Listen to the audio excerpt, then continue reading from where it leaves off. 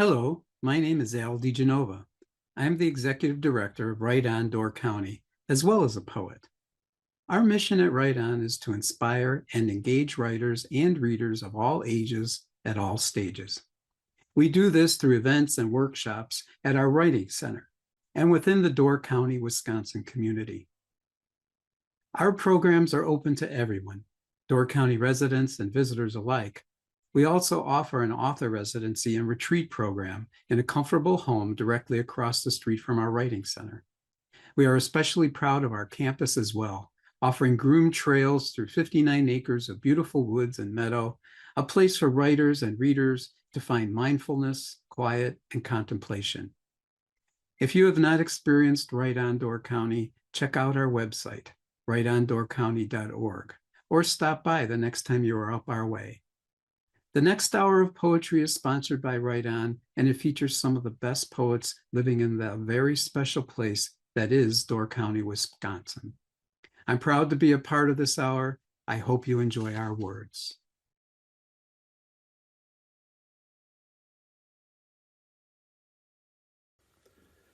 Hi, I'm Ralph Murre. I'd like to talk today just a little bit about rivers, my time upon them, their time within me. Tell us of your river, the old men say, your Mystic or your Moldau. Tell us of your Mississippi, your black, your red, your yellow knife, your blue Nile. Wolf, fox, snake, they say. And they want an eagle in morning fog. They want big fish, little boats pulled up on the bank, a long freight crossing the bridge. Talk of current, what it takes, what it brings. I know they want these things.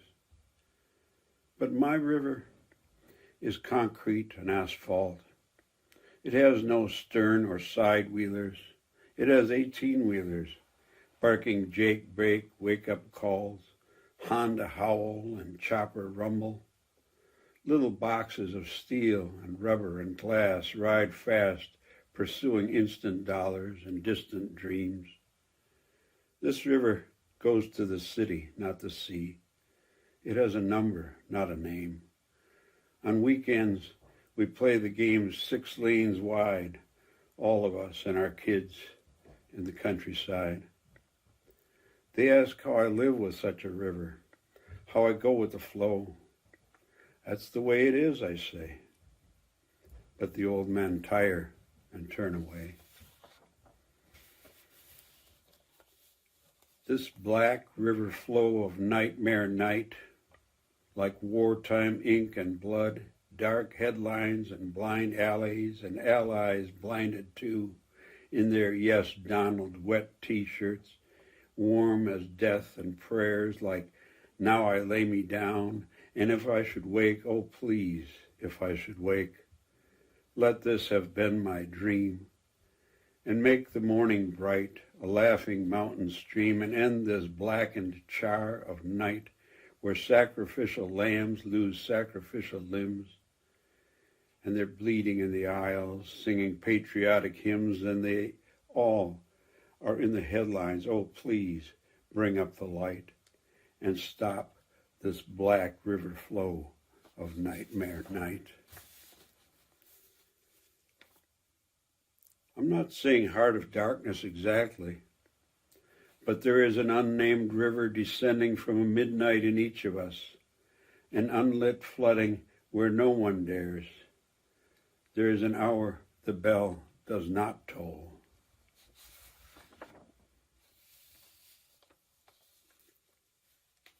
Old man drifting on this river of yesterday, downbound since birth canal dawning, winding through flats, free-falling the rush of chasms, eddying at the confluence of tributary wives, children.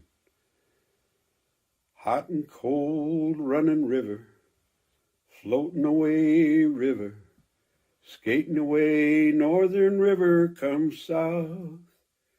Rainy river, river of sun and moon, Star-struck river almost gone. Hearing all the music from the varied banks and still adrift, old man deep in the delta now, the river of yesterday under your stern, the open sea of tomorrow just ahead. Raindrop, dewdrop, oh mother, oh Silver Creek, Fox River, Wolf River, Kinnickinnick, great lake and great sea, amniotic fluids that have carried my life and carry it still, unstill waters that have threatened my life, that are my life, that are life itself, within me, within you, alongside. Forgive, please, the roiling of my oars as you carry me upon your back. Forgive, please, the grace I lack. Flou Saint Laurent, Pemabon Wan, Pacific. Oh, please, forgive the splash of this awkward passage. Thank you.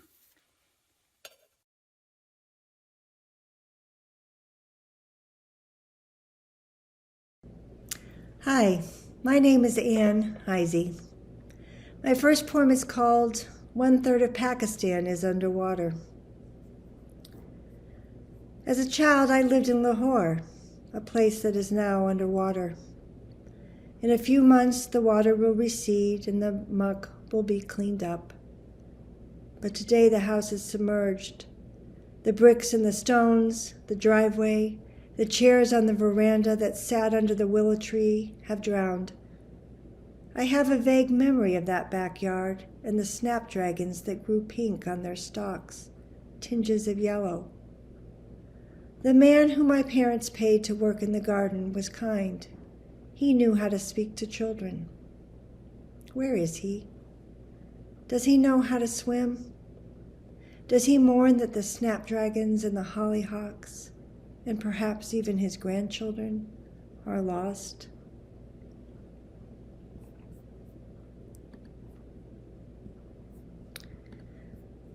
The next poem is called "Ode to My Raspberries." When I moved here, all I really wanted to grow were raspberries. I could have studied, read up, learned what to do.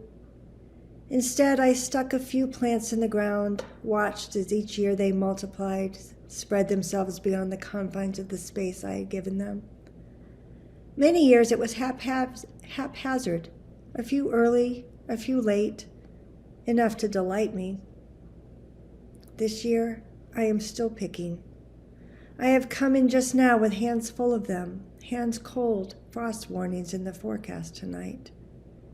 I have put jams up on the shelf. I have bags of these berries apportioned and frozen. We have eaten them on everything.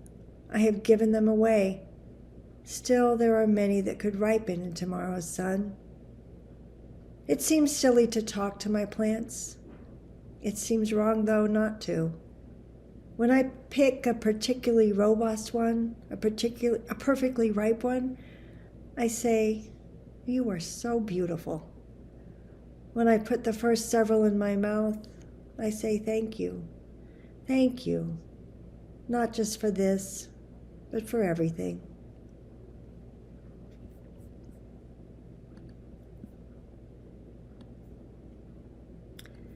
This one is called "Love in a Storm."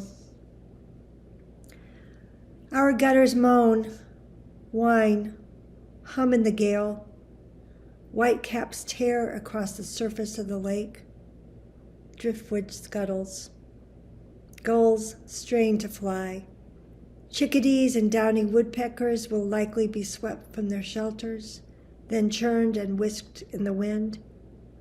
Tomorrow we'll see uncommon birds blown off course. The beach is battered by waves. They pound, come in fast, collide. In the house even, we raise our voices to be heard over the roar. Sandbars shift, trees give way. How beautiful the lake, but how fierce. November was always the month of shipwrecks. It is also the month when I come inside, sit under the blanket, warm with you. And the final one is a short one. After I heard a recording in April from a podcast called Bird Note. It's called Feeding the Birds in Kiev. At a section of the Kiev Zoo, the toucans, parakeets, and milky flamingos are hungry. Missiles make them nervous. They hurt themselves rubbing against their cages. Julia Vakulenko has stayed, though, and just this morning opens a bag of seed to feed them. The birds squawk in appreciation. In the middle of an invasion, someone is taking care of the birds. Thank you for this time with you, and thank you to Woodland Pattern Center.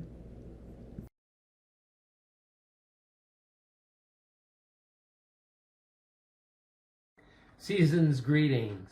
My name is Mike Orlock from Sturgeon Bay, and I'm going to read a selection from a book of mine, Poetry Apocalypse, called Slammed at the Jam. Hope you enjoy it. I adore alliteration, said she to me, fingers fidgeting fussily with a fold of her floral frock. You're a lucky lady, said I, sounding sly. I'm particularly proficient in such patois. Consonants, you could say, is my trade in stock. We'd met in a queue at the Quixotic Quill, a bohemian bookstore both quirky and quaint, belched from the belly of a bistro gone bust, at the Summer Slam Poetry Jam, the 7th day of the 7th month. She was there, said she, simply to spectate. I was there, determined to demonstrate my dexterity with the verities of vocal versification, with special emphasis this night on alliteration. We sat side by side at the side of the store, in the shadows of shelves, sporting sonnets and such, and the signature works of William Shakespeare. We sipped Chardonnay and nibbled crudité as a succession of slammers swept to the stage to gibber and jabber the jargon of jamming, with verbal gymnastics meant to amaze. When my name was called, I coursed through the crowd, like a snake to the stage to applause long and loud, and grabbed hold the mic like Mick of the Stones, and slammed out a torrent of sounds that made poems, words that wove tapestries there in the air, similes that shimmered like the sun at a fair. My metaphors were melons, ripe and revealing. My onomatopoeia cracked the high ceiling. It was almost as if I were speaking in tongues, my couplets that juicy, my rhythms that sprung. And when I was finished, sweaty and spent, as a preacher who's worked every corner of the tent, the crowd at the Quill, hands raised on their feet, reached out to touch me as I returned to my seat. What welcomed me wasn't the woman left waiting, the one wearing floral who said she adored all things alliterative, which meant me, I had thought. The muse of my moment, whose inspiration had brought me to the apogee of imagination divined. Her flirtations the elixir that had loosened my mind, that gave wings to my words, reason to my rhymes. That girl was gone. I was devastation defined. In her stead sitting, snacking on cheese, swilling a beer, and bouncing his knees, was a young man much younger than I, in ripped blue jeans and homemade tie-dye. He raised his bottle in tribute to me, said, "Great gig, brah. You rocked it, Hefe." Then he caught I was looking at not him, but his chair, and my unexpressed question of why he was there. That chick who was here, the one in the dress, he took a pull off his beer, wiped his mouth with his wrist. Some Japanese dude in a suit and a tie made his move while you were up there bringing it, no lie. At first she was like real cool, "I don't know you." But then he like whispered something in her ear. And the next thing I knew, they were both out of here. I was flabbergasted, frantic, floored, and flummoxed. I was frustrated, furious, flustered, and fractious. I sputtered and stuttered, spluttered and spewed. I studied the ceiling. I studied my shoes. "Oh, there's something else," he said after a moment. He paused in thought to let the memory foment. When he whispered whatever into her ear right before they both booked out of here, I remember one word that I heard, I do. She said it in a way like it meant something, too. What was it, I said, grabbing his arm. The grip of my fingers caused him alarm. I could tell by the way his eyes opened wide and the way he recoiled off to one side. Haiku, he said, startled, freeing himself, setting his bottle of beer on the shelf. He examined the impression I'd made on his arm to check, I suppose, if I'd done lasting harm. Haiku, I repeated, considering this word. What did it mean? What more had he heard? I looked with imploring eyes into his. There had to be something more than just this. It must have been agony writ on my face, or the pity engendered by desperate disgrace that caused him to hesitate a moment or two as the full weight of her words became clear in review. Haiku, he affirmed, nodding his head, then quoted the rest, what he remembered she'd said. I'll try anything once as long as it's new, and there's nothing I'd like better than to haiku with you.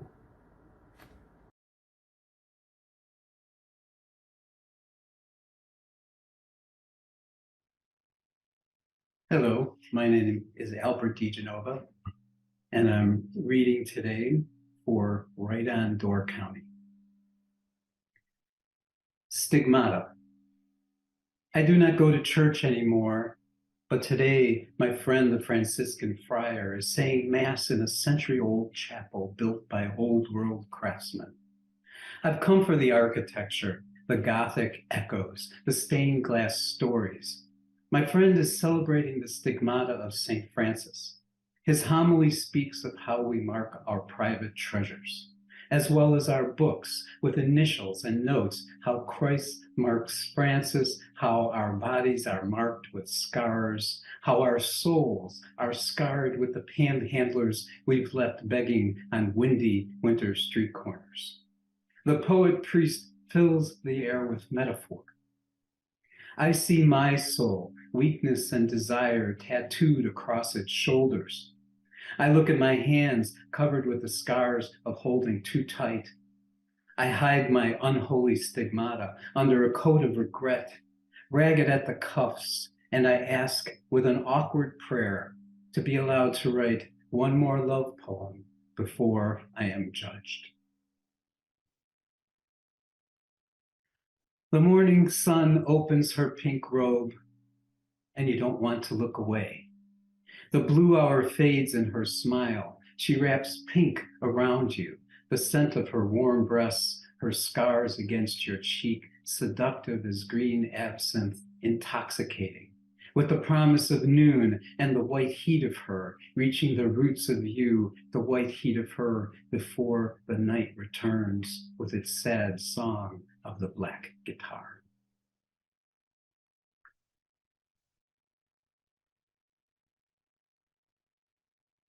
On Coronado Beach, San Diego, California. I imagine myself Picasso, carrying a parasol, protecting his dark-haired beauty. Old man, both master and servant, but there is no one under my umbrella today. I don't even have an umbrella.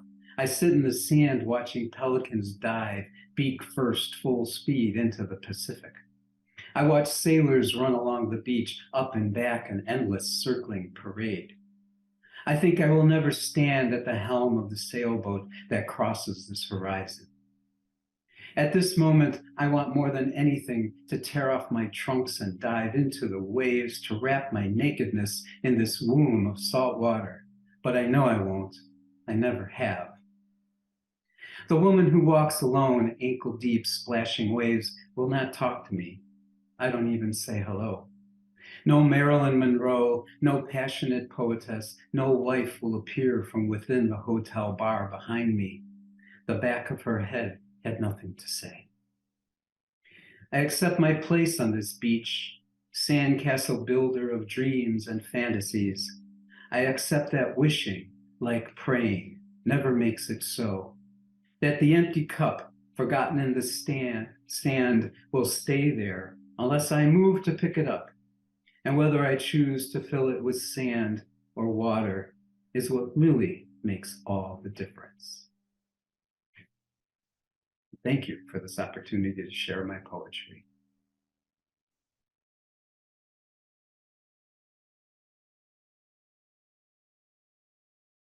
Hi, I'm Carrie Sherrill from Door County, and today I'm going to read a couple of poems from my adolescence. The first poem is titled Growing Up. I can feel the number 2 pencil, yellow with a hard pink eraser, scritching across my diary as I huddle in the bathroom, the only room with a lock. Words chuff along like a runaway train, my hands sweaty, fingers cramped, hot tears falling onto blue-lined page. I will myself to write faster, harder, until the truth comes out. I hate him, I scrawl.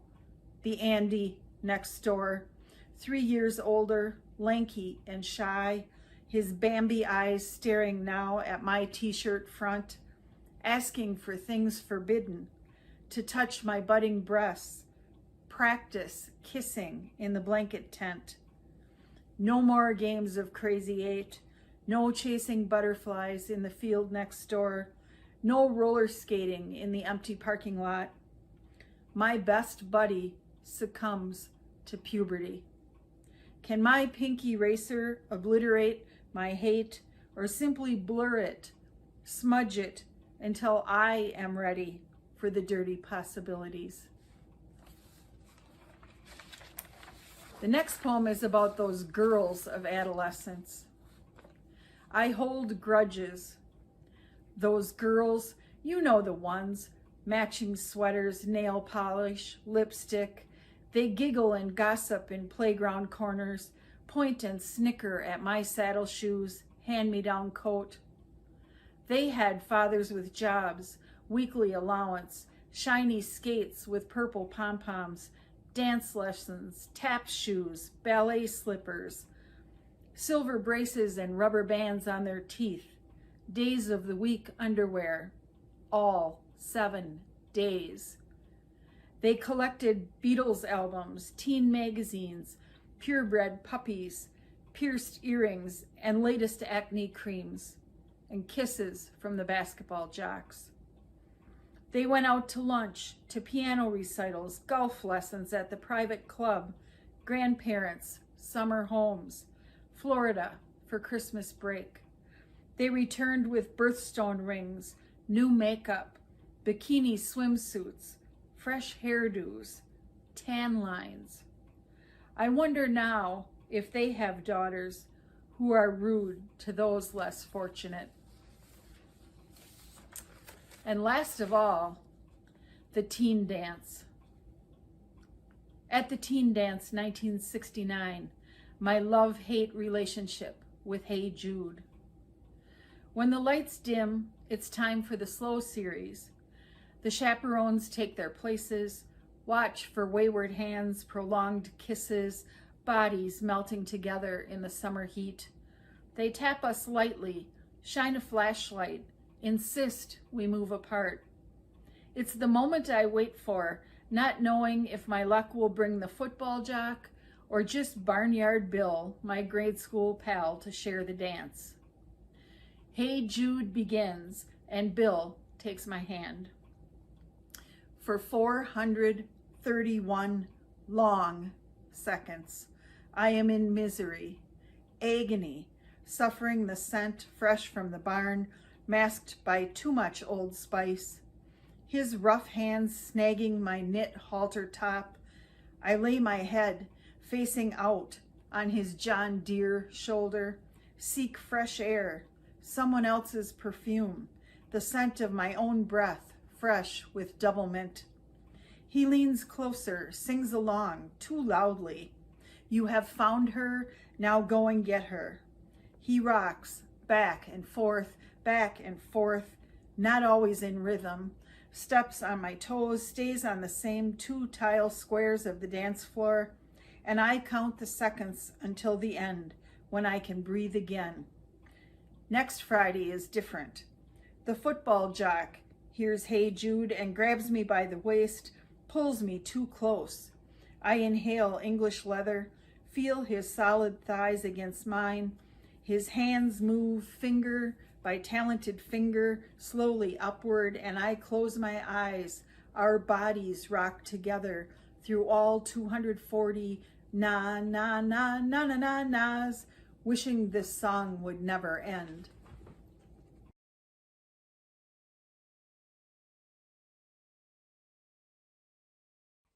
Hi, I'm Peter Sherrill. Thanks to Right On Door County for sponsoring this hour.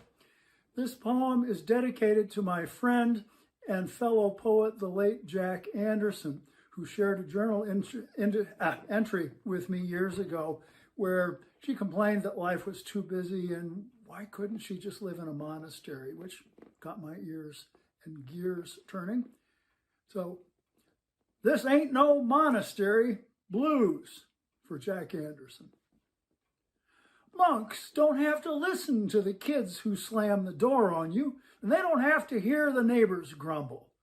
They just mumble incantations, carry candles, have their revelations waiting for 'em, meditating in those chapel pews. You know, that life don't sound so tough. I've had about enough of all the stuff that makes my aching stomach rumble. I'll pop my fuse if I encounter one more mouthy kid's abuse. I'm singing the "This Here Ain't No Monastery" blues. Now, I don't mind a little noise, and sometimes I enjoys a little music, like the cha-cha or the rumba. But what annoys me sounds like locomotives down a tunnel and a lonely tomcat singing to his mama, "Oh, I tell the boys to turn it down," and they just laugh and clown around, and I can feel my patience start to crumble. A choir singing Latin chants, now there's some music I could use. But what do I get? I'll tell you what I get. I get the 240 decibel bass boosted, plaster cracking, nerve racking, earth shaking, earthquaking. Lord of mercy, I don't know where we are, but I'll tell you one thing for sure. This ain't no monastery blues. There's times I think that I could stand to have a candle in my hand and live a life that's quiet, sane, and humble. I'd wear the brother's habit, sing and march behind some flabby abbot, spend my evening dusting off the pews. But no, the phone is ringing and some angry neighbor's bringing back the kid who broke his window. So I fumble for the coffee and I mumble some apology. Am I the only would-be monk who's singing the "This for sure ain't no monastery" blues? I just want to be alone and leave behind this fracas because the phone and ruckus make my spirit stumble. I'll take that vow of poverty. I'll leave this all behind me. Wait a minute, what's this now? Who's rubbing on my neck? And what's that juicy little peck I feel that makes my surly scowl crack and crumble? Don't stop. No, wait, don't stop. I plumb forgot about this part. Perhaps we'll find the sofa, hug and smooch and fumble. That old monastic life can't hold a candle to my wife. I'll tell you what. You got the earplugs? Great. Let's go create the "Hey, this ain't no monastery" blues.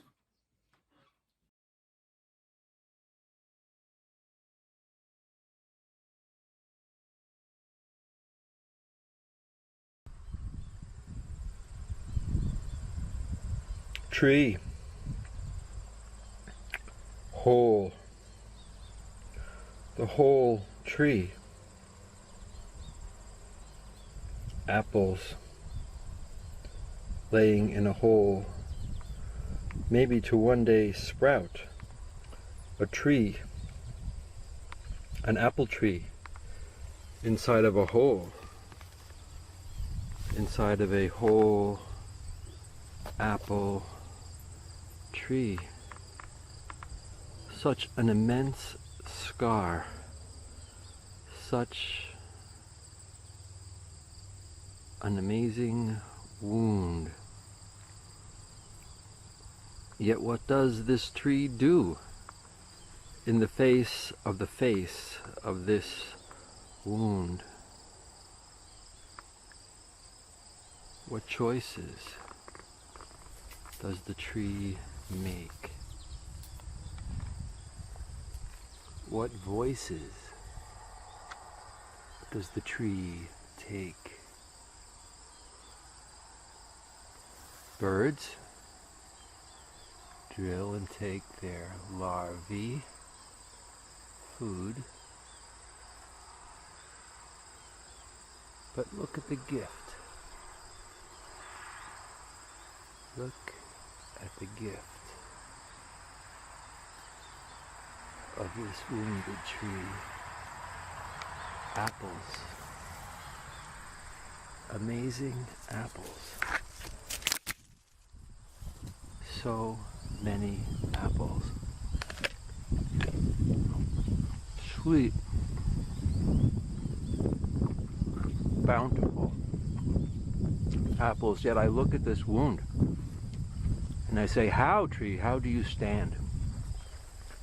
How do you stand here at the edge of this tall grass with the weight of 1,000 apples, yet hollow? The wound, the gift, the whole, the apple, the tree.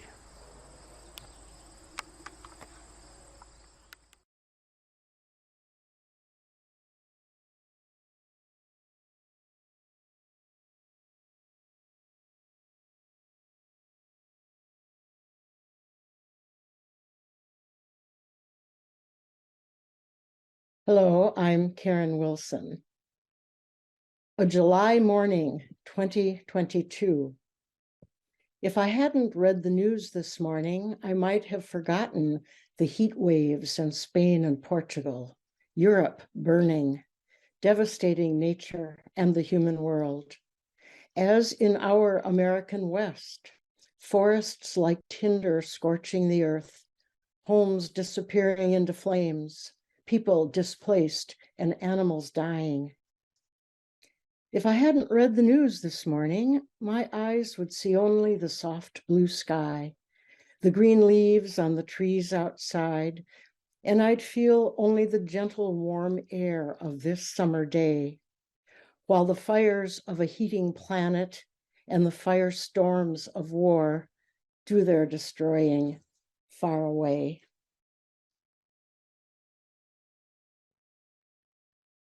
This little dog trusts me. She's a guest at my house. My dog accepts her, and so do I. She wags her tail when she sees me. I always stoop to pat her head. She's a very little dog.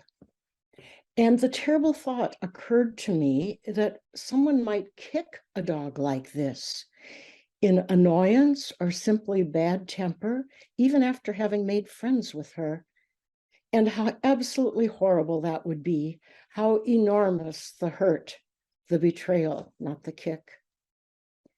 It's like that thing you told me, where a friend you spend a lot of time with turned on you with nasty words.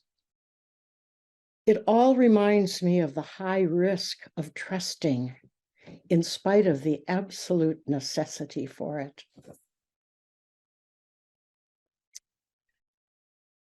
I have an epigraph for my next poem by Alexander Pope, as necessary today as it was when he wrote it. Happy the man whose wish and care a few paternal acres bound.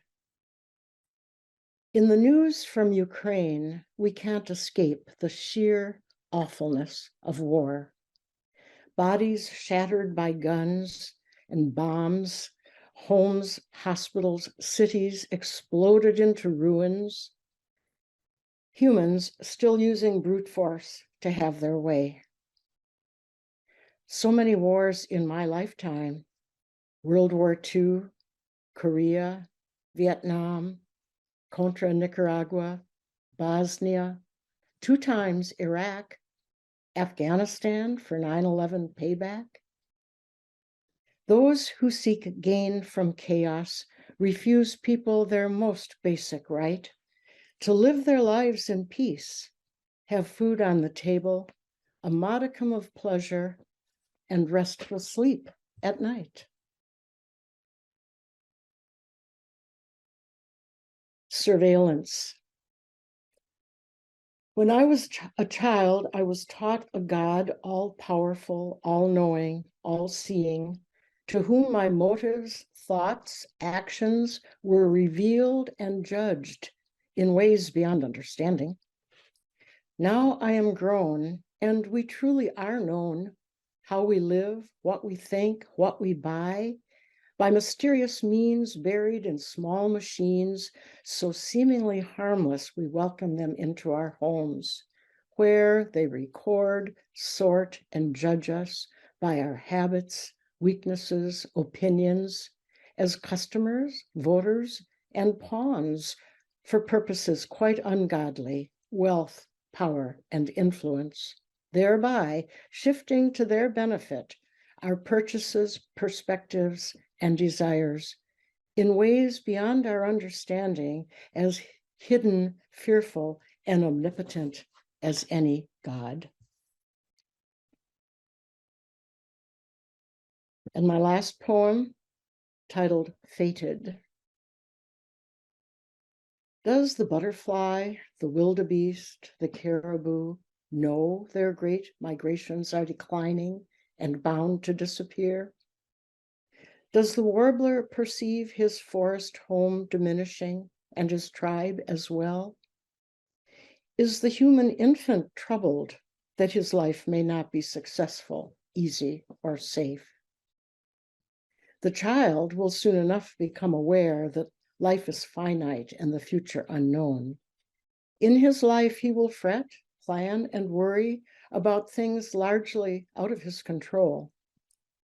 He'll find it hard to avoid the sight of wildfires and funeral pyres, may fear collapse under the weight. Could we not be like the birds, the animals, the trees, who feel no pain for troubles far away? Alas, the large inventive brains that got us to this point also compel us to contemplate our fate. Thank you.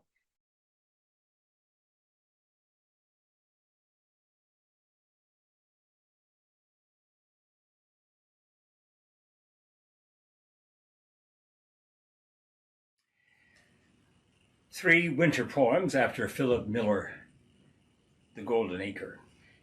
The first, Place Remembered.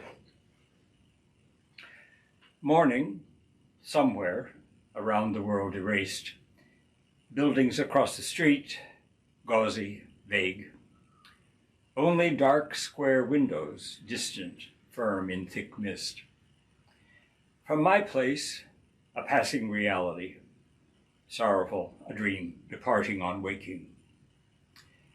Music, a slow, deep series of rolling notes, melancholy tumble of chords, Rachmaninoff from fog. Along the sidewalk, figures, unnerving, walk dogs, people faceless, animals slow, dark-shadowed presences only. Another chord, second movement, breaking wave of tender love.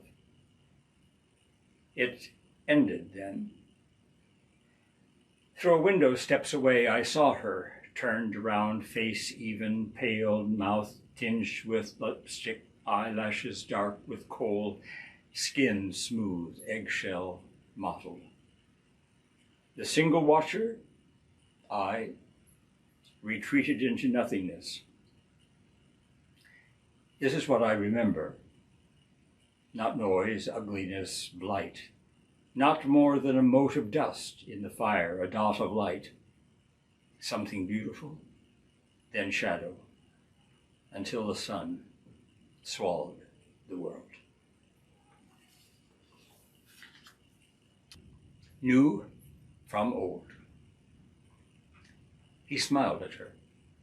Firelight illuminated her face, momentarily transfigured, warm in her eyes, fine dust glowing on her skin.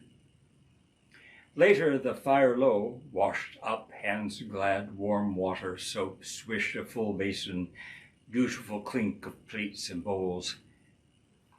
He sat by the fire, logs free of flame, throbbing still with heat, white ash scaled, in hand, heavy glass, thumb smeared, whiskey, swilling cambric.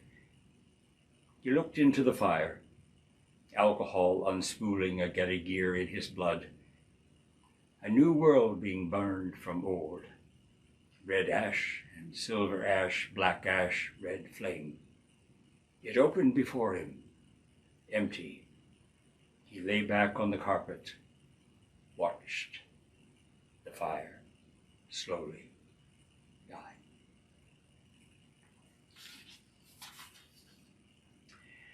Disclosure forewarned.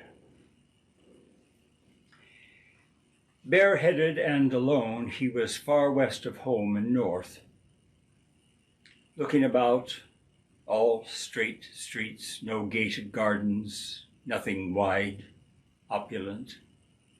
No one else on the street. Autos hugging the curb, trash bags slumped from gaping sheds, shops for rent, silent duplexes. Cramped between walk-up apartments, a church, black-fingered spire. He walked to its doors, entered. City sounds muted, replaced by air moving in high vaults. A central tower rose to beams obscured, massive, light streaked by stained glass, shimmering fractals, pink, blue, brass eagle lectern burnished, suspended in light. He did not want to pray, just yet. Somewhere the city rumbled, groaned. He knew now. He had lost something faint, beautiful, delicate, once heard, now forgotten music, gradually fading into silence. Something mysterious and grave, tender and light, gone. The air between no longer freighted, waiting for movement toward center, air alone, only. It was no one's fault, he thought. More a collapsing cliff, forest fire, lightning strike on exposed peak, turn of tide on green beach. Above, a crucifix, hung from high rafters, Christ in agony, his blood bright, varnished paint, skin old enamel, nail through pinned feet, long as an arm. Nearby, an icon of Mary, holding the child. Beneath, skeletal ironwork for small candles, black box slit in its lid for coins. He wanted to pray now. For what? For whom? Himself or others? He did not know nor cared. Candlelight quivered on the mother's face, divine baby's hands around her body, clasped over bending neck. On the icon, in hands splayed, in cloth folds, in eyes, on fingers, figures, unreadable, lost to common language. A great organic chord surged, major and plangent, filling vast space, shudder, hum, old flowers, fume of Zachariah's fearsome altar, rising perfume, released, hidden, and lucked down to sonic plinth, magic, mystery, faith, and destruction. Announcement of a world to come. enclosed, robed in spirit shadows of what men have built, darkening space. Warning then, disclosed, varnished body, blood, sacred icon, candles. They burned on, flickering eyes of fire.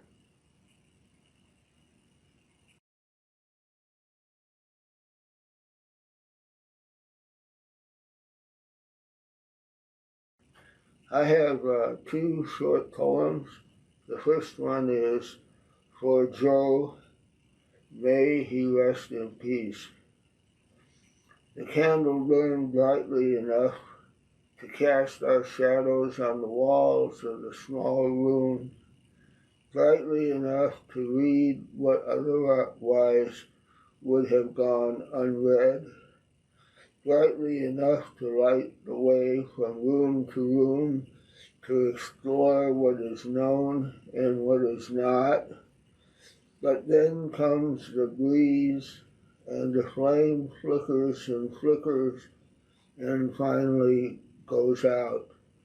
We will remember it, how it helped us see. The second one is titled History in Detail. Our family's history is pinched into little squares that hang on a six-penny nail hammered into the kitchen wall, who knows when. He likes to stand there, waiting for supper, inhaling aromas from the stove, and reading the biggest happening on any given day. Back on Sunday, July 5th, 1967, the bull got out and Gus, the neighbor, helped get him back in. On Thursday, May 13, 1943, the old sow had 13 piglets averaging 8.3 pounds. He is wearing big overalls and slippers. With one big calloused hand, he grabs the number 2 pallet pencil that hangs on a string and makes the entry for that day. Raked an alfalfa field, but then it rained. He pinches his penmanship, his stomach growls, and he sits at the table, knowing he is where past and future meet.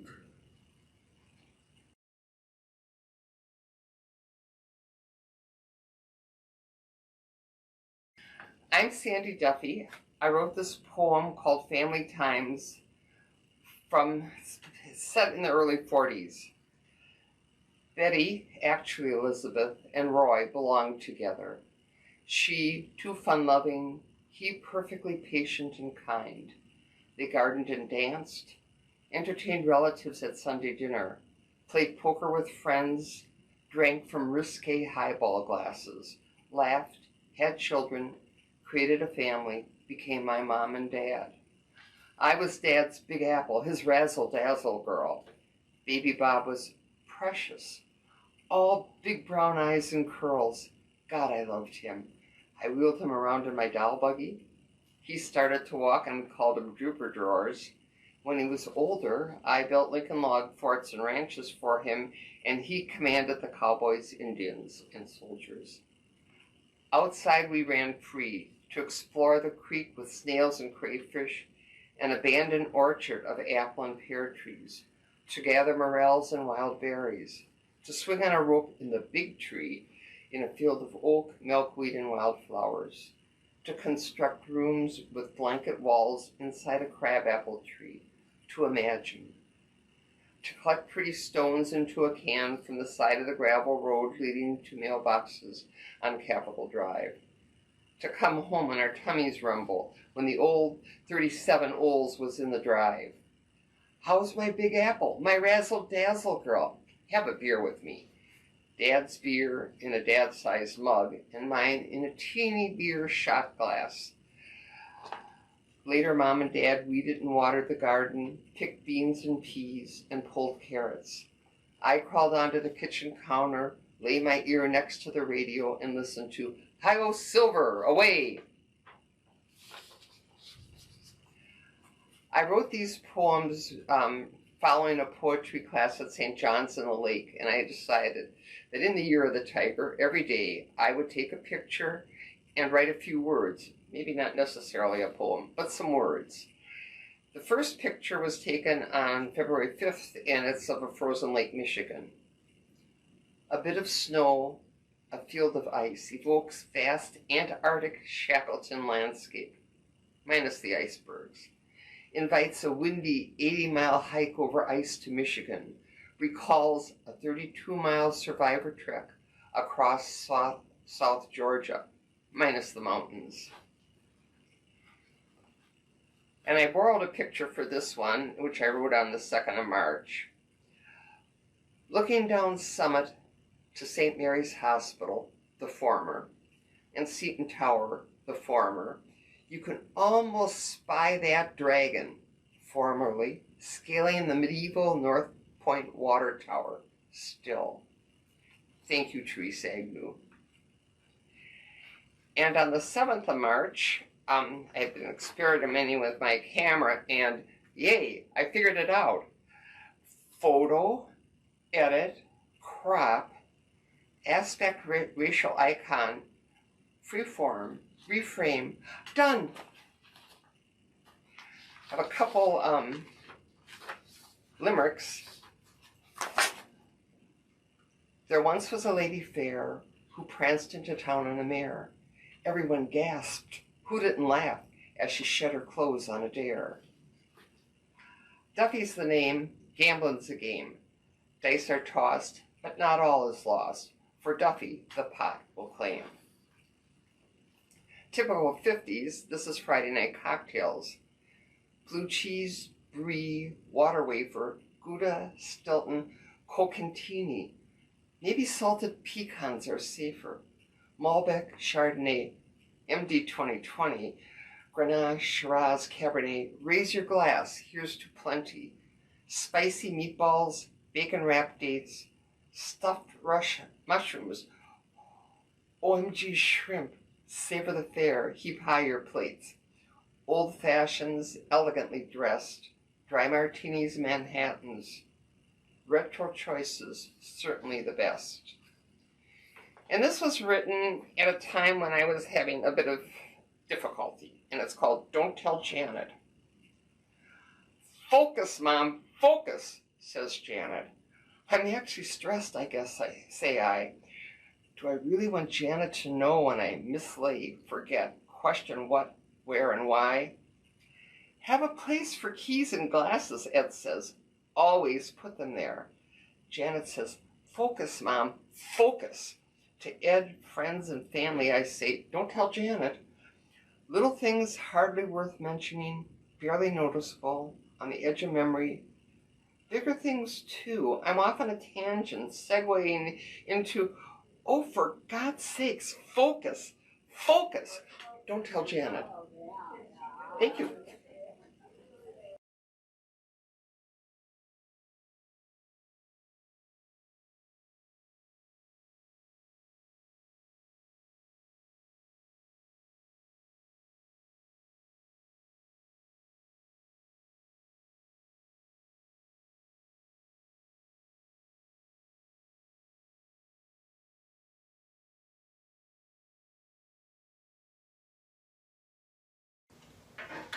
Hey all, welcome to the RACINE KENOSHA Mystery Meat of Poetry.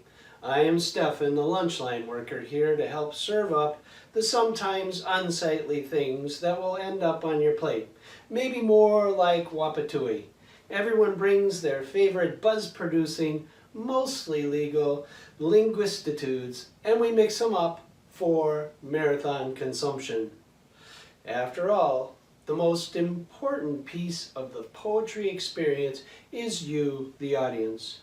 Many thanks to Denise Zing and Spectrum Gallery for boundaryless support and encouragement as we record again in the library at the art school, at the DeCoven Center in Racine by the lake. Denise has created and supported the non-judgmental creative place in southeastern Wisconsin for over 4 decades, and will continue showings until at least each of you visits the gallery. The current show is Artery, a call and response mashing of visual and written creatives now in our 20th year. The following writing folks include current and former written area poets laureates, family power music magnates, and those smart enough not to be formally connected to any one thing. Thanks as always to Michael and Woodland Pattern for continuing to push, envelope any word works that come their way, and provide a unique home to meet like-minded browsers and creatives. We encourage you to challenge justice louder. Thank you and enjoy.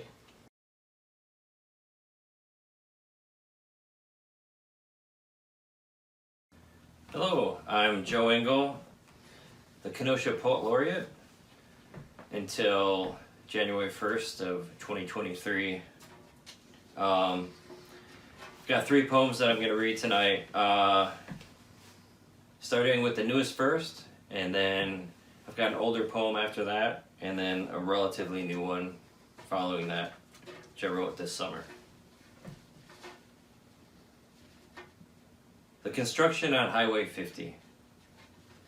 The bulldozer beeps as it backs up, warning us. Some repairs take days, some take years.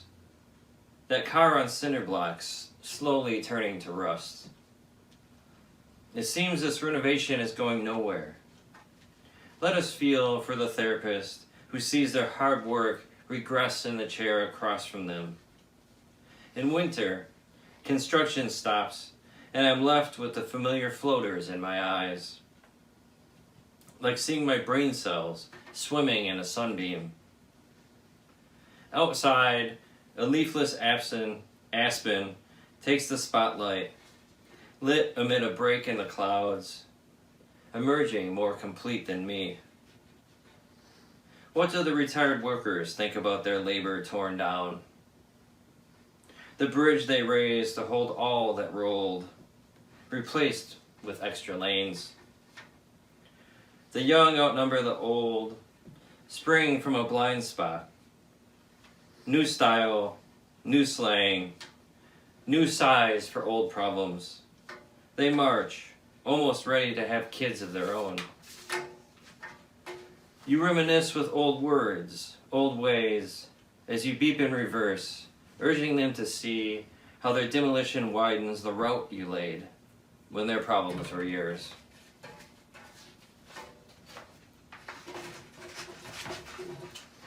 All right, the next poem I'm going to read is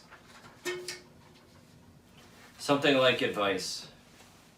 I wrote it about 20 years ago, and I still like it.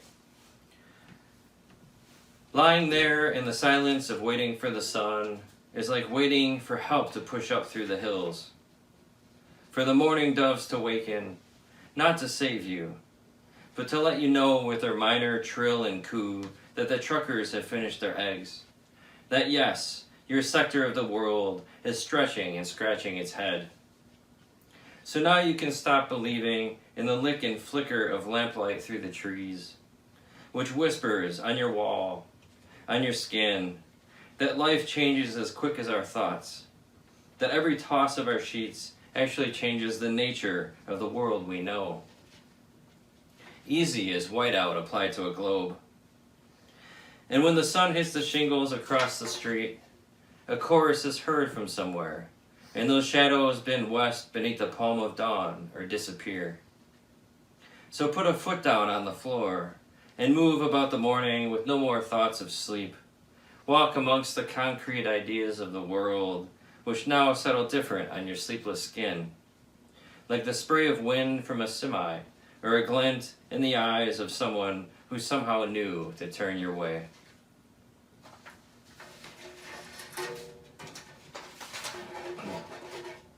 All right, and the last poem I'm going to read was written this summer at the laundromat in the notes function on my phone, which comes in pretty handy for me a lot of the time. I might be at break at work or something and think of a line or a feeling or an image and get it down on my phone. Diffusing at the laundromat. Nobody knows my flesh as an aviary of opposing species but me. An osprey clamps my heart. Canaries light on my ribs. The rest of my body is a geothermal world, bubbling mud, boiling water. I issue the raptor from its grip. With steam I silently breathe. It flies, visualized, released. No patrons dive onto the tile or shove their children into the shelter of washing machines. Nobody sees it swoop around the ceiling fan and glide between the dry cleaning, with its lust for upper branches and drafts over pines lining a lake. After a turn past the vending machine, it meets the pane glass window and breaks into nothing but dust in the sunlight.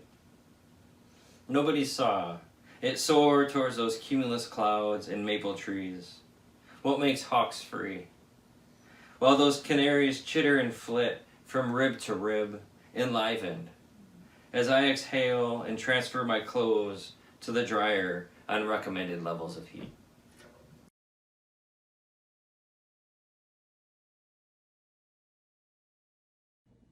Hello, I'm Deborah Hall, the outgoing Poet Laureate for RACINE.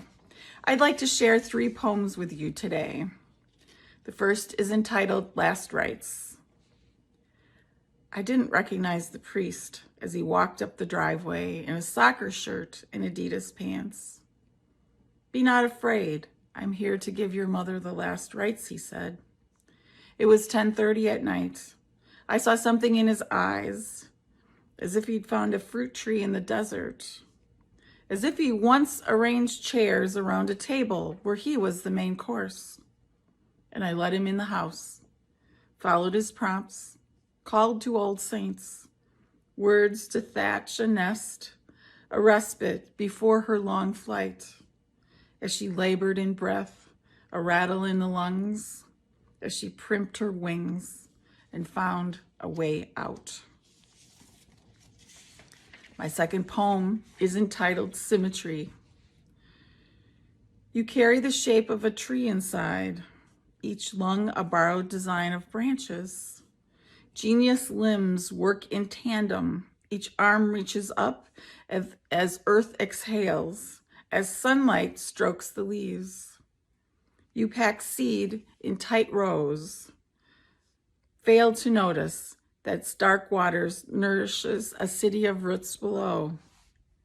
A barren acre, a forest you traded for a garden.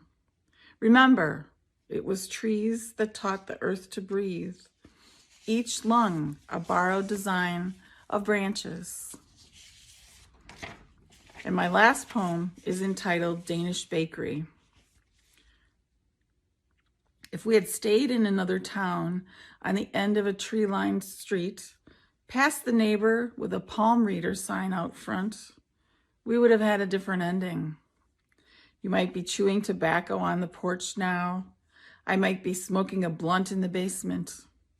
We would have missed those days of cream-filled middles, when you took some time to write a book that never was published, and we ate orange dreamsicles. You found out who you wanted to be. Then after you died, I took some time to wander, find out who I wanted to be. Came home to this Danish kringle town, its delicate layers of frosting and cake, its delicious fruit and cream-filled middle.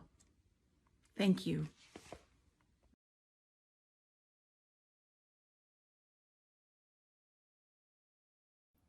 I'm Jessie Lynn McMains. I was the Racine Poet Laureate in 2016 and 2017, and today I'm going to share an excerpt from the titular poem of my most recent chapbook. The chapbook is called Left of the Dial. The poem is I'll Try to Find You, Left of the Dial, and it's only an excerpt because it is a very long poem. Listen. I am trying to tell you about the road at night. The yellow lines separating lanes of a snowy highway through the Alleghenies. The mountains blacker than the white noise of the sky. Tail lights blurring red as we all slowed for the car crash ahead. All the wreckage in the ravine. The hills between Kansas City and Omaha. And the Waffle House, bright globes of diner light shining on me half asleep in my hash browns. Smothered, covered, diced. I wanted to find the nearest motel, but I couldn't stop moving. The next night was another town, another show, and I was getting paid to write about it. Not much, but I was going to do it. Anyway, I'm trying to tell you about the night construction in Michigan summer.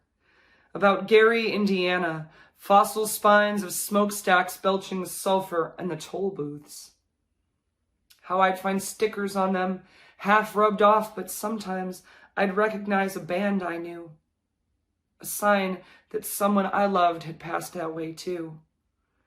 About the interstate, near Peoria, the jaw of the cemetery, the graves as teeth chewing the dusk. The radio towers looming behind, blinking red and slow through the fog. The radio playing some waxy old American tune, that haunted country, and it was the song of someone I once knew. I am trying to tell you about the night and the music. Heading out to San Francisco. Coming across the bridge from the East Bay, radio on, salted neon jazzing over the water. Or driving the canyons in the LA smog, the roadsides limned with prickly pear and chala. The songs the radio man played poured from the speakers like tequila. That time in Milwaukee at the Cactus Club, a show I was being paid to review. An ex-boyfriend saw me near the stage, beer in one hand, notebook in the other. Still drinking and writing, I see, he said, out of one side of his mouth, to let me know he disapproved of the drinking, the writing, or both. 5 months before, Minneapolis, 1st Avenue, 7th Street entry, an old flame spotted me at the bar, waiting for the show to start. Drink in one hand, notebook in the other. Still drinking and writing, I see. We raised our glasses in a toast to drinking and writing, to seeking and finding, to St. Joe Strummer and all the other rock and roll ghosts. He stayed with me that night in my hotel room, sweet St. Paul, up late, feeling whiskey, drinking sorrow, speaking low, over the radio. Of all the bands we loved that broke up, all the long-lost friends and lovers who burned up with their Stratocasters in the stratosphere. Of all the bars we'd grown old in. Of growing old forever. How forever is the second saddest word ever invented after love. We watched the sun rise over the dumpsters, the train tracks, the busted up factories. I never found him again. And what about that time near Cleveland, halfway to NYC? Not yet 25, and I was bone bitter, the taste of exhaustion like postage stamp glue on my tongue. Then Paul Westerberg's weary, ragged voice on the radio singing, "Pretty girl, keep growing up, playing makeup, wearing guitar, growing old in the bar. You grow old in the bar."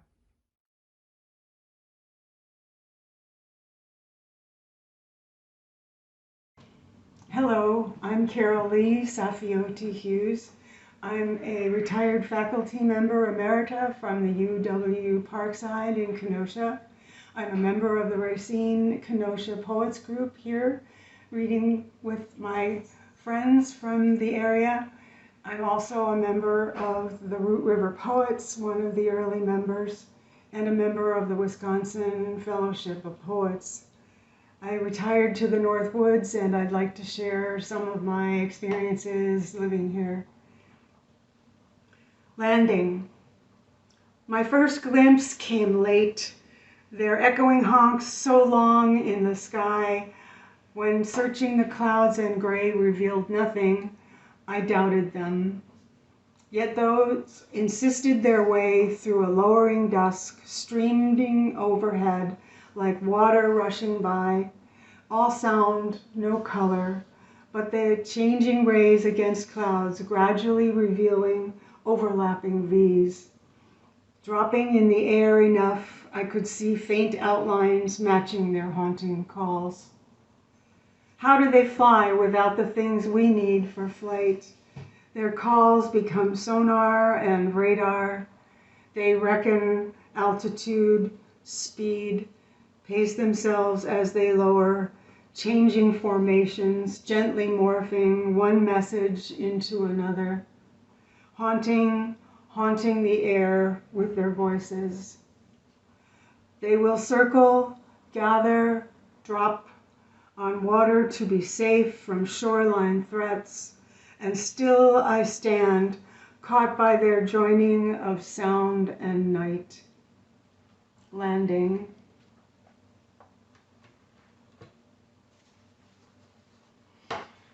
Plein air. The skyline hints of a second glass of wine when anywhere goes and the sun drops low.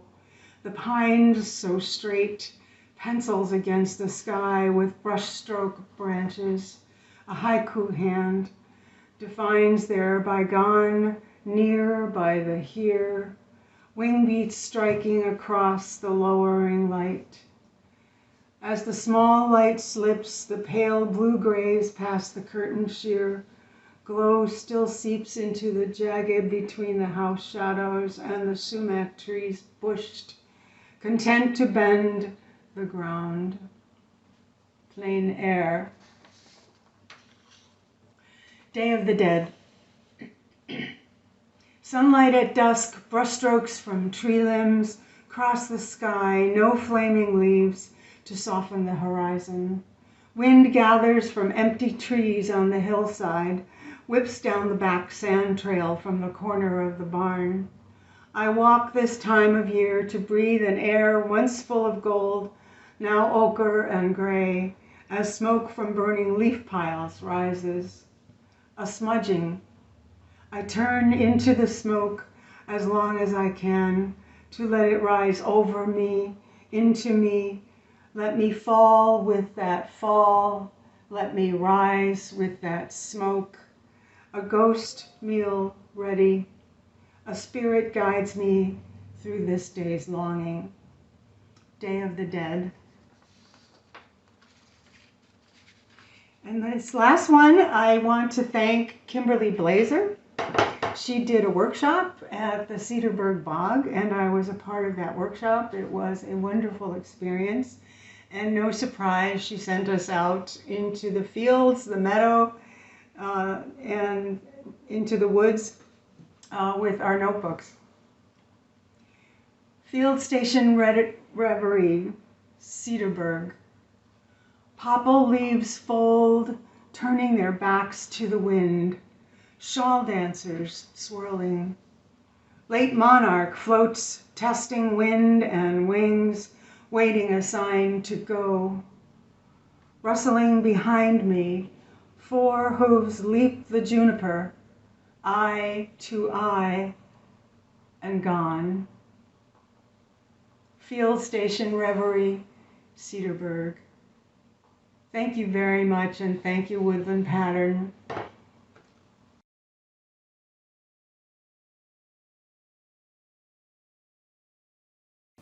Hi, I'm Jean Preston.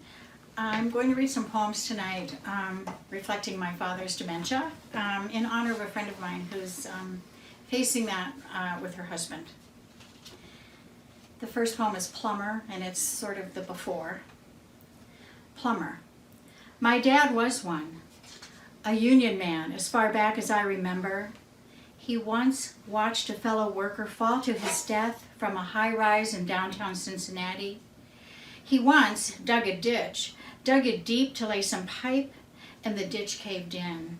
He got out, his left leg never the same, but alive, lucky.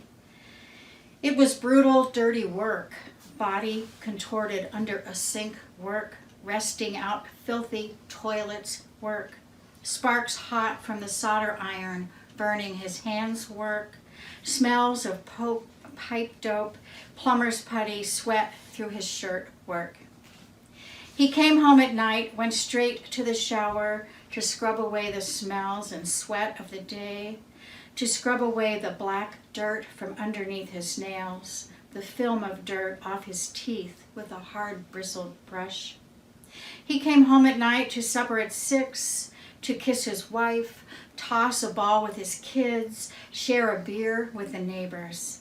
Came home every night to the 60s suburban brick Cape Cod his labor provided.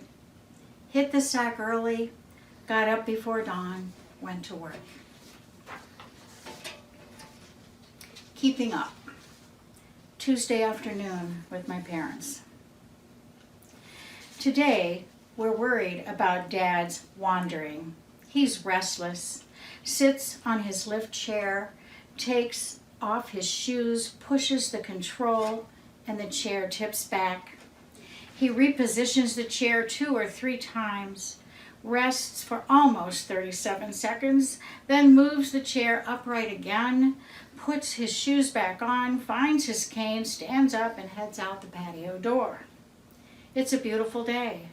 10 minutes later, he's back inside, on the couch, then at the table studying old scratch-off lottery tickets for winners. It's finally quiet. Mom naps, I read, and then Dad is up, faster than I thought he could move.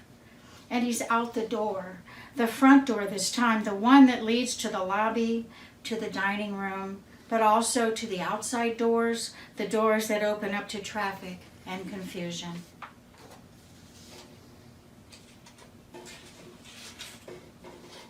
Labyrinth. I want to think of his days as a labyrinth, a slow and stressless walk at his own chosen pace, guided by a meandering yet clearly marked path to the waiting center, his center, the center he has moved towards his entire life. But I fear his days are like a maze instead, abrupt changes in direction, impenetrable walls, his walker scraping thorned hedges on the edges of uneven paths. No center, no easy way out, if one exists at all. Coffee. This has not changed in my parents' home since I was a child, waking up to that rich coffee smell, the comfort of knowing my mother is awake, welcoming the day, her gift of strong black coffee luring me as always from my warm bed, allowing me to believe, if only for a moment, that all is well, that all is as it should be. And I'll close with Gin Rummy with Jesus. My dad and mom play gin. He's sharp today, deals the right number of cards, taunts mom to toss away the one he needs, and to his delight, she does. He starts to hum, then softly sing, just a closer walk with thee. All the time, drawing and discarding, playing the game, and Jesus is there at the table. His presence in that old hymn, its words and melody filling up the space between the two of them. Thank you.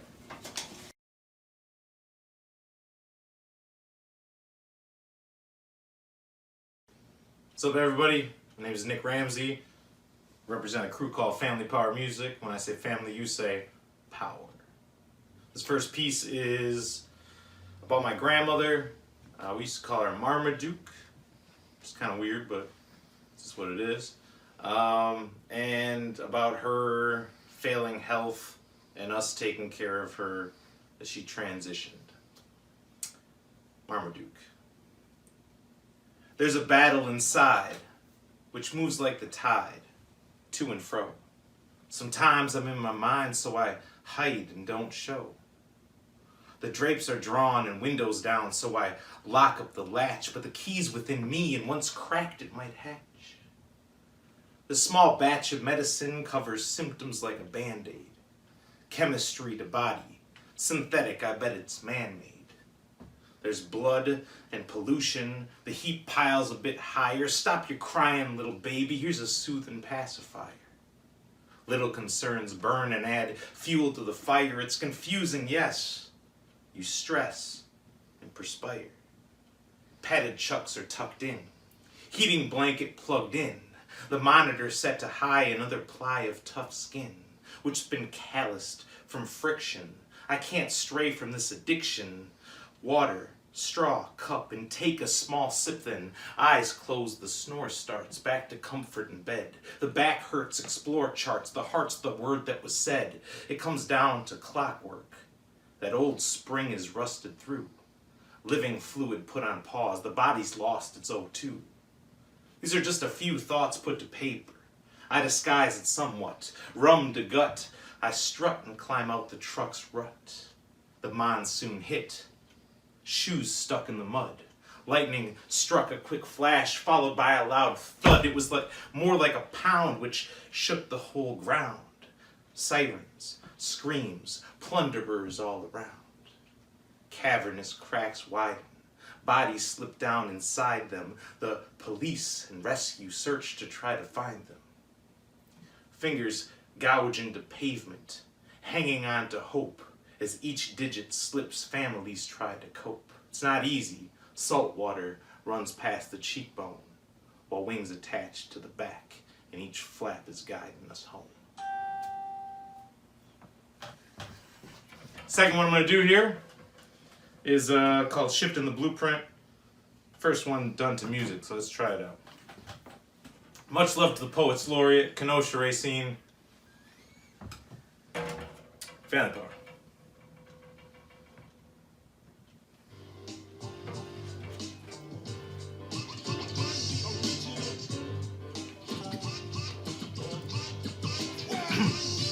Ever since 15, I've been dabbling with this dream. Freestyle rapping, wherever it happened.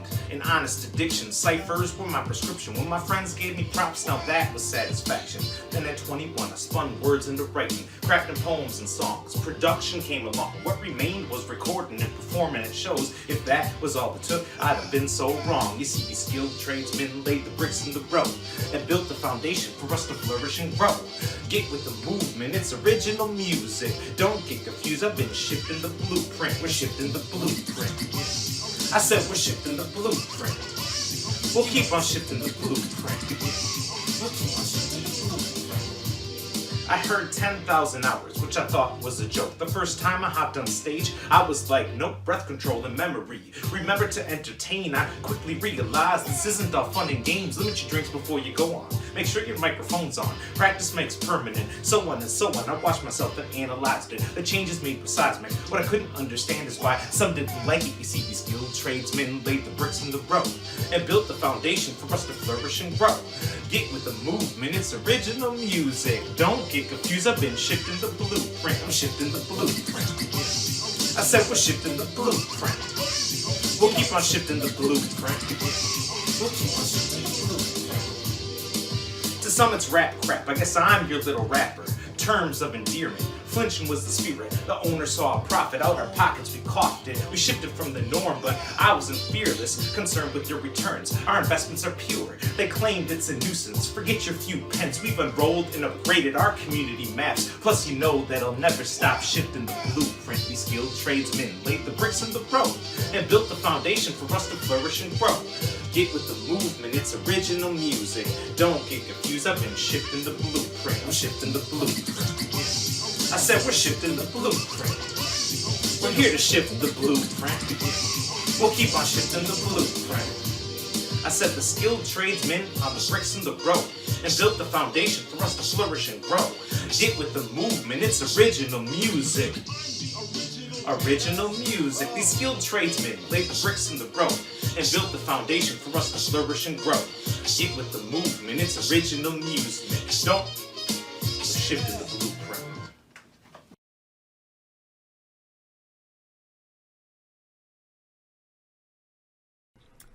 Hi, my name is Rachel, and I am part of the Racine KENOSHA Poets Group. Today I have 3 poems. The first is titled The Way Home. Your path curved, drove you to a small town, sweet with cherry blossoms and worn tree stumps. I imagine the view of the river from your bedroom window, the orange sunrise reflecting a pattern of light onto your bedspread, your dad's garden full of weeds and wilted rhubarb tangled in the backyard.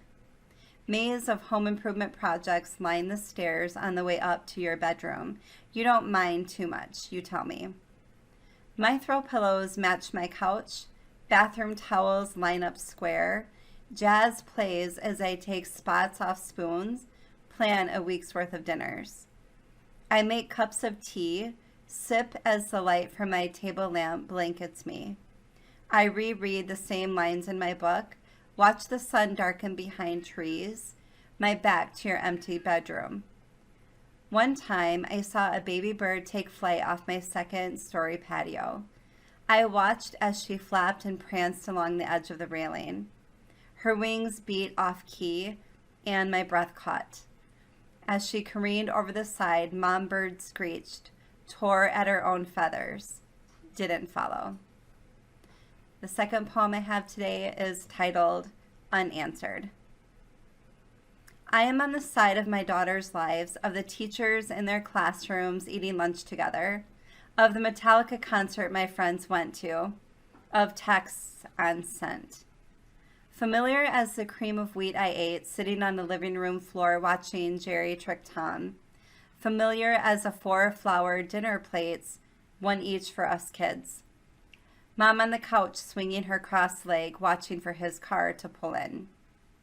Silence held my hand, walked me into my teens. She wished I would cut the 80s height for my hair.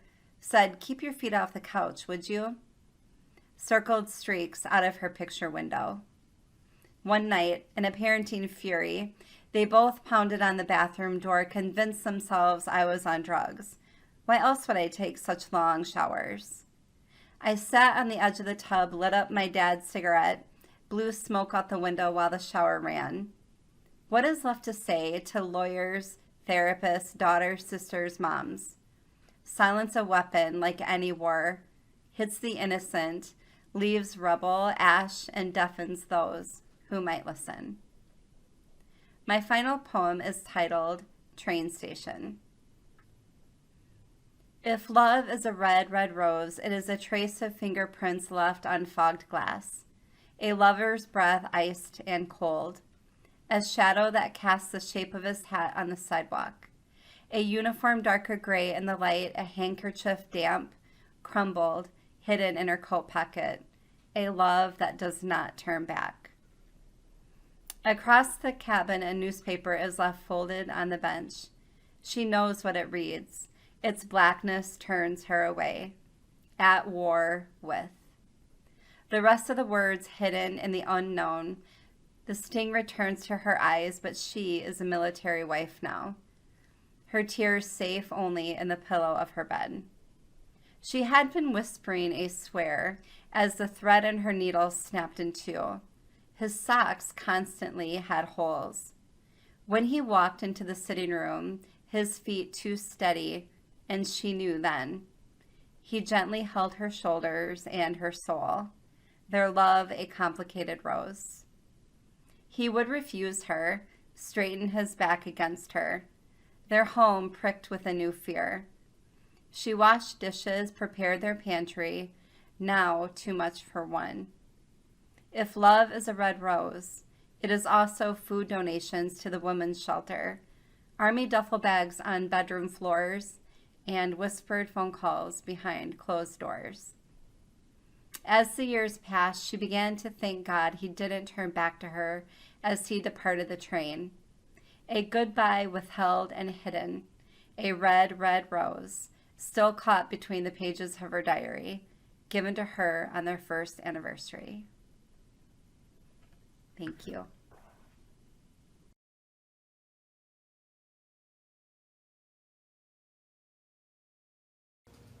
Hey there, Stefan Kalmar here, former Poet Laureate of Racine, coming to you from Spectrum Gallery in Racine, almost on the lake.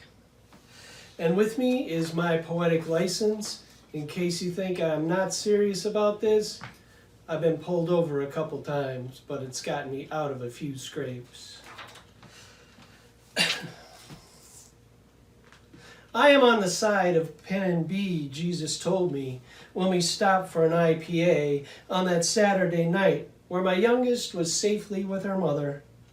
I am always the designated driver so the Lord can get wasted. After the third or fourth pint, they started laughing to themselves, muttering about pronouns and birth control closets, Catholics who didn't invent the great scope of buggering, but took it to a whole nother level of papal crowdsourcing. Knew when the father titters, I had to ask what they were thinking. In this case, after a few twirls of the bar stool and their removal of a sticky hand from under the barkeep's till, they said, head thrown back by a guffaw that woke the cynics, "Where are Texas, Minnesota, Florida, and Alabama gonna send the nuns that the priests get knocked up? What are they gonna do with all those unused, prepaid abortion punch cards?"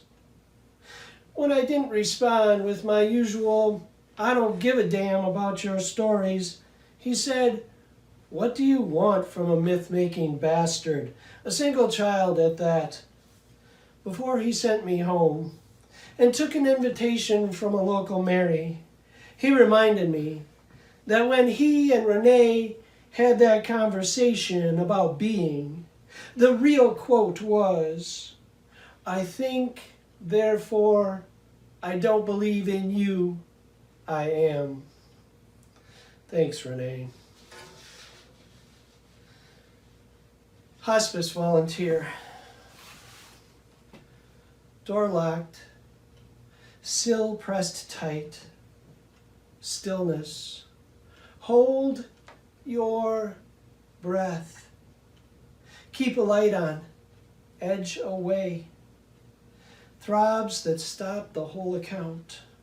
This render, fester, illness age outpaces, leaks under the door, shoves death slander, there to hear puddles. Feet, knees, hip, malignant wears out, cherish, dote, desire, hand up, slapped away, all done, tread worn out, clean gray sheets, begin again.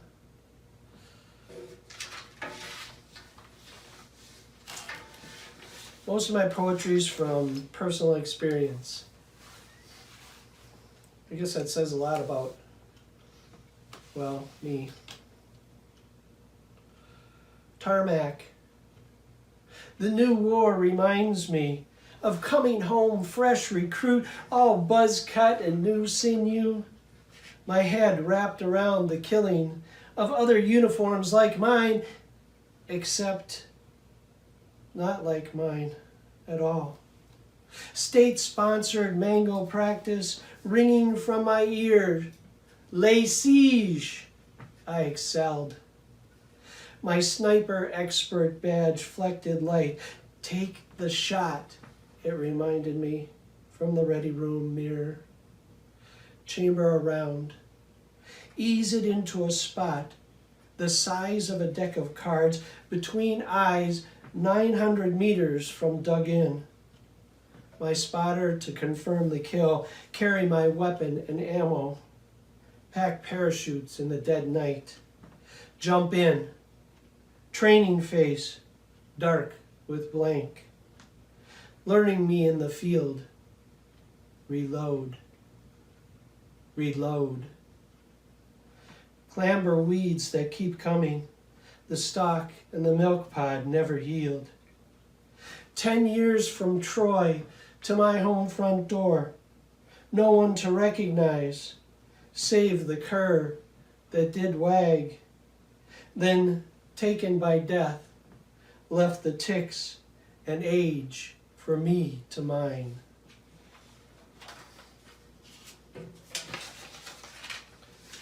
Last poem. In every high school, a table at career day for poets. Poetry is call and response, a racket, a spin of the wheel that click, click, click, click, click, stop, step off, take another spin, sober up, get reminded of the few coins in your pocket. Now, counterfeit the indefinite sublime. Thank you.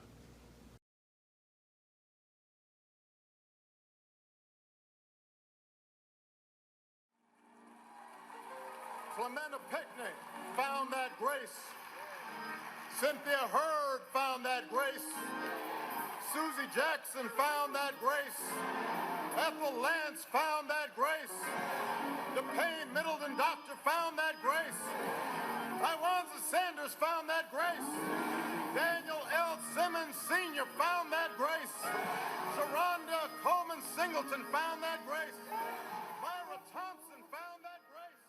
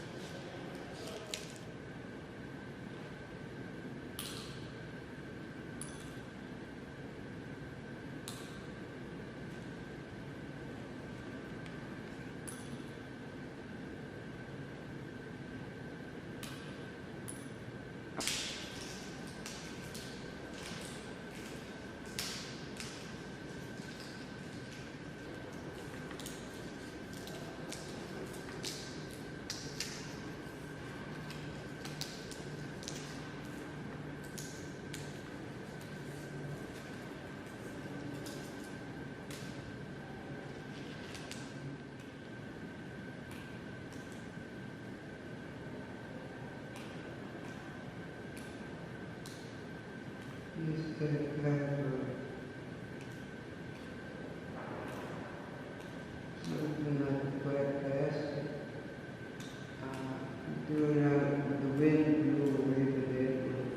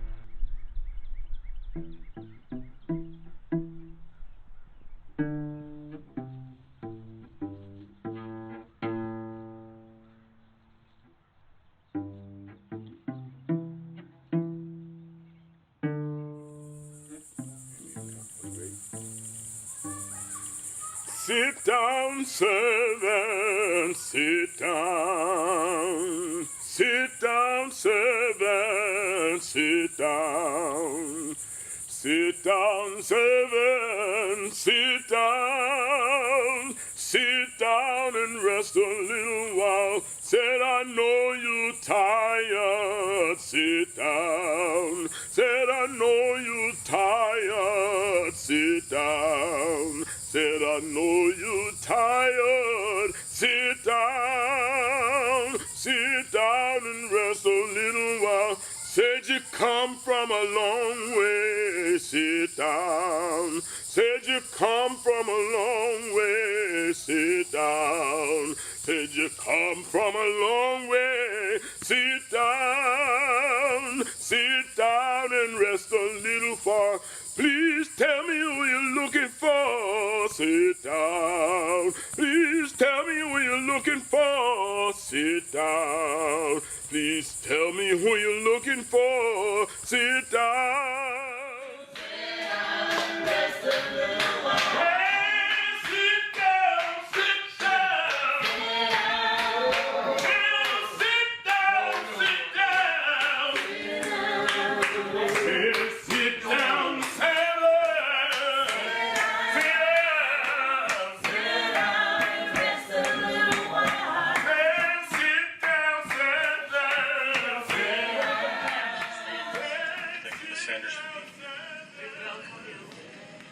Wednesday night in our Bible study with open arms. You have killed some of the most beautifulest people that I know.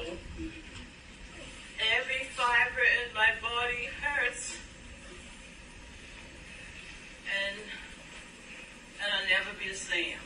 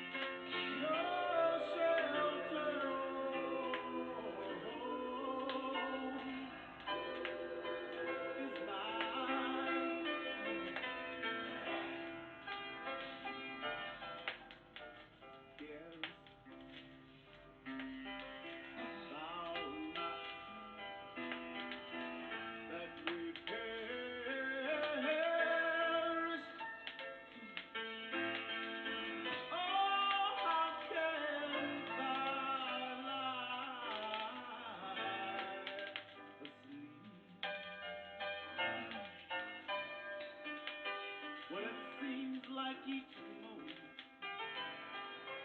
so madly is threatening.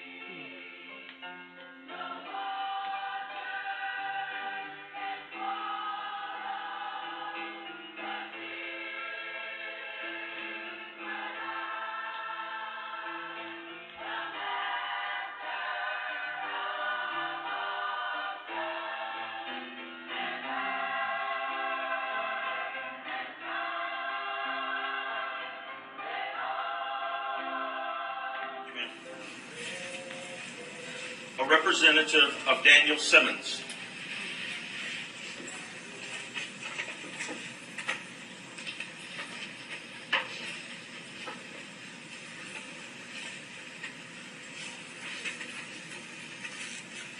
Your name, ma'am? Simmons. Thank you, Ms. Simmons, for being here. Your statement, please. Although my grandfather and the other victims died at the hands of hate, this is proof. Everyone's plea for your soul is proof that they lived in love and their legacies will live in love. So hate won't win.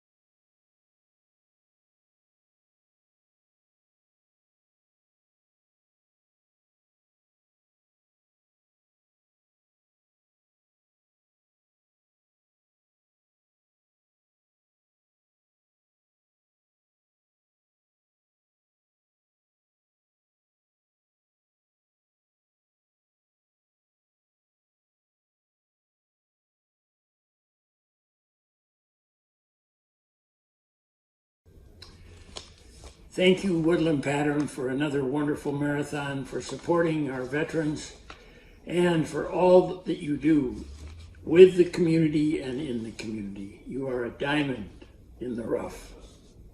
Thank you.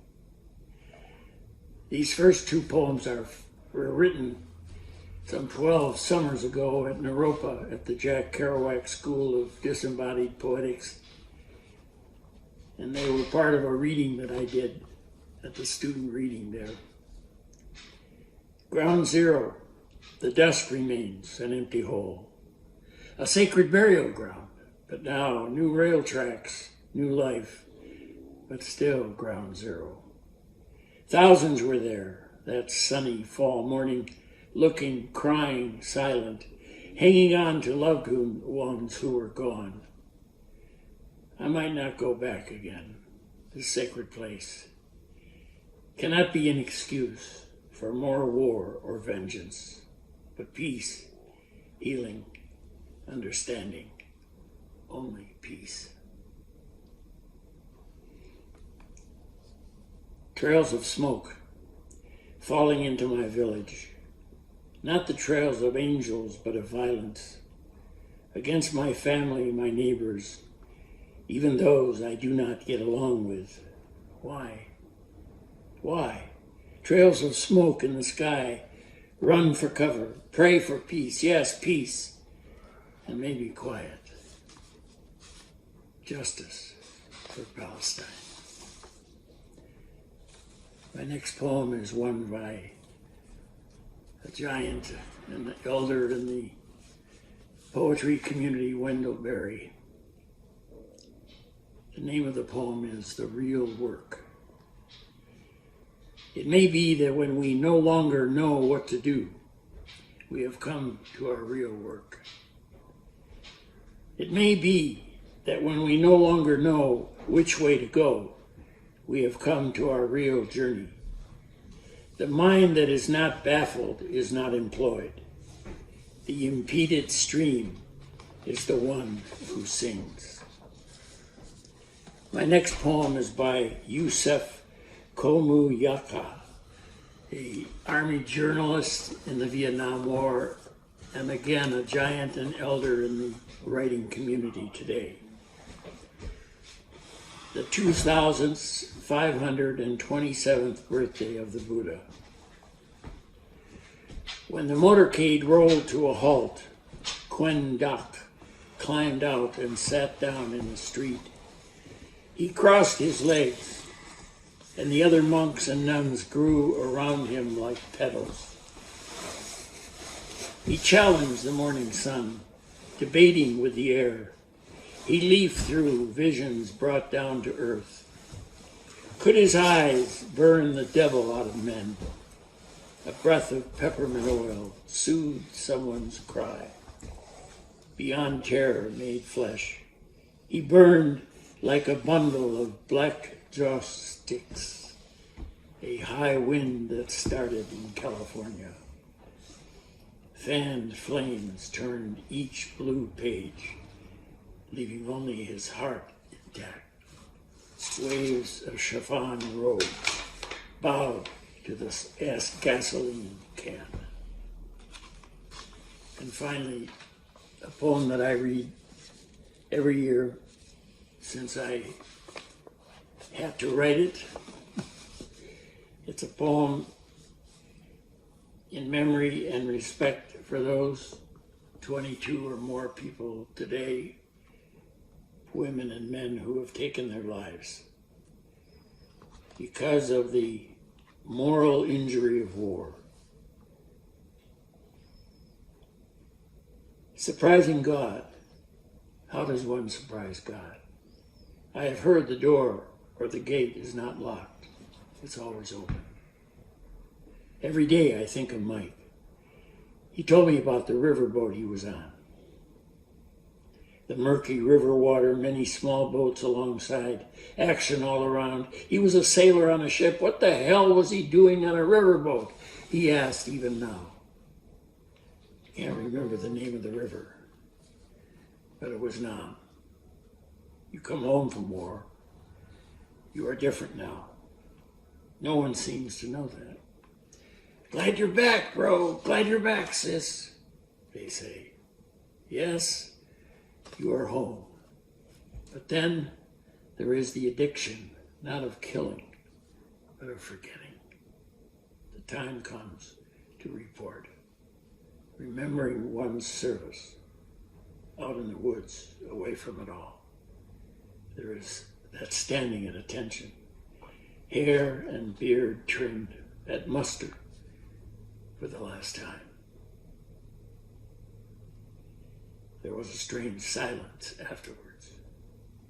How does one surprise God? I've heard the door or the gate is not locked. It's always open. Always.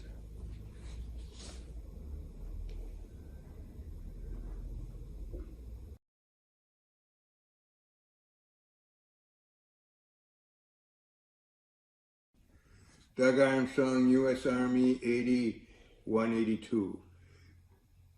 Sojourner, once but scared of change, Heartland-born double Gemini. Tall, sea-eyed, brown, attractive. Family, degreed man, traditional. Wandering between two worlds, one dead, the other powerless to be born. Sojourner, IDIC, walking to Langres. Emerald, snow doves falling flight. New Age night with equal chivalry. Enjoys children unpredictable. Wandering world citizen with child for wonder. Solitude Bacchus, not quite predictable. Watching sunning rainbow-winged unicorn over thunderclapped Camelot. Heart fires of intent and blood gatherings. In patient, unlamented with great imagination. Reach, grasp, indeed, but in style. Likes helping people, solving problems. Holds friends dear, finding ways to grow. Woebegone Taurus, photographs Milwaukee Eagle. Hope presentation of imagination as more real than reality is real. New experiences sought, wants neither would. Life's frustrations, complications, interceding. Creative communication listens well. Marginal tends towards aimlessness, controlled. Spirituality's realm important. Strangers as family, pain of pain. Living between dark Friday and Easter morn is serious, amenable, intense, and resolute. Musing fire watcher, questing self's place. Depthy, friendship unexpected. Reconnected dove, churched phoenix. Amongst people works inner city. Nature sustained. Mutually sharing, co-learning companion desired. Questing peace through.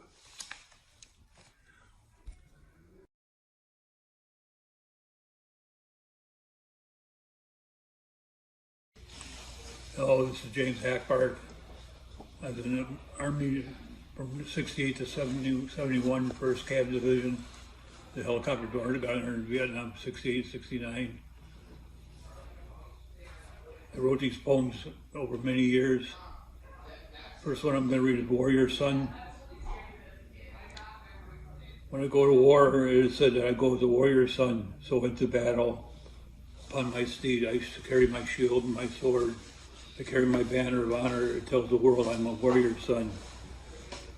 I was not born a warrior, but as years went by, I became older. I was sent on this course of life to become a warrior son.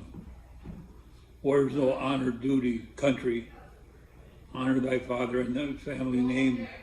It's one's duty to learn to be a warrior son, to practice the art of war. You must become a warrior son to defend our country from all enemies.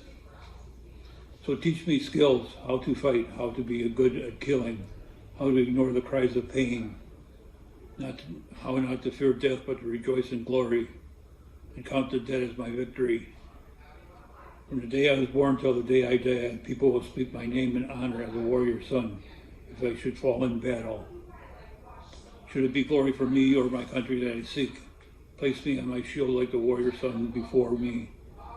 Let me clutch my sword. I used to defend my country and my home as an honored warrior, and do not bow your head and weep for me. From the day I went to fight the war, I knew that I become a warrior son.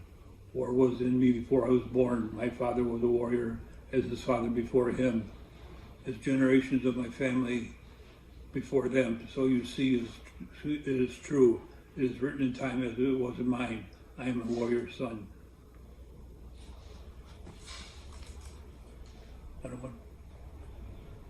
Okay, the next one I'm going to read is called When I Disappear.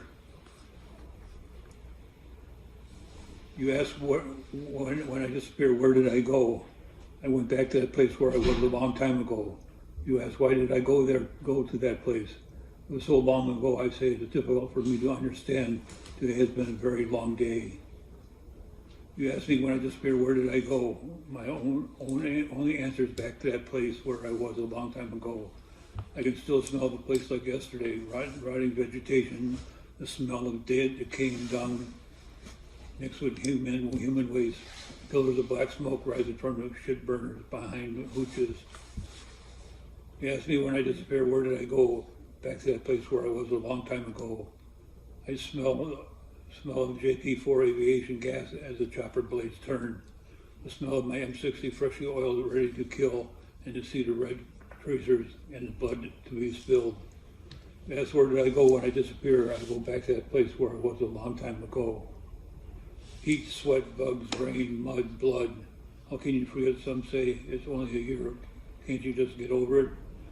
How long does the insanity last? I say 365 days. 1 year is a lifetime. So don't ask again as to where I go when I disappear. It's in my own thoughts and dreams of a young man so many years ago. Huey Doerr-Gunner, 68, 69 from Vietnam.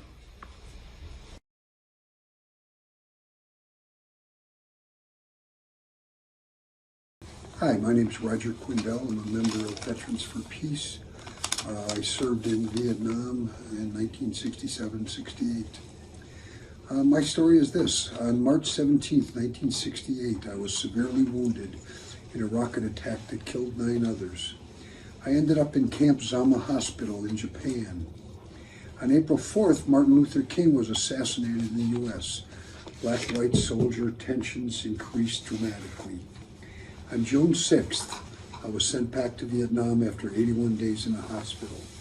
As we were lined up to get on the plane to go back to Vietnam, it was announced that presidential candidate Bobby Kennedy was murdered in California. A few days later, I was out in the field in a village called Trang Bang at a fire base.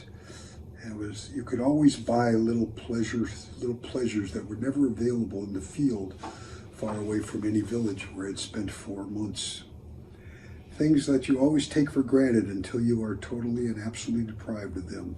Like what, you ask? You can buy soda, you can buy a beer, you can get film for your camera, you can buy extra food from the locals, you can even buy pot if you were into that sort of thing. One mid-morning, a few days later into my stay at Trang Bang, I bought a cold Coca-Cola from a young girl. Just when I turned, I heard this ARVN, Army of the Republic of Vietnam, our allies, lieutenant screaming at her. She quickly fled the scene. I asked the little boy I had befriended what happened. DiMaio, she go. The officer had forced her to leave. I didn't really get it. We wanted her there. We wanted to be able to buy a cold soda. Now she was gone. Maybe 6 hours later, she was back. I bought another cold soda. As I was putting the change in my pocket, the same lieutenant raced at her, screaming once again. But this time was different. He smashed her full force in the face with his rifle butt. She screamed in agony. I got blood on my pants leg. I just couldn't believe what had happened right in front of me. I grabbed my rifle. I was going to kill that ARVN officer. Our sergeant jumped in front of me and put his around this inhumane beast. Don't shoot him, don't. We can't have a firefight with our ARVNs, our allies. Sarge, move. Sarge, please move. I am going to kill him. I don't want to hurt you. Other soldiers gathered. Some tried to calm me down while others helped get this monster away. We are risking our lives to put mother effers like this in charge. This is bull crap. That one incident cemented my view that we are fighting for nothing. Our politicians back home, our command staff in Vietnam, knew that our allies were far more than useless. They were a menace to their own people. How can you possibly justify permanently disfiguring a young girl for selling soda? I really felt this savage personally for just 3 months earlier. Every bone in my face had been broken. I knew what she was going to go through, but I had excellent medical care with doctors and nurses who knew what they were doing and had the equipment and medical supplies needed. She would have none of that. So why would an Army of the Republic of Vietnam officer, our allies, so brutally attack a young girl for selling soda? It seems he was in charge of prostitution and drugs and food and drink sales at Trang Bang. Any Vietnamese involved in any business with American soldiers had to pay kickbacks to this officer. He would then give his commanding officers their share. I don't know if our sergeant or our officers were part of this, other than renting our bunkers for prostitution, but I wouldn't have been surprised. It was a dirty war, awash in billions and billions of our tax dollars, and some people and some soldiers would do anything to get their share. She was not part of his crew. She had to pay a price. She had to be an example. And we had to fight, be injured, and even die to keep this abomination of human behavior in place. Our sergeant promised us something would be done about this. We are still waiting.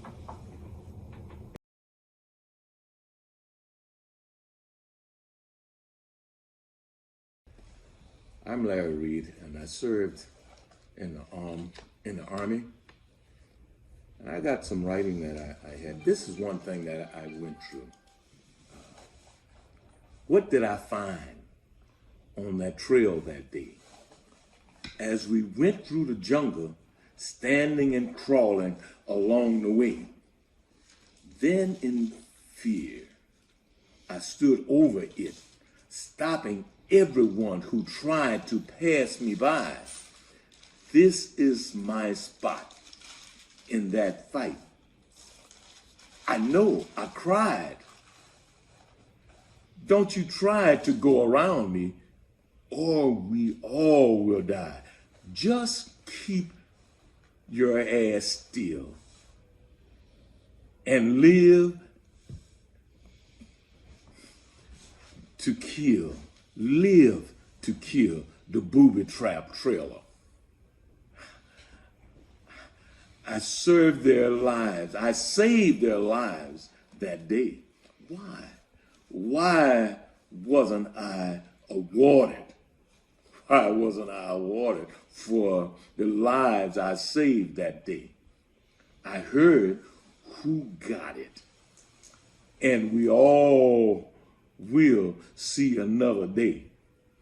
They found what I found that stopped us all from being blown away. They found it that day. So a special force helicopter came and got me, took me for training the next day. That's when I became someone, but I didn't get my award. Someone else received that day.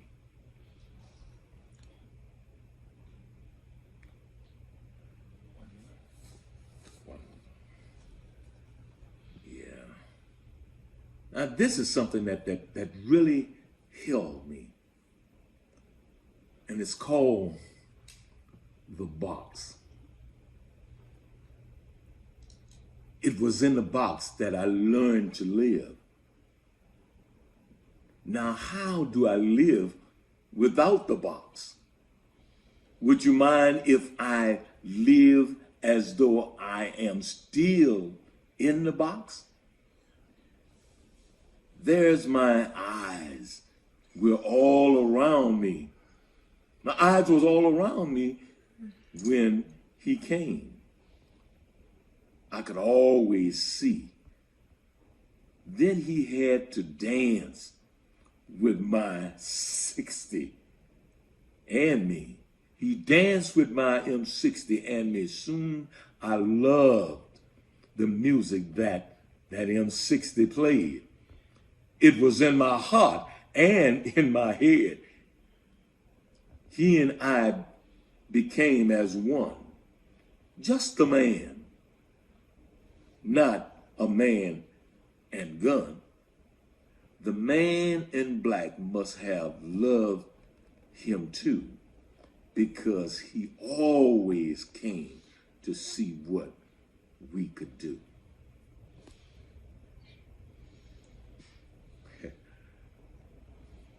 There's another one I said about the box, and I call this one Box Fun.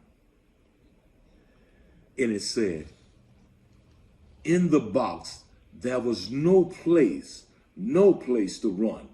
God, how did I call that fun?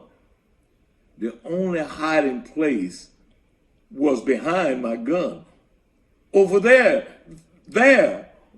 oh God, there, the man in black is everywhere.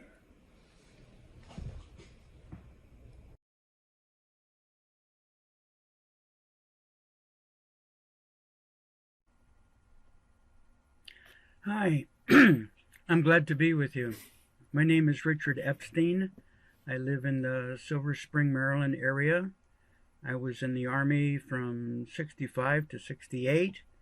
And when I got out of the Army, I went back to Vietnam and Thailand for 3 more years to work with the same people I worked with while I was in the Army. I have 3 poems, all under 5 minutes. The first one is called Flower. Last person in the back of the truck, flak jacket and steel helmet on my lap, M16 at my side.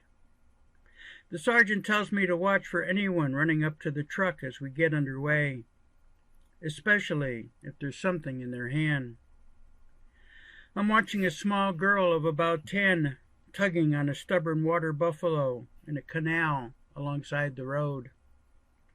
The engine starts. The truck lunges forward. The girl, caked in mud on her shins, no shoes, runs toward the back of the truck. There's something in her hand. I raise my weapon.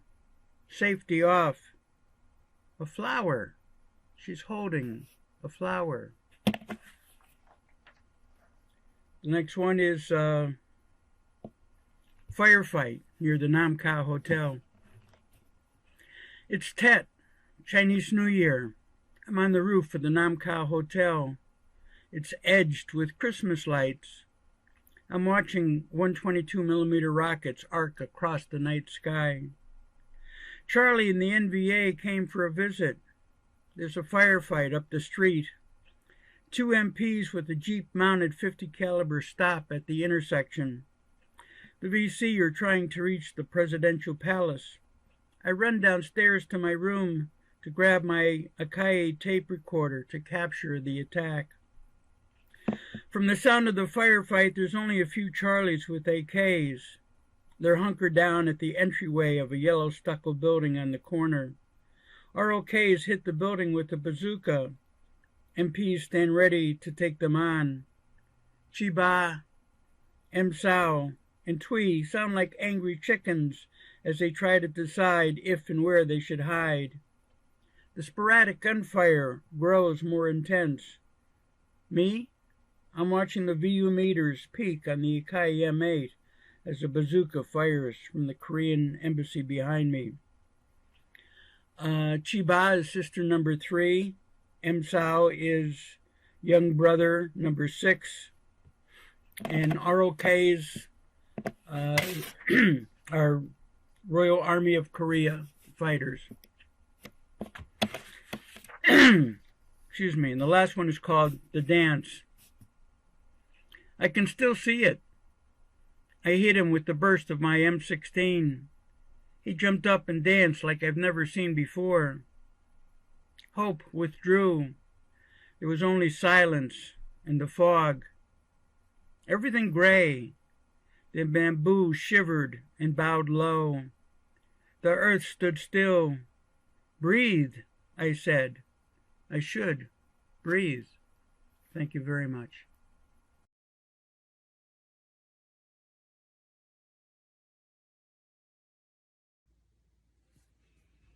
My name is Penny Lee Deere from Albany, New York.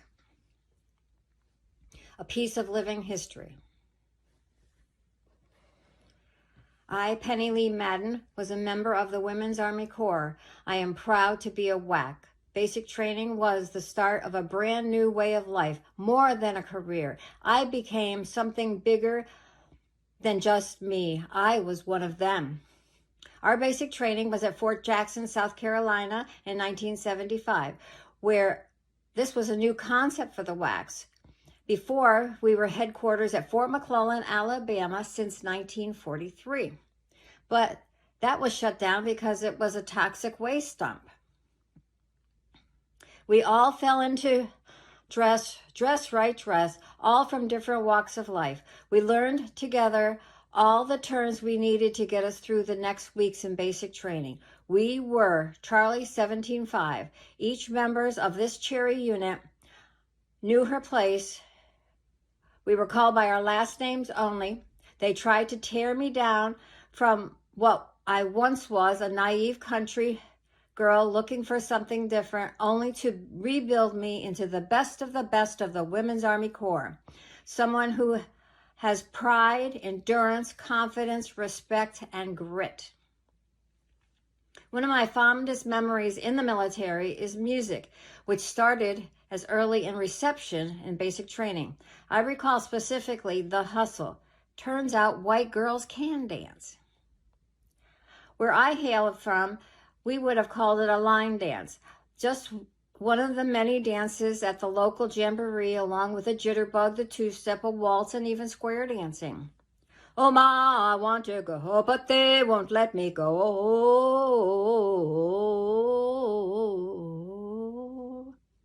We were one of the first platoons to have a male drill sergeant in the brigade, since our unit was all female. There was no co-ed basic training option. We were completely segregated, men and women, for the training. This obviously was a completely new concept for us, as well as our drill sergeant. He did not know how to treat us, really. He only worked with male recruits before. If we did a good job on our inspections, Sergeant Gates would address us as sweepies. But if our efforts were less than stellar, you'd hear, "Hamburger head, get down and give me 20 push-ups, that is." Female push-ups. That means that we were actually on our knees and only extended our arms and up and down. We would march and sing wherever we go. When they tried to make a whack out of me. Some of the classes that we had really surprised me.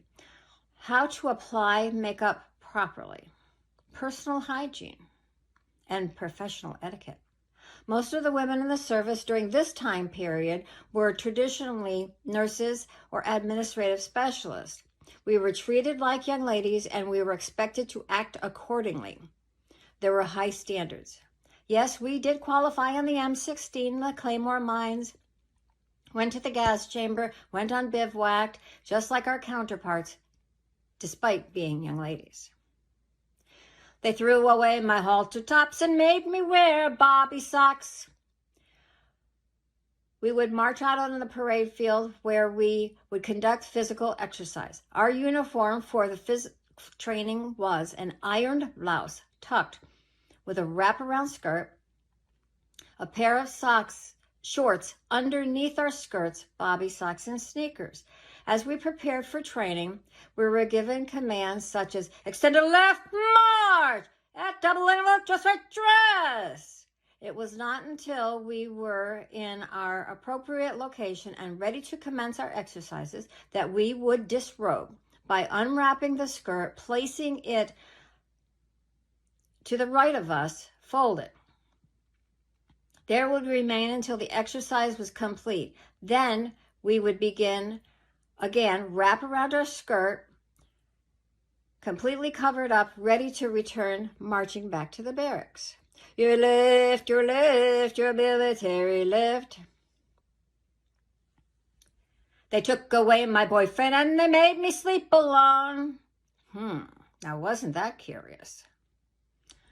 Because we were recruits in the Women's Army Corps. We were not allowed to be married nor have children, and definitely not sleeping around. If you happen to have had children, you would have relinquished custody to them until you were no longer part of the Women's Army Corps. This is no longer the case in the completed integrated Army. It would take another 3 years to be completely integrated into the United States Army. The Women's Army Corps was disbanded in 1978. We were now equal in all aspects. The Women's Army Corps guidon was encased and retired. Women who were in this service could get out with an honorable discharge, or they could change their contract if they decided to stay in the United States Army.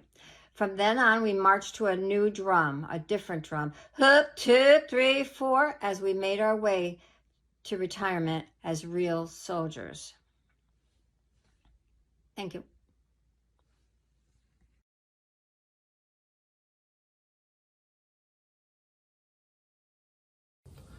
Hello, my name is Paul Moriarty. I'm a member of the Milwaukee chapter of Veterans for Peace, and I want to thank Bob Hansen from Warrior Writers for telling me about this opportunity to read some poetry and for including me this year on the Veteran Poetry Hour.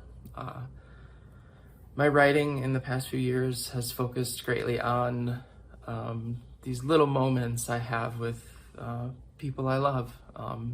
So I'm going to try to fit in 4 short poems around those moments. And the first one is called My Love for Her Bravery, for my wife.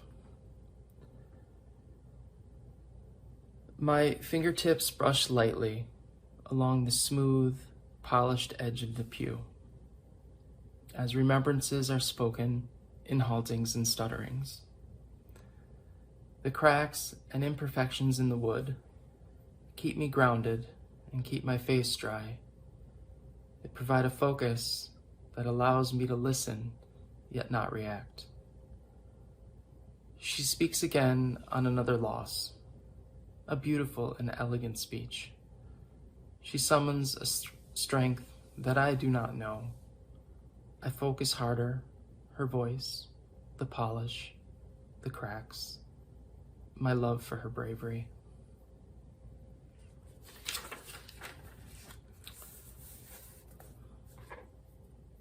The next one is a moment with my daughter. There's a softness to my thoughts. At this moment, a deft handling, a kind of clarity, an evenness, a kind of symmetry slightly askew. Grateful for this momentary lapse of franticness, renewal comes swiftly, latticed upon the morning sunrise.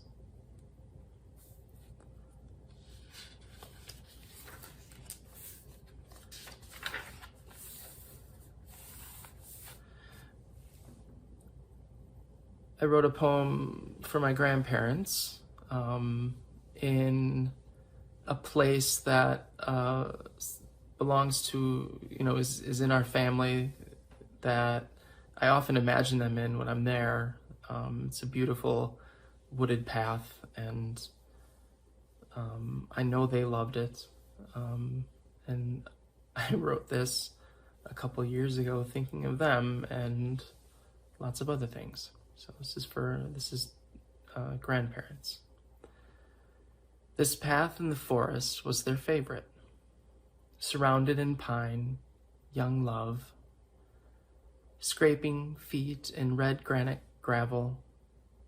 This path held the image they understood of each other, what they wanted to attain, held it despite their failings, and the hurt that they would soon and so pervasively pass forward.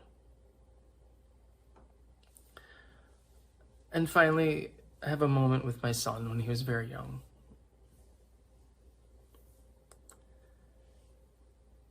As autumn leaves and breezes and fading sunlight crunch and swirl and weave through the trees, my fingers intertwine with his nascent curly brown hair.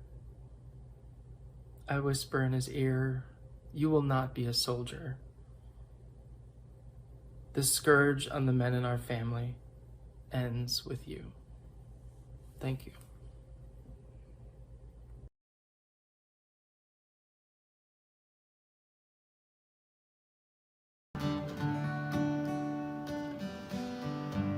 On the day I was born, my father was in uniform. Most of the time he was away at sea during World War II, the U.S. Navy. I'm a war baby, war baby. A few years after that war's end, the Korean War called Dad back in. I was in second and third grades on the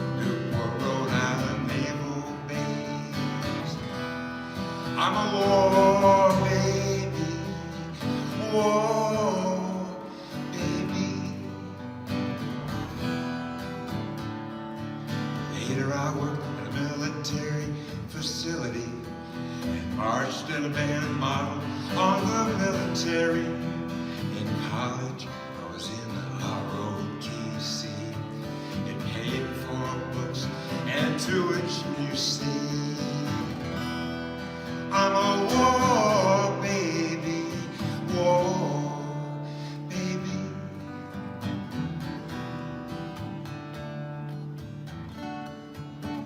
The Vietnam War began, seemed to never end. I had a bum me, so I wasn't sent.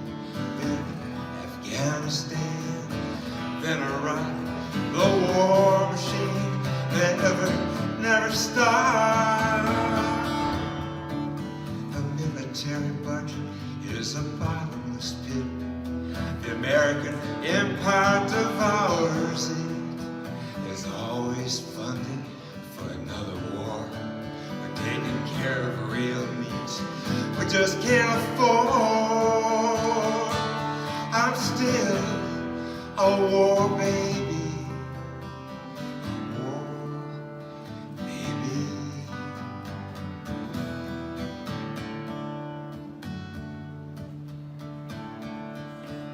Friends, we know what we're against and for. We're already against the next war. That's why we resolve to reclaim the peaceful spirit of our must stay.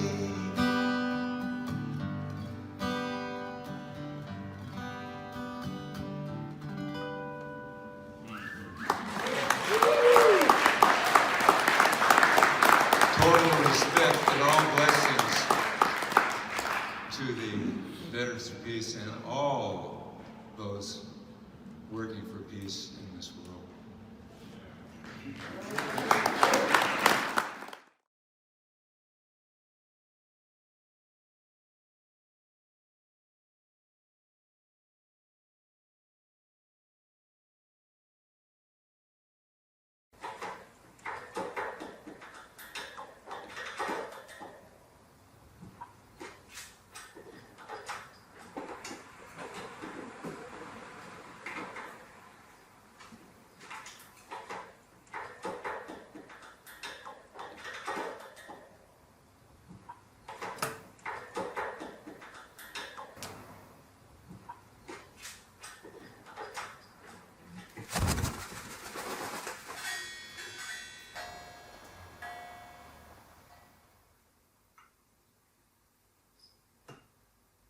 It depends a bit on how you were brought up. I basically knew the truth through my parents, through my upbringing. But then knowing the truth doesn't mean you are also allowed to live the truth. Of course, this makes you schizophrenic. I mean, you know, you are two persons in one body.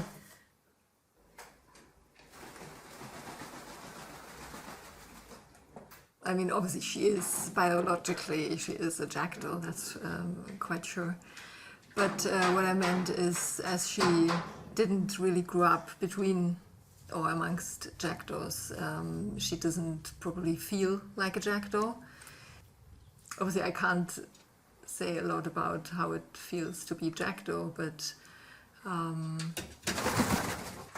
Well, this is exactly the same like humans. When if you're on a phone and you talk to somebody and you don't see, you know, the person's face, it's easily to put things in the wrong context, and you might not pick up on the small nuances in the voice which may show some anger or some other emotion.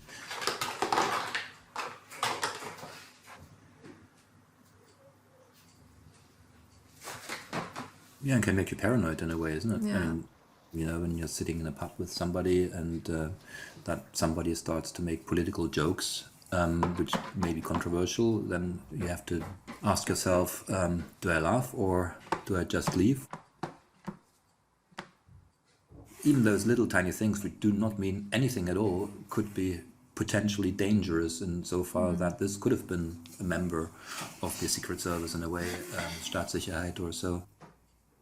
So you would always be alert and ask yourself, is this Jack Hill or is it Hyde now?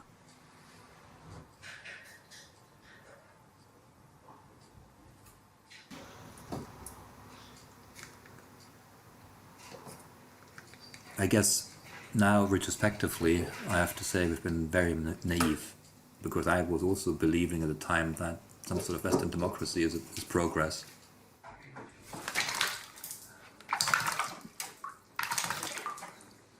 You know, all of a sudden we were one Germany, and the West just told the East how to use a knife and a fork, was just wrong.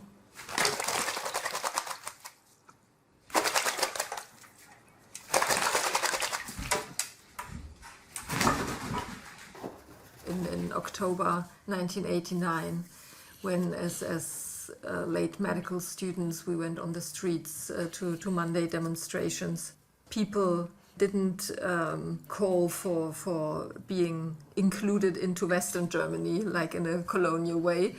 We demanded a change. We were fully aware that there are good things about the whole socialism thing. But it was exploited by a small group of people, like it always is. And of course the masses had to pay for it. If I treat someone like I want to be treated, if I try to put myself into the shoes of the other and find out, actually, I don't like that. I don't like to be kept as a pet, maybe.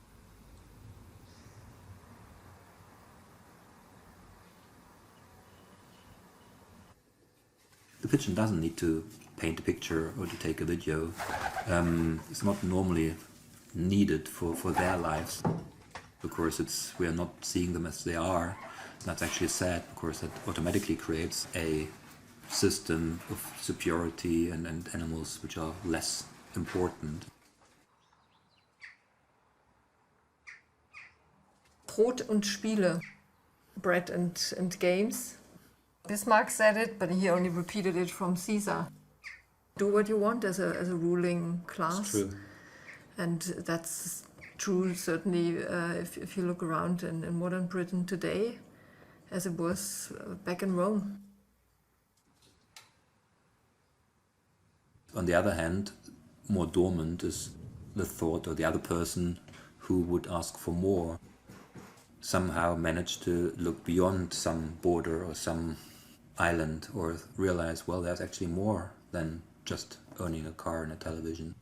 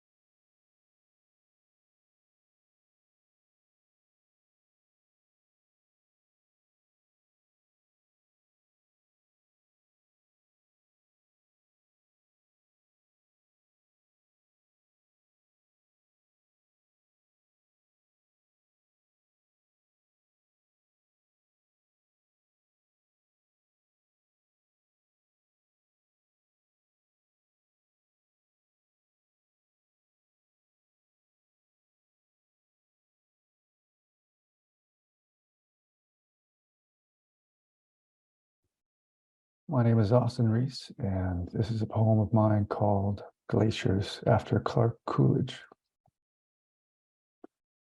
She is not a leaf floating down the river I let go by.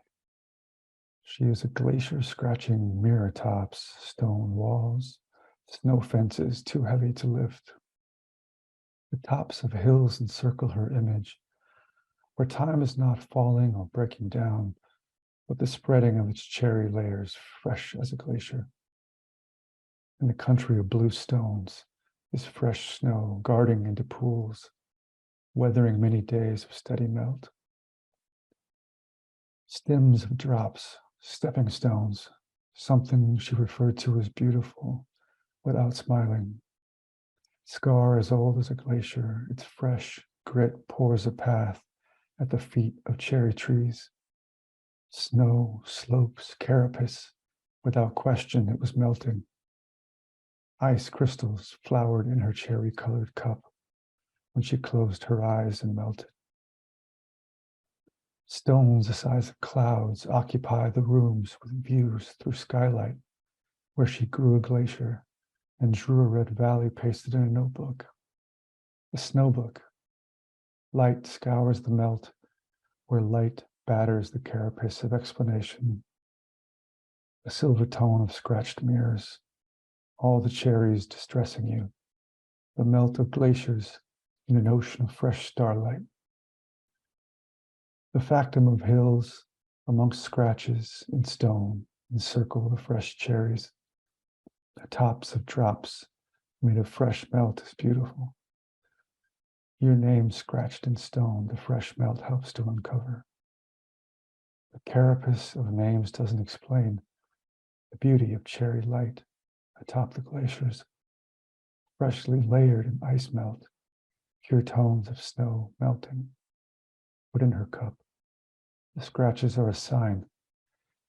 Everything is fresh melted sunlight, pale cherries layering the glacier, melting in her eye that's half smiling. Fresh scratches in the snowbook are sketches of cherry-colored carapaces, the light of glaciers reflecting endless in the mirror, guarding into pools within pools. Snow falls. Time doesn't melt or dissolve. It's a mirror mirroring and covered in scratches. It's a trail of red in the snow. Slush, slope tops, snowdrops, a shatter of echoes amongst blue glaciers, where without question, her cherry mouth, singing clouds, was beautiful. This next poem of mine is called Time in the Sanitarium, or How We Rely on Others. There are no clocks on the unit, just like in the casinos of Las Vegas. The furniture is excessively heavy and cannot be lifted by an average feat of strength. To use an electric toothbrush, it must be retrieved by the nurse from the locked closet in the corridor. The corridor is in the shape of a rectangle. 26 times around the rectangle equals 1 mile.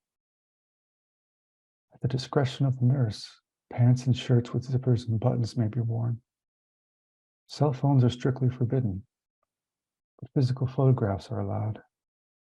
There are no doorstops in the patient's rooms, but a door may be propped open with a folded washcloth or sock.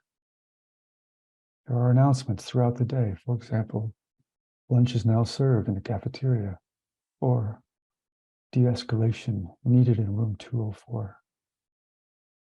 Pencils may be used in groups or during downtime. All pencils are issued by staff and measure approximately 2.5 inches in length and are equipped with pink erasers of disproportionate size. Coda, the care dog, visits on Wednesdays. Her feet are stained crimson from self-gnawing compulsion due to allergies. A safety check is done for each person every 15 or so minutes. Sometimes flashlights are necessary. It gets dark by 4:15 p.m. One person will gently squeeze the arm of another person and say, "It gets better." One person will read a book from the book cart and find the line, "There is still life left." One person will say to another person, "You are your own worst critic." One person will explain how one pain can hide another pain. One person will say to another person that it's hard to be in the present when you're tethered to a painful past. One person will open a dictionary at random to find the word cincture, which can mean a type of binding or being bound by regret or guilt, for example. One person will tell the others And what doesn't kill you makes you stronger. One person will reply, some things just kill you. One person will offer tender affirmations that stops another person from crying. One person will ask another person if they want to play cards. One person will say to another person, I'm glad you're here. I would miss you if you were gone. One person will put on their glasses to see snow falling outside the window and tell the others to look.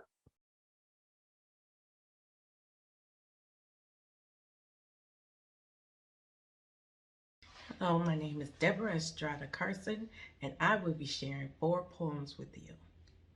Worthy.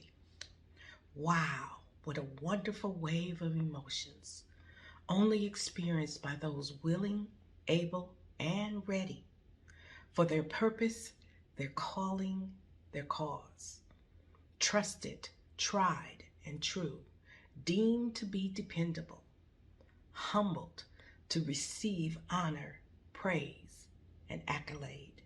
You, the one anointed, appointed, sanctioned to be worthy. A great generation. I worked 30 years, never missed a day, earned my pension, paid my taxes without fail. I bought a house, fought at least 3 wars, honored the flag, and pledged my allegiance. I obeyed authority and respected those in blue, followed the golden rule, and loved my neighbor too. I outlasted Jim Crow, heard the dreamer, lived the black power, saw the dream. They took my pension. They took my insurance. They took my Social Security and my freedom too. I must choose to live a little while longer. I must choose to live a bit longer. 13. Your mother is prettier, chubby, fat, obese, girl in woman's body, 7th grade, middle of middle, 55-cent gas, 20th Olympiad in Germany. Sang the national anthem then. Mark Spitz, 7 gold medals, black lung disease, families compensated, Tidbit snacks, Planters nuts, G. Gordon Libby, resignation, President Richard M. Nixon, Watergate, impeachment. There's nothing new under the heavens. George Wallace, shot 3 times. We reap what we sow. Timex, allergic to all metals. The Brady Bunch, another blended family. Michael Jackson's Ben, the bump. Need strong, healthy hips. Funky Chicken, Lean on Me. The Godfather, the sins of the father falling on the son. End of school year trip, Chicago Museum. Left-handed diary entries, Declaration of Independence, United Political Party, Constitution, reading encyclopedias, crisscross applesauce, LA Lakers, Wilt Chamberlain, Gail Goodrich, number 25. Crushes, no boyfriend. Pillow kisses, wallflower, giggly girl. Mood rings, depression, odd duck. We're all created equal. And finally, the 06. I come from a place where people picked up trash, cut the grass, and swept the sidewalk. A place where people paid taxes, saluted the flag, and went to church. A place where neighbors knew who you belonged to, said hello, and gave hugs. Corrected naughty children. If you sass me, I'll whoop your tail and tell your mama. A place where kids jumped rope, played hopscotch, raced homemade go-karts, roller skated on the ground, and rode bikes without helmet, without knee pads. A place where families upstairs own stores on the corner. A place of administrators, teachers, engineers, lawyers, doctors, factory workers, bus drivers, entrepreneurs, singers, actors, dancers, writers, artists. I come from White's Barbershop and Nash's Corner Store. I come from people like the Lees, Overtons, Aldens, Hegwoods, Terrells, Kings, Williams, Dickens, Carsons, Estrada. I come from Milltown, the city, the hood, the ghetto, the 06. Thank you.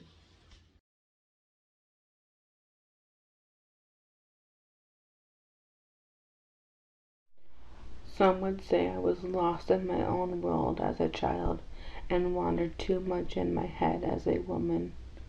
I hid away pieces of myself in dusty old books and in between the lines of my favorite songs. I believe that was a way of protecting parts of myself that were beat down a little too much by the world. A loner, a sensitive old soul, one who would never stay buried in the ashes that life would leave me in. The pages absorb my words as the spine stores the ache hidden in the miraculous words that language offers to stories left untold. I rest my hands on the blank pages, crisp and untouched, unmarked by my scars. I let my thoughts pour over them, wondering what stories they will one day contain.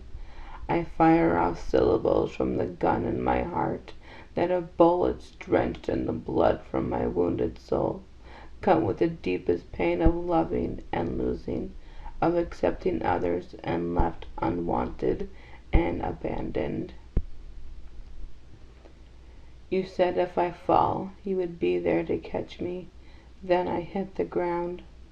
Love, one thing that's free, yet still costs you everything your heart can bleed out. No one is afraid to love. They are afraid of heartbroken pieces. Please unbreak my heart. I cannot carry this weight, carry this pain. And it becomes too hard to turn the page when they won't be in the next chapter. Don't leave me this way. Don't promise to stay forever. Then give me a day. A lonely feeling is when someone you care about becomes a stranger. I regret the end. It seems as if all the love became wasted time. This is a total annihilation of all that I believed in. It's hard to sleep when your heart shouts about someone while your words tear your mind. Bookshelf.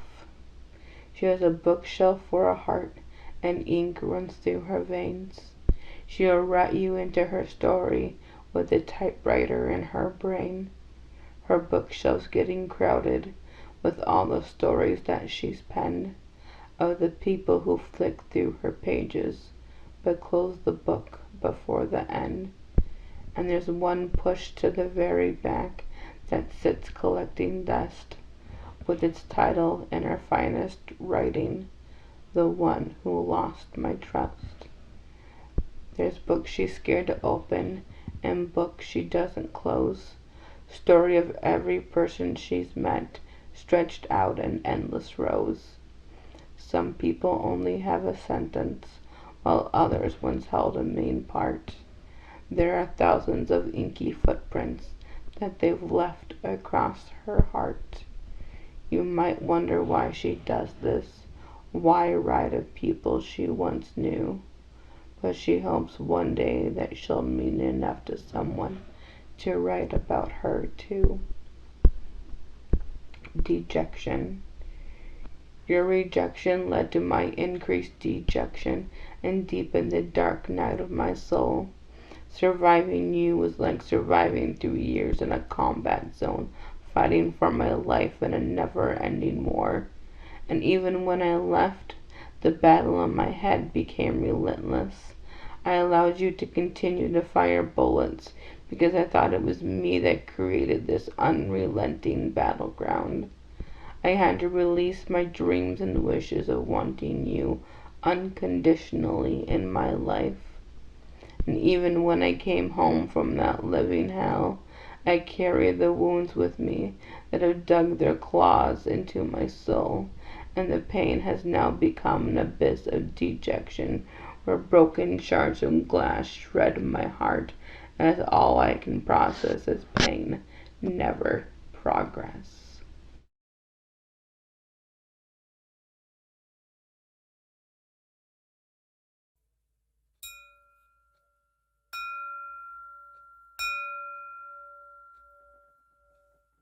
One time, again, by PETA. He injected pure adrenaline under my skin, again and again. Cool rush, elegant relief, sweet release. I was 4. He prescribed what he thought best, adrenaline. Bit like molasses, unclenching, sticky release, breathing free, an addiction tree blossom bound to his branch. I was 5. I slipped. I flowed into a pine sluice box, gravel and gold, a shellacked aspen, his experimental junkie, a boundary, his crucible, come back, a shellacked, shackled toadstool, rich in earth, that topsoil decay rimming the nostrils. I was 6. I lose all I see, the world to be, an innocent stationary. You get the picture? Poetry. I was 17. Other casual victims, tabby cats screaming, a yellow sea boiling, a dancing tree falling, a burnt glossary flaming, a grown-up me screaming silently. I cut my way through people like a machete among weeds. I don't mean to. I grapple with it. I grapple with me, wrestling on a blade. I have become like the orange chunks in marmalade, split, suspended, orange bits animated in radiation, my cosmic glow, my halo, released to stain a river path or a relationship or the river itself. Disintegrated, I coagulate among the silver footprints from here to eternity. I coagulate. Footprints on a shuddering sea. I wait, baited. If I could walk on water, I would walk into the sun.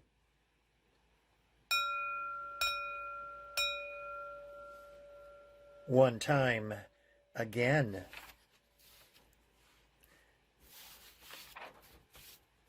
He injected pure adrenaline under my skin again and again.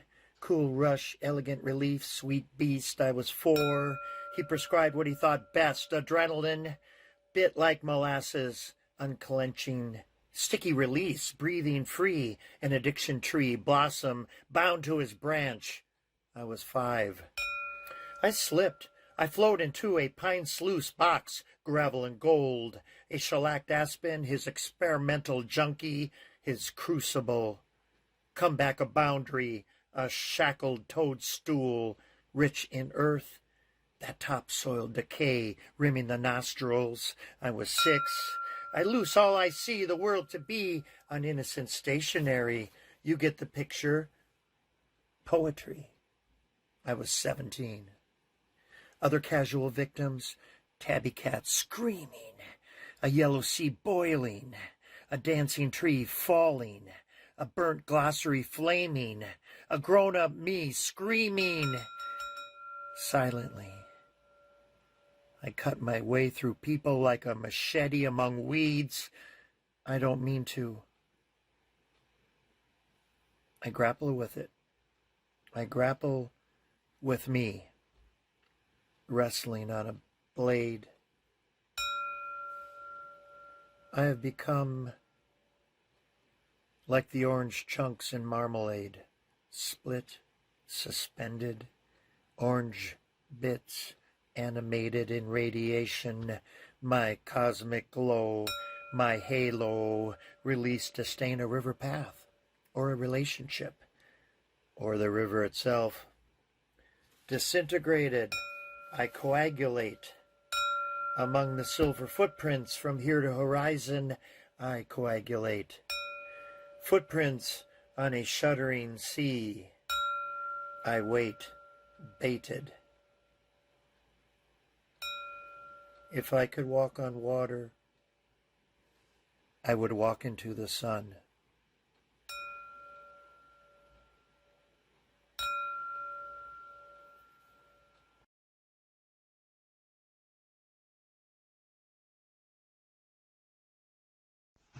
Apartment 32. Who am I? Well, I am not you. The perfect woman down in room 32. No history, no secrets. There's way too much I've been through. My life in the fast lane. Some years sure drug on. Choking on secrets, self-hatred. The abuse far from gone. It barely just got started. I knew he wasn't the one. The flashing neon signs, blinded by the lights. But what else a woman to do? Who's already been raped and used. At least someone wanted me, I'll take what I could get. All ready to find as garbage. I was so full of regrets. Shit. Maybe I was special, I'd get him to see. Treat me lovely, like royalty.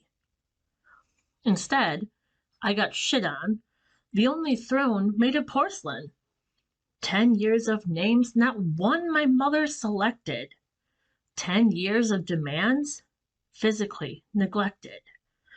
Rolled onto my side, raped and emotionally rejected. Dare I say no?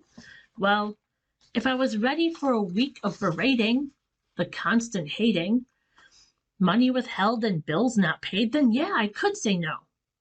But this was shorter, just 20 minutes of shame.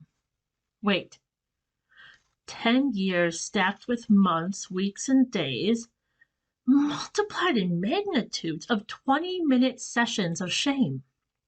I'm dying slowly. If I waited one more day, there'd be nothing left. My dreams erased. I failed fixing him. Instead, I got broken. He wins. Sad little girl I was, reaching out for help. Hello, therapist. Hello, familiar sexual assault. Court cases and hearings. God, the pain. Why do men only hurt me? On me, only terror reigns. Wait. Fuck the throne of porcelain, the lies and names. God damn it, I'm somebody. Fuck off, shame. The little girl spoke. With each word she grew, her power amplified. The hurt was deducted, the smiles, the joy multiplying, peace within. With her voice, she grew up. No sad little girl, but a powerful feminine goddess. A voice echoing the world. Here I am, a power in resilience, the chains of which I broke free. No keys, no locks, only a password. Woman, now speak. She nodded and smiled, glowing in the mirror, safe at last, in her own home, on her own 2 feet. She is now perfect. She is a woman in room 32. Shattered into brilliance. Before I was broken, I was like every other piece of glass on the shelf. I was smooth, pure, and perfect. I was created to be that way. Then life came, knocked me off my shelf, and I shattered. No one took responsibility. I lied on the floor in pieces, sharp, rough, shattered with pieces missing, hurting others who came to get me, help me, or pick me up. Over time, I saw other pieces crash to the floor. Though I was broken, I also wasn't alone. We became something. At night, I had been swept up and placed into a tray with pieces from the others who have felt my pain. Placed in an oven, a painful process of melting and reforming, I became something new. Though the lines of the pain and the colors of the stories of those melted within my life were there yet, I found beauty. For I was no longer the same as everyone else. My sharp edges now smoothed over and less likely to hurt others. My lines and connections that share stories and bring others together have changed. People stop and see me. They admire my colors, shapes, and lines, the gazes and places of being stepped over, softer and brilliant. I have a story and other stories woven into it. I am still me. I always will be. I just have a story. Listen, look, and see me. We all have been broken or will break. Find your beauty in your story, in your pieces, in the people you find on the floor with you. Find the courage to change, to be melted, reshaped, and transformed. Be open to the presence of others in your life. It's in the mixing of our stories that beauty and transformation occur. It's with you in my life I have become.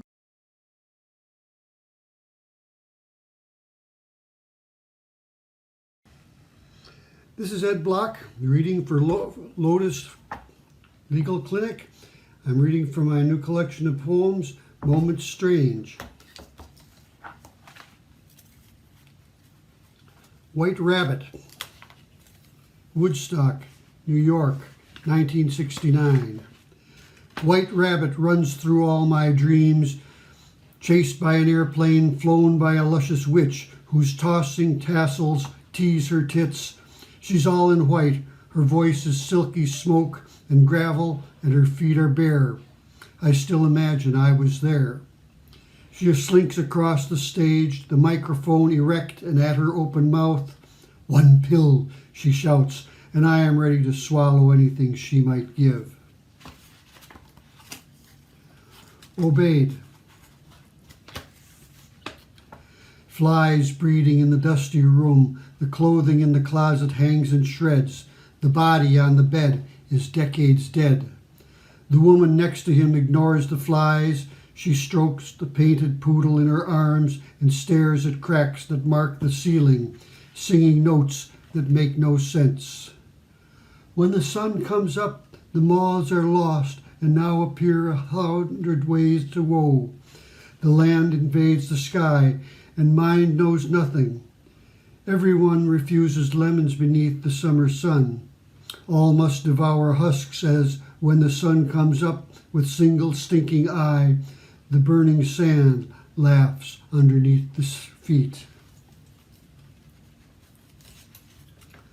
Autumn Wantons. In fall, the trees get naked for a wild romp with the wind. See the birches, ash, and oak trees shiver, anticipating the fun. Watch them then some late September morn strip free, their lithe limbs waving in the storm. Carefree and wanton, scarce withdrawn, they leave their blushes scattered on the lawn. Dancing with Time. Homage to Ilya Kaminsky. We lived west of the past. The mountains sent us letters we couldn't read. Grandparents a country away boiled weenies in the attic. Aunts pulled rosaries and cigars from house dresses, babushkas, and hung up enema bags. I wore a coonskin cap that understood my loneliness, hid in my smiles and in my sister's drawers like a prairie dog. Winter on the plains stripped us bare. I feared its teeth. My mother longed for a home with more and less than wheels or cows to milk or steal. At this my father rubbed his bald head, blinked his sunburnt eyes, and went out to shoot his .22 at rats and naked dime store mannequins. The truth of this is in the hearing. Do you hear? And the title poem, moments strange. All life is strange, a congeries of moments, creatures new and old, freighted with portents, meaning past and present, what is to come. The dust, deceit, the nitty-gritty, every day and never before, a flood of feeling and forever, times and seasons, icy dreams, and place a strain with overflowing memories of home and far away, of moments from the past and growing agony. A life in large outline that finds itself down to the smallest moments strange, but each astonishing and pulling at the line of high or deep desire and wholly, never, always dear. And a new poem, Family Portraits. Grandma's faint old woman's smell, her sunken bedroom shades pulled down. Her parents, Polish peasants, lean above her bed. The statue of the infant holds its pink index finger aloft, its gaudy paint and rouge, upon a dresser cluttered with her scent, cut glass, and medicines. The bed for two, but here she sleeps alone. Her husband finds a cot upstairs in the entry of the Polish flat, escape route from the house where he can smoke cigars, read Polish newspapers, beneath a lamp that scarce illumines memories of business lost, night shifts, and other agonies he cannot tell. Back down below, in kitchen dining room, submerged 4 feet beneath the soil, grandmother rocks beside the dining table, oak and yards across. Unmarried daughters play canasta, wash the clothes, prepare the meals, then all dress up, slouch cap, babushkas, for benediction, where the incense, candles, and the off-key voices form a memory that never fades. At home, old family portraits lean in still.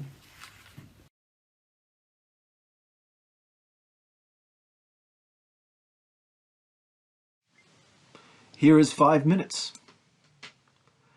Petra met the hungry ghosts, on the lam running errands. "Oh, but you mustn't be hungry," she said, "for you haven't any bodies, and hence you haven't stomachs." "What's that?" the ghost asked. "We're sorry, we were yawning, so we didn't hear a thing." "Oh, and we're hungry for stomachs." They had set about their aggressive sighing when Petra asked, "What's that horrible music?" "You should try yawning," said the ghosts, as they flexed mouth parts, stretched out, and declined in the noontime sun. "Were you smoking in here?" "No, I was fuming. This is all happening in utero. One sibling waiting until the parents are gone. The second has a smile like a teaching skeleton, whereas the first never laughs. But I don't want to be eaten by my enemies. One sibling is shadowfall, and the other is cloudburst. One sibling with a stone, the other has the axe to grind. Sister from another mister, same sad eyes." Philippe was looking for a change of eyes. Who doesn't want a change of eyes? Loners, readers, thrift store finds, eyes like arms reaching out, signaling, perfecting the drape of a sleeve, emerging to feel the touch of something, as they too stretch and throw like city lights on the night side of planets.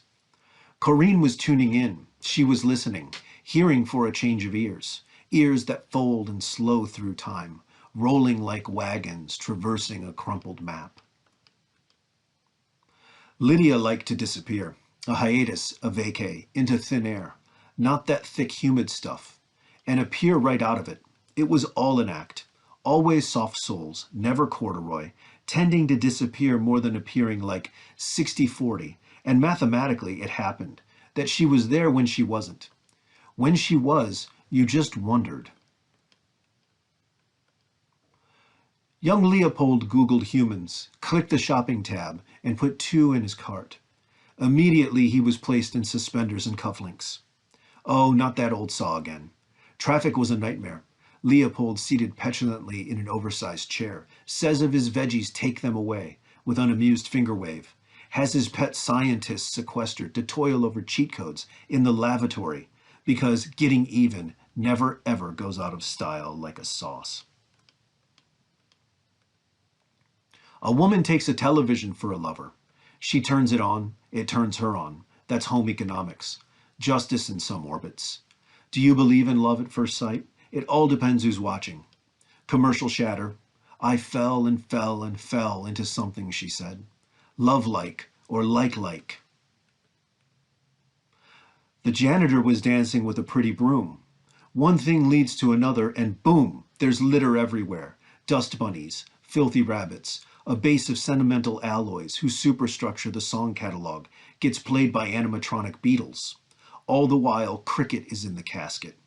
Remember to carry your id with you at all times. And the plungers pogo down confettied corridors, walking mustaches for mops, poor broom laboring on. The family cow tumbled down a well. It was a convenience of difficult explanations. Everything lost had fallen down it. The kids lower a pail to retrieve mostly potable water, neither milk nor moo cow. Then one day it dries up entirely. The losses keep piling. The most the well ever grants them is a shriveled mouse. So the family marvels over the miniaturization of large mammals and buries their tiny cow. Without much ceremony, the well swallows the farm whole. Maxime built pocket coffins, key rings to be precise. They had pleated silk and padded interiors, exquisite inviting pillows. People would ask what goes in the coffin, and he'd say maybe a key, but then he would blink like a star. But here's the twist. Maxime meets Candy, who collects pocket corpses. The corpses aren't real. They're not human corpses, not of anyone you know, not intimately anyway. Forever home, a baby raccoon, down the chimney like a saint. The room is a mess, but here's what you do. Mama's gonna take, sorry, so sorry. There was a knock at the door. It was Mr. Knock. No, a mystery knock. And we eavesdrop. Breathe in, suspend. Thank you.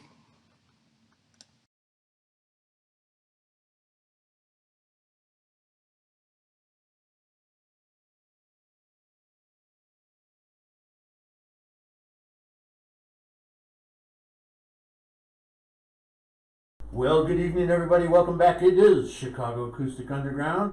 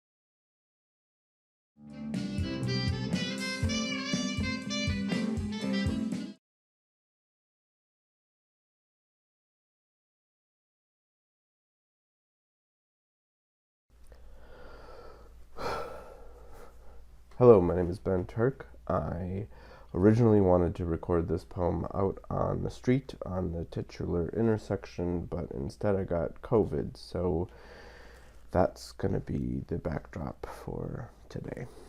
Congested voice and isolated. The poem is called Locust and MLK. Hundreds of people on dark sidewalks, on smoking streets, horns blare, throats cough and chant, lil boozy blasts from every speaker. We thought about burning it down. The snipers and the shields formed a dense and stupid line. Cash activists tried to move us all along, but after 8 hours meandering, we knew we'd reached our destination. We came there to think about burning it down. Huddled on the hill up against a gray house or the friendly's hedge, curiosity wrestled with resolve behind angry eyes that glared at District 5. The bold launched rocks and crackers across the border zone over spun rubber and swirled steel into a wall of plexiglass and Kevlar that protected a lot of squads and the squat beige brick building. It's a low turret on a vicious castle we were thinking about burning down. A few reckless drunks, or those who needed to get shit off their chest, or who just believed naively in the power of words, the right to speak. They got too close and they got grabbed or gassed. Then the rubber bullets flew, hit my fingertip, bounced off my rib to the inside of my elbow before I even knew what that snapping was. People started running, screaming back, away, but most stayed, gathered, waiting, thinking about burning it down. We sent the white drunks being extra home, cleared a bus shelter so a black kid who had imbued a chunk of curbside with his rage could break something. The concrete came to pieces against the thick shelter glass, and those pieces took beautiful flights, one at a time, toward District 5. You can't tell me we didn't think about burning it down. We just didn't know how. We'd marveled at the Minneapolis miracle at Precinct 3, but hadn't read the report backs, didn't yet know the magic of Target shopping cart and wood pallet barricades, of dispersing when gassed and regrouping so many times. If we had known, we could have pushed those cops into a strategic retreat, could have watched them shoot the last of their less lethal munitions pointlessly into a determined mob. Instead, we only thought about burning it down. Over the next few days, we dragged those thoughts out over sunlit marches, diluted them in a glistening sea of streets gorged with the floundering and thoughtless. We held ourselves before a false light and lost resolve. We delegated our minds to the cash activists who smothered the impulses from that first night. They had the most lives and the attention of the local Gannett subsidiary who remakes our memories for us. There was still beauty. There was still power dwindling down over the months to a dozen doing the daily for the sake of its own sake. But don't let anyone tell you or remember for you that on that first night at Locust and MLK, we weren't thinking about burning it down. Thank you.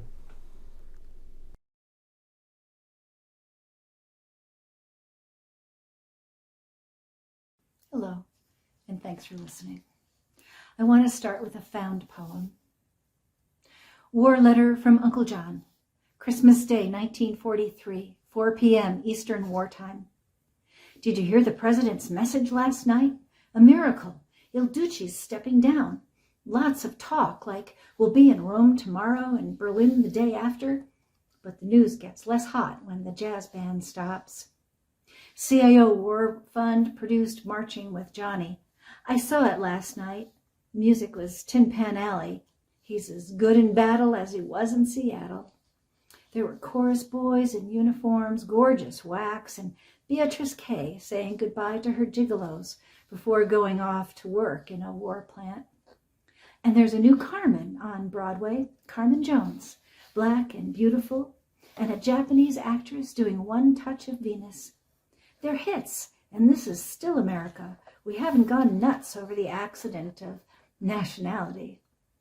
My happy feet are still trotting on native soil, but I've got a lonely feeling too. So many men have been sent away, it seemed unlikely Santa would find me here. But for 4 weeks of ration points, we had us a Christmas roast, and Mother's new homemade drapes made the place look swell. In the papers, there's a story about a wounded soldier. He said, I may be in this Texas hospital, but it's in the US of A, so I'm home. This next one was found in a phone call with a friend. Restored. Hello, Ben, I said, trying not to focus on the riot of plaids that now bedecked my friend, a man who'd spent his life in fashion. My voice, it seemed, brought him back from some hunched elsewhere. He sat up straight and, who are you? This after years of lunches every Tuesday, French cuisine for two. I ignored his question, spoken like the grocer Nacher he was or had been. How are you, Ben? I'm worried. And then, confiding in me, now a stranger, he shook his head. The young people are in charge now. The inventory is all mixed up. A mishigas they've made. Not news, I wanted to say. Who ordered all these plastic bottles that will litter our landscape for years to come? Who permitted the manufacture of all these cars without thinking about the air? Who, in heaven's name, has allowed so many children to perish? Who failed to distribute the vaccines, the milk, the clean water? Who lost track of whose land is whose? Who placed compassion on back order? Are we all out of justice? Do we need to requisition some sanity? I silently recited my own laments and listened as he talked. He fingered his cuffs, brushed imaginary crumbs from his pin-striped lap, and as his mind found memories of measuring, calculating, occasionally glancing at the street below, amazed to have risen to this height, making sure others folded, packaged, and piled high the garments, the fixtures, the tchotchkes, the shoes, working out the fine points of the next sale. And then he paused. So I dared. Ben, are you still worried? He shook his head. I think we got it worked out. I wish I could say the same. A Wisconsin poem. Looking for open water. Overnight the ice formed. On streams and rivers, little ponds and bays unperturbed by wind and waves. Where little coots and mallards had floated only yesterday, today men stood, bored holes, waited for their winter catch. But I sought open water with my bag of crusts saved through the months before this day of new beginnings, and so resolved crunched through snowy woods beneath a pure blue sky, until I saw light glinting off moving water and then the shore, the lacy edge where frozen spray had formed sculpture. So there I stood and hoped to feed some frigid birds with last year's crumbs, but saw none. Only faith kept me there, undiscouraged, ripping bread, tossing chunks, flinging out, flinging up. I sent my hope upon the water that would soon be solid too. And then they came, perhaps more for curiosity than hunger, but maybe those are the same. One brave duck and then another, paddling in pairs, leaving their trails behind them, spreading the news, I thought, as humans will, that today will be a good one.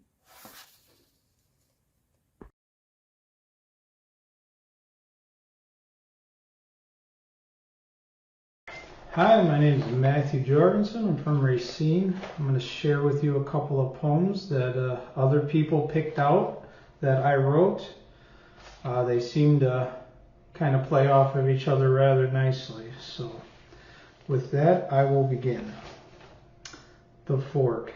If one were to leave this world behind, is one dead or them alive?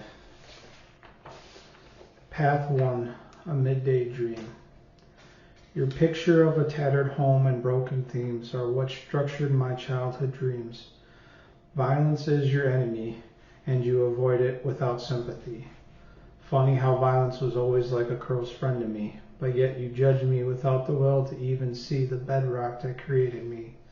Still, no sympathy, as my creator is your enemy, even though its sight has always been you desired blindedly.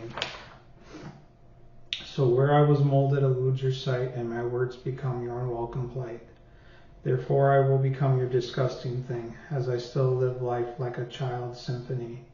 So like a ghost your words I will learn to see, while they only have the power to diminish your sight of me. I now welcome you to the midday dream of the frustration of nobody wanting to hear you sing. Yet I wonder if I could hear what created others' desires to sing, or will I always be a convoluted melody? Path 2, the Shielded. What would the crystal tell her? Miss Owens wondered. She wonders for the evening sought, and she wondered because of the frequent onset of boredom's plot. She wonders for the matador, and she wondered for the coastal shore. She wonders for the heightened age, and she wondered for the dreams not paid. She wonders for the unseemly ways, and she wondered for the urge untamed. She wonders for the stoic mind, and she wondered for the clock's last lonely chime. She wonders for the tattered chains, and she wondered for what the time has claimed. She wonders for the devil's door, and she wondered for the chosen life's chore. She wonders now for the light, and she wondered now were the thoughts a gift to create the devil's sight. She wonders now was the life ever kept, because she wondered until the life was spent. Darkness now, the wonders sleep, and the wondered thought is now the guide unto the forever bed of the unceasing deep. Path 3, Tethered. The witch begins to meld with the pitch, as the dead grow from 2 to 20, as their souls begin to be one with the stitch. As the brooms now hover at their hips, a friendly smile waits for us thinking, winking, unshrinking. Blind, spoken, silent, rife, 20 years, all dead with life. Laughter, joy, insults, toys, 30 years, all dead, new life. Friends, family, trivial, all translucent, 40 years, all dead. Until we meet again, why an anecdote? Until we seek the end, 50 years, all dead. Bound by dreams, what ifs, the fall leaves, the weathered sun, 60 years, all dead. The night clutch, the veil lifts, the embrace no longer stiff, unwanted by the fog, 70 years, one undead. The wind has ceased, cornered by the wooden feet. The pillars stand around the fan, faceless except the tan. Observation of the one unclad, never to share a sight had. 80 years, all dead, one lost. No history, no leaves, all dead. Thank you for giving me this opportunity to share.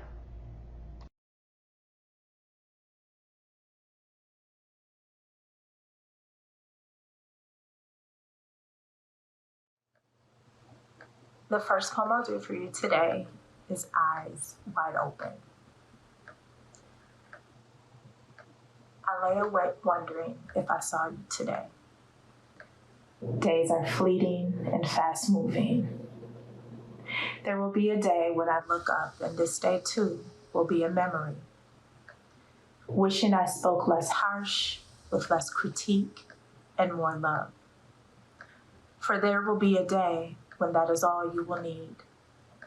One day the world will be full of harsh words and stares. The last thing you'll need from me is to join the crowd piercing you with disappointment. Have I seen you today? Wondered in your wonderment, your bright eyes, the way you see the world? Have I shown you the softness that only a mother can show? What my heart and my breath truly know. The second poem I'll do is As Time Creeps In. As time creeps in. And the funny thing is, you think you'll always look this way until time quietly and subtly creeps in, reminding you that this is the youngest you will ever be. You'll want to slow down this race you've been in, taking in the youngest parts of you, the parts where your eyelids don't quite wrinkle or droop, and the smooth way your words glide from your lips, all before time creeps in. The final poem I'll do tonight is an ode to our sons. I try not to disturb you as I quietly relax into bed, wondering at your soft, wild brown curls and sweet lashes, whispering to your cheeks, so we meet again. I promise over and over again a sweet life, praying to God and thanking Him that you are mine, wishing wildly every brown boy everywhere would feel the love I have for you.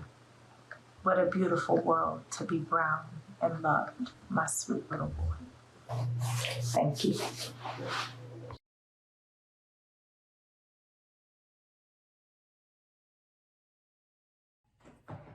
Hi everyone, my name is Brad Fiore. My name is Sarah Boots. And this is our poetry reading. Welcome. I'll go first. So my first poem is called S. The way her glasses magnified her eyes made her look so sincere, which she was, and always saying things like, God knew what he was doing when he made cold water, or I had two of the nicest husbands. So all in all, I feel like life can be gracious when it gives you an inch of space to breathe. I really like that one. Thank you. Sarah's poems are about the time she spent working as a CNA in a residence home with dying people. Not all dying. Not people. all. Well, all dying actually. So yeah, and so. But it's kind of happy still. Yeah. Well, yeah. They can be dying, and it can be okay too. It's your turn now. I'm gonna read a poem too. I'm gonna read two. This first one's called Uncertainty. That was me on the corner, shaking the stop sign, practicing a new form of protest against literacy. I have a theory. You can't know the meaning of a word as well as its velocity. It has been proven by the stickers on the skins of green bananas, which here say Chiquita, but in Ecuador say little girl. We must wonder what Chiquita means under great old European bridges, in Zen gardens, or beside the acacia tree.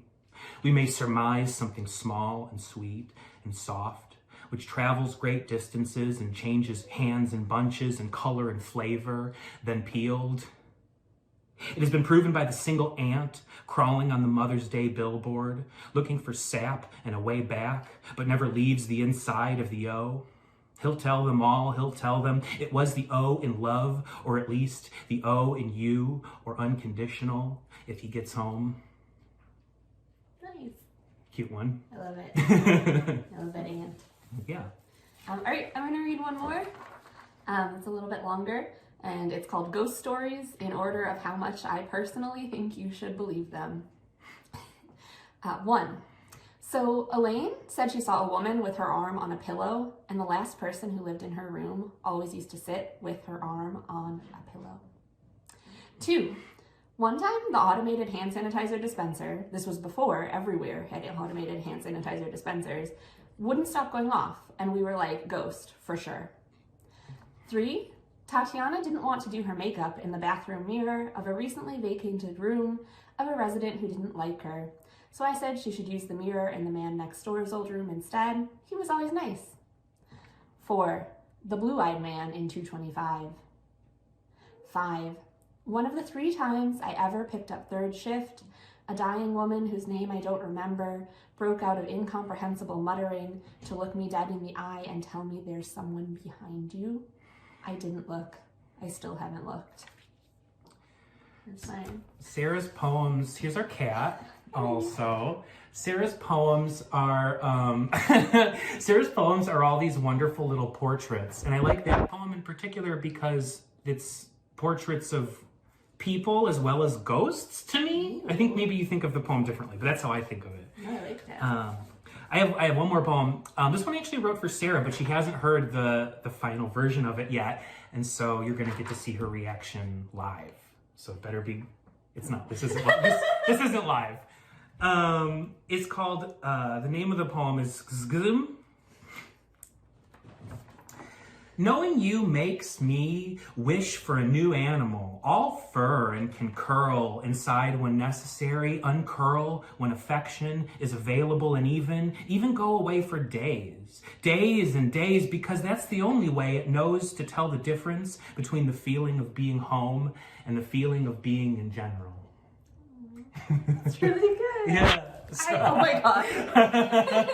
So our cats are taking over. Yeah, you can tell I like it because I didn't try to stop our cats from blocking our camera. So that's our poems. Thanks for listening. We are working on, we're collaborating on a little book that's coming out called On the Tip of Your Tongue. You can find it, you can find us sort of roaming the streets at night trying to get people to buy it from us. Mostly him. Yeah, so thanks. Goodbye. Thank you. Bye.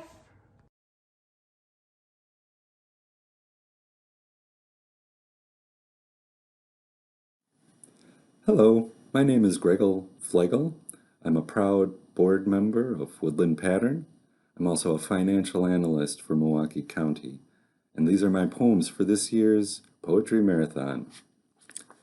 The first poem I'm going to read today is something I wrote for work, but I think it applies to our day-to-day lives.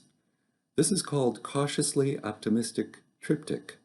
It's a series of 3 haiku. The east emblazes in yell, oh, bleeds red, lights the dark, probably sunrise. Sandals stuck in tar, street sweepers hum crescendos. Imprint will be mythic. Spit shine silverware precedes late autumn party. Here screams as delight. The next poem is called Melt. Remember fall's colors. Consider winter's chill. Then the sun glowed gold. Now our hands grow cold. Shadows creep longer. Breath steams at air. Yellow light at day's fall. Dried leaves and evergreens.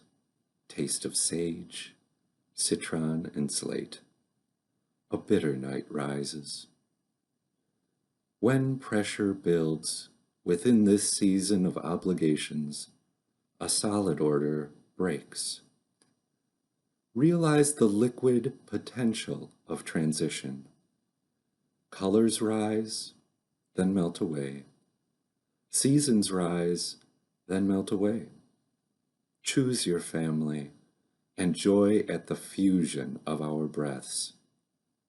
See snow crystals as light harmonized, sparkling as stars.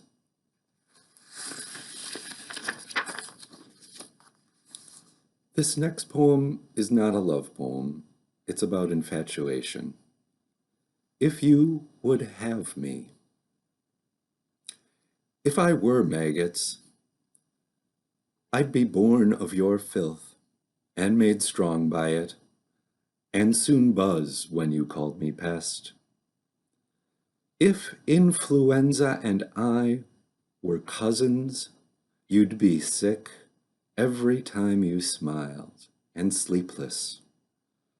With wetness dribbling down your cheek, you'd groan and retch. If you were poetry, finding words, I'd be long and white and empty. I'd be scarred by your lead, longing for your every foot to reach my edge. You'd fill me with dark scratches. If I were a vampire, I'd drink you sweet as cocoa. Your hot blood I'd hold close to my lips, steaming sweetly to my nostrils. I'd tear your neck from dusk till noon, and when you'd wake and startle at the sunlight slipping over your eyes, you'd have to brush off the dust of me. And finally, a fresh from the oven, home-baked blueberry poem. A happy poem with words like muffins, warm and fresh out of the oven, untouched, smattered with butter for smoothing the roughage. Peeling back the paper layer, I'd expose the spongy cake beneath, then dig my teeth into scrumptious, crumbling, disjointed, homemade goodness. I'd carve a concave incision. Bitten blueberries juice sloppily, leaving dark, wet trails down my chin. Grinding down that edge as if in revenge I think longingly on Mrs. Stone, the words she cooked, the way juice outlined her chin, and bruises she baked, and revenge, and grinding. Now my tongue slips on a bit of blueberry skin. I flex, I swallow unsuccessfully. I'm choking, you see, choking on. I spit up the ugsome lump, now mashed and distorted, slimy and deflated. The taste has drained from my mouth, and, oh yes, a happy poem. Thank you.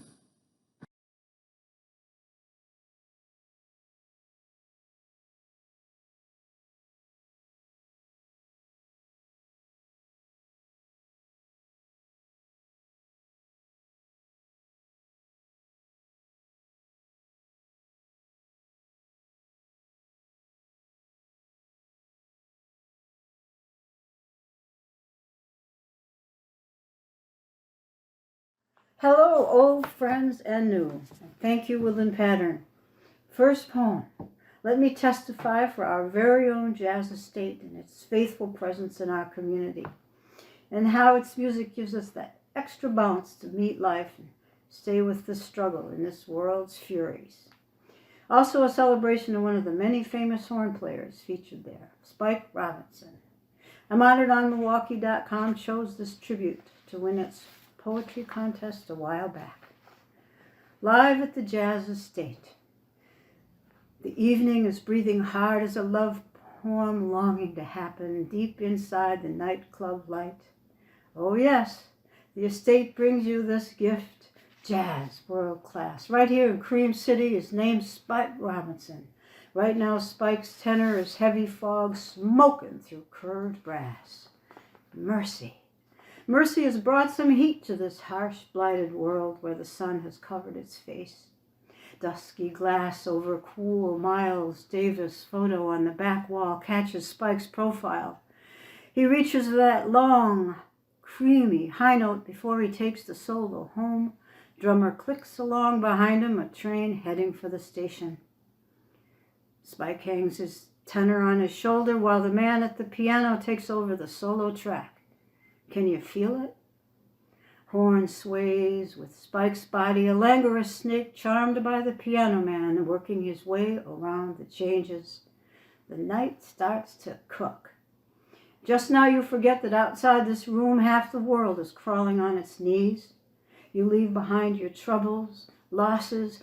You check the blood streaming down the face of the earth at the door. A guy at the next table lets one of Spike's riffs ring in. Oh, yeah. Deep from within you whisper, that's right, brother. Your soul sways closer to the someone beside you who's your beloved dearly. And earlier, weren't you lost together within the homey mundane? Tonight you snatched dinner so fast it was illegal, like stealing lipstick from dime stores.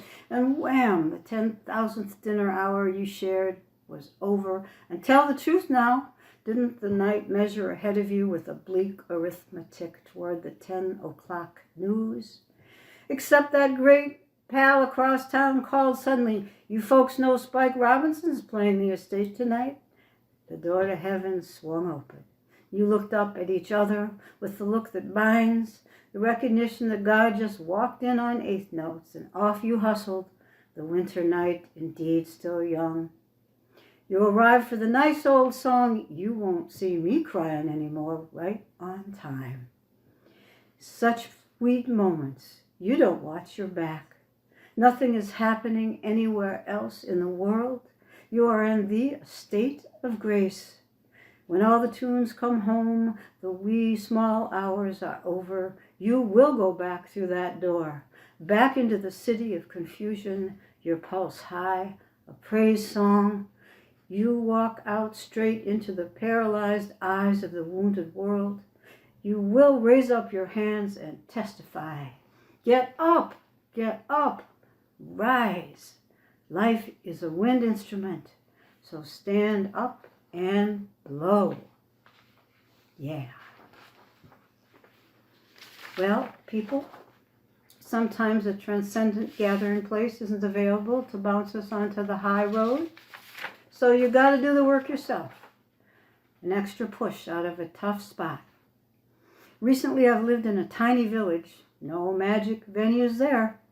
So I'll close with a small town tradition that uplifts. Everybody waves. Everybody waves in our small village as we pass by each other along the road, even on snow-driven, blustery days. And briefly we're on the same page, friends, kin, community. What if we all generously extended this gracious moment to our estrangements, those we've dismissed, possibly stretch across the divide to our friend we've ghosted, family we shun? One more nudge to open the door we slammed and those we feel betrayed us. Come on, let's jump into the small town truck trapped in the frozen part of our soul, shift into a new gear and hit the road. Surrender ourselves to at least one more gracious wave at the passerby who once we held so close in our heart. Thank you.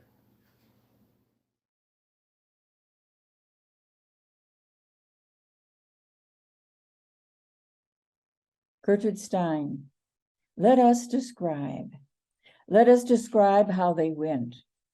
It was a very windy night, and the road, although in excellent condition and extremely well graded, has many turnings, and although the curves are not sharp, the rise is considerable.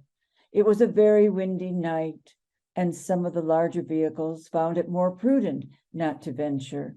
In consequence, some of those who had planned to go were unable to do so.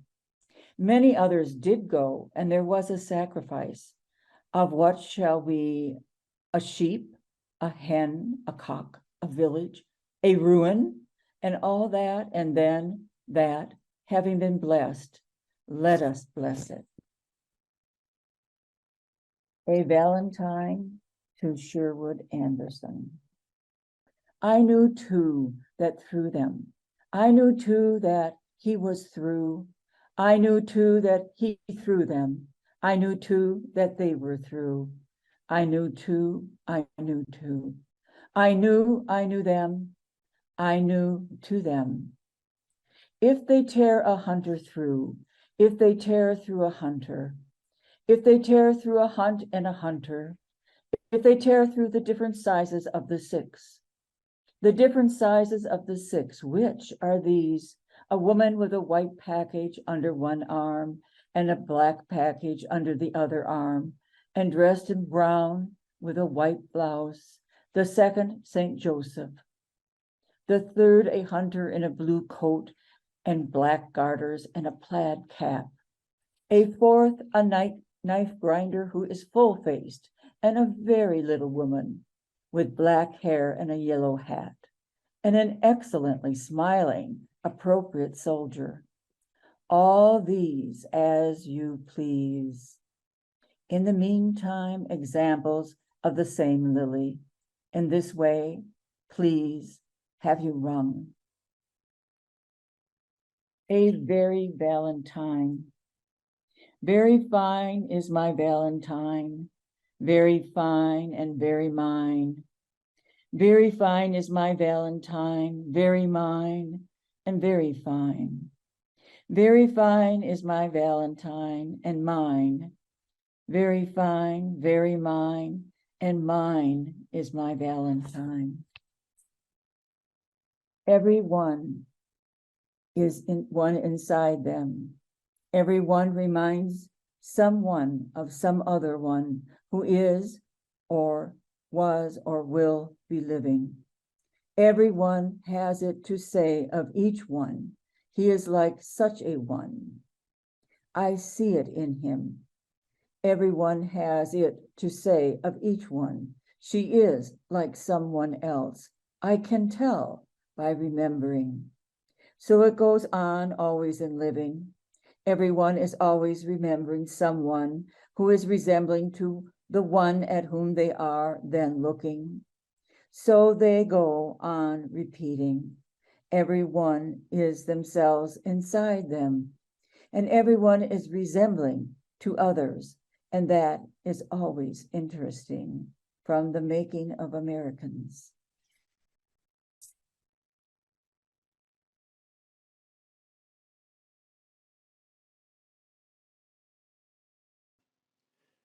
Do the trees still speak? Can the trees still hear? Each green private pause acting solitary hold upon selected refraction patient contumely. The scene encapsulated by four walls, and this space from which to be. Specters don't touch, and their fingers don't haunt our plates, but you, she stops to see, understood this narrative of rocky circumstance, spying lobsters trudging along the open floor to contemplating their own stasis underseen. How long do they live? I knew once knowledge long faded to an archaic glow of someone who'd have grasped that fact, but like all age and finality structure, the prongs don't matter, merely that the stop will felt at some point. All is a minute mixture of pause and response. What the trees are or were have fallen to fade to that color of a dress hazarded by a memory one feels more than calls. Evergreens, oaks, spruces, and willows, prophets stooped and now spotted apples. All these are mere figments of dust and trudging. Beyond that there's not much for a visit, though I've heard stories of gold and chocolate. Does the green act? Can these dry trees live? Once that was known. Contempt for trees meant that their presence inflicted provoking reaction that wasn't ours. Not ours, but mine, as the fractured whispers breathed by rock came back restanding the mantle feather-flamed and the rabbit glow of the blood-gold sun between kidneys. Growth spoke through the stable witness. Yet unmoved was the day, typical for such dappled insignia of bright fingers clutching rain. Told to come and stay, I packed my liver in a suitcase and installed my teeth. Eyelids didn't close, but the fear was different. Then, blasted stranger upon Babylon, I stood upon the Odyssean shelf, mapping the lone and level seas, slouching toward and away.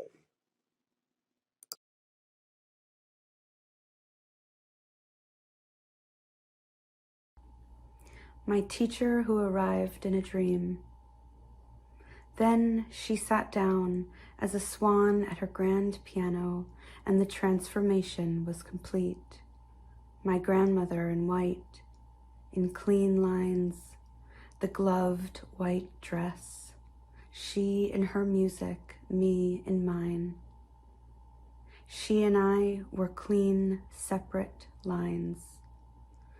I watched her assured hands on keys, listened to her music that when storm-like didn't frighten me. She knew the surrender in the storm. She could no longer see me, and in this way was clear-eyed. A pause as her hands were white doves in air. Will you teach me? I began to ask. Hands fell back toward ivory, so I fell silent. She would let me know when she was ready. I felt the peace of each annual honesty petal that in their vase thrilled as she played. Changing bag. In high school, my mother taught me to reach my arms down the sleeves of the long black bag with only my hands for guides.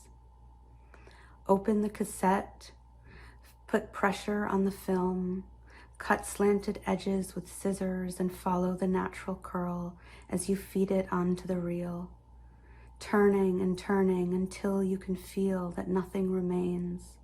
Cut the end of the film from the spool, fit it onto the rod, move it inside the tank where the chemicals ready it for transformation. Free your arms. How will I know, I thought, while reaching my arms down the mouths of snakes, by which I meant how to finally stop feeling so afraid. You won't, I imagine her saying, not at first. Any mutation, worthy and true, begins in the dark. How tempting to imagine we shed our fear, me and my mother, right then and there, like the snake who sheds her skin when she's outgrown it. With blurred vision, eyes bluing over, she begins. In college, there was a dark room. I imagine it's gone by now. I used it once or twice. If imagination backwards can be called memory, I remember taking a photo one year of me and my mother on Thanksgiving break, setting up the tripod just as she taught me, laughing as the self-timer waited for me to run back to the Japanese maple, drenched in red this time of year. Several months later, I returned to the dark room, placed a negative image in the enlarger, chose the size I desired, processed the negative on light-sensitive paper until it became a positive image, bathed us in the holy water, turned one silver to another, beheld the transmogrification in ruby light, two faces rising toward exposure. Mikveh. I emerged from my mother inside the call, armor of amnion, easing entry, beholding the wild seascape from a glass-bottomed boat. It is only here in these waters, in translucence and with strange separateness, from my fluid limbs waving freely underneath me, the way a jellyfish moves through its world, itself a body of water, bell-bodied, always ringing itself beyond, never clinging. That I see I've worn the second skin all my life, that it's poison, and that I've been ready for some time now. Peel away and pour forth into the midwife's fleshy hands. I let her hold me, then let her let me go into the mangrove's tangle.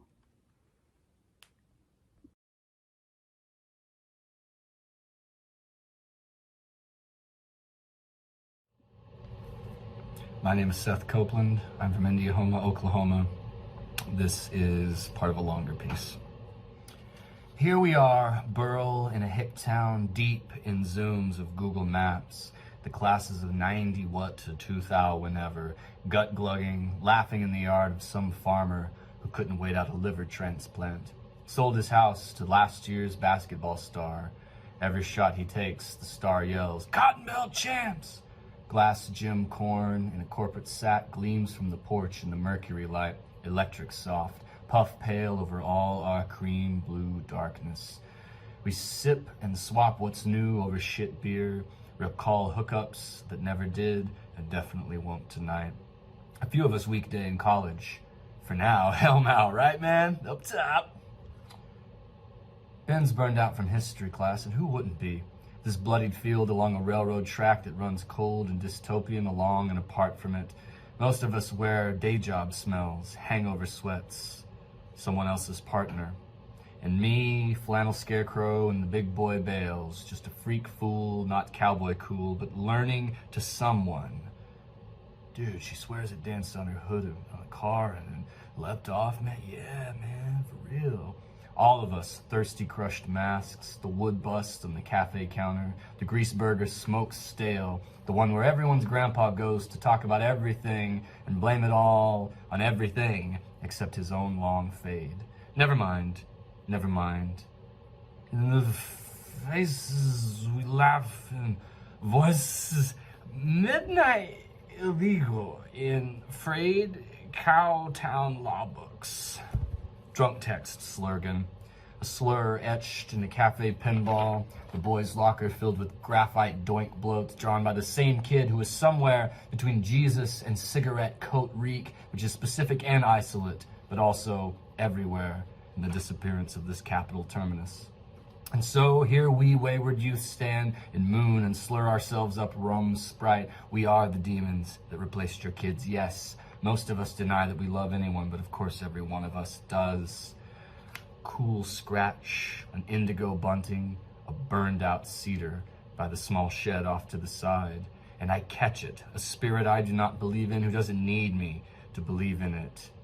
And then I catch it in his eyes, a dream of what this place won't let us be with each other. Leering the moon's outskirt light, a cow skull on a kitchen wall, dead in the mask, but waiting resurrection. Stall-gapped, talk drunk, yeah, man, bro, dude, you know the codes, come on, back to it, we're getting into it, bro, we're getting into it, fuck, what is he saying, his eyes, by the septic tank, they're still talking about some cryptids dancing on people's cars, the escape of whatever great movie is happening somewhere else, always somewhere else, reminds us that everything real and sweet must be somewhere else, and not in old names, like Manitou, Kanawha, Altus, Okmulgee, Tishomingo, Chickasha, Ada, Okarche, Pawhuska, Lahoma, Miami, spelled Miami, said Miami, El Dorado, in the boons, some city of gold, for this spit of red dirt, rumors of beauty where we aren't, grainy transmissions barely leaking into the what the fuck the hell that is really the shit, and we dance, dance, dance as if fields drooled blood, as if all Baptists lapsed. They do, we do not stop. And some other yonder, liquor vespers, beech nut, two cousins rolling in gravel fighting after one tries to roll a joint with a Bible page. Thank you.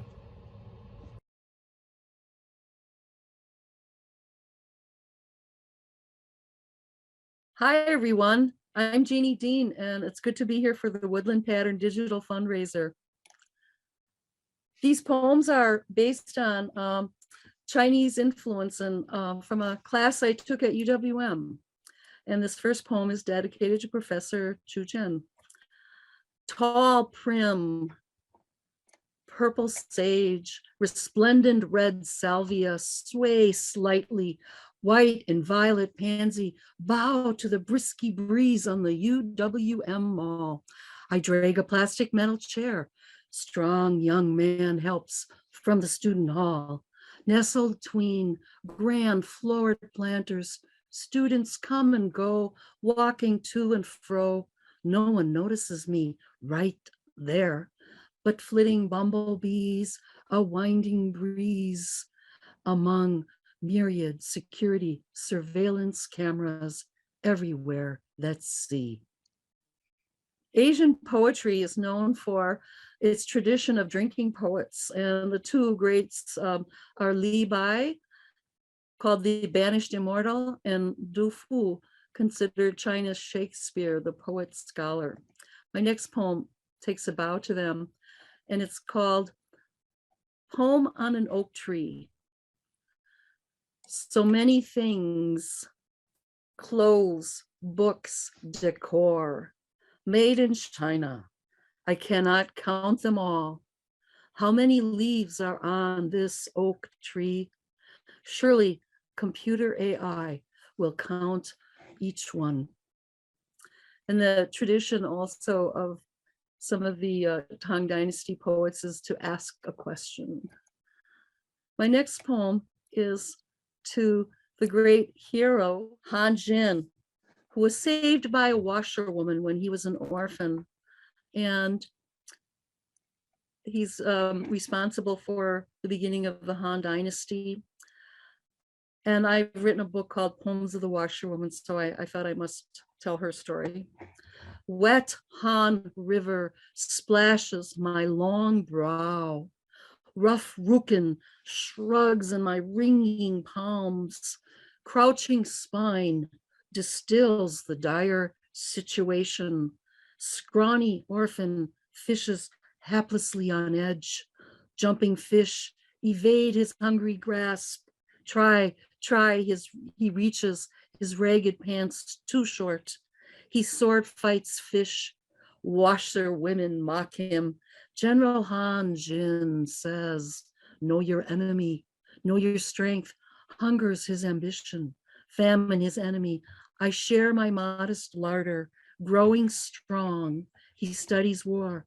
I was surprised when great King Chu, Han Jin, rode his war horse back and rewards my goodness, 1,000 gold coins.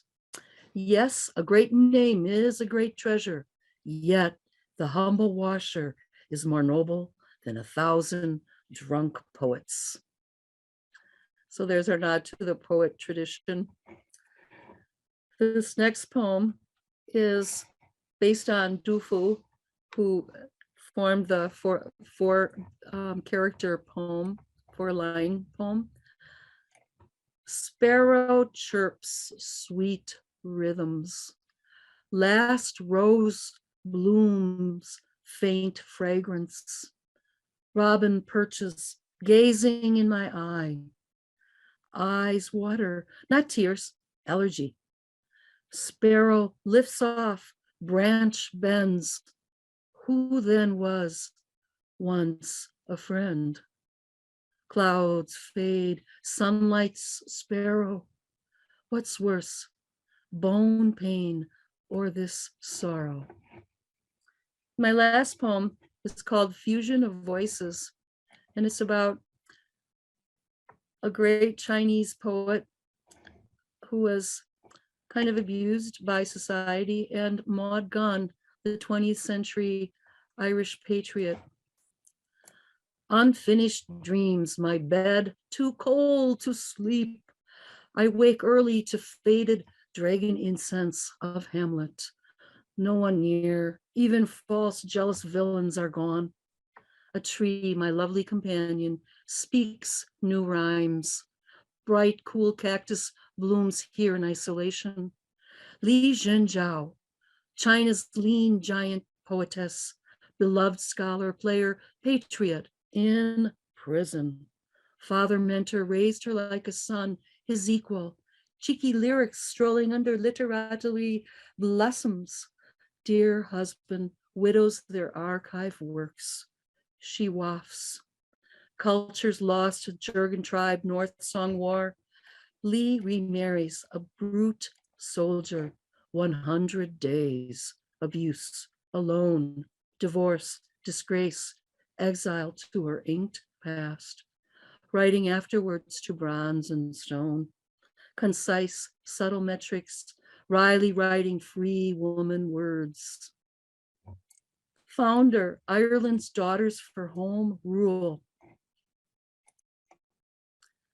W.B. Yeats' muse, mystic partner, patriot patron, towering, winsome actress, leads Yeats' activist path. Secret life, love, Paris, a waif, she loses her son there. Merry soldier, Major McBride, Easter uprising hero, drinks, rapes, 1,000 roughly days, divorce, disgrace. Dublin shuts her Catholic doors, puts Maud to jail. McBride martyred. Son Sean defends IRA politicos. Maud rallies all. Food for orphans, free Ireland. Li Jingzhao and Maud Gunn, grand titans of their time, wise women 900 years and continents apart, rich, cultured, free when women do not speak, unfettered by gender, yet each one disgraced by rebuking a brute husband, shunned, not silenced.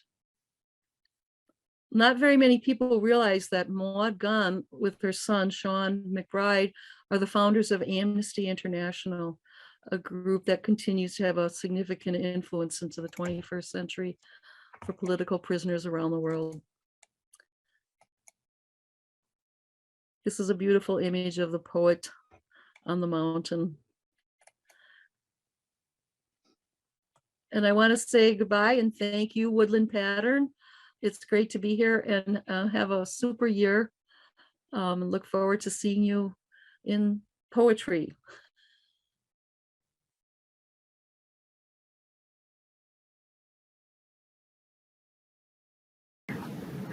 Hi, my name is Jessica Drake Thomas, and I will be reading a selection of poems from my forthcoming collection, Bad Omens, which will be available in January of 2023.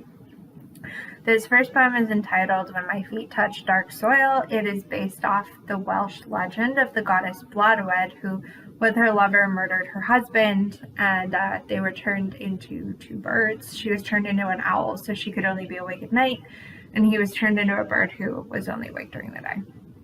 So, when my feet touch dark soil. Flowers sprang up. Why does the sight of meadowsweet make me sad?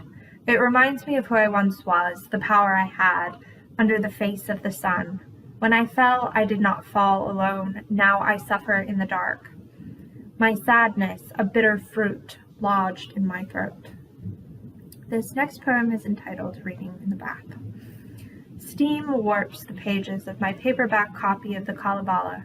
I'm flushed pink, skin smoldering, hair curling over my shoulder blades, high mountains.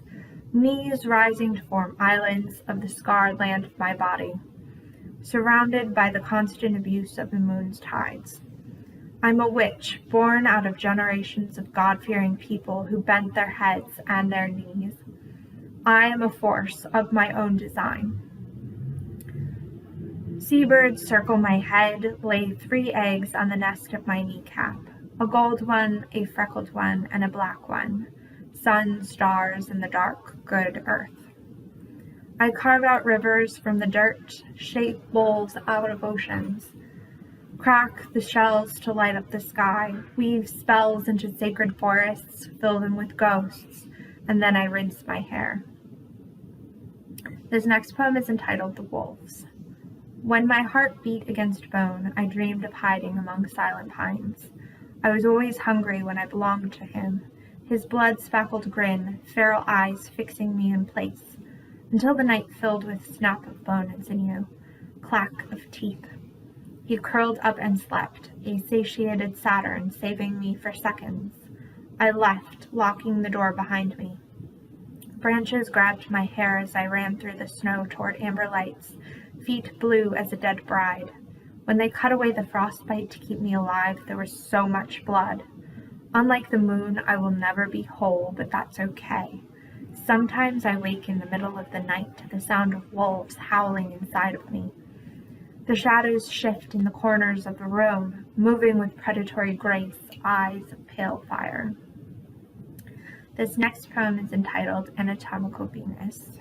He likes a woman who's pale and pliant as wax. She lays back, Cupid's bow lips closed in perfect, gentle repose, real golden locks in perfect waves spilling across the silk pillow. Pearls at her neck, eyes glazed blue.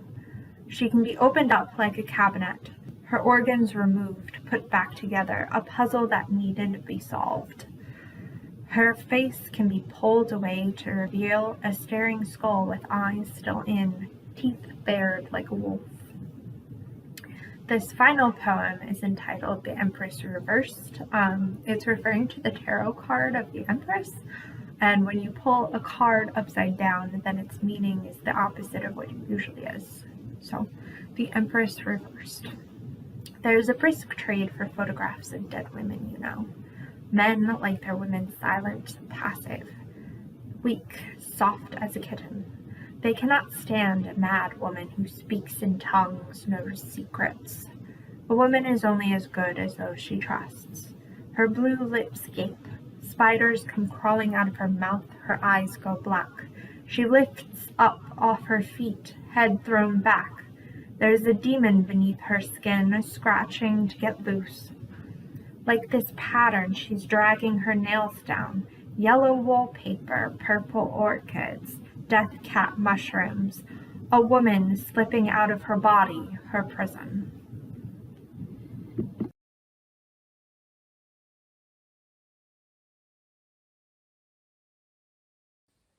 I'm Catherine Young. I live, farm, and write in Richland County in the Driftless area of Wisconsin, and I'll be reading 3 poems from this collection, Geosmin. Winter-laced love song. Like a snowshoe's golden ash heartwood, lashed and woven with heart sinew, I will bear you through the fiercest storms, carve a path through many winters' histories. Let me bend my shape to yours, flexible in long journeys.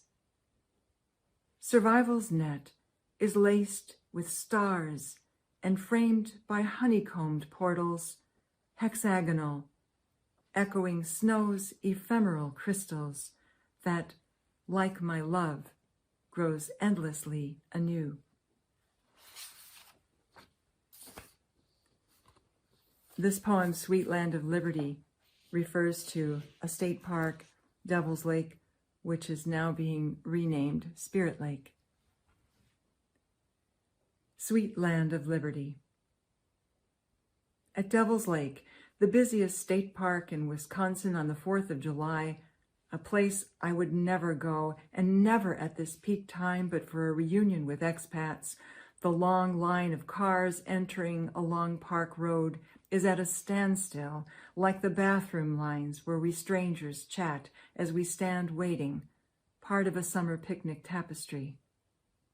Clusters of families dot the beach lawn in shade and sun, grilling a million meals.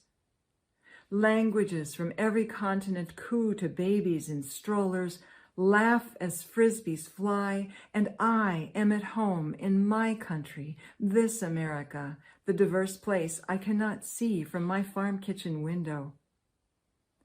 High above the lake, I trudge the rocky trails.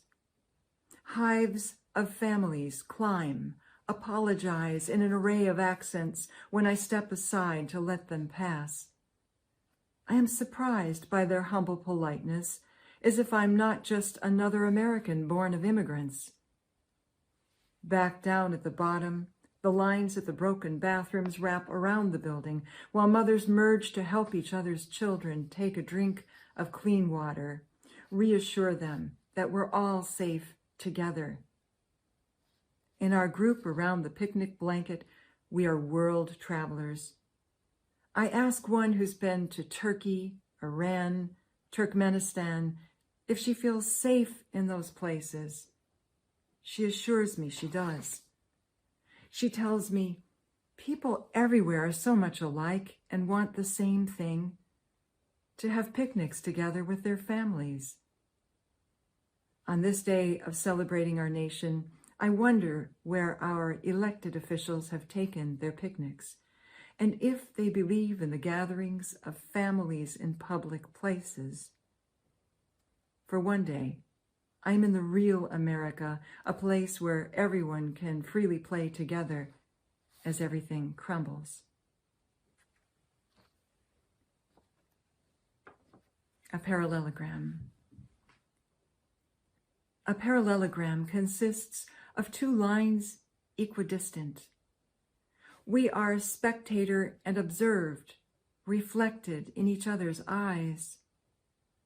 When you wake, I sleep beneath skies charted in an ever-expanding universe on a globe of lines and crossings, and I wonder what grid I must cross to reach you in Iraq, Afghanistan, Syria, or at which degree of longing your heart beats. The world is divided, the sky a satellite net of impulses, but stars still shine like diamonds. I could tell you that winter here is cold and gray, and you could say that sand is brown, but it's not. In each crystal of silica or frozen drop of water, prisms lie within. We are composed of rainbows arching across horizons, reaching beyond rectangles and maps. Come to my desert. We could wait for melt, share cups of mint tea, and recall all lines are imaginary, all geometry, all plans, just ideas. Look instead to the trees. Like rivers, like our capillaries, they root and branch, knitting the heart of light and dark into curves of longing. Thank you, Woodland Pattern, for allowing us, for helping us voice our words.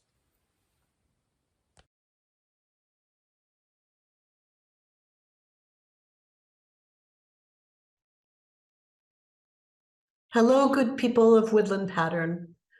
Thank you for hosting the marathon and keeping this amazing parade of voices going for so many years. This year, I'd like to offer a poem I'd read before in Milwaukee at an Earth Poets gathering at the Urban Ecology Center. I'm often drawn to the sounds of words, and this poem is centered on 8 words. It's a poem in 8 movements. The words are anemochory, hydrochory, parachory, zoochory, epizoochory, endozoochory, myrmecochory, and ornithochory. Here we go. On the dispersal of seeds by various agencies. 1. Anemochory by wind. It takes time to prepare for a voyage by air, to grow wings, plumes, or a keel that can sail a breeze. Time to change metabolism, switch to a more ethereal fuel, cast off all excess, dry out a little more, learn new words like dehiss. 2. Hydrochory by water. This way requires a thick skin, a hull more than a husk, also an ability to tumble, to withstand tumult, torrent, flow, let it happen, let it go. You'll want not the swift limbs of a swimmer, but a round trust that immersion will get you there. 3. Parachory by gravity alone. This requires weight and willingness to plummet, a resistance to flight, loft, lift, and all the upward forces. It's a commitment to the vertical, aligned with the center of the earth, a trajectory attained by a surrender, not aim. 4. Zoochory by animals. This is impossible without a familiar other. one who will carry you to a different place where the soil and light may be just right, where the absence of competition might provide an avenue to maturity. 5. Epizoochory, in the fur of animals. This depends on a certain kind of bond, stickiness or prickly barbs that can lodge in a forest of hairs on one whose own power and hunger will bring you to a place you might never have come to. 6. Endozoochory, through the guts of animals. This is a dark journey and a moist one, acidic and closed, anaerobic, so be prepared with a hard surface or other kind of imperviousness to forces that release fertility. 7. Myrmecochory, by ants. For this, you must allow yourself to be hefted by a core of bodies acting as one, bumped along on their segmented backs, a locomotive to who knows where. You may be precious cargo, a hobo, or a gift to the queen. 8. Ornithochory, by birds. Ready or not, they will come for you and your kind. The coming might be sensed first as a shadow, then a wobbling of the stalk, then the breaking open of your only protection. Consumed or scattered, your matter moves on. Thank you.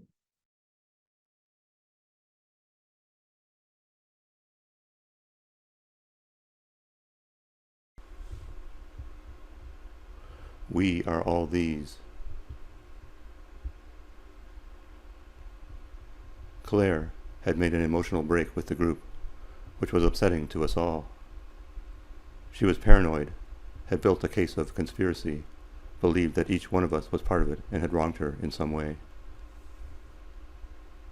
The main focus of her anger was, of course, Rebecca. Claire was convinced someone had slept with her. A betrayal that was personal, but also part of a large web of complicity. Maybe she was right.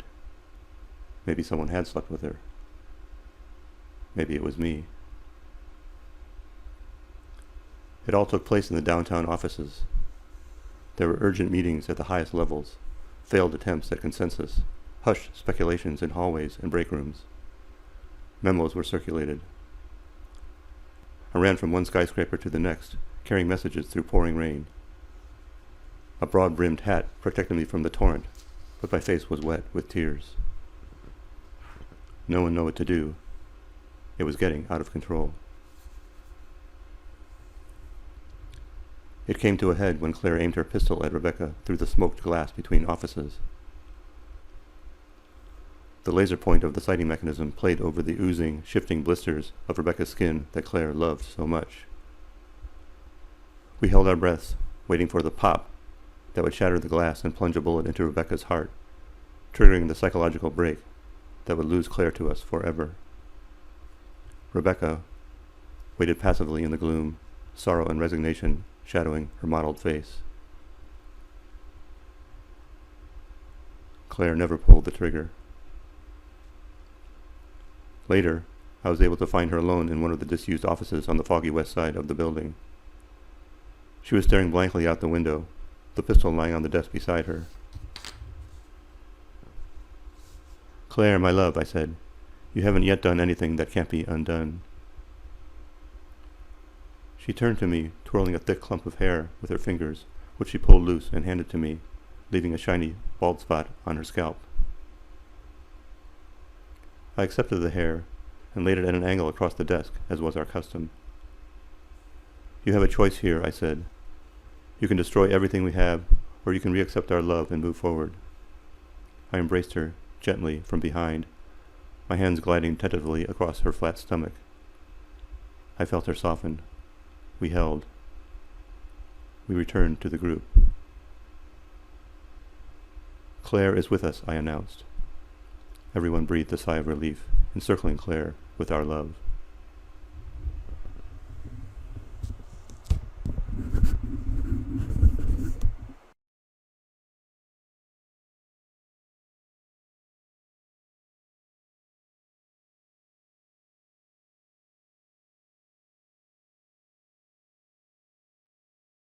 Hi, I'm Josie Hines, and the title of my poem is I Am Sorry for Your Loss.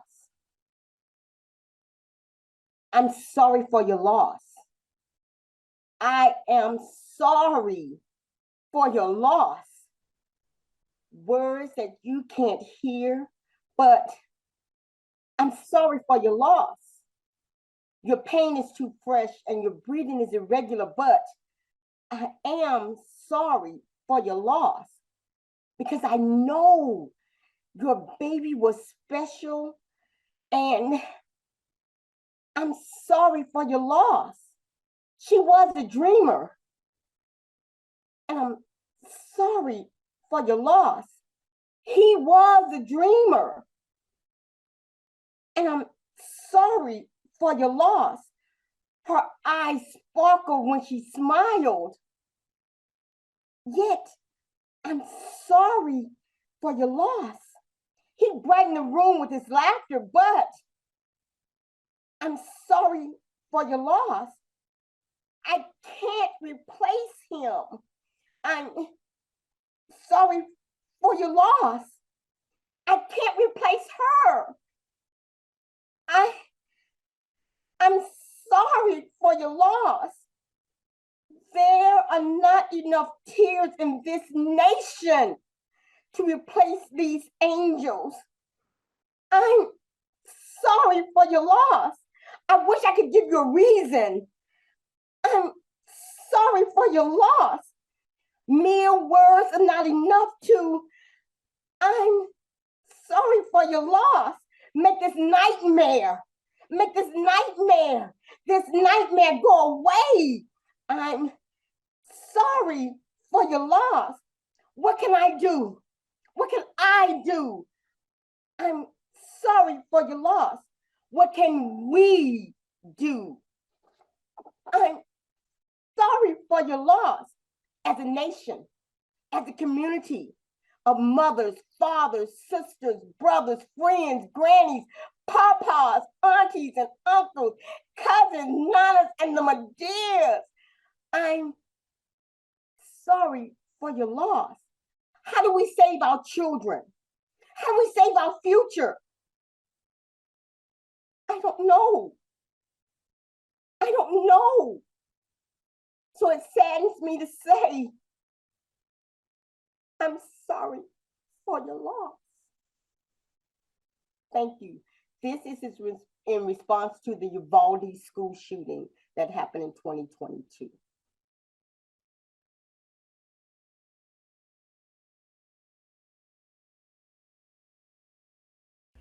I'm Brad Vogler, and I'm going to be reading from a book called Quietly Between, which was recently published by Viewing Space.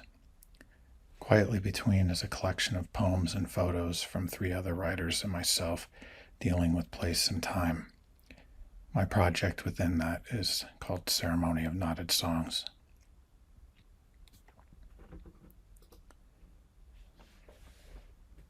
Mother left a letter of naming, home, tree, sassafras, here, ash, for you, walking, unsettled leaf at the river lip, loosed, quietly, lost on its way, away. I keep going back, here, there, now, then, now, home, mountain, lake, space sounds a variant, mountain lake, home. Sister's photo, winter tree farm. The angle complicates, still, thin rows, busy and blur, of, in, black and white. Thin and busy, still, in blur of, tree, tree, tree, tree, untangled in repetition. This season's field, remembered, next season, repeat. River lap, unlike lake reach and recede. Winter geese call and rise. Morning moon. What I hear, see, grows to clearing.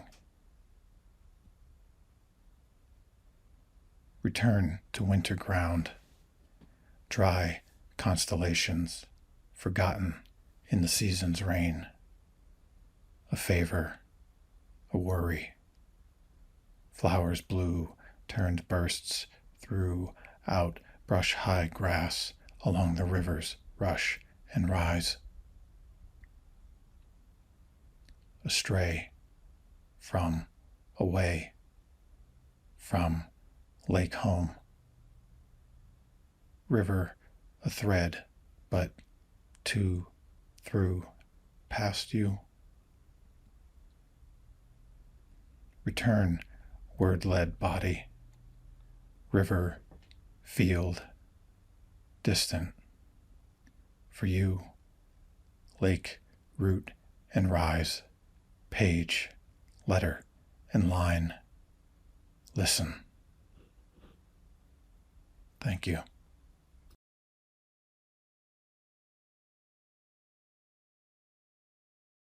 Hello, I'm Jean Tobin. I'll be reading 3 of the 8 poems in my series Modern Women from Then and Now. 2 of these are sonnets.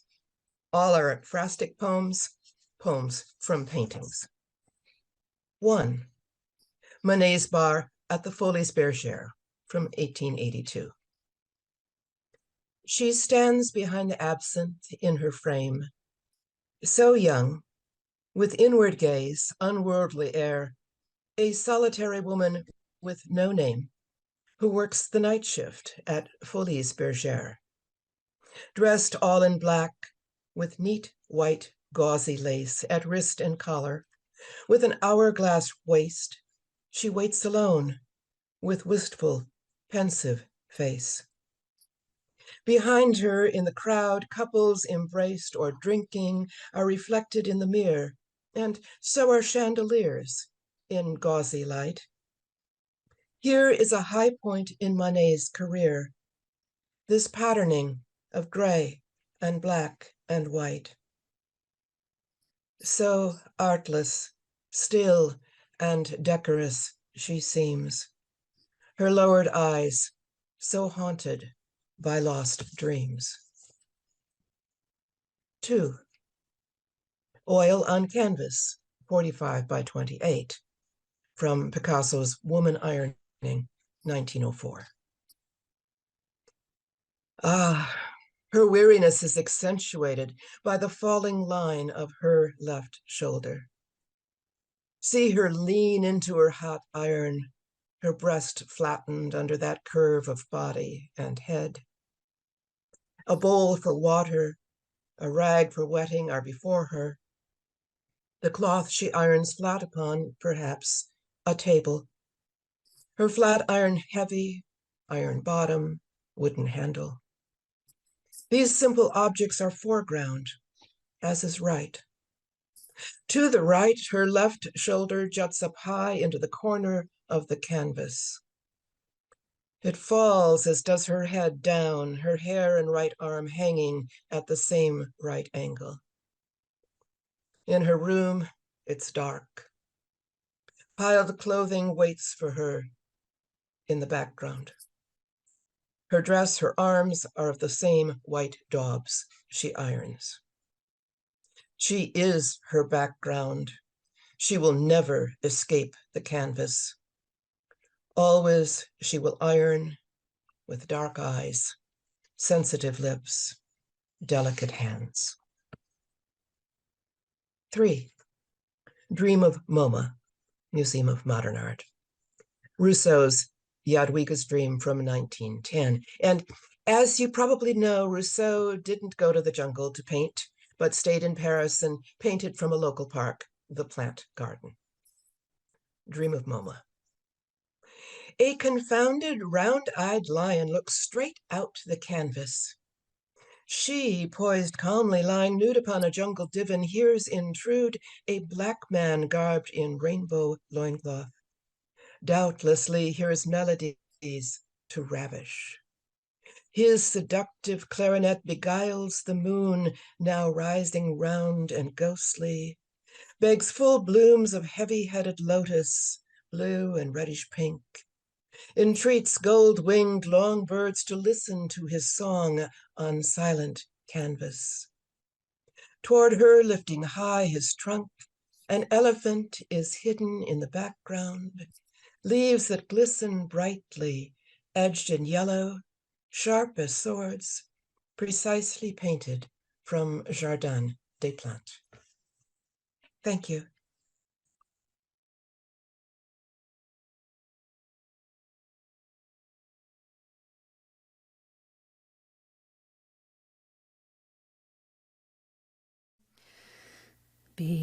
Believing before farewells, as if parting were always behind you.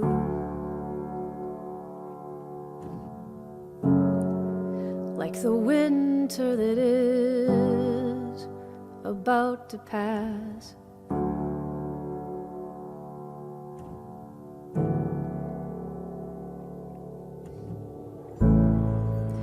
Beneath all winters, there is one winter so endless that only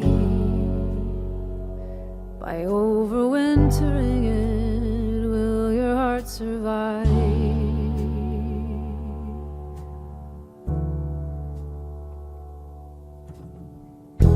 Be dead forever in your idiocy, rise singing, rise praising, go back to the place of poetry. Here among the shades in the diminishing realm, be as a resonant glass, already shattered as it sings.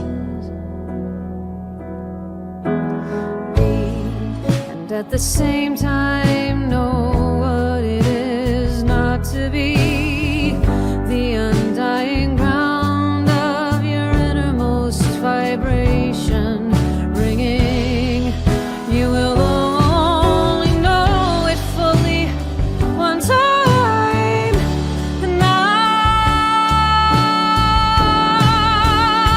in the used up and the spent and the muffled and the mute reserve of plentiful nature with its unspeakable sums. Count yourself joyfully added and abolished the number.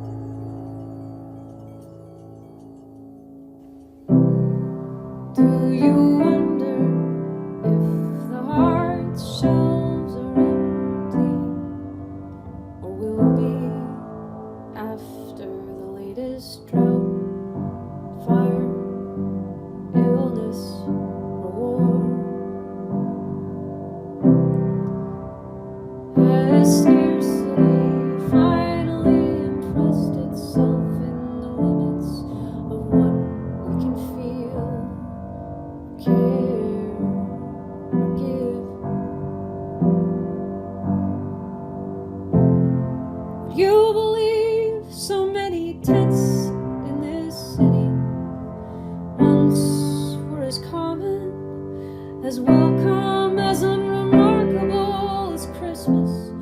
What would satisfy our impoverished ideas of wealth that have no sense of the sacred life of children who thrive in the free roaming of woodland and streams without our pity or concern for how injury might happen? Why would you love anything less? This uncertain, unfinished, slapdash, slipshod, amateur approach to every new day. This jack pine sonnet hanging on to a cliff for life.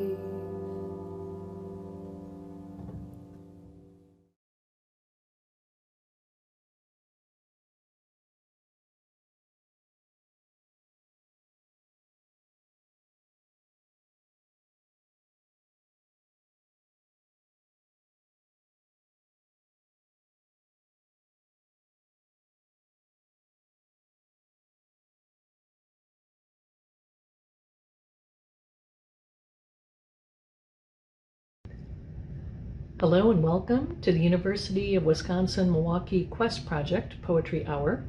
I'm Dana Alexander Coletta, the Director of Quest Project, which is a middle and high school serving pre-college program based at UWM. I'm also the Youth Program Coordinator for the UWM Writing Project, and I'll be joined later in the hour by my UWM Writing Project colleagues as well. First and foremost, please take a moment to support Woodland Pattern's numerous youth serving programs, as well as the inaugural Milwaukee Youth Poet Laureate Initiative. Dasha has long been an ally and advocate for our pre-college programs at UWM and has certainly influenced me and other educators across the city in our support of current and future poets. Her heart really pulses deep in this Milwaukee youth poet culture, so support, big or small, of any of these initiatives, and of course any of Woodland Pattern's marvelous initiatives is welcome. I think it's important we hold space for these, our Milwaukee youth voice, and listening to our young poets' messages will certainly inform our own way forward. And they truly know what's up, basically. So a special thank you to all of the staff at Woodland Pattern, a shout out to board members Nikisha Roberts-Washington and Eric C.K. Ledesma. They have inspired and worked with our Quest Project students in current and past collaborations. And Woodland Pattern truly walks the walk in terms of board and staff who are reflective of all of the wonderful elements of their mission. To Laura, Jenny, Mike, Marla, Antonio, Alexa, thank you all for all that you've done to support not only this hour, but the many, many hours of the behind the scenes work that went into this fabulous event. You truly are a special group of devoted individuals. This hour is one in two parts.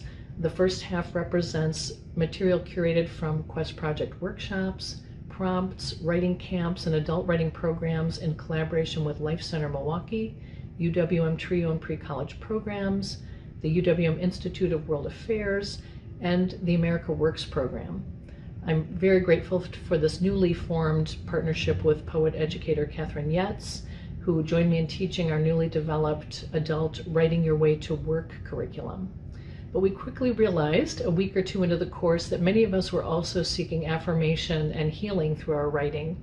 Our workshop title evolved from Writing My Way to Work to Writing My Way to Work and Purpose.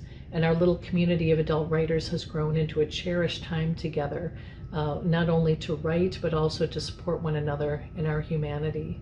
We've bared our souls, we've shed some tears these last few months, and I think we were all a little sad when our sessions drew to a close, and that's when we realized that our weekly classes had grown into something much bigger and more consequential for us. I'm not going to lie, we tore off some scabs, we really faced some personal demons, but more importantly, we wrote and drummed and rapped towards some hopefulness and healing. Part 1 also includes the voices of pre-college youth participants from Life Center Milwaukee and our middle and high school programs. Special thank you to Teresa Melby at Life Center for developing such a wonderful opportunity to engage with the students there and to welcome them to our UWM campus. Our featured poets today in the first half hour are Trinity Cardine, April L. Holland, Yakira Robinson, Earl Thompson, and Catherine Yetz. Their amazing talent and emotive writing and drumming speaks for itself and is evident in their pieces. Each has had a lasting influence on me and inspired this hour. We invite you to know where we're from and what it means to walk a mile in our shoes. I believe up to about a couple of dozen voices were incorporated into a collaborative poem you'll hear by me later.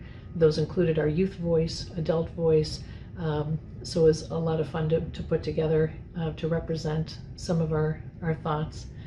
In part 2 of this hour, I joined my UWM Writing Project colleagues Candence Doerr-Stevens, Jenny Hussa, and Michelle Streed in bringing you some pieces of ourselves. As educator writers or teacher consultants in Writing Project lingo, we write alongside our participants in writing activities and prompts, and we will share some of those poems influenced by these interactions. Finally, I'll share a piece inspired by Dasha Kelly Hamilton, our ultra-esteemed Wisconsin Milwaukee Poet Laureate, who has shared so many of her gifts with us as poets, but also with our youth. During the pandemic, in spaces that celebrate diversity and in facing our own adversity, our writing can feel vulnerable and powerful. I appreciate the honesty and beauty in all of the poetry shared here today, and I'm grateful for this space. Thank you and enjoy.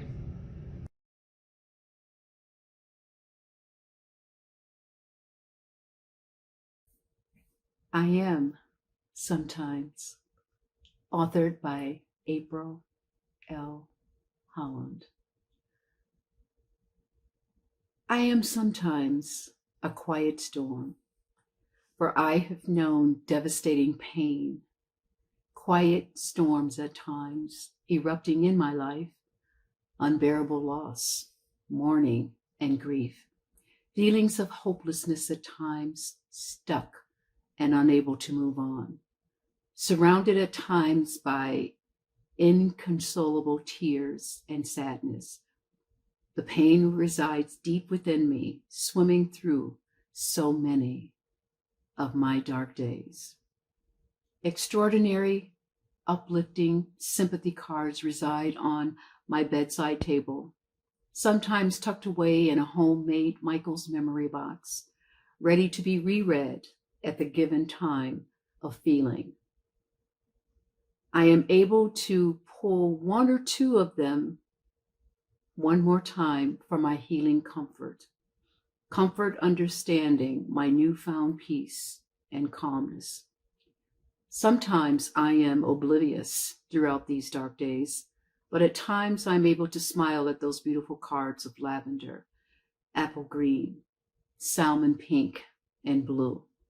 Other times a glossy tear lands upon my already stained cheeks, looking for gentle words that I'm trying to find, words to console my mood of that hour. For you see, through much of my heartache and my tears, I've learned to be strong by God's strength. I've acquired wisdom by leaning on Him during given moments. I've learned the beauty of inner peace and prayer together. I've tasted the sweetness of dark Godiva chocolates sent by caring conversations, and I've embraced all the gentle hugs that cradle my broken spirit. Friends wanting to see me feel better, friends desiring brighter days for my broken soul. For some of the times, I am full of love, a bringer of light, a child of God, and many times enlightened by the voice of God. At other times, I am creative, I am joyful, I am empathetic, I am a giver. And by God's grace, on some days, you will find me healed. I am healed and covered in God's wisdom, and a sense of self-worth coming joyously back to me. And I realize I am an incredible gift from God. I am wonderful, just as I am.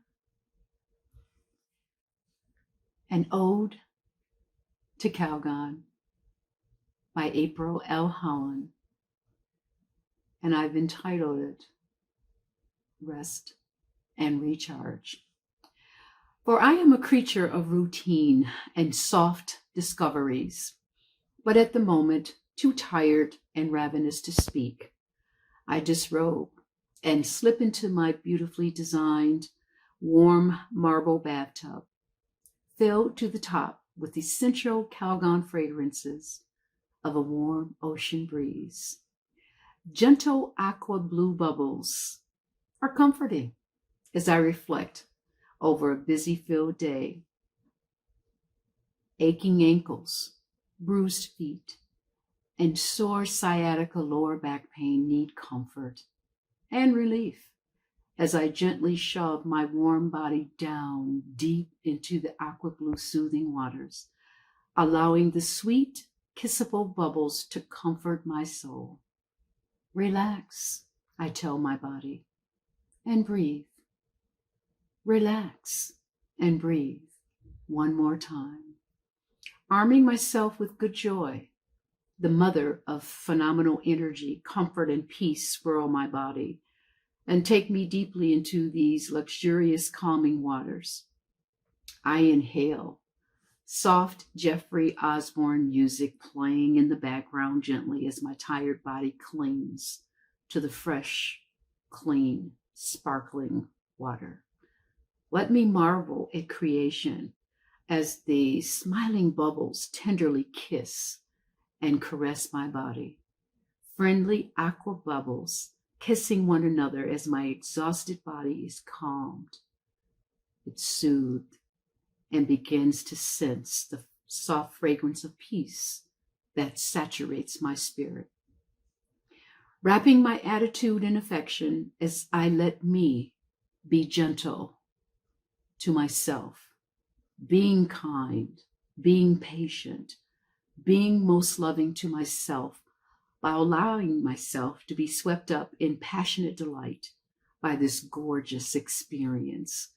These fragrant oil beads that wrap around my body and take me to a different place and time as I listen to the melodious voice of Angela Bofield as she tells me to be sweeter to myself. Whatever my mountain is on this day, fear, anxiety, depression, doubt, or shame, it is far too heavy to weigh down on my spirit and soul as I relish this time of my day. I allow myself to unburden the strife in my life, disconnecting me from all trials and tribulations, imagining the wings that will unfold once this strong back of mine is set free. For I can rely on the sensitive comfort of white glowing candles, wool blankets, hot chocolate, and marshmallows, my warm, cozy chair, all awaiting my fresh, recharged body, allowing me rest and recharge, necessary for me to see all the beauty in me and all other fabulous things in my life.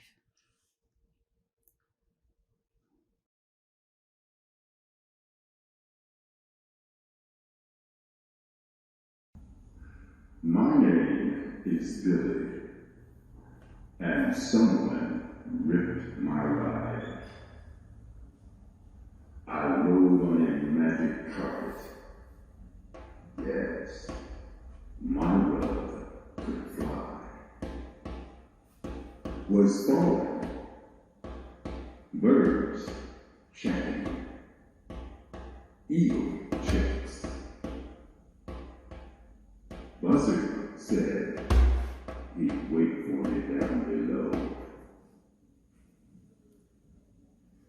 End of story. Billy, he waited, he wanted, wishing, dreaming, and wondering too, keeping his eyes open. Billy, he was looking for you. So many of his kind, stumbling and blind, they lose their way, only for love, and the searching of goes on every day. Billy, he got chilled, away from the phone. He wanted some cover, a sweet love, and was quite alone. Oh, poor lonely Billy, confused to no end, playing pretend, scaling mountains and they upstairs, regardless of which expects you there, reaching for you and grasping air. Billy, knowing love is, but knows not where. I am from Bandit Ties. We've been planning on a little reunion, to rob a few banks, to burn a few stores, skyjack a few planes, kick down a few doors, to make a grand entrance to your sick house room and threaten your doctor that you come home soon, or we'll blast this hospital in order to move. Love your family. Hello, love. With each passing day, sweet thoughts of you without remorse tenderly caress my mind and help me pass the day's time. Oh, love, you with the beauty so pervasive, so ubiquitous, it baffles the heavens, it charges the angels, it shivers my timbers, and it beats all the people. Yes, nearly every time I set my eyes on you, I nearly lost my mind. And I need help. I need a wizard. Even Murre can see. For the very life of me, I still wonder what to do. How do I do whatever it is for the love of you? I am from exploring my world, growing up, the shine on my shoes, rope, twine, cowhide, goatskin, tape, and wood, home cooking. I am from pushing on and pulling up, loving myself, and I am from right now.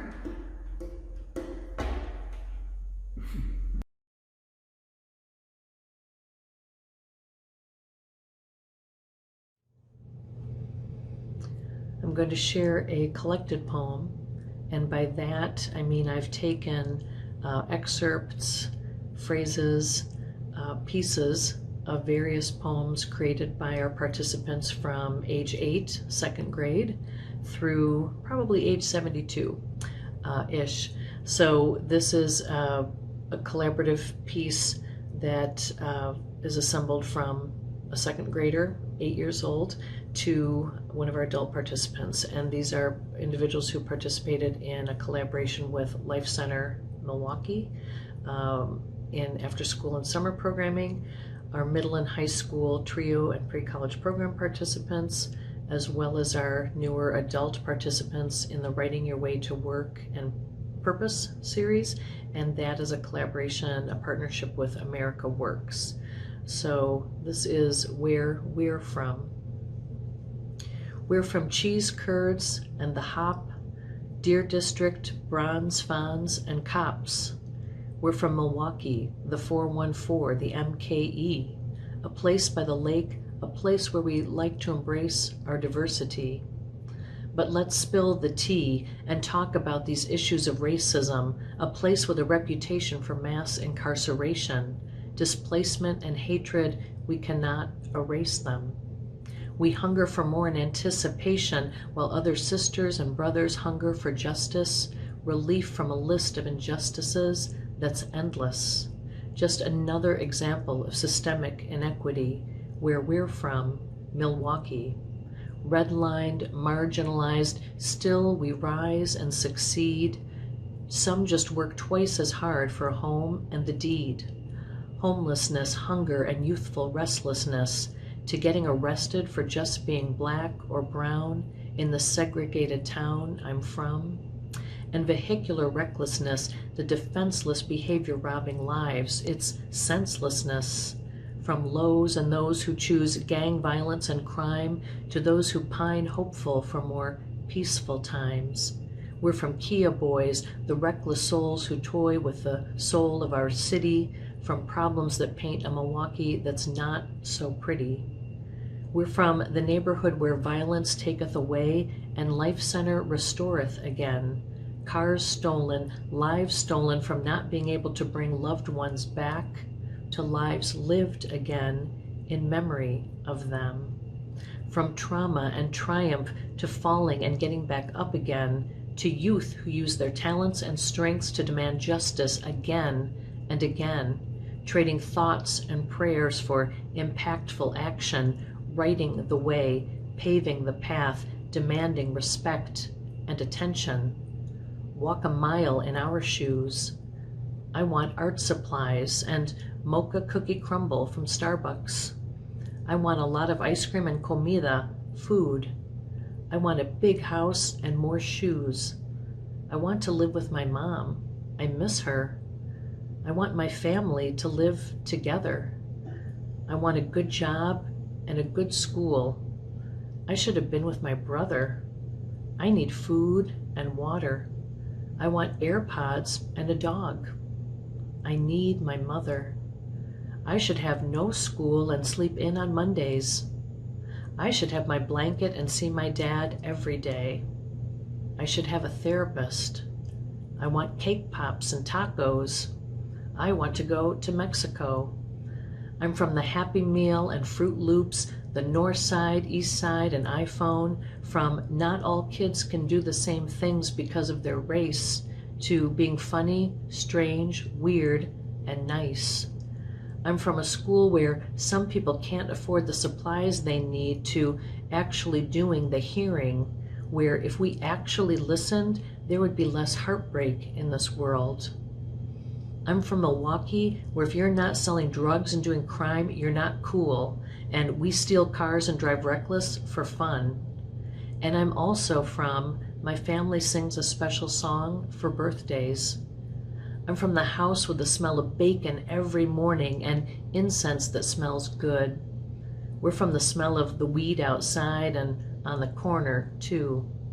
I'm from Story Elementary, cooking, cool waters, and Wisconsin Dells, from Mom telling me to fix my face and chill out.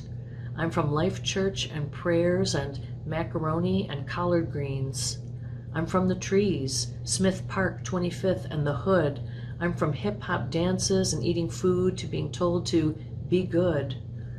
I'm from the loud concerts in Washington Heights that kept me up till midnight, and from the tiger lilies and flowers springing up on the edge of the driveway. I'm from McDonald's food and Jordan shoes, from boxing matches in the yard and barbecues, From cleaning Sunday listening to gospel, bite my nails and condition my hair, to Dad's food is always good and Mom's stuffed shells. I'm from Granny, Godmom, friends, and Mom, and the L-shaped box I put decorations on. We used gel and diamonds and glitter and put sequins on. That was fun because I made it with my Godmom. These are the poems and the voices from the city I'm from. These are the hopes and the dreams of the young. The young at heart are hopeful too. Mentors weave wisdom, preach, praise, and lift others anew. Each one, teach one, reach one. Sacred stories of loss and healing, Marine Corps memories, poetic love letters revealing a Renaissance man. And my mentor, her soul-exposed, soulful prose uprooting, upending trauma. Trauma temporarily tamed, extemporaneously rained through veins primordial. Pain suspended in scribbled beats and lyrical stanzas, colleagues, comrades in arms, armed with pens and pages, agbe gourd and beaded shake away the demons, beatbox a healing sound bath, a healing. Trinity reminds us of the holy three, faith, hope, love, above all else to thine own self be true, walk the valley and face our fears, be love, be you. Yakira tenderly touches nerves, exposes raw emotion, shuns the dark empath, reclaims her personal, devotional. Her imperfect beauty is poetic perfection, mirroring the call for her own self-reflection.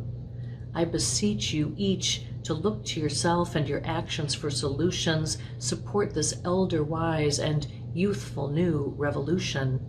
We're from Milwaukee, from Life Center MKE, from a place where America works and we work to express our identities, from Quest Project and a quest to project our best selves in the face of inequities.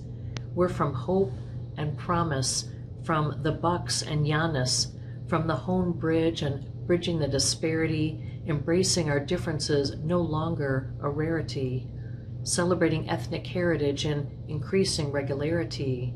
Stop the bullying, pull up for peace, write the common cause, drum the same beat. Through odes, poems, raps, drums, lyrical soliloquy, walk a mile in my shoes and feel empathy. Get to know me, not judge me, accept me and where I'm from. We're from the MKE, free to love, be loved for you, for me, where I can pen the verse that frees me, to resist and overcome, see me. We're from finding purpose, sharing vulnerability, forging community, from respecting the journey, exposing the scars, uplifting in unity. Milwaukee, home to you, home to me, and this precious woodland pattern community.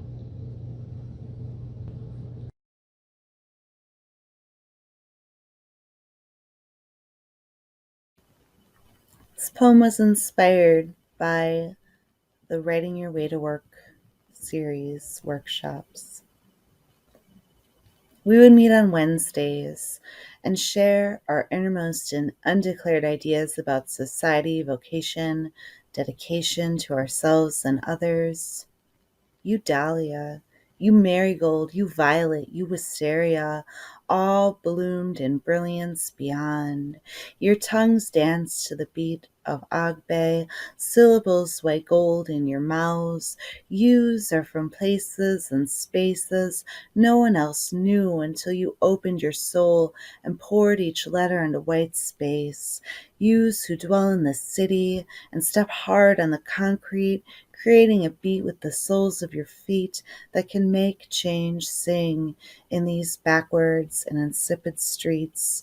Yous are the voices of copper pennies jangling in a jar of hopes of another day. Yous are the way.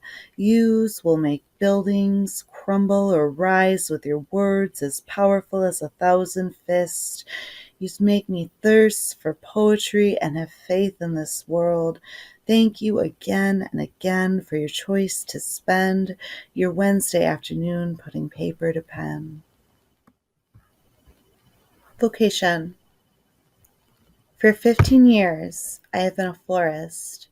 For 3 years, I was a concession stand worker. For less than 6 months, I was a dishwasher. I cut the stems of over 1,000 roses. I served 500 popcorns. I washed a couple dishes.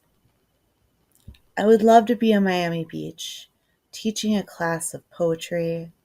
The waves would be filled with similes and metaphors of sea otters and anemones. I would speak out my words into the breeze, and they would wisp through the palm trees.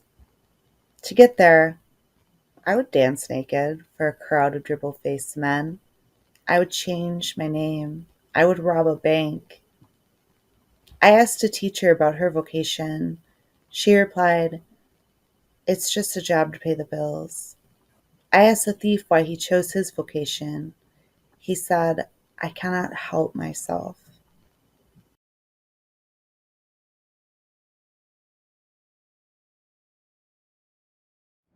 Love, I don't know what you do to me, but I know you make my soul speak. My mind run over mountain peaks. Your smile makes me smile. No more emptiness, fear, shallow tears. No more bones in my body feel weak. I'm here. I'm in your head mentally. My spirit walks all over your love while I make love to you physically. So calm, so nice, real steady. You add speed to my life. Real light, not as heavy. As I continue to let you in, unraveling all of me, you will understand my intentions are made beautifully in your music.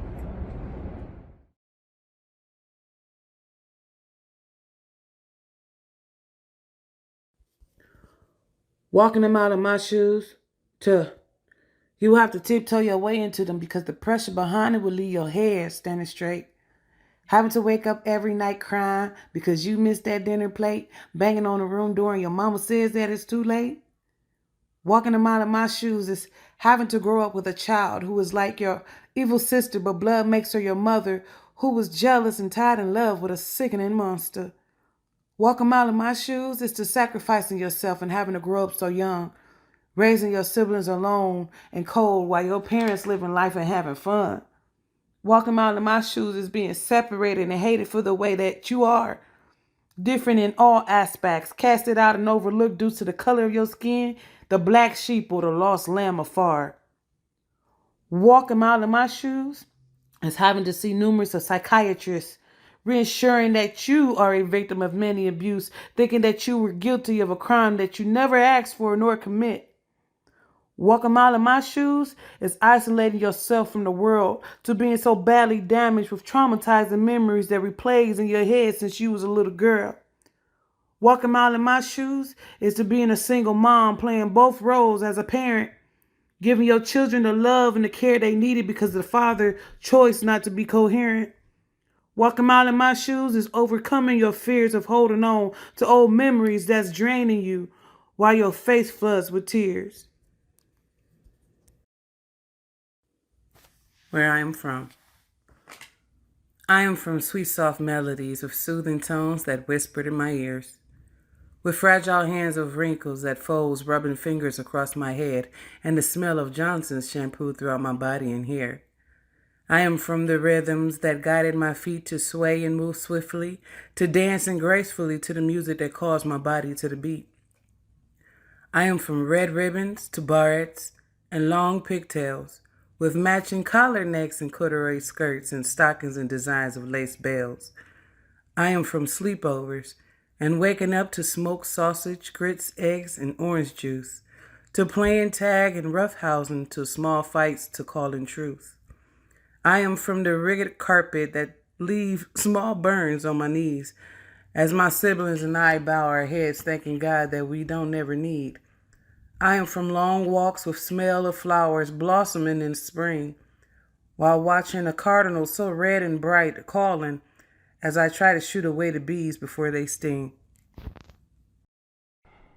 Look within me deep. How far can you see? How far beneath? Behind my gorgeous eyes, what can you see? Beyond an unimaginable world of a brilliant mind, do you see me? Can you hear my cries? Wanting you to free me, but I'm scared of needing you to catch me, so I hide. Within a shell made so beautifully, created uniquely, with broken parts and imperfect beauty.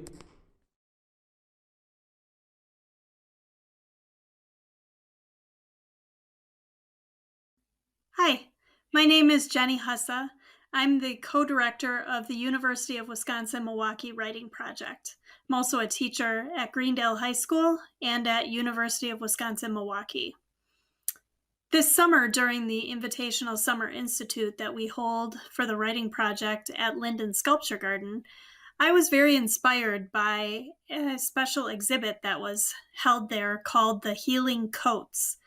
And when you walked into the gallery, there were a variety of coats hanging from the ceiling of the gallery, all different kinds of fabrics, different stitching, different other media that were included. And I thought this was really fascinating, partly because I love to do crafts and, other means of composing besides just through words.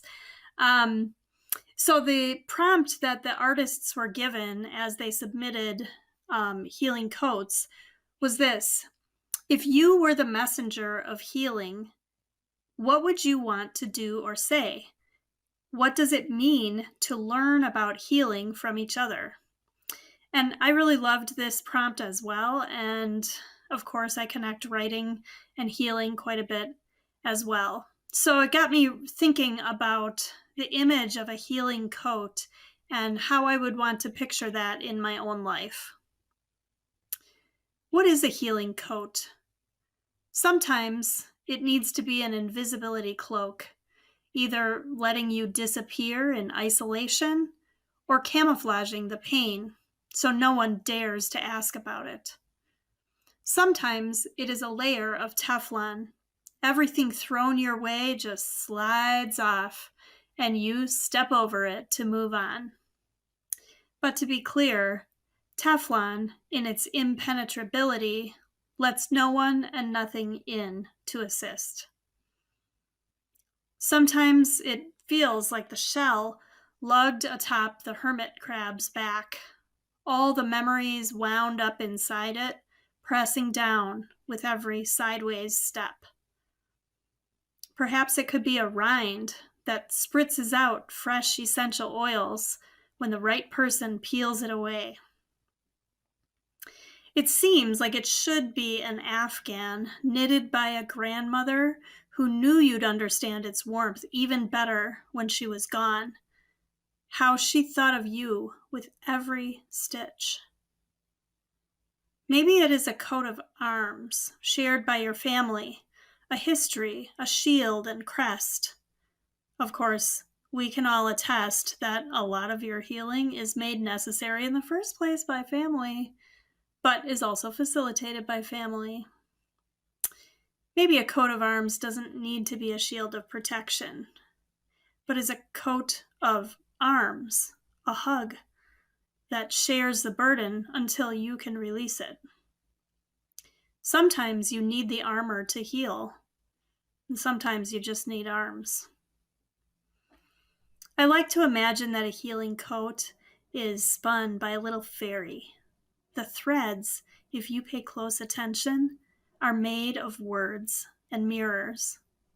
When you wrap this healing coat around you, you learn that the narrative that's been beating you up inside can be turned into affirmation, reclamation. The words remind you of basic truths you somehow never learned, like you are enough, you are inherently worthy, and your voice actually matters. This healing coat seals you up in a magical chrysalis with a gilded seam. Inside it, you grapple with no longer only the toxic thoughts and recycled replay of whatever you are healing from, but with the counterbalance of a new perspective, born with the complexity of paradox. That's when you're ready to split yourself at the seams and emerge. You use your guts to pump new stories upward, lifted by the healing coat's gift of wings.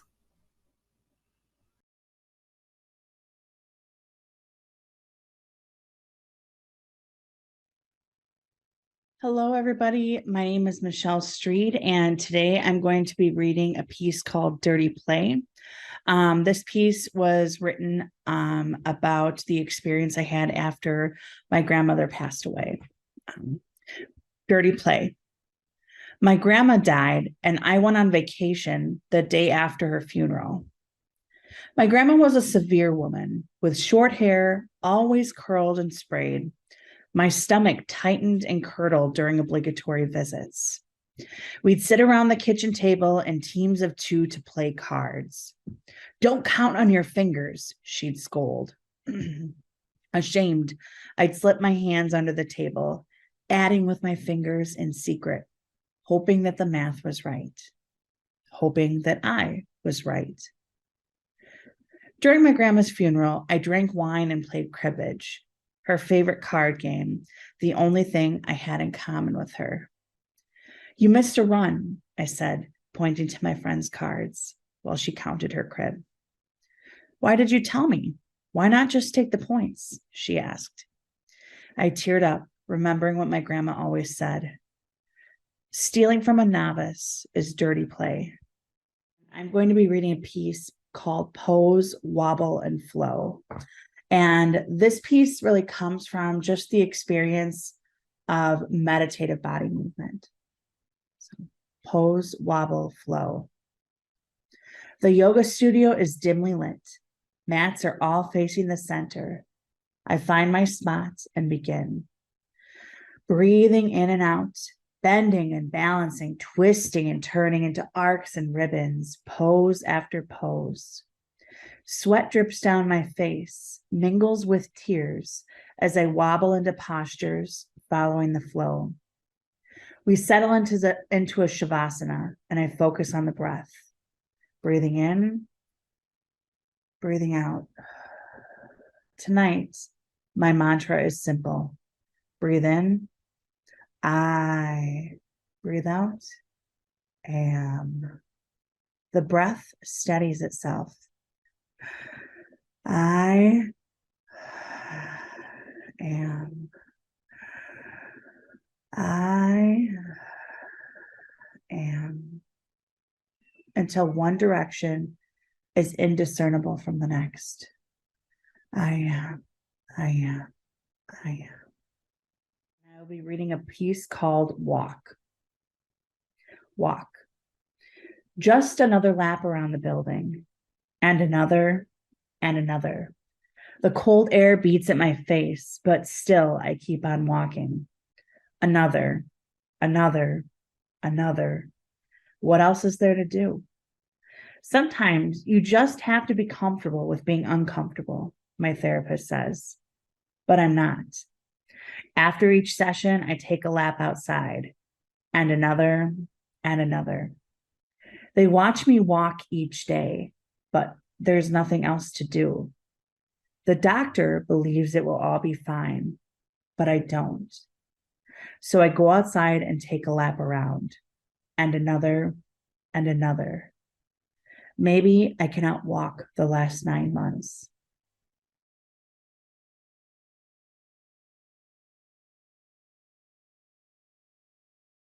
Hello, I am Candace Doerr-Stevens, Director of the University of Wisconsin-Milwaukee Writing Project.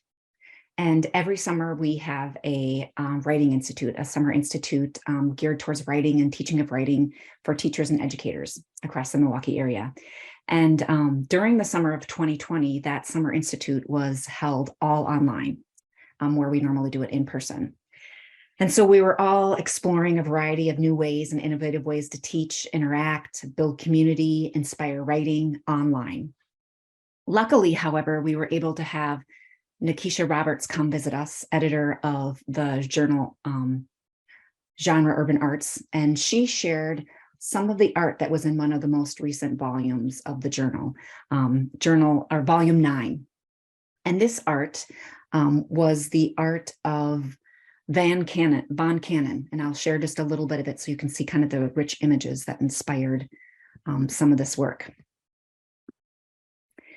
So in this art, you see there's what I took from it was a lot of really rich collage work, multimedia work, and also these faces that have layers and depth of story each in them. And so as a teacher myself of writing and of many different topics and ideas, as a person who is a big gardener, also a person who plays around with collage art, and a mother of 3 boys myself, these collage images just spoke to me in many ways and had a layered impact on me. So that's just a little peek now of those. I encourage you to definitely check out volume 9 of Genre Urban Arts to see more and the beautiful commentary that's written about them as well. So with that, I'll just go ahead and share my poem. A variation on Black Boys Bloom 2, art by Van Cannon. The stem breaches the hard earth, fierce, confident, determined, heralding a beauty. The petals unfurl in the morning dew, well-watered, yet innocent and tender, preserving vulnerability. The prince claims his throne, cerulean, shimmering, variegated, demanding dignity, all the while still swimming in an innocent regality. So thank you for listening to my poem, and thank you to Woodland Pattern for making this space possible.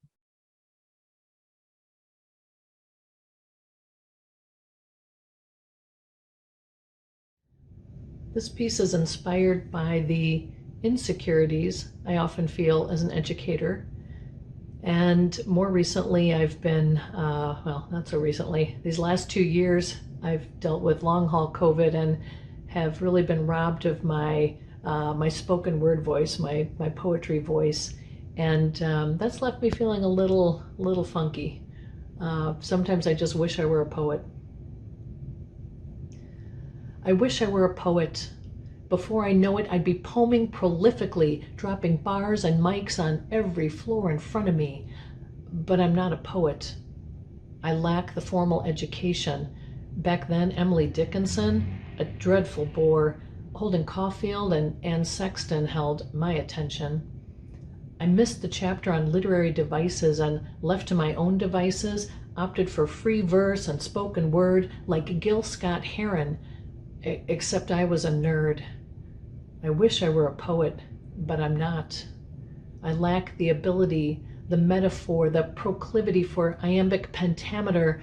People ask, what's the matter with her? She strives for hyperbole, goes over the top seeking simile. But when they come for me, I'll have more bars than the bard's got sonnets, more rhymes in the stable than Aesop's got fables. Still, try as I may not turn the tables on this imposter syndrome. I'll never be a phenome. I'm scarcely even known. I don't leave home much. As such, I'm a pro at prose in the shower. The bar can't get much lower. Maybe I need to enunciate more and speak slower. You see, when I was in 4th grade, I was labeled with a speech impediment. That weighty, invisible label left a 9-year-old girl reticent to read aloud. Until then, I had always been proud of my abilities, my natural talent. Then my psyche was at a stalemate.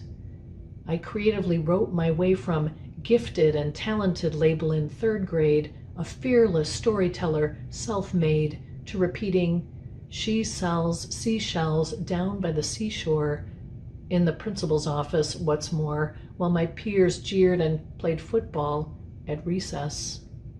The whistling S's were nearly forgotten, buried 45 plus years deep until this rotten pandemic. Now I'm my own worst critic. I analyze my S's in every Zoom meeting. My confidence in dope-ass poetry were fleeting. I wish I were a poet. If my dreams of chapbooks were cash, I'd own it. I'd scribble meaningful prose and clone it. I'd crank the volume on my vernacular and air it If words are oxygen, then I'm hyperbaric. I'd be fantastic in the scholastic ring, dancing around, ducking this imposter thing. Victory has a nice ring to it. I'll box this up and patent it. Come at me, I'll throw deft punches, blacken the eyes of self-doubt that pummel the creative wind out of me.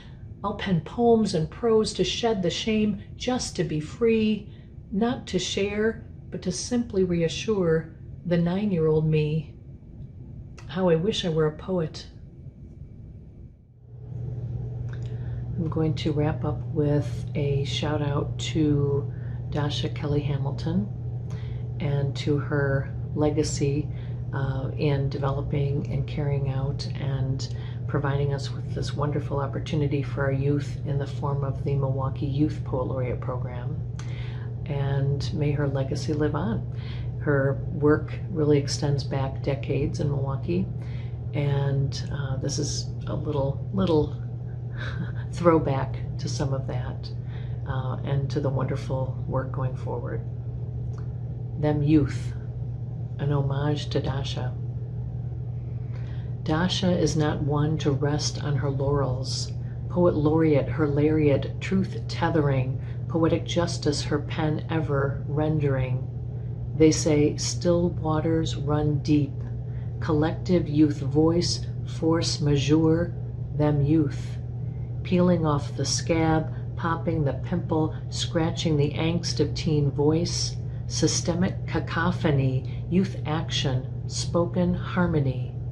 Dasha pens odes to the ordinary, elevates our city to epic, buries division in elegy, polishes prose to diamante.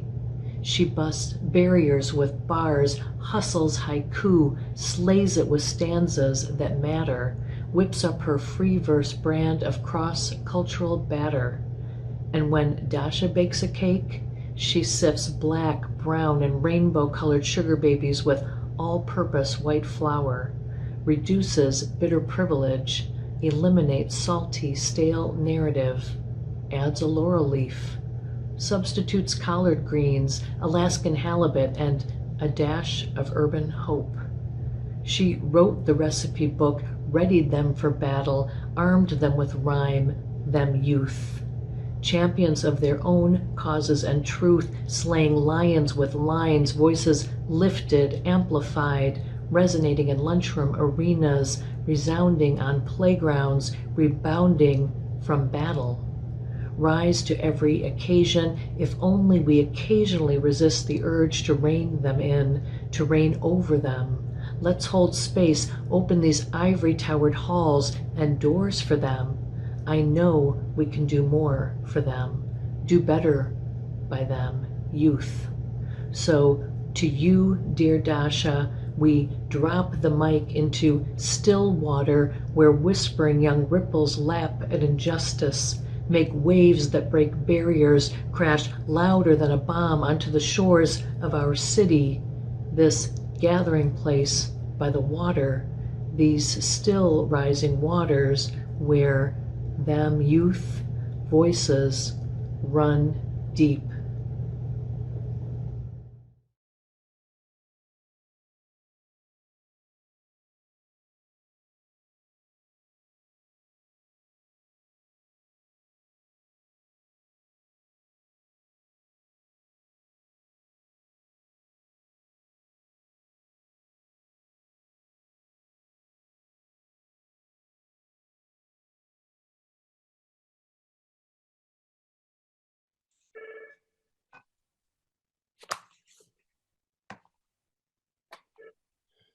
Good evening. Thanks for calling Woodland Pattern. How can I help? Yeah, the portrait marathon. It's tonight and tomorrow. Oh, great. I'm so glad you can make it. You've already donated? Oh, that's wonderful. Well, thanks again. Can't wait to watch your video. Oh, hey. Didn't see you there.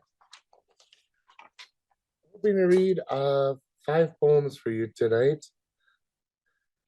Starting with 2 funny ones and finishing up with 3 serious ones. Little Caesura's Pizza. Pizza. Pizza, trademark. No, like, I mean, fucking pizza, man. I'm not a pizza man. I'm a pizza man. I'm all poetry, man. Poetry, man. Copyright pending. I am elbow pads on a sweater, hot and bothered and ready. Should I hang up my scarf and quit poeming? Half schwa and all toppings and cheese and letters deflate. Let this poetry marinate. Let us have a cashmere opening. Dis corduroy pants. April is the completest month. This pattern is a good one. Sure, we broke, but we ain't broken. Capitalism is over. Stockholm syndrome, and it's the most Argyle of terrors. I hide in herringbone and wolf tooth. I hope I make it someday. Why I am not a baker. After Frank O'Hara and for Franklin K.R. Klein. I am not a baker. I was a cook. Why? I think I would rather be a baker, but I am not. Well, for instance, my sister Maria is starting a bundt cake. I text her. How many pounds this week? She types. I've lost 140 pounds since March 2021. I look up. You put flour in it. Yes, it needed gluten. Oh. I put my phone down and the days go by and I text again. She continues baking and I fling my ingredients about my tiny kitchen and the sleepless hours go by. I text her again. Is your baking finished?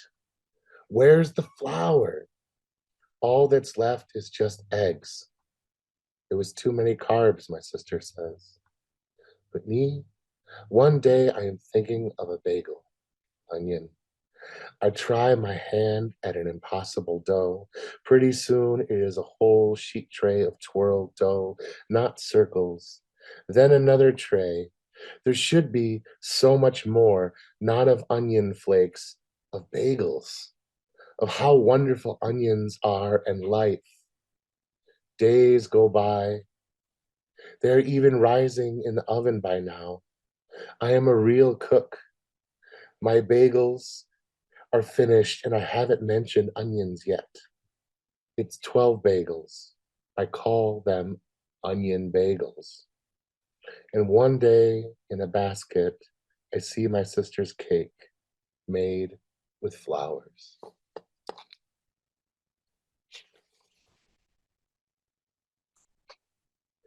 Okay, now for the serious ones. I was born between two cultures. They were cracks in the earth, urban tectonic titters in my lungs.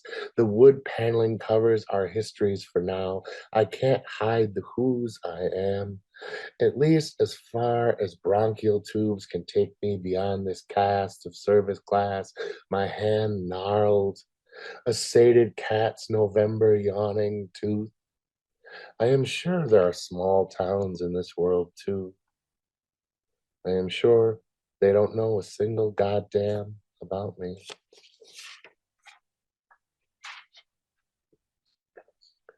This next one is rather serious, deals with some family history, and it deals with genocide, quite frankly. So if that is something that triggers you, please consider taking a break. The second camp. I grieve the wind that slowly takes apart gravestones that never stood, that were never even made. I hear their dead apologizing for not knowing us who lived after them, even though they had done nothing wrong. I know this soil. I felt it, its fleshy grains when I collapsed on the bright steel tracks that brought them in. The spikes still shone in apologetic sunlight.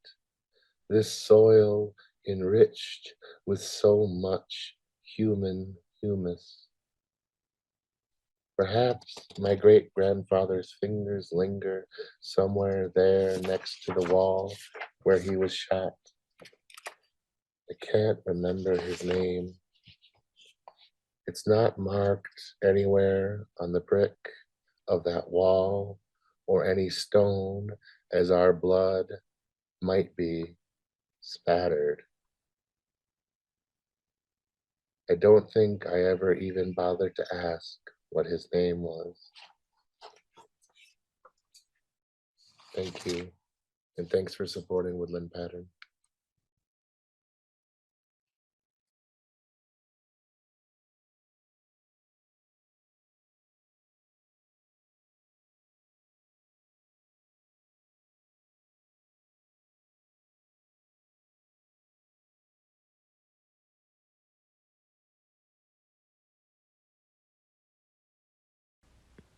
I clench my bag with the teddy bear,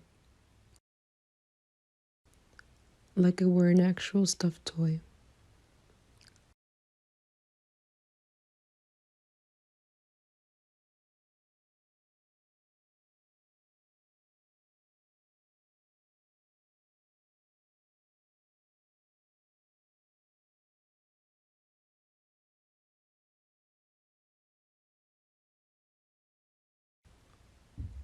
The stains and the lint it wears with pride, the detergent scent after the cleanse.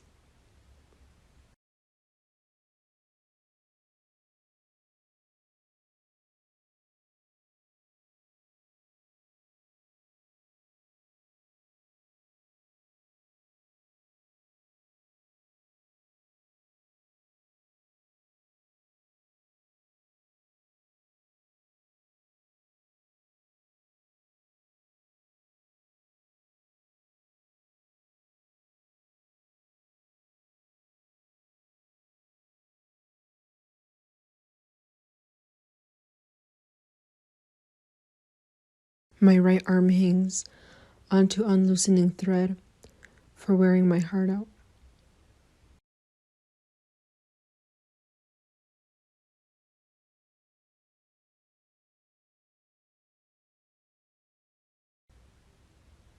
And when I read the words of this bag, I forgive myself, teeth aching in the process. And I tell myself,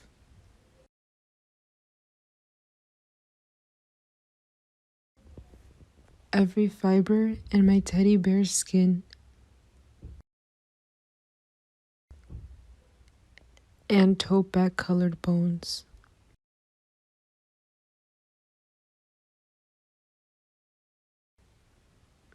is worthy of love.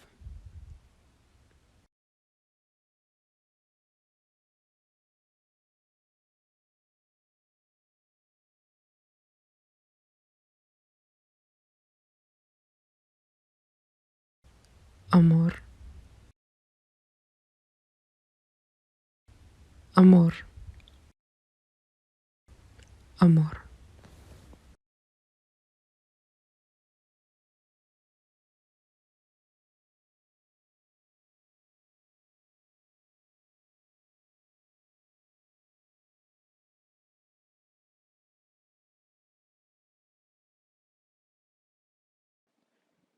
CL, everybody. I am Franklin K.R. Klein, a former member of the board of directors at Woodland Pattern Book Center, and I have a message for all astronomers.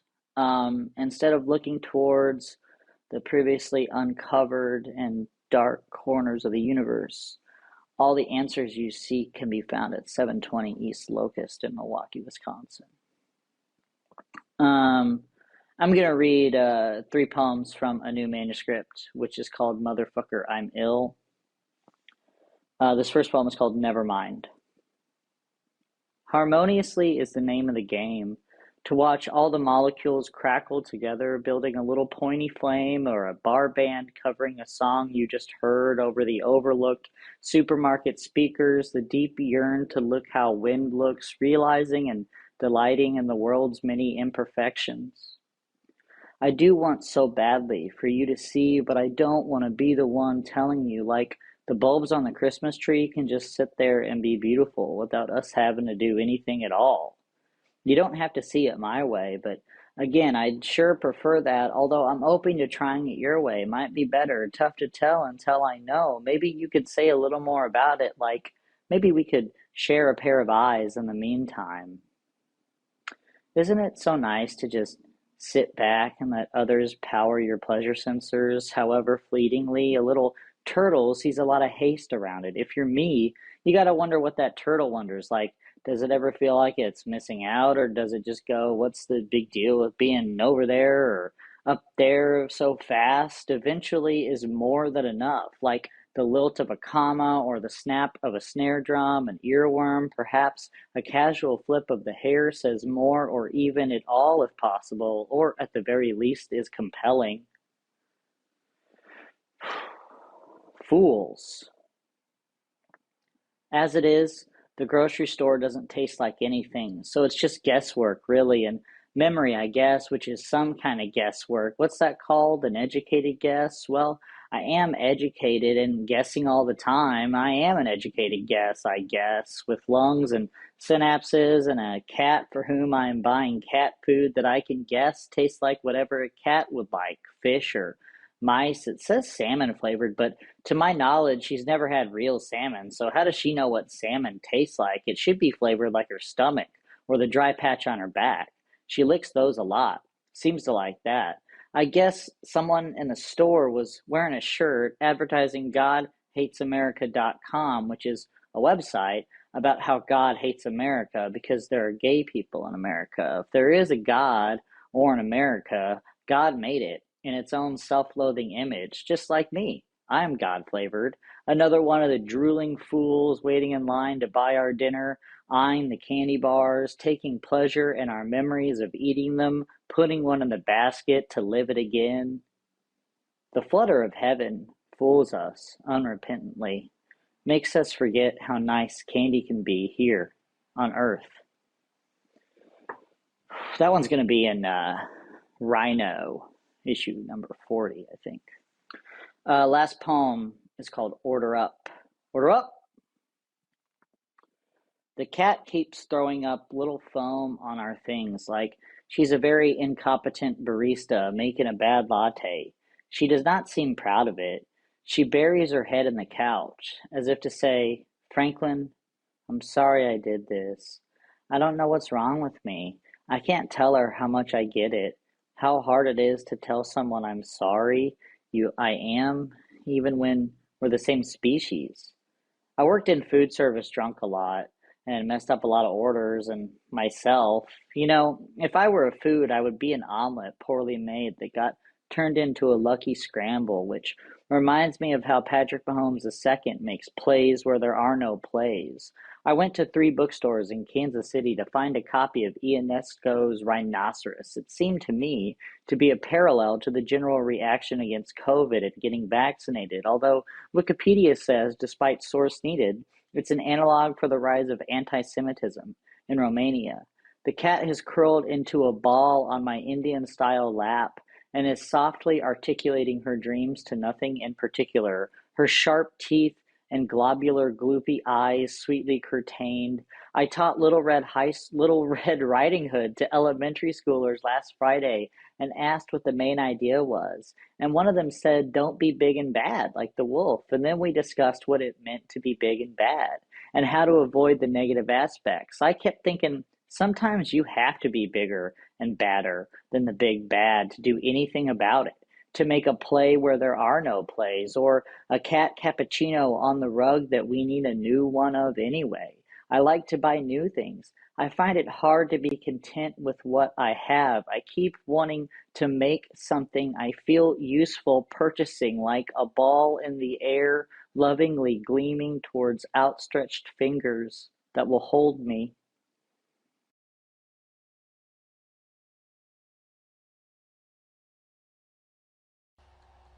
The body, already a departure.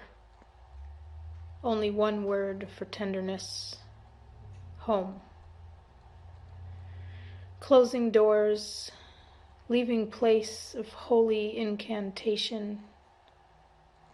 No one can have my ferocious loneliness. A husk, the body, already a departure, all night searching for dark morning. Here, no one can touch my sustenance, stunning place of incantation. Departure a husk, fierce as loneliness, the body a fissure, blue the only threshold. Still, the body is the only word for tenderness, skin the only incantation. Longing the raging loneliness, husking the wild body, rapping and rapping at the door. Approach, a farewell we cannot cross. Longing the husk, proximity, the incantation.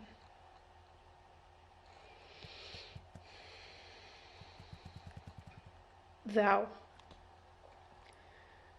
Dark through you, a dark I cannot tunnel. A dark so dense you are a mountain with no center, and I only have these two hands.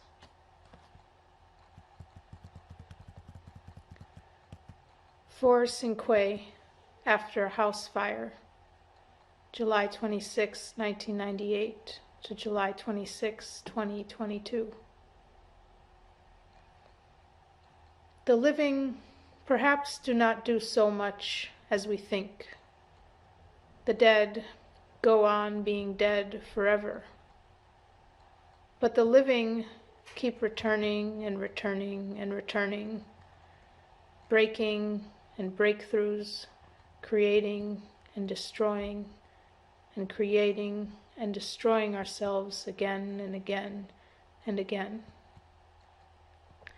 It's like the young deer's immaculate attention I see suddenly in the trees on the river path. Attention sharp as a needle. Like that, we can look at each other. But the always dead can't save the paycheck grind of the living.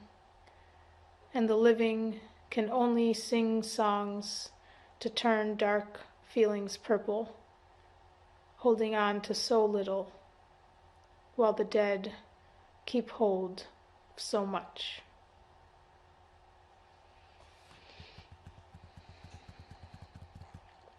Days like these, all tough, tightened, tough, tougher. Days and days and days, sift, shove, shift, shunt, toughen, tighter. Days like these, all tallow, all total, tally, all utter.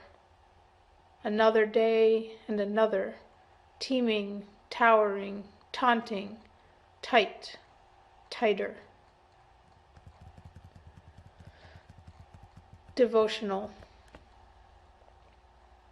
And the color goes out of the sky, cloud under water, shadowless conspiracy of the dead. I keep trying to forget the shape of my body, sinking light, shifting flesh. Perhaps I'm only a patch of seaweed, hollow bone, dense breath. I don't care. The violence, dark, darker, darkest.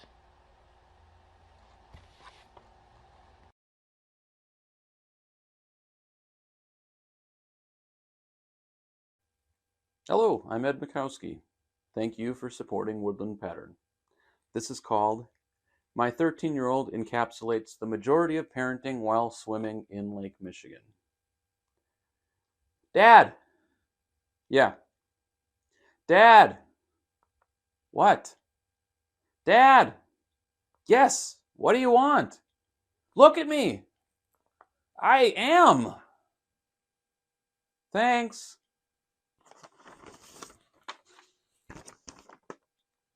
The hats we wear.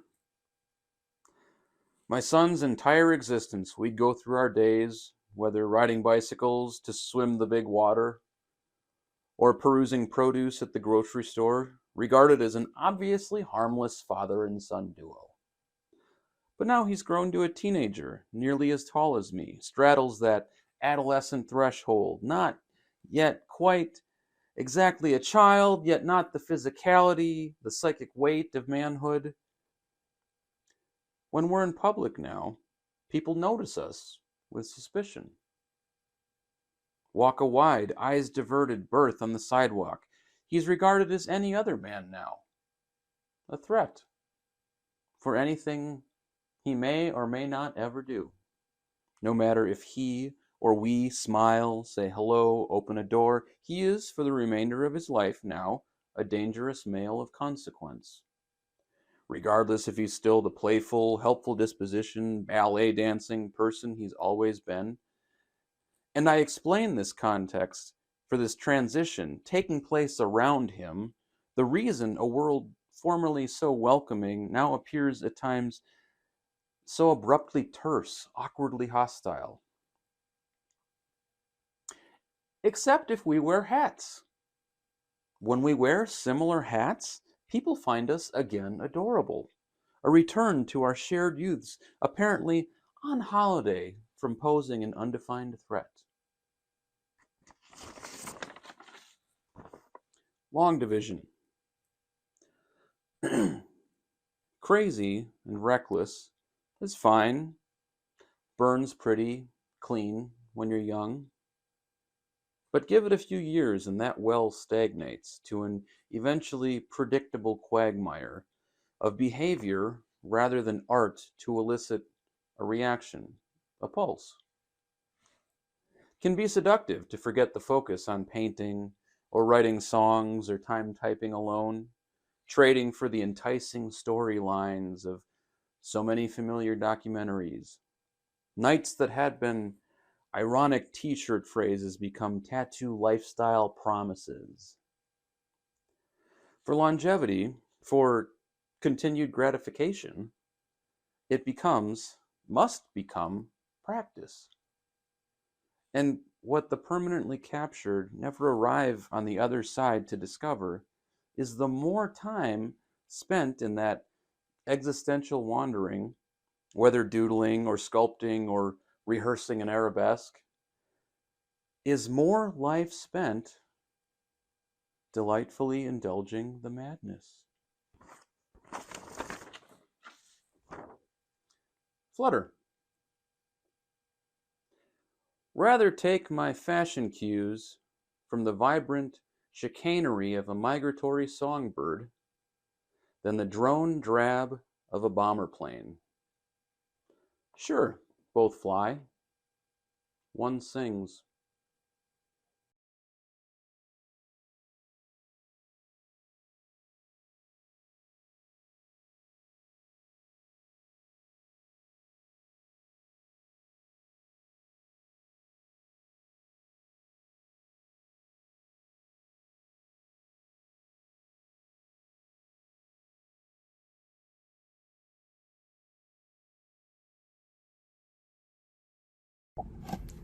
Hi, I'm Antonio Vargas-Nieto, the Poetry Coalition Fellow at Woodland Pattern, and this segment is called Palm Readings. So Palm Readings was originally a program that I co-curated with Adilene Quesada through Cactus Club the summer of 2021, and it was born out of a very dire need for me to reconnect with Milwaukee poets. I had been working on my own poems sort of on my own for a while, and I just really needed to hear other people's current interest in poetry and what was going on through their heads and how they were just approaching poetics in general. It was not only a in-person reading, but I had some digital elements, so we had contributors send stuff in from out of state. So the way I approached this program was I re-invited some people that had previously read in palm readings, got some folks involved that maybe originally were like not able to participate for whatever reason, and then a batch of new to me poets that I discovered this year. And thank you to everyone that has submitted their work. Thank you for your time and dedication. I really, really appreciate it. I'm really excited for all of you to hear everyone read. And I'll start us off with some of my own poems from this year. Starting with Ode. But how quickly some doors swing open while others remain shut. Must be the wind. You are not a psychologist, but everyone is too afraid to tell you so. Must be nice having all the answers, seeing through everyone. My mind moves to transparencies, projectors, classrooms, clouds of chalk. Mandy Moore's candy playing on the bus ride home, saccharine, viscous melodies, but also chemical heat sensations from licking my hot Cheeto-stained fingers clean. Then looking at the valleys in my fingerprints and thinking, is this what makes me unique? I'm thinking of moments when grade school best friends would betray me, before my own eyes, seeing the reading rug pulled from under me. In adulthood, it happens still. One of my most vulnerable moments was in an expo center, turned maze in downtown Milwaukee, filling out paperwork for my second COVID vaccine. You, my best friend, were ahead of me, and you hurriedly filled your paperwork and without saying a word, you sprinted to the line. I saw you get up and everything disappeared. The carpet, the walls, the words. There was only the void, ever expanding between you and me.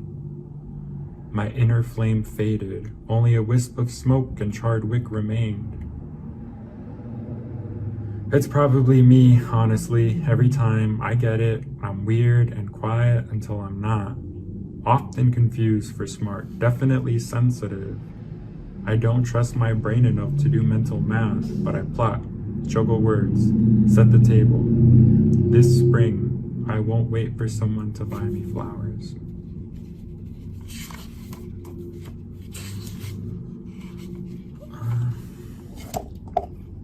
YKYNUNY. I'm in the valley wearing replica lazy Sunday morning on Friday night as the world burns pale infinity. I am the tree, the seed, the flesh, stopping short of logic like, whoops, this is my stop. A shallow fear of deep ocean, yet I plunder sleep more profound than shipwreck. No, sorry, I can't do that thing that night. I'm sweeping heaven's floor, in a loose relationship with reality, talking through SN tin cans. It doesn't matter. I adjust my dark glasses, smile. My sharpest tooth glints in the sun. Salty. I reach for the box of diamond crystal salt, and out comes pouring millions of grains of meat.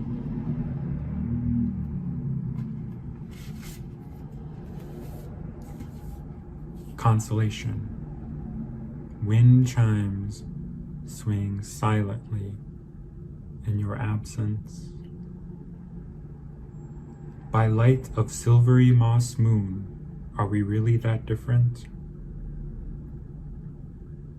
We are so small we get lost in blooms, tangly and tangible. With lungs full of lyric, like morning bird, I recite your airy qualities. Sitting with pencil and paper and pondering, my sentiment toward you must be what it felt like millennia ago, tracing the movement of celestial bodies. You forget the meaning of your own tattoo. In another hemisphere, archaeologists can't decipher a hieroglyph. So last year was my first time reading in the marathon. Longtime fan of the marathon, first time reader last year. And I closed with a Frank O'Hara poem, and I think I have just enough time to do the same again this year. Mayakovsky. My heart's aflutter. I am standing in the bathtub crying, "Mother, mother, who am I?" If you will just come back once, kiss me on the face. His coarse hair brush my temple, it's throbbing. Then I can put on my clothes, I guess, and walk the streets. I love you, but I'm turning to my verses and my heart is closing like a fist.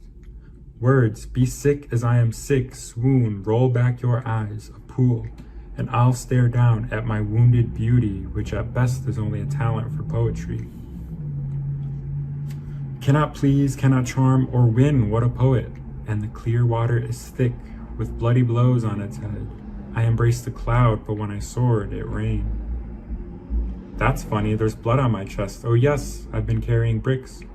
What a funny place to rupture. And now it is raining on the ailanthus. As I step out onto the window ledge, the tracks below me are smoky and glistening with a passion for running. I leap into the leaves, green like the sea. Now I am quietly waiting for the catastrophe of my personality to seem beautiful again and interesting and modern. The country is gray and brown and white in trees, snows and skies of laughter, always diminishing, less funny, not just darker, not just gray. It may be the coldest day of the year. What does he think of that? I mean, what do I? And if I do, perhaps I am myself again. Thank you so much for listening.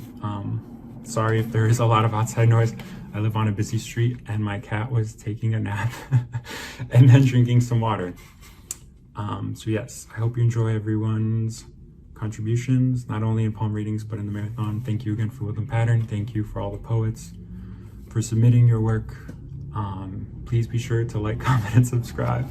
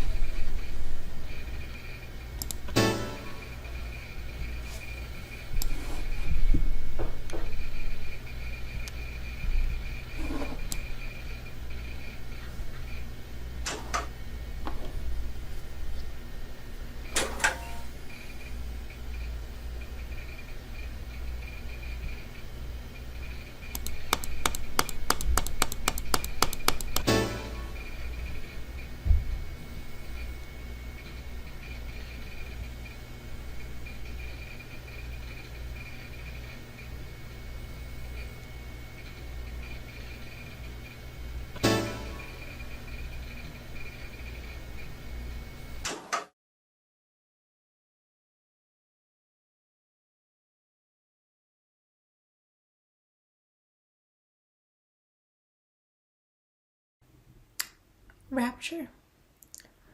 I stayed on a wraparound porch with splintery corners. Used to be whitewashed, eggshell dulled by dust. I clutched the porch's railing and stumbled down the front stairs, looking out over the great expanse.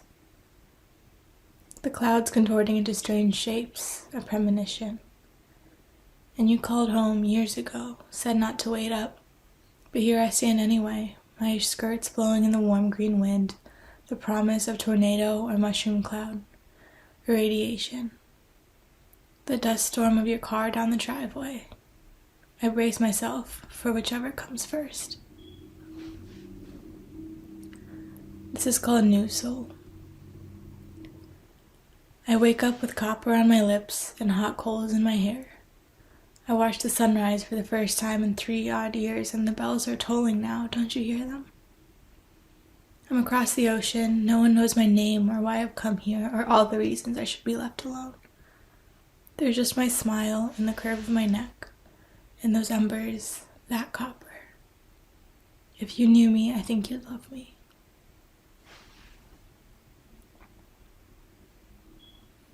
This one doesn't have a name. Time is a wide valley full of tall grass. It ripples in the wind like waves, tickles my calves as I walk. I shade my eyes from the afternoon sun. I'll find you eventually, or else I'll keep walking and forget why I started searching in the first place. Maybe you'll come yelling like you're looking for a lost dog, and I'll turn around and maybe you'll grow a fucking spine if you decide it's worth your trouble. If you get tired of falling over, holding your head up. Today I miss you more than others. I stand on the hill overlooking the valley. I lace up my shoes and take the first step.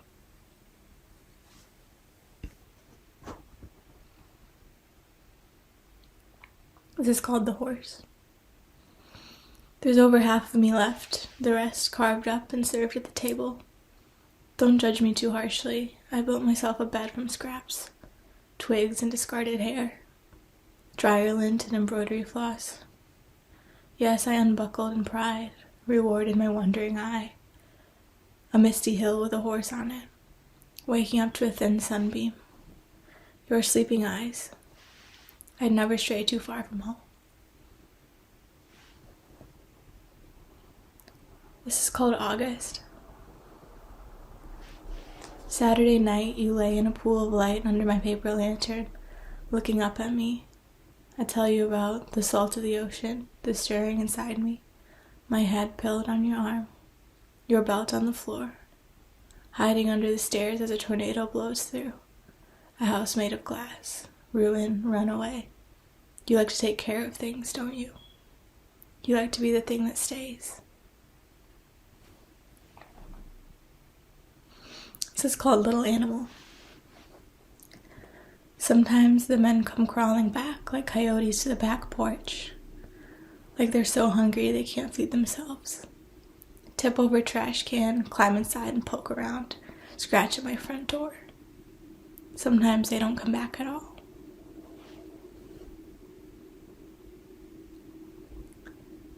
This is called The Night Before I Met You.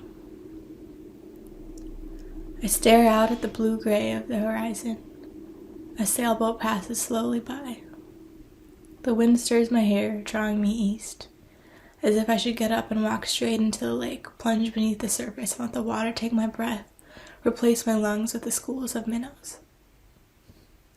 Oh, how badly I want to belong somewhere. To take my mother's best kitchen knife and open up your chest. This won't hurt. I only want to reach in, take a wooden spoon, and scrape out your insides like pumpkin seeds. Bury the excess in the garden under the hostas. The geese fly out over the glassy surface of the water. You wash my hair, your hands on the nape of my neck. Let the soap suds swirl around our ankles. Turn me inside out and pat me dry.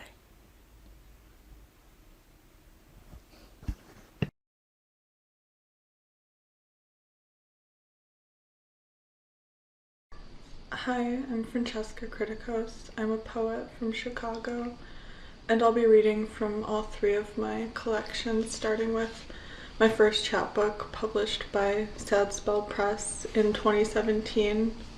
It Felt Like Worship. Under the Pleasure Dome. Having sex with all my therapists on a checkered picnic blanket as they rummage through my guts like carnival funnel cake, licking milk and sugar from my chest, hands hot with menstrual ketchup, my American Girl chocolate hair staining their clown paint faces. Our red lips match, a mess of Maybelline and meat. Split a Coke with me, split me open like a coconut. I get what I've always wanted. I get to be the meal. Now I'm going to read a couple poems from my 2021 chapbook from Bottle Cap Press, Animals Don't Go to Hell.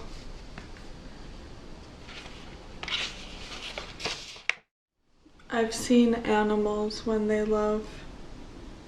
They do it better than you and me.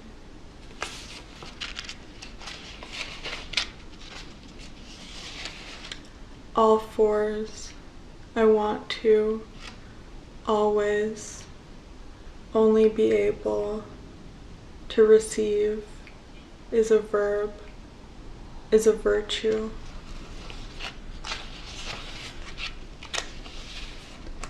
I'm like an animal, I don't wear jewelry. I'm ready for fucking and for decomposing. I was your easiest prey, but your boniest meal. All purifying forces are also destructive. Real beauty is feral. True love has teeth that only get sharper, and animals can't hate. Now I'll be reading from my first full-length collection, Exercise and Desire. It came out in March 2022 from Vegetarian Alcoholic Press.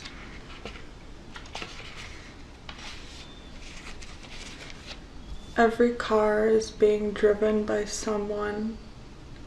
I feel empty. Empty, waking up in a cold sweat, eating my oatmeal. I can't watch porn.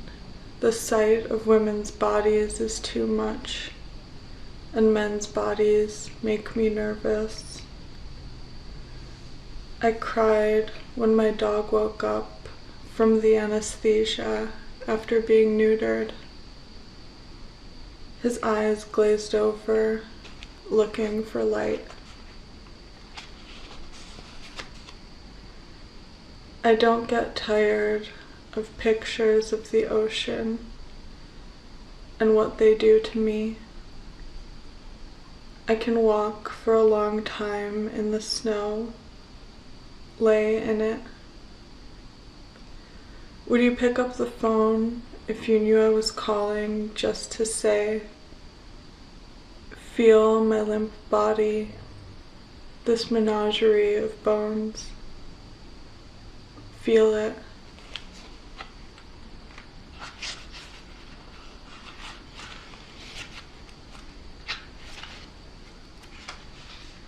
I stare at myself with eyes that cannot be my own.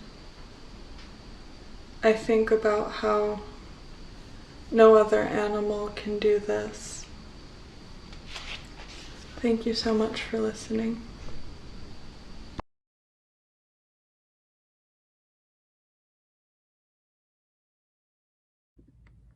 Hi, this is called Hot-Blooded Women. I grew up surrounded by hot-blooded women, big chests, low necklines, women 5'2" and under, any taller and the world couldn't handle their roar, their voices hoarse from yelling, one too many drinks. I'll walk my ass home, even if it stayed away. Never eat a thing until at least the 5th beer, wrists covered in bracelets holding your hand while glaring at you. She'll forgive, but never forget. Never really forgive either. Wearing grudges as another accessory, glossy lips delivering verbal razors, a premature defense because she doesn't need anyone. She's never needed anyone. She was fine before you and she'll be fine after you. And she'll do anything to guard her heart, anything so you never see her cry, especially if that means doing it to you first. This one's new. Ode to Charlie XCX and driving and not crashing. Roller coaster ride in the fast lane, gripping the steering wheel with blurry vision, crying the heaviest, fattest, saddest tears, thinking maybe I will just crash. I hate the silence. That's why the music's always loud. Hyper pop, I'm a hot girl, pop girl, rich girl. I wish driving was as cunty as Charlie makes it out to be. Lavender Lamborghini, roll up in a blue bikini and all that shit. Not the liminal space being everywhere and nowhere all at once. Give me a windows down, speakers blasting, white Mercedes music video that doesn't feel like I'm speeding directly into the intersections of my mind, or make the thought of flame burning, tire screams crashing sound so comforting. No more driving off the deep end. I am not crashing. I call this next one my anxious attachment poem. If you gave me your heart, I'd wonder why you didn't bother to give me a lung too. Then, if you offered a lung, I'd wonder why you didn't gift me the other, or your liver or spleen or everything else you have to offer me, like some sphinx whose riddle you will never, can never resolve. A hydra, too many heads, too many hearts, too much love, it feels, to ever be returned. An Ursuline octopus, too many stomachs to satisfy, sucking your bones dry. Vampirus of love, would you let me drink your affection? Would you make sure it never runs dry? Maybe, if you did, I wish, I hope, my siren song would transform into lullaby, less to death. My Medusan eyes would stare into yours with twinkle, no stone. The Skyla and me would revert to human. A happy ending the myths never saw. A happy ending poets never seem to see either. This is sort of the flip side of that one. Space. There's so much space in security. Yours lapses, expands, morphs time and distance between us. What I mean is, hours somehow pass in seconds, while the right minute with you could feel like the sweetest century. And I want to spend days by your side, though even if turned to years, they would never be long enough. More romantic is the span between us when apart, because the room you've built for me is fortified, allows smiling, dreaming, remembering, desiring, anticipating, halts, waves, and winds and whispers I'm all too familiar with. Instead, it folds into me, along with every touch, gaze, kiss, laugh, sweetness. No room for anything other than filling this space completely with my adoration for you. This is the last one of my very first poems ever. 1/2019. I'm here, I'm doing it. Do you ever think, wow, I would have never done this a year ago? But now I'm here, I'm doing it, I'm growing roots deeper, stronger, branches longer, closer to the sun every day. Do you ever look in the mirror at your naked body and smile and pose and dance? Do you ever feel so whole, so full, you forget the feeling of not feeling whole or full? I hope you have, you do. I hope you find magic. I hope we all do. Thank you.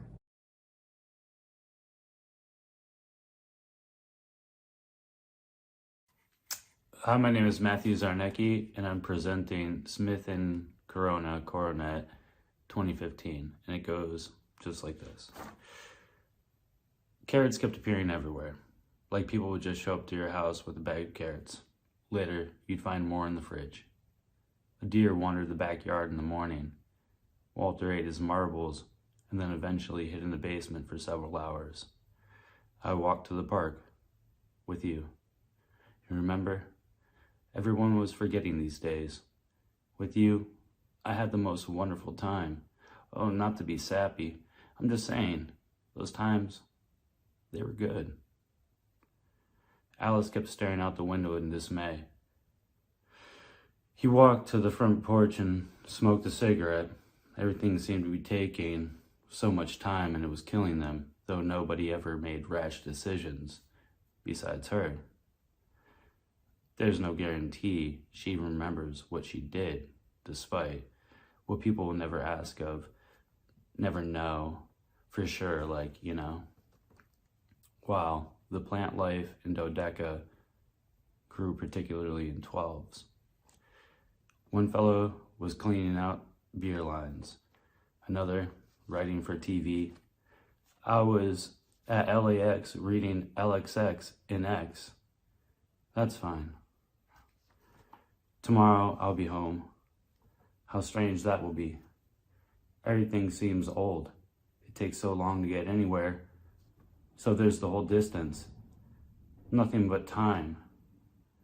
Ophelia was scandalously clad and teasing all the girls and boys. The parade came with the rain, and everyone began to sing. Strange things happen around storms. Lightning on the horizon. We could make films. We could write a novel. You could start an online blog. I wouldn't like to, but you could. I just think you'd have to read more to avoid snarkies. Have you ever had well, never mind. Maybe we shouldn't talk about it. But I think you have. Somehow. There's no one else in the world besides you and me. I have to start working. You better stop that talk, she informs me. Economically, we don't speak. Everything is vintage and obsolete. VHS memories, textualized existences. Until the ribbon breaks, I'm forcing out these keys. Ophelia, she was a debutante, and everyone was on the ball. I started seeing it more and more, here and there. I needed more than them. That's why I brought all these prescriptions. I'm not planning on doing them all right now, but this indoctrination, see where you're at, and greed has you salivate, then it's on the skillet. You're all fried. Colonel Sanders game. Why did the chicken cross the road? Progeny was on the other side. Sing a song of sirens. I'm sorry, she said, but people dance to their music better than your pervading poetry.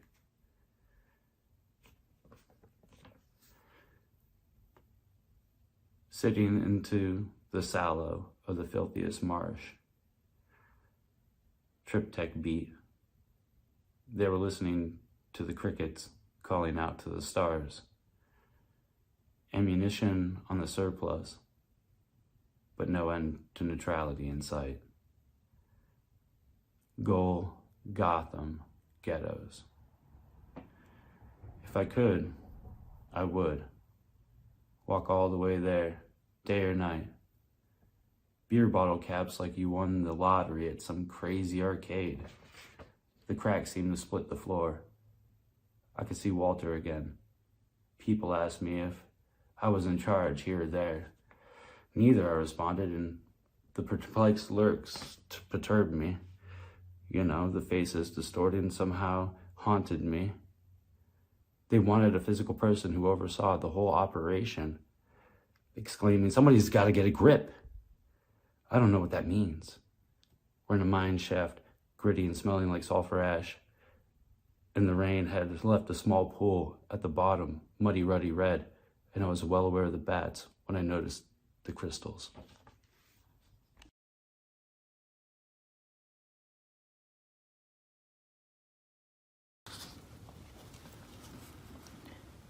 Is there such a word as moon? Forestry of the dream, teetering founds atop the wind, wetted and lounged. The delicate crease along cheeks that touch yesterday, today, or when soon arrives. Swallowing last week 1,000 concurrent times, illusion stretching until I am, and so if I am here, there, then I am here, there, if I am. The promise of a place reappearing once I've left. Fearfully red, the head faces north, but the body continues in an unspecified direction. I guess that is truth. A ringing longing from my wrist to New York, from my wrist to Monterey, the felted note of somewhere laying witness. And so maybe the projection is the continuation, is the mistaken. My mind is the part sitting between my intellectualized intestines, sleeping in the fatty tissue of my legs, sickened by the thought of teeth and yet bathing in their rot. What is wanted if all I've ever been told is that I want it? What is wanted?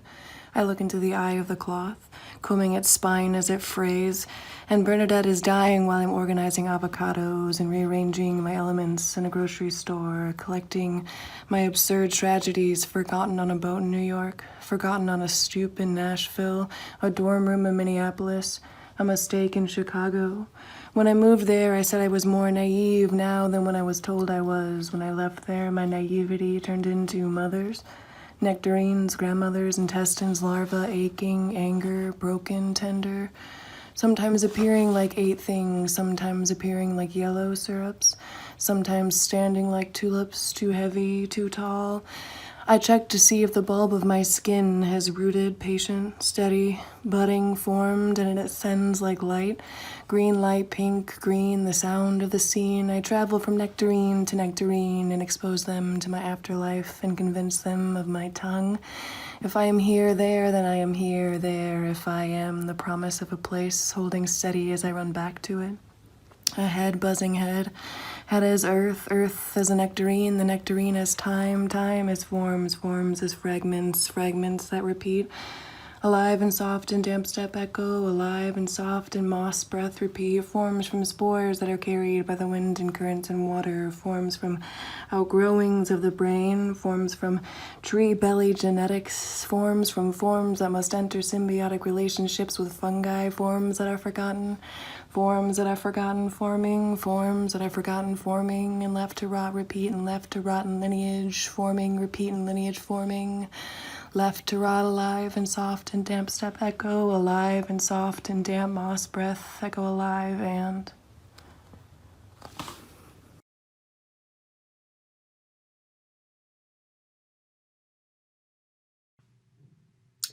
Hi, my name is Anika Kowalik, and I'm going to be reciting 2 poems today. This first one is titled Amphibian Joust. A life worth living, full, no limitations, a setback creates opportunity to be triumphant. Unstoppable, I claim, I move through, the muddiest and murkiest, up to my knees in it, up to my elbows in it. No challenge is too difficult. Push to exceed my own expectations. There is no competition. Keep the delusional competitiveness to thine self. Joust in one hand, my steed manages to always find its footing. Last one standing. I've built an exterior of blessings to protect my inner. Lifetimes before this, molding like an amphibian for my becoming. Using the shedding as valuable nourishment. In this lifetime, I live.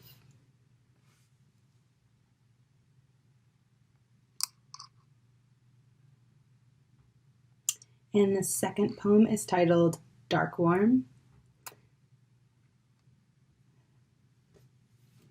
A traveler's dream, dark warm hum, in the violet evening, through the velvety midnight, in the primrose twilight, a muddied container, and a slippery edge, ancient uncovering, its viney willowing, a friendly finding, in a dense thicket, was cloaked in familiarity.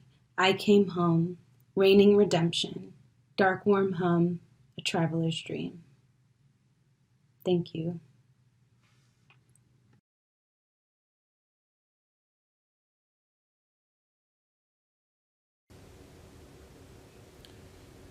So I have 4 poems, one from 2014, which is when I believe I wrote this collection that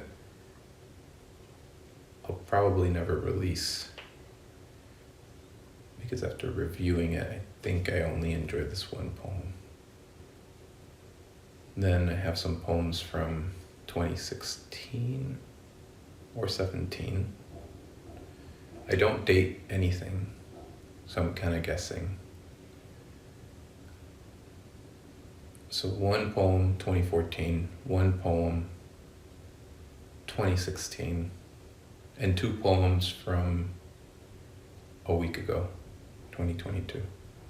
That I know for sure because I just wrote them. I think each of these take me into the clumsy words that assemble, disassemble, and excite me after reading them years down the line. For me, that's what poetry is, a return to a clumsiness or a childlike revelation. Unedited, sophisticated, impartial, knows not what to do. Bicyclist roundabout, considerations in the making, soulful, machine upon machine, as if to testify by function atop a function, no adhesive in between, apathetic rust, showroom glass, mirror reflects the tubes and metals, coagulating fit fashion. I was gonna say fiction. Murderous look, patterns against patterns, glorious extremes of what not to do, what not to be. Machines and the sermon of the second coming, fall sail. Tunnel capsule, your order is here, comes king, beckons champion, champion dogs, litter after herd, finding garnish for the meal made 3 days ago. Craving leftovers, without a clean pan, black bag, cold pasta, sticky garlic, departed oil, silly leftover, oily fingerprints on glass. That is no way to serve Italian, no justice for a slave. It is over, formerly forgiven, female pride, blonde thin air, gold and silver strings, straight genre from 1950 through 1788, kings awake.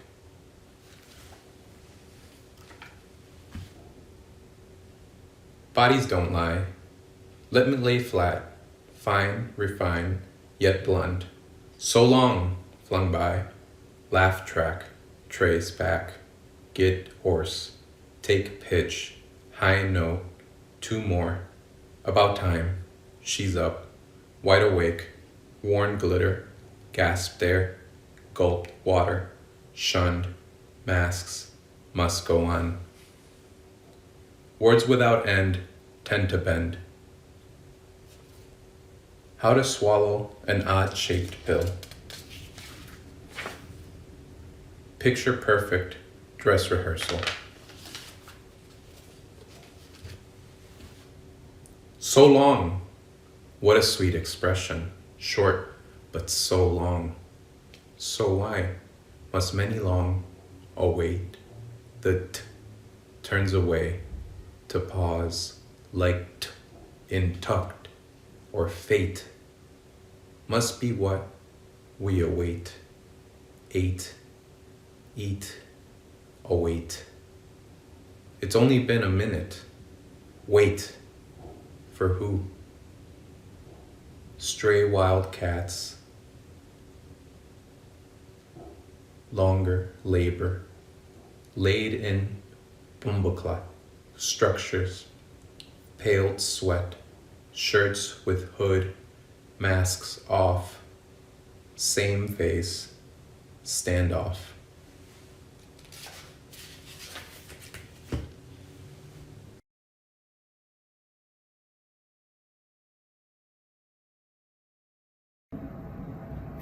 Hi everybody, my name is Karina Hinojosa Zavala. Today I'll be reading a series of poems to you dedicated to some of my loved ones, my mom and my 2 nieces. This first poem is called Ama. When I look at you, I hope your dreams come true. In your presence, you are divine. Where feelings of negativity linger, you define strength, and your smile radiates onto me. But when I think of you, I can't help but worry. Calling you my father's bride sounds awful. Why are we belittled and who let us? When you would come home after work, why were you wearing snow pants in the summer too? Why would you cry alone in your car? How can seeing you be so exhausting, yet comforting? I want to let you go, but also hold on to you forever. Don't leave me, but I need you to let me be. Who am I without you? Can I be as strong as you? Who will I become after knowing you? I could never be without you.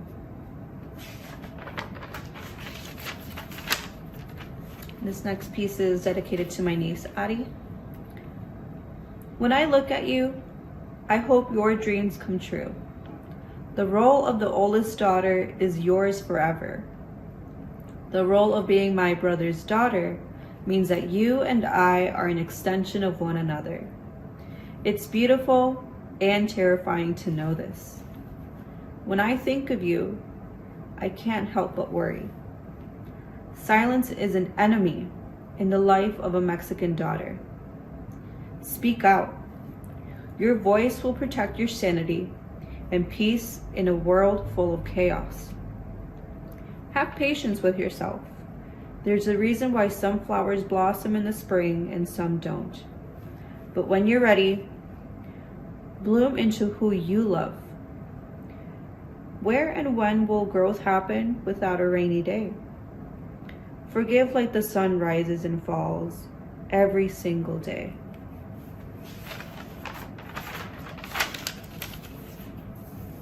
This last piece is dedicated to my youngest niece, Alejandra. It's called Ale. When I look at you, I hope your dreams come true. The dancer, the jester, the prancer, the laughter. In all aspects, you outshine everyone, and everyone knows it because everyone adores you. But when I look at you, I can't help but worry about you too.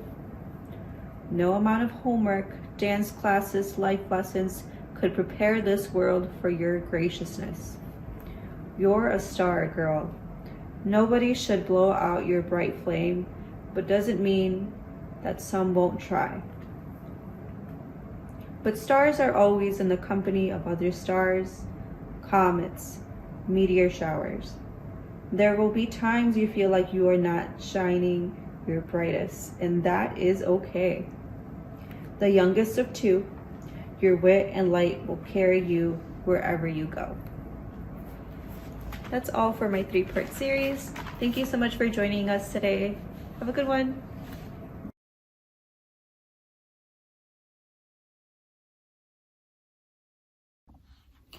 Hi, my name is Sariani, and these are my poems for the Woodland Pattern Poetry Marathon. This first poem is called Flirtation. I get shy about FaceTime sex. Can't witness myself witnessing you. Spill wax from my favorite candle. Trap the smell on all my things. What good is it to know you are wounded when you are wounded? Is this it? Self-awareness? Tell myself I love it. Castrate the cynical. Introspection enacts growth. Yes, looking inward does amount to ripening like fruit, softened, almost bruised, then perfect. To know your gender is the only kind of intelligence I value. This poem is called 1 Month Anniversary. Trying to put it down, all this information, I think I'll carry my past forever. But holding you is its own room, searching for a way to keep us in this space. Release fixed truth and you can't lose the self. The self as 1,000 collapsing stories, shifting in the morning like mist. Does time heal everything? Trees I have stared at since I was small, a bird bath filled with rocks, leaves sunken to the bottom of a deep puddle. Yes, okay, time heals, but it's also unrelenting. And I can't believe this happened, of all places and years, testing the limits of proximity. Bitterness pours from my body, and I will let you enfold me. Your nearness and ecstatic presence. Give me your mouth and turn the stones. A brutal eagerness, a childish hope. This is an older poem called Against Ripening. Love and resentment are difficult to mix, but I'm trying to make a text of Thanksgiving. It's been a lucid couple years, so I'm trying to find a way back to fog, the child head of endless hope, blind to all the citrus, wetting up our puckered mouths. Which is to say, my neck is stiff, the words no longer flowing from my tongue. Is one able to be patient when considering deceit? A quick glimpse at headlines in a wave of prior Sundays carves into the front parts of my temples. I go up where the righteous choir stands, and I try to sing the melodies I've known for so much time. Yes, I admit I am glad for force. Religion taught me seeking the fantastic, a reflection practice, tracing hope and keeping time by the color of months, a community chalice brought up to my lips. I'm trying to tame my anxious heart, which is to say it wanders towards beasts in a morbid sense of life. It is too much work to dwindle in that orbit, the small one circling my chest. I'm trying to find the gems, holding on to flashbacks by the fistful, bits of rosy dust falling gently onto icons. And I have one more poem. It's called Rituals. Tea at the edge of something. Lately, the writing is all pretend. I keep saying last year when what I mean is long ago, 3, maybe 4. The world is everything at once, and I am still afraid of your neighborhood. To dream in apprehension, to dream of violence, then reconciliation. My condition softened over diner eggs, pale yellow the color of butter. How to tell a body to relax.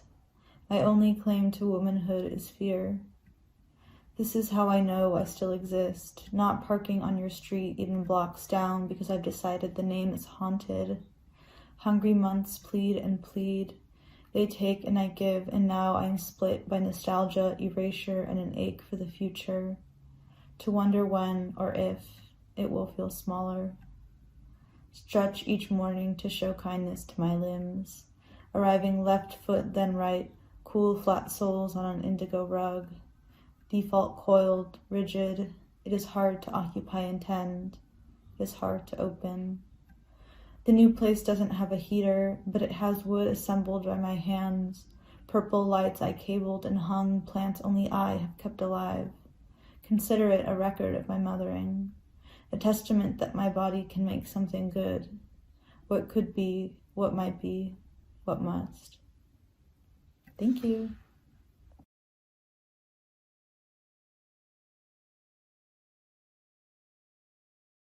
For instance, if you will allow, I'd like to open with a poem by Allison Kingsbury called "A Supermarket in California." What thoughts I have of you tonight, Walt Whitman, for I walk down the side streets under the trees of the headache, self-conscious, looking at the full moon. In my hungry fatigue and shopping for images, I went into the neon fruit supermarket, dreaming of your enumerations. What peaches and what penumbras, whole families shopping at night, aisles full of husbands, wives in the avocados, babies in the tomatoes, and you, Garcia Lorca, what were you doing down by the watermelons? I saw you, Walt Whitman, childless, lonely old grubber, poking among the meats in the refrigerator and eyeing the grocery boys. I heard you asking questions of each. Who killed the pork chops? What price bananas? Are you my angel?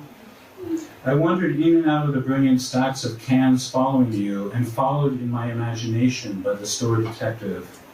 We strode down the open corridors together in our solitary fancy, tasting artichokes, possessing every frozen delicacy, and never passing the cashier. Where are we going, Walt Whitman?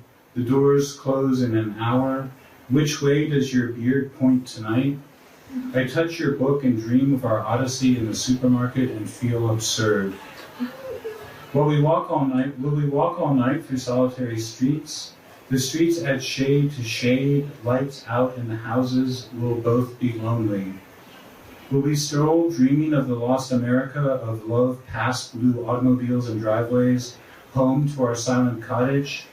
Ah, dear father, gray beard, lonely old courage teacher, what America did you have when Caron quit holding his ferry and you got out on a smoking bank and stood watching the boat disappear on the black waters of Lethe?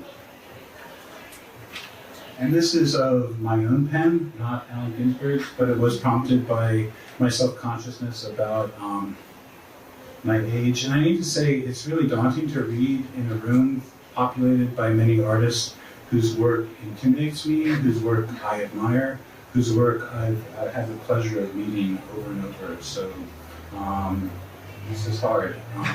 Which is, I mean to say, well done. Anyway. I'm calling this My Dear Boy, or The Shoes I Currently Run In. I want to be and also I don't call this a poem, you can see structurally. I think I write paragraphs more than I would ever write poetry.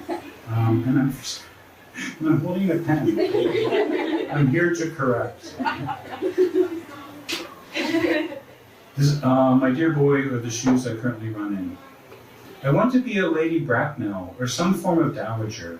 Maybe with Miss Marple we can have and take the time for rituals, like shedding our bread of its crust, or forms of tea. We take the time to notice things, draw out the undercurrents of life, villaging, conjuring as much as coasting on any commented on eddying. Or I, day drinking, want to be a lady who lunches. That woman over there sitting at her umbrellaed cafe table, enjoying, for now, a single glass of iced tea, her dog comfortably squirreled in her lap. While addressing the waiter, she feeds Captain Dusters a crumb of the crust off her quiche. Or I want to be that man who wears jewelry other than an earring or earrings plural, a single chain around his neck, silver or gold, a ring, maybe two, on his fingers, manicured fingers that feather the bartender's chest with an admonishing, "My dear boy." Von Aschenbach, only with an authority enjoyed and frankly due. A fop is an achievement, a dandy, a declaration that all along there has been a measure of excess. Once, I was like 26. Joel Grey, yes, that Joel Grey, Oscar winner for his performance as the MC in Bob Fosse's 1971 film version of Kander and Ebb's musical Cabaret, asked me out on a date. I was at work. He was nearing 65. He had stopped into my bookstore to buy a newspaper, Weimar Republic bookstore, newspaper. He was in town to appear that evening with the city's symphony. I had gushed appreciatively, "Welcome to Milwaukee, Mr. Gray." And in a fleet eventually, he asked me if I would like to be his guest at that evening's concert. I balked doltishly, quickly overwhelmed with incapacitation, the protocols of expectation. Would I be expected to put out? Would there be food? Would he enjoy what I put out? What does one wear to a symphony? So, from behind the shield of the counter of my cashier station, I said as an explanation and accurately, "I can't."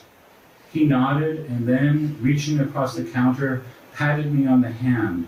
3 pats so that I understood that it was a patting, and smiling said, "Next time," or there, or "I understand," understanding that he was not rebuffed, but rather I was the one in need of consolation. Some 30 years later, I started buying running shoes based on the available outrage of their color, preferring those neon, almost phosphorescent.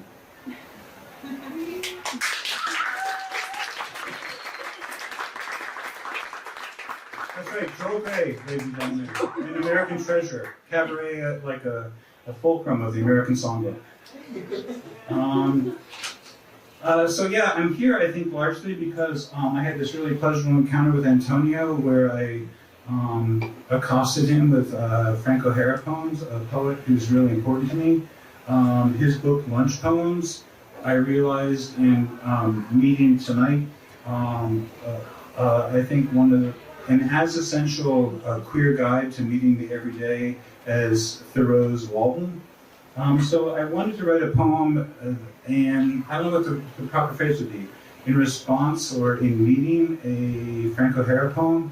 So I thought I would read you a favorite Frank O'Hara poem, and then I would read you whatever I did.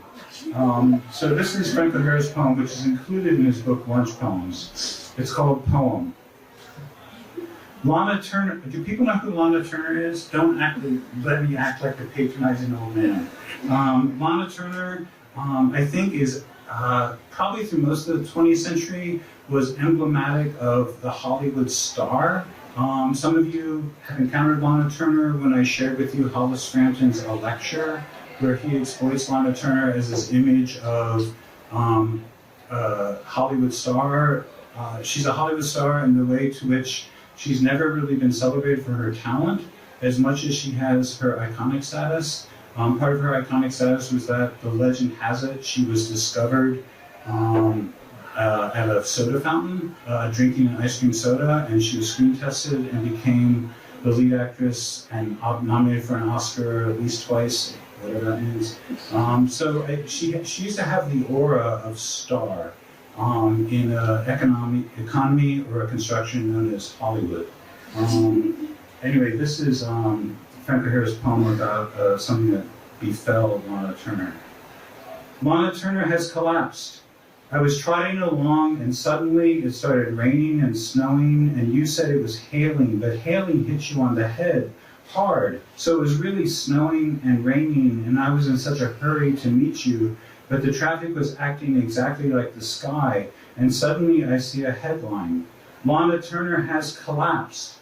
There is no snow in Hollywood. There is no rain in California. I have been to lots of parties and acted perfectly disgraceful, but I never actually collapsed. Oh, Lana Turner, we love you. Get up. So that's Frank O'Hara's poem from 1962. Honestly, if you don't currently, please hold Frank O'Hara close. There'll be plenty of rewards for doing so. Anyway, this was the poem I wrote in response.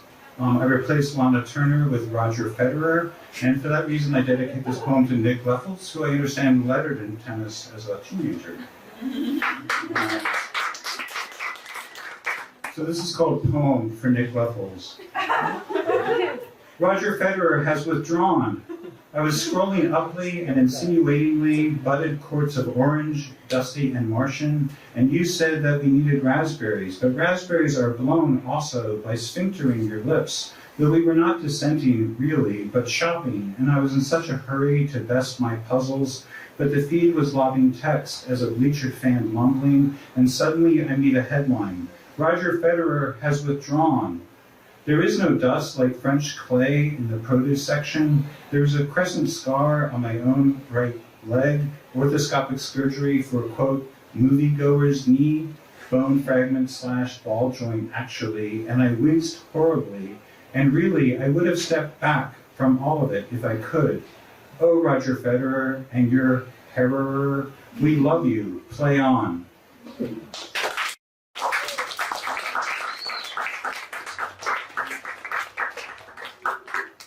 That was generous. I love the fact that Roger Federer can speak 5 languages, and I also love his hair, which may be another aspect of my age. Such a thick, like tussle of, Switzerland. Anyway, authentically, I am more of a reader than I am a writer. And one of my favorite reading projects of late is reading the Philip Marlowe novels of Raymond Chandler. Experiences and depictions of post-World War II America that I strongly recommend. And one of the things I read Raymond Chandler for is what I would say the anthropology, which is to say that I feel like in the artfulness of his writing, there's a fugitive project of sneaking in other facts into the footwork of his mysteries. So I started writing down across the Chandler novels that I've read the similes that he uses or the metaphors that he might use, because I appreciate the way that he's, in many ways, is just smuggling in different nouns.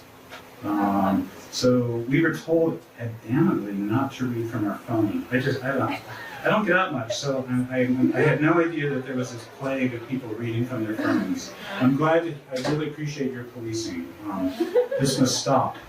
But I am reading from this, which is the book in which I've been writing down these metaphors. So if you will, this is more of a list or an inventory than anything else. I had give it a title from Farewell My Lovely, with a Chandler novel I'm currently reading. So I'll call this underlining or inventory. Don't nobody try to fancy pants, keep the mitts on the bar. And so these are nouns largely that came from Chandler. I don't have any real rules for this cataloging yet. It's not like they follow the word like. Sometimes they follow the words as if. I was just struck by the facts that he's also trying to get into the book. So this is a list. A hunky immigrant a hunky immigrant catching his first sight of the Statue of Liberty. A beer truck. A tarantula on a slice of angel food. A statue. A cornered rat. Everything but the bucket of a drag line. A loose fighter's crouch. Shine box. As if he was all by himself out in the woods picking Johnny jump-ups. The size and color of a large eggplant. A crash that may have been heard in Denver. Shadows on the grass. As if his feet hurt him. A headless chicken. As if I just hatched out. A fly with one wing. A banana. A handkerchief or a hinge. A good idea at the time. Harlem sunsets. A broken mousetrap. The heat waves that danced above the sidewalk. That vague color which is neither brown nor blonde, that hasn't enough life in it to be ginger and isn't clean enough to be gray. Superannuated streetwalkers. Like a kitten, but not so playfully. A slug that would have made me float over a wall. The catch in a torch singer's voice. Bookkeeper's office coat. A room where anything could happen except work. An amputated leg. Dowagers who can't find the restroom. Slow, deliberate movements of a night watchman. Light filtered through an aquarium tank. An out-of-work showgirl using her last good pair of stockings. A forest pool far back in the shadow of trees. A bored beauty modeling an evening gown. The little vegetable brushes the Fuller Brush Man gives away. And those are passages taken from Chandler's The Big Sleep, which was published in 1939, and his later novel, Farewell My Lovely, from 1940.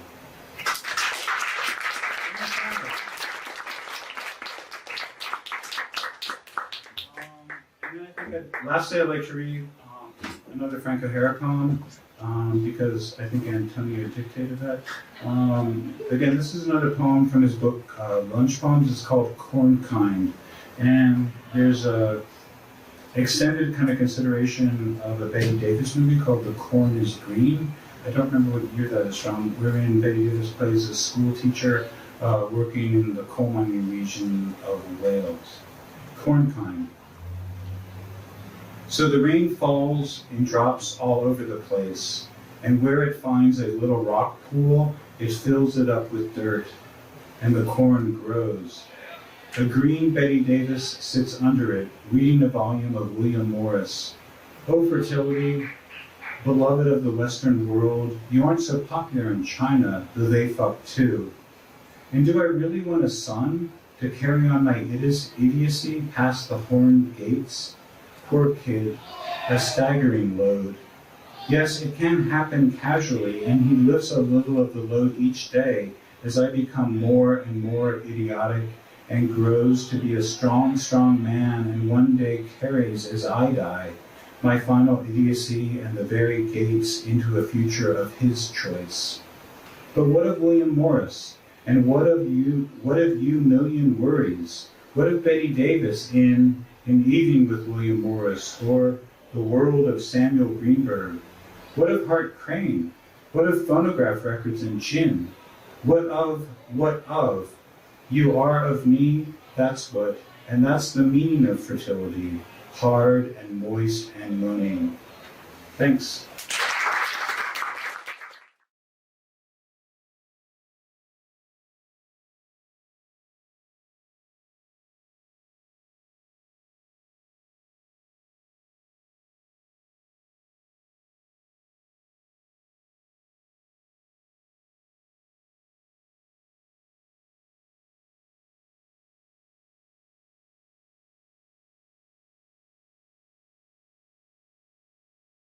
Hi, welcome to our segment.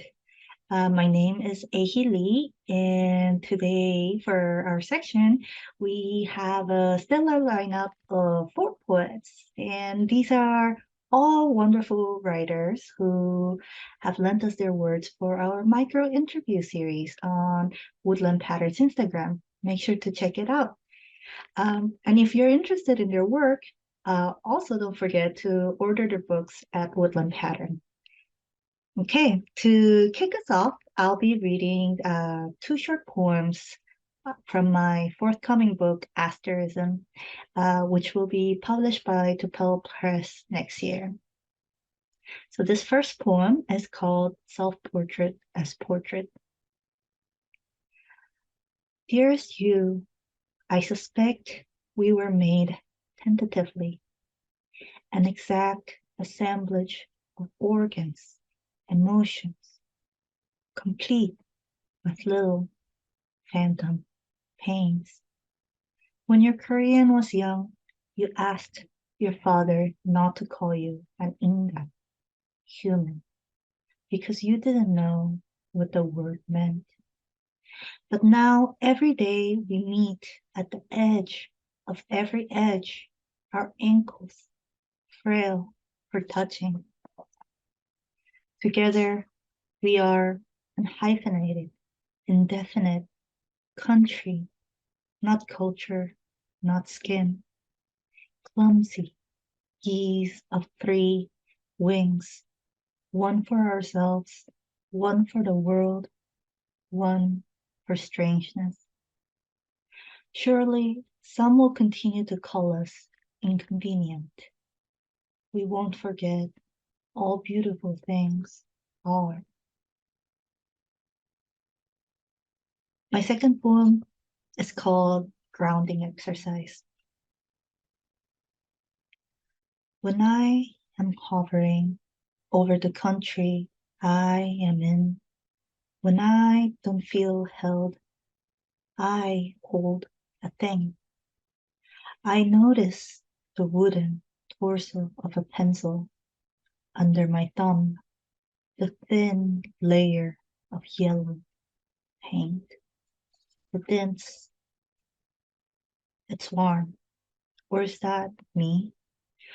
I leave the room, go outside, come down to the soil, dig a little, and loosen the dirt. I see what makes the weed persist. A grave of broken roots. Cities run by worms. The secret bones of a mammoth. Fallen things which haven't failed. Thank you.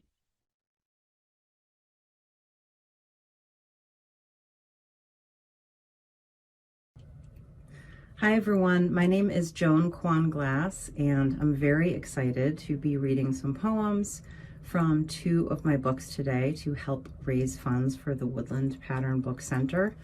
I'll be reading a poem or two from If Rust Can Grow on the Moon, which is my chapbook out with Milk and Cake Press in 2022. I'll also be reading a poem or two from Night Swim, my first full-length poetry collection, out with Diode Editions, also in 2022. The first poem is from Night Swim, and it's called Evening in the Burned House. It's after Margaret Atwood's poem, Morning in the Burned House.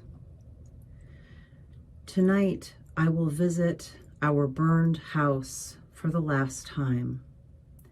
I will peer into windows and imagine flowers on the table in a room of low light where I pretend you have been waiting for me. I've arrived later than I'd planned. The horizon is already a sleepy eye, watching and growing weary as I grieve. I know that I cannot stay, that you will not come. After all, there is no house. Still, I gather up bits of invisible glass and stuff my pockets full of cinder, loving you still. I understand now why after a fire or flood, people return to their homes and search through the rubble for days in a trance when there is nothing left to recover. The next poem is called Holy Places. Before your birth, I searched for God in churches and temples, lightning storms. I wandered the stacks of old libraries, read how-to guides and timeless tragedies, revering truths that were not mine. In your short life, I knelt beside you. We rolled Play-Doh into lopsided snowmen, stacked blocks up high, and knocked them over and over again.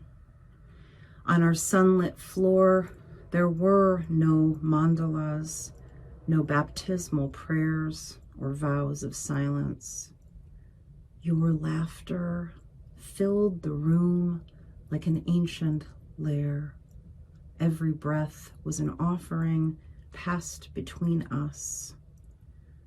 In your absence, I still wake, write what I learned too late, that there is no church but that square of light where I knelt beside you. And here's a poem from If Rust Can Grow on the Moon. This is called Attending a 12-Step Meeting After Learning That Rust Has Grown on the Moon. If rust can grow on the moon's surface 240,000 miles away from oxygen, if solar wind can traverse that vacuum, confounding scientists, turning red the crust of such a scarred and lonesome celestial body, maybe I am capable of more than I think. Maybe everything I need for alchemy is already here in my core and cells and in this room, where other addicts sit alive against all odds, styrofoam cups in our hands filled with bad coffee, steam rising like nebula. If you imagine your own hands closely and in good light, you will see that the sheath of you, the webbed tools you were born with, resemble the surface of a planet. Did you know it's impossible to see Earth from even the closest star? God is a vague notion that anything is possible. Thank you.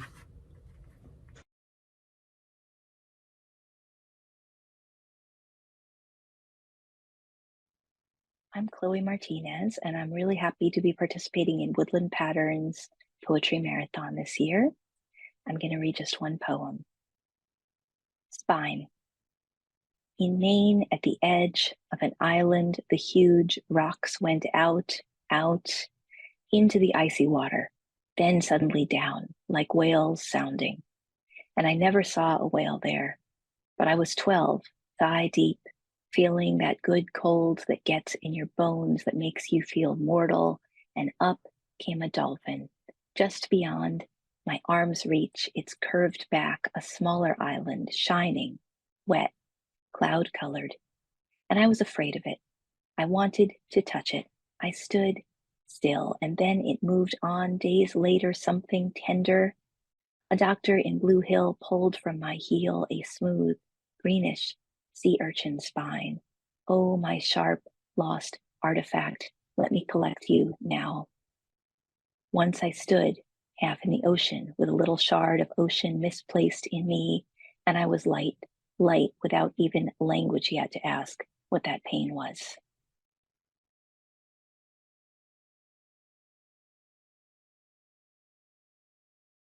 Hi, my name is Joshua Wynn.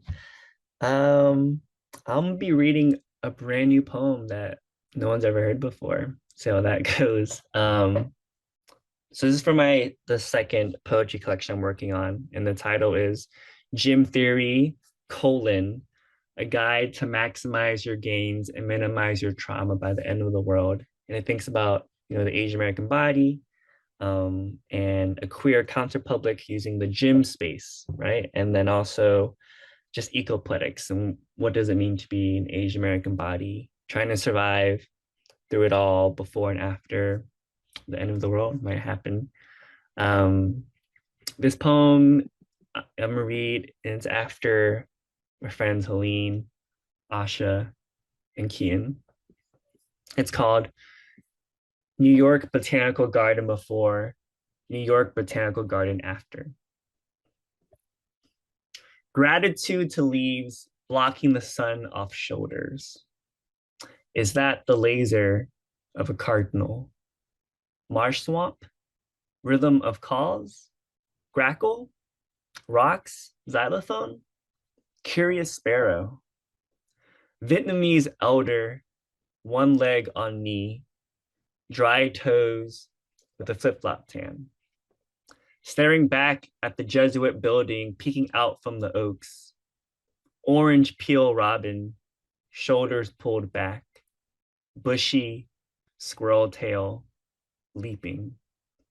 Bronx engines, black hole exploration, elegies waiting under Osages. The message? Lament, learn, lie to yourself. These ravens know calculus. The integral of loneliness leads to matrix. You can self-rectify. You can rend and embrace a dead thing like manure of melancholy. You can soil solitude and melt madness. Cascade of rebirth found in the black eye of a junco. You see you in the beak by a red-bellied woodpecker. You think you and wonder if it could please get more lyrical. Oh, in the apostrophe of it all, appears, repeats, and trails a linear tier to construct the letter P, which holds nectar and dried cranberries, chickadees, flutter. Lower, lower, lower the bridge that connects these two worlds. Betwixt of grasses sitting below the sun kills and heals and yearns a mother, a father, a tradition. Tells its tale in the thwacks of bushes. Siren song, odorous ode, aquifer apricots. The future pouring water along the wheel, lowering counterclockwise into the past. The purple of it all. The grief after the apocalypse. Yellow-green timetable. That brown becomes the brown, becomes the brown, becomes the brown, becomes the brown. becomes the brown, becomes the brown, becomes the brown. The way a friend changes when you are not looking. The way to grieve is to make love transcend time. Thank y'all so much. Have a great rest of your day or evening or night.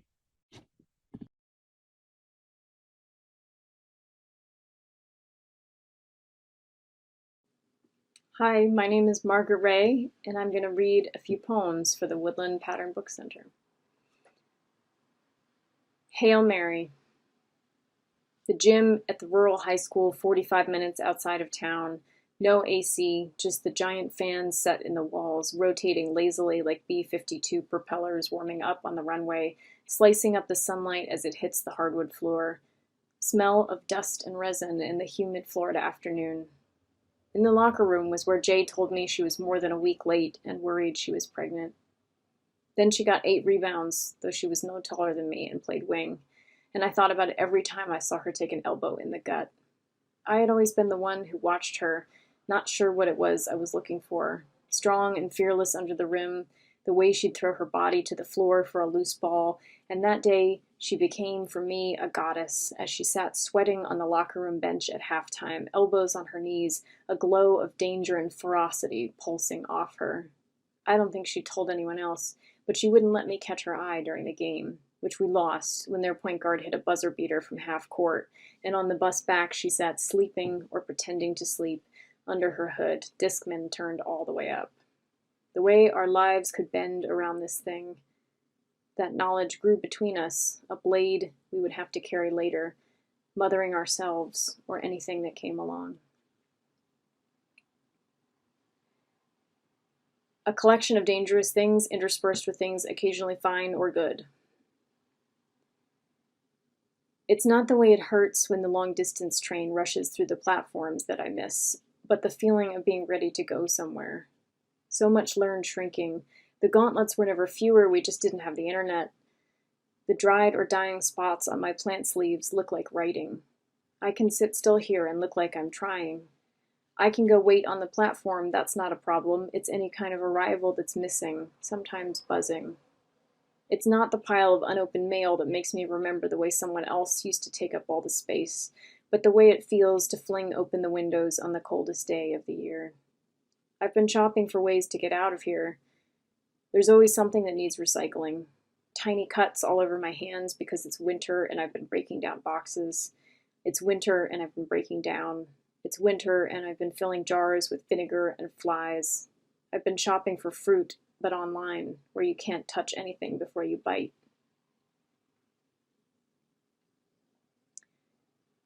Fuck, Mary, bury, loneliness, solitude, isolation.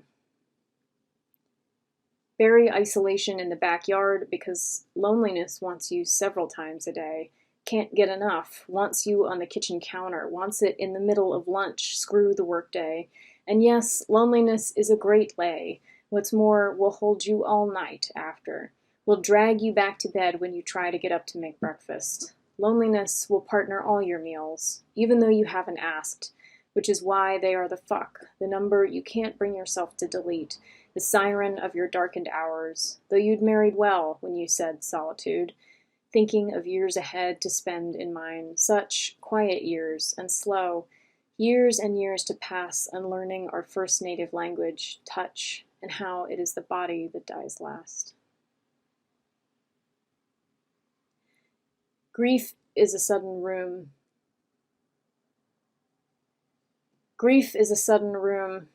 After flailing around, breaking all the furniture inside it for a time, you can think you've shut the ancient door behind you as you left, but the latch hasn't worked for eons. It will just spring open anytime you open a window elsewhere in your mind. No matter. The room will arrange itself in your absence and wait for your return. You've never seen such patience. Along for the ride. Sweet fears, don't worry, the windshield wipers work. See those flakes in the air, don't worry, they're off somewhere melted, melting, our view will be clear. Look at this exit before us. We don't have to stay on this grief highway always. Look, turn just a little. We can pull over. Don't worry my worries. Don't worry my fears. Leave the windows just cracked. I'll run in and bring you your favorite snooze and malaise and some Cheez-Its for me. Look, I won't leave for long. I know this is just how you know how to love me. I'll just be a minute. I promise. Don't watch. Don't look. I'm going. I'm gone. Thank you.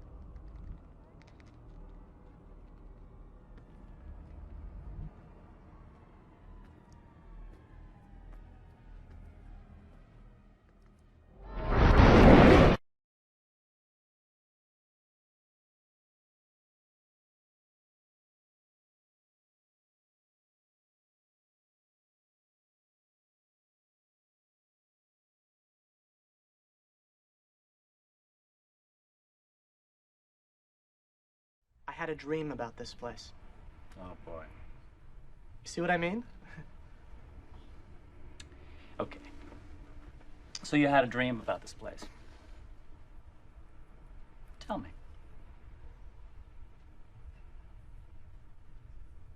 Well, it's the second one I've had, but they're both the same. They start out that I'm in here, but it's not day or night. It's kind of half night, you know? But it looks just like this.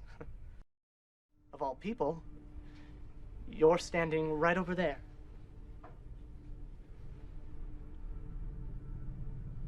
By that counter. There's a man in back of this place. He's the one who's doing it. I can see him through the wall. I can see his face.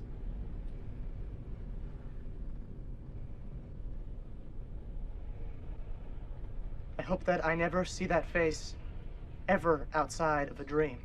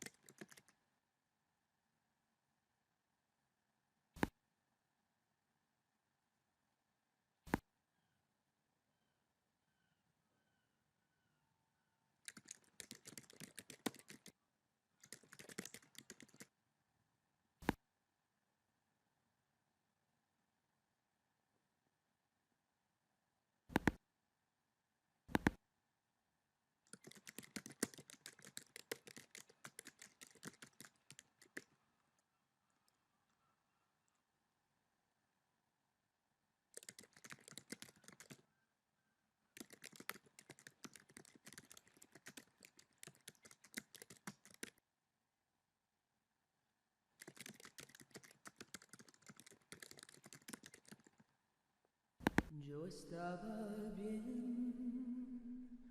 por un tiempo, volviendo a sonreír. Luego anoche te vi, tu mano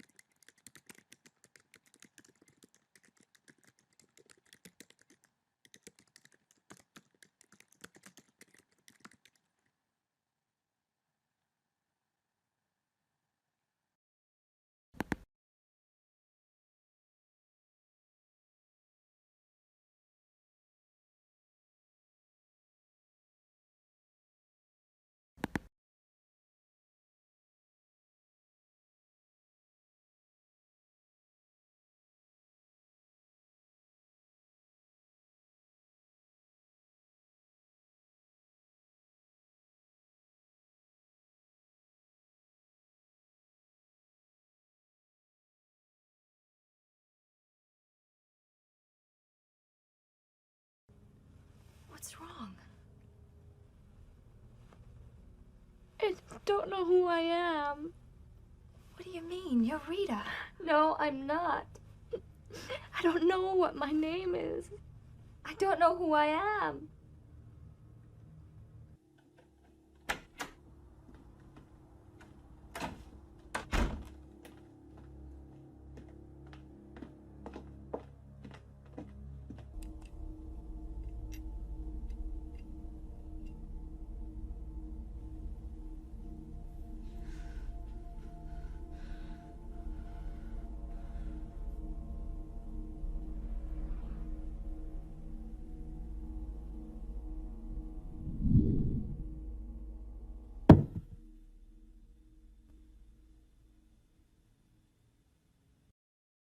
I wonder where you were going.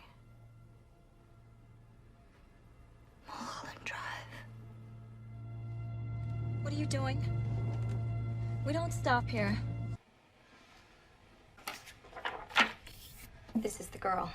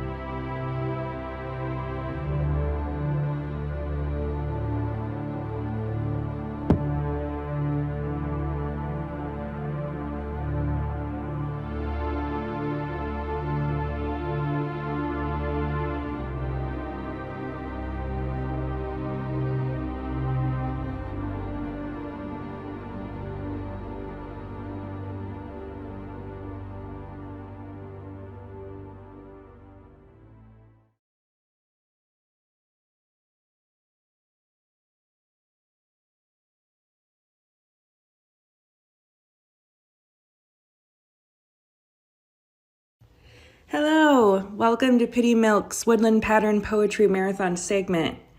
We're very happy to be involved another year with such an amazing event and organization. Pity Milk has been hard at work publishing poetry by queer and femme poets since 2012. That's crazy, I know, but there's no foreseeable end to our efforts to hoist great talent. Our segment this year features a predictive text poem from alum KP Kazabowski, Rebecca Felix reading at our performance space, The Bell Tower, earlier this year, and lastly, work from editors Edie Roberts and Chelsea Tedeschi reading poems from All of a Sudden and Island Weather, respectively. Thank you for joining, and catch us on Instagram at pitymilk_press or visit our website at pitymilkpress.wordpress.com.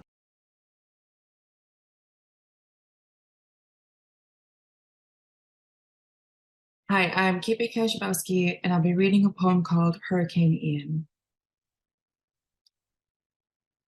Hurricane Ian. It's been so pretty here lately. My husband and I flew from Spokane to my cousin, who got married on a risky day in autumn. though she made sure there'd be shelter if we needed it near. 20 minutes north of a Midwestern capital, and look how pretty. My dad said when the South is ravaged by a hurricane, all the energy from the North is sucked down. He tells me the heat release from a hurricane is equivalent to 10 megaton nuclear bombs exploding every 20 minutes. The wedding guests are so pleased with the calm. My gosh, how pretty, even in the shade. We flew back, hopping airports to avoid the storm. My breath out the sunroof has a bias. Keep what's mine close. I tell myself this is my last smoke. I tell myself I know I am stupid, but if I know it, and if I know who is taking my breath, regaining it feels closer. My breath is pleading with a disaster that has not yet hit, has not yet been named, a flaccid name of a teenage boy. How could he rip anything out? A young man on TikTok stands in front of a grove of trees. He says, "Don't fuck with my people." He says, "I know they are not people, but don't fuck with my people or I'll fuck with you." I woke up thinking that I was lucky. My people were statistically more likely to survive most of the worst of things.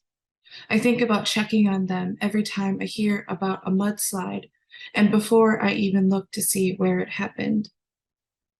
I try to practice asking people to check on me, though I know I shouldn't be using so many middlemen to do what I should be doing for myself.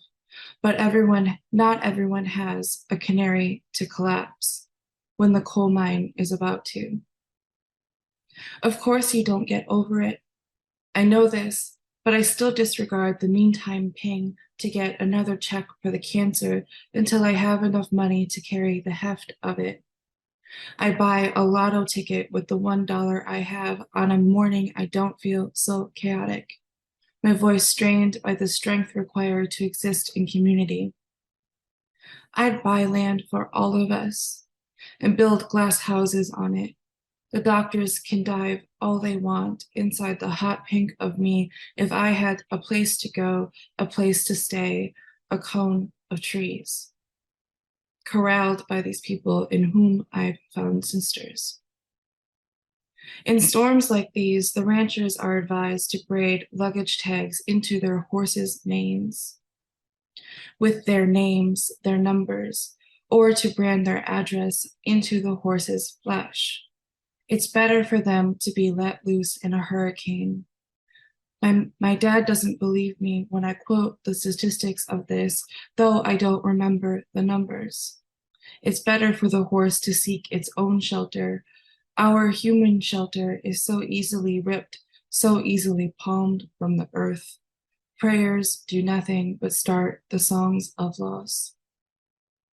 I slake the deep, deep ditches of my home, offer it an opened rose, a spark for tinder, a floor that has a cellar door to batten down tight. I make no promises of taking care of myself, though I take the time to learn the technology of tattoo design, to mark the Pleiades on my ass, and hope one of my 6 sisters survives so she can find me. It seems silly to hope for more than one sister to make it, and even more so that I would make it too. I don't mind being a marvel. I've been one this whole time. Tagged by a calm that frightens onlookers, I feel more comfortable siding with the storm, tearing off the mountains after I tell my people to take to the canyons. Oh, of course the worst is inside me, growing at a rate no one could predict. My gosh, how pretty, even in the shade. Thank you.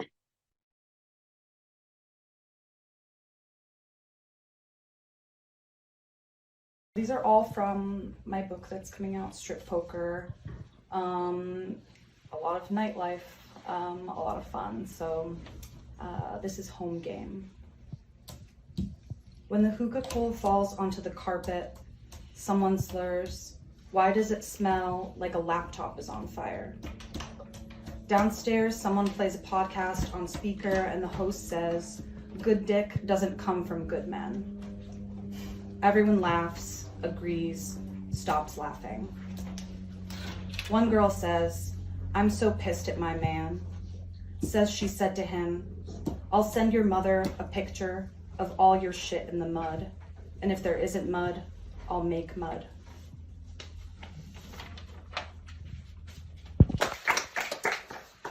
Anaphylaxis.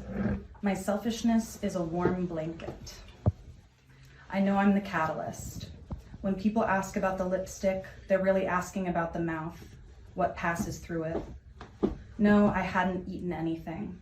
Yes, my heart rate was elevated. My throat closed like a fist as I walked around the empty lake. A bug bite, a blanket of pollen on the breeze, my fingers on the touchscreen to call Lawrence when I shot myself in the leg with an EpiPen. 2.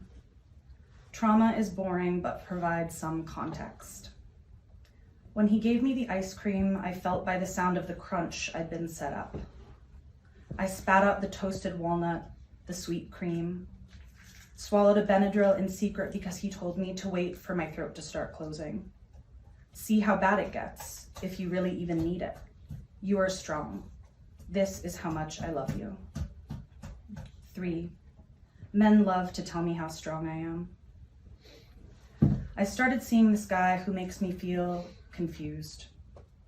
Sometimes we're almost close, but mostly he's on his phone a lot when we hang out. He told me he wished he was there when I got egged at the clinic. I wished it too. I had no control. I was glad he called. I felt like a kid that day.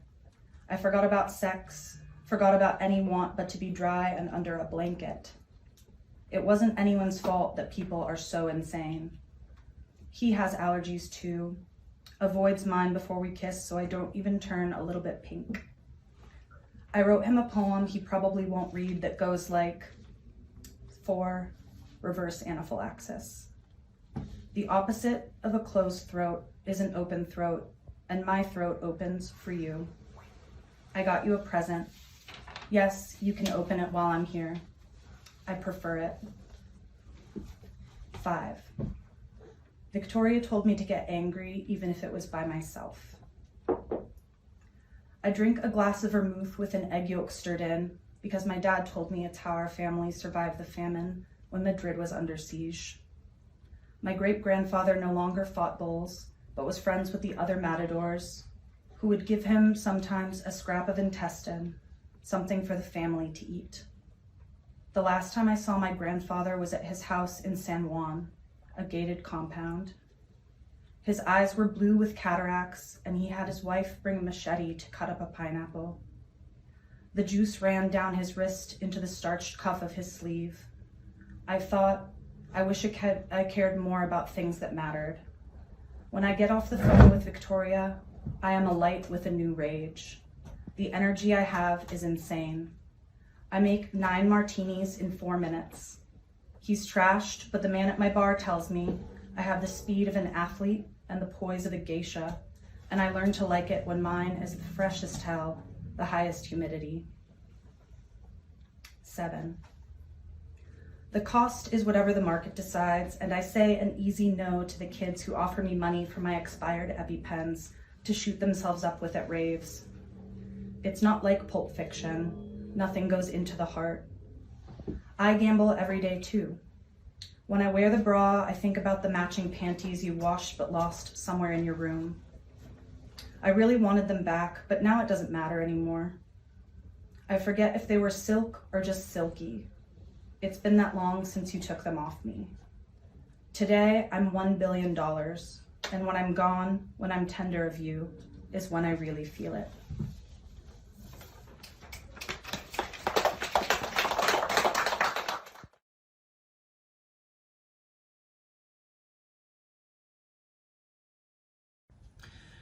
All of a sudden, I'm a piece of baby meat, stuffed with diploma trash, but I have a car. and it's big enough to fit my body in the back seat if I bend my knees at right angles against the door opposite my head, my heart.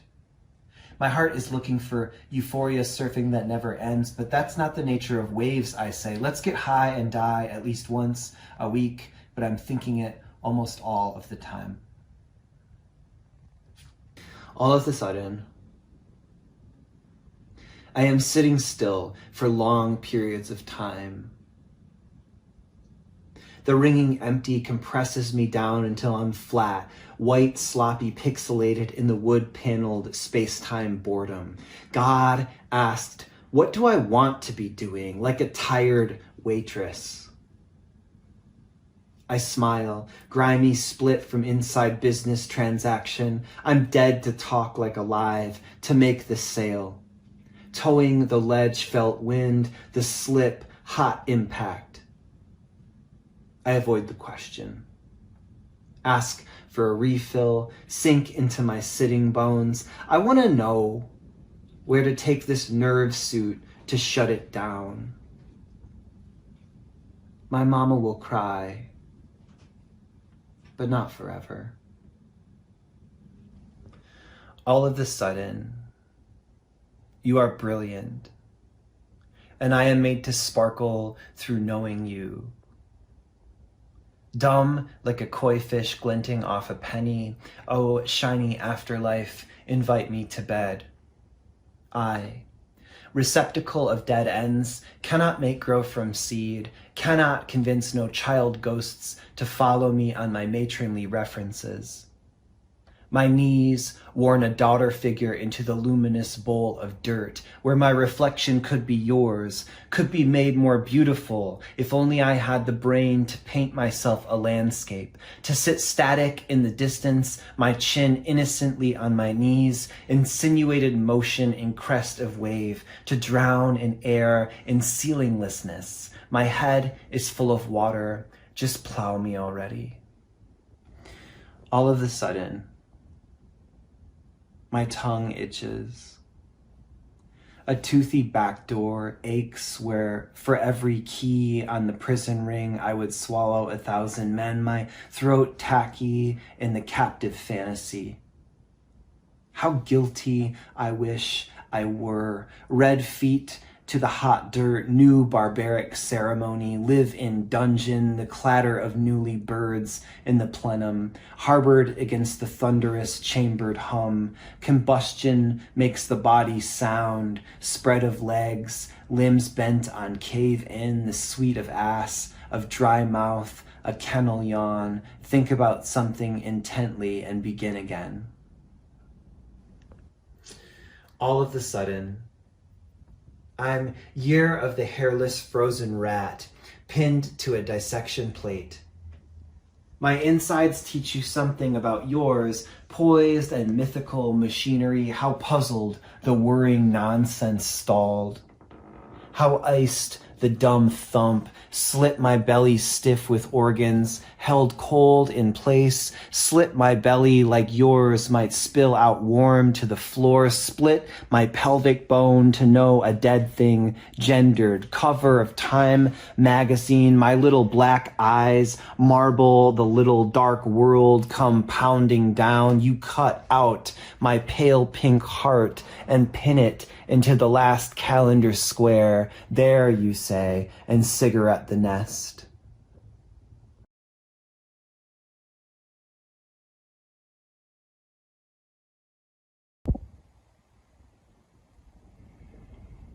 I'm sorry, but a bunch of dull lives aren't suddenly interesting just because they're next to one another. Somehow you'll know me better once you realize I was born on a Tuesday. Why am I always the bug in the pool? Sometimes in order to come, I reference the feeling one gets while watching photos develop. I want to shove these clouds down the hole that runs through me, instead, Band-Aids. It's so American of me. I keep thinking the birds are blowing pieces of trash.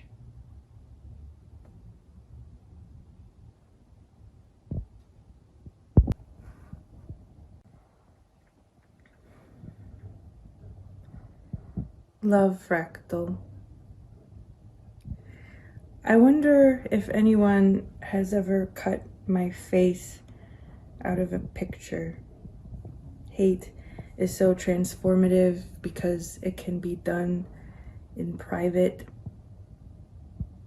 I regret I'm the type of person that forgets to turn the faucet off when I walk to the fridge and doesn't know how many places this country is currently occupying or how many ecosystems have fully collapsed. Why does it feel so good to squelch in the bright red jelly of grief? I read that someone was struck by lightning total of 12 times. It leaves a scar like a fern frond. Can you imagine ever being loved like that? I feel totally helpless to know the bareness of your back, my little flower head turning toward the sun.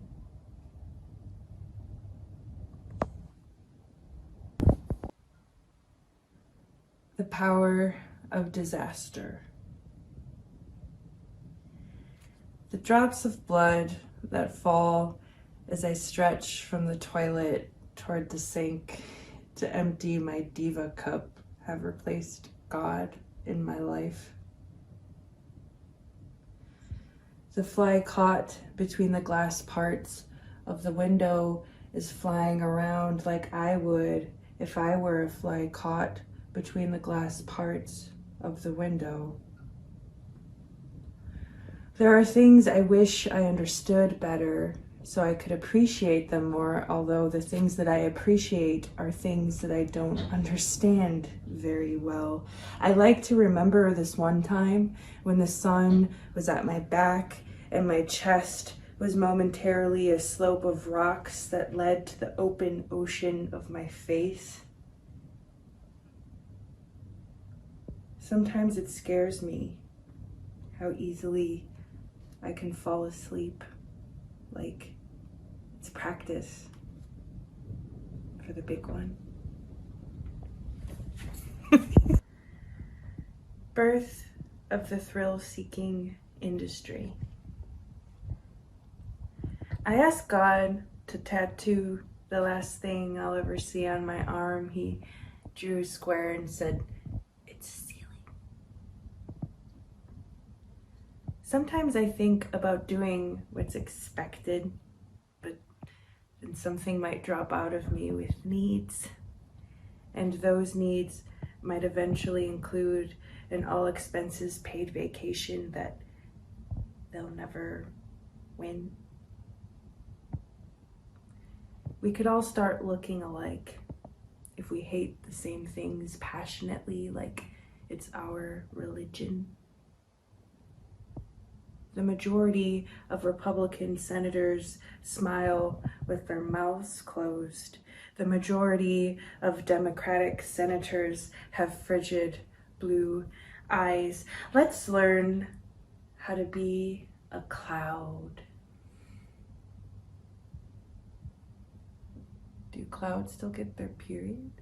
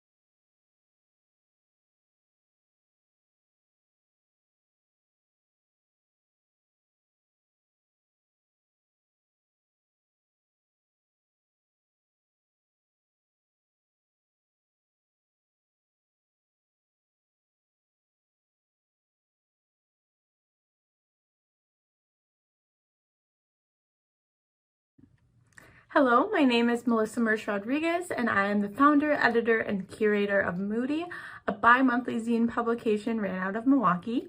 Each issue of Moody features new work by BIPOC and or queer creatives from around the city, the country, the world, and we pay every contributor for their work. We really believe in platforming and supporting creatives both on and off the page. And so that's why it is a really big honor to be asked back again this year by Woodland Pattern to curate another hour for their poetry marathon. We are huge fans, admirers, and supporters of Woodland Pattern and feel very honored to be supported by them as well.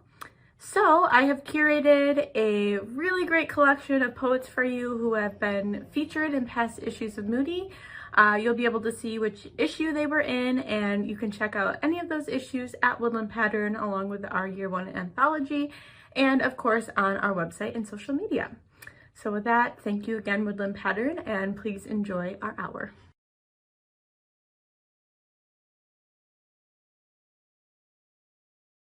Hello, my name is Kiara Sholo, and I will be doing some poetry in collaboration with Moody. Let's get started.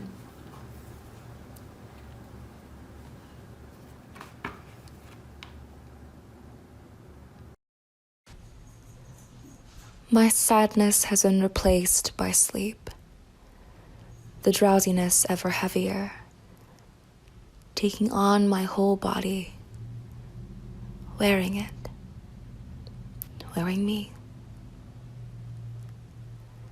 You said, you can get mad at me. So watch as I yell in blinks, threaten violence with sighs, hold your words in contempt with the passing of time. I am angry, but no matter how much, there will never be enough space for me to yell. So some scream, others cry. But this is how I am when I am mad. My silence holds it. All of it.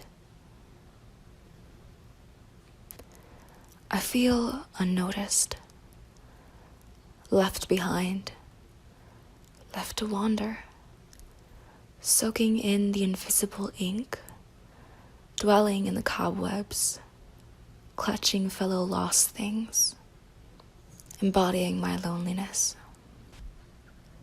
I need you to hold me. Just hold me. Lace me in your honey-covered words. Make me wonder why lust never really goes out of fashion. And while your star-filled eyes dance like firelight, I'll dance to the moments we have left. Head held high, praising. You lavender menace. I've heard stories of you. Call me starstruck. As our eyes play games of chance, you inch your way closer, led with leather-held hips, while your lips introduce more than just your name. My sapphic daydream. Let's let hands meet ring-covered hands, and have these points in time stretch on for longer than just today. Fate is my burden. I hold it in my hands, string it along with the passing of time, and snip it when life is satisfied. Maiden, mother, and crone, take my heart, take my hands. Just leave behind my soul, that even in death, I can dance in graveyards as the world caves in. Our bones hold memories, detail the lives we've lived. I wonder what my bones will tell you. Will my smile reflect in their shape, my voice reverberate in whispers as wind falls over them? Dreams cradled inside for you to find. Please note that these bones are tired, too often left outside, seldom shown care. I give them to you. Bind them to a field of flowers. Visit them once a year when you have no tears left to shed.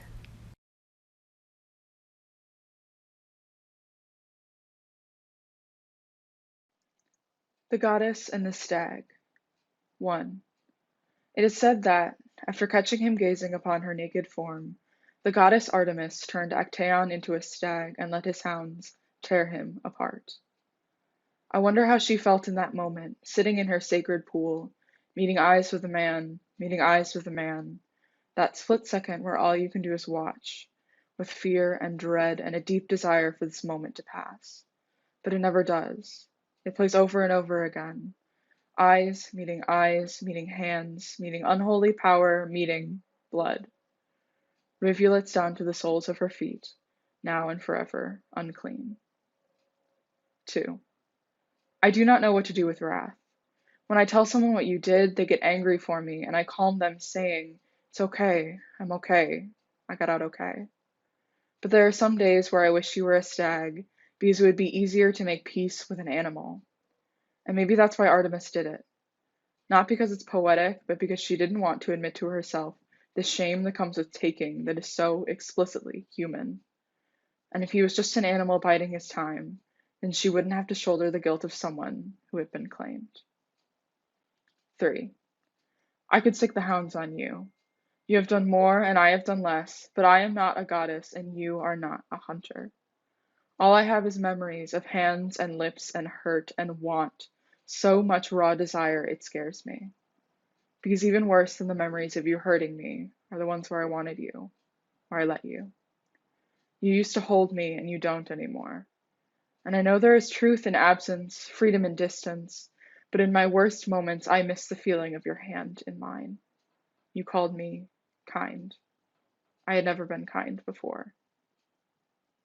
4. A friend told me once that there is no shower that can clean her, and I wished so fervently in that moment that I could wash her back, take her hair and run water through it with gentle fingers, but all I could do was stare at the road in front of us and nod. How could I possibly tell her that there is no cleaning this mess, no bath that could possibly wash away the hurt that only hands can do? I never want to be naked again. 5. I wonder if Artemis ever returned to that pool, if she ever stripped bare and let her knees touch her chest, her wet hair running gentle streams down her back. I want to believe, I have to believe that she did. 6. I want to believe. Ghost bird. I wish I was the phoenix, the ghost bird, rising from the ashes of everything we built, but most days I just feel like a scavenger, picking at the ruins of my body, trying to find something that would give reason to the way you hurt me. Because if I can just find it, that defect, that cancerous lump that screams, "Take me for all I'm worth," then I won't have to accept that I was wrong about you. The therapist at the PTSD clinic reminds me daily that people don't ask to be abused, that sometimes we just are. It's not your fault, she tells me, and what a lovely truth that would be if only I believed it, because if the problem wasn't me, it was you, and I'd rather live in a world in which I have a bright red sign on my forehead than unlearn the ways you loved me. Most days after you left, I longed to be the bird that died, sobbing face down on my bedroom floor, screaming, "I can't live without your fire." Because in those moments, I don't remember the fights, just a record playing in your kitchen as I sit at the table watching you make me eggs, and we're laughing about nothing. And I've never been more in love than when you sit down across from me, kiss the top of my head, and bring me coffee, and I'm so, so alive. I never thought I was made for quiet mornings. I was taught that I was made for endless nights. And when you didn't take me that first time, I thought maybe, just maybe, you would touch me like I meant something. But that too faded in time, until there was nothing left. A night where you lied just to have me, and I was reminded that you were more hungry than in love, and I was proven right.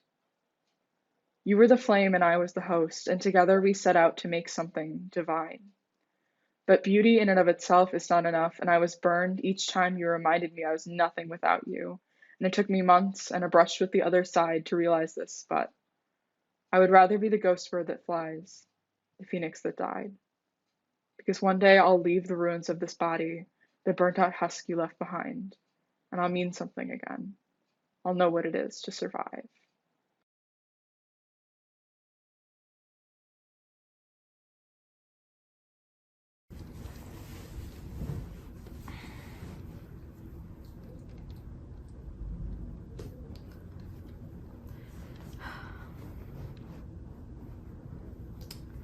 My name is Araceli, and I will be reading journal logs that I wrote shortly after my grandfather's death.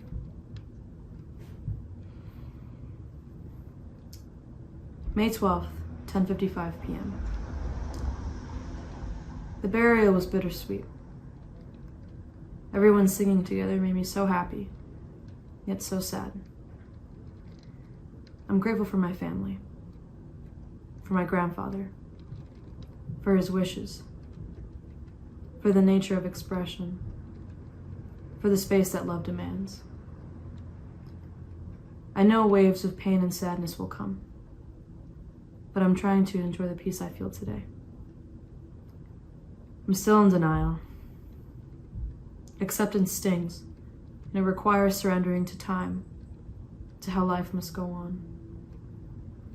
Everything feels like a terrible dream. May 27th, 1:50 p.m. Sadness and anger and pain are catalysts for change, for liberation, and to reveal truth. This is why I have attached myself to these feelings, the ones deep in my stomach, in my throat, in the core of my body. Because when the defenses are down, the tears are warm. My face is hot and red. July 2nd, 1:38 p.m. I don't know what to do with myself, so I don't know what to do with others, with friends, with family. I'm on overdrive as I try to show up for myself, and it's barely working. I'm tired. I need therapy. That takes work too. I want an excess amount of love, hugs and kisses. I feel like I'm benched, watching my life, wanting it to be something different, but unable to move. I don't even know how to talk about things. I'm out of energy. Everything takes so much work. July 12th, 7:16 a.m. Spiraling with eyes wide open. July 23rd, 7:22 p.m. I'll do anything for love. I'm hitting rock bottom and making a home here. The labor it takes to bring myself out of this place is too much to bear. I drown in the syrup of grief. Death is all around me. August 18th, 4:52 p.m. Insecurities are flared up. I don't like myself right now. I don't feel like myself. When did I last feel like myself? I don't remember. I'm trying to grab memories that felt like, all right, that's me, but they're foggy. I'm thinking of times I felt happy. Did that mean I was myself? What does that even mean? I'm not creating. I'm comparing myself to everyone, and it's killing me. Depression is sticky. It's oily. It's gritty. A part of me wants to stay in this place so I can have an excuse for shitty behavior, for sticking to old patterns. The more I talk about this, the more I want to stay. August 28th, 7:31 p.m. I cried about my grandfather. I cried about past lovers and mourned the love I was lucky to have. Nothing lasts forever, and this life is so short. I want to have a good life and be good to people be good to myself. Time moves quickly. I wish there wasn't so much pain. I want to be more present, and I don't want to hurt people. I feel like I'm finally seeing myself for the first time, knowing where this pain sits. I want to bandage my heart. Thank you.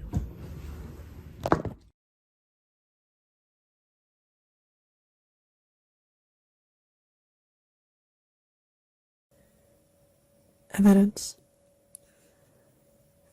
The way a slug leaves a slightly opaque, slick, sticky signature in its path, I too leave evidence.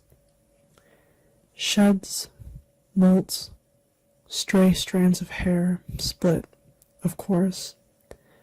Well-intentioned bulk trays of peeled garlic, a hip and trendy pot with a matching nestled bamboo steamer, every single one of my favorite t-shirts that just slipped into the cracks, somehow. Half-full drinks, pearls disintegrating in the sugary, milky pool, macerated and massively disgusting. Kombucha in a spicy cherry flavor no college-age boy would dare drink, and Tupperwares of delicata squash roasted with brown sugar and kosher salt. A pile of earrings I have not worn for so long that their specially pierced housings have broken down, membranes, and taken back their mass. It feels bad. It feels guilty. It feels like weight. It feels so heavy, like I am carrying a stacked and stumbling tray of the drinks, of the threads, of the things I cannot stand to be without until, of course, it's my job to tidy up. Make myself scarce. Leave it better than how you found it. I am a park ranger's nightmare. I am everything that fell off the back of the truck. When someone disappears, you seem to wish they'd been sloppier and left more. Perhaps I should have begged them to leave the trunk open and pull a Wisconsin U-turn in the middle of a busy intersection. It would be beautiful, the way water is flowing off the ends of slicked, conditioned, modeled pretty hair. And then I could find you.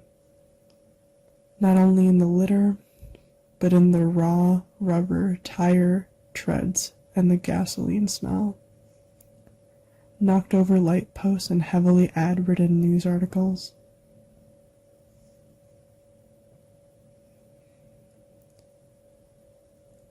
I really wish that you had left more.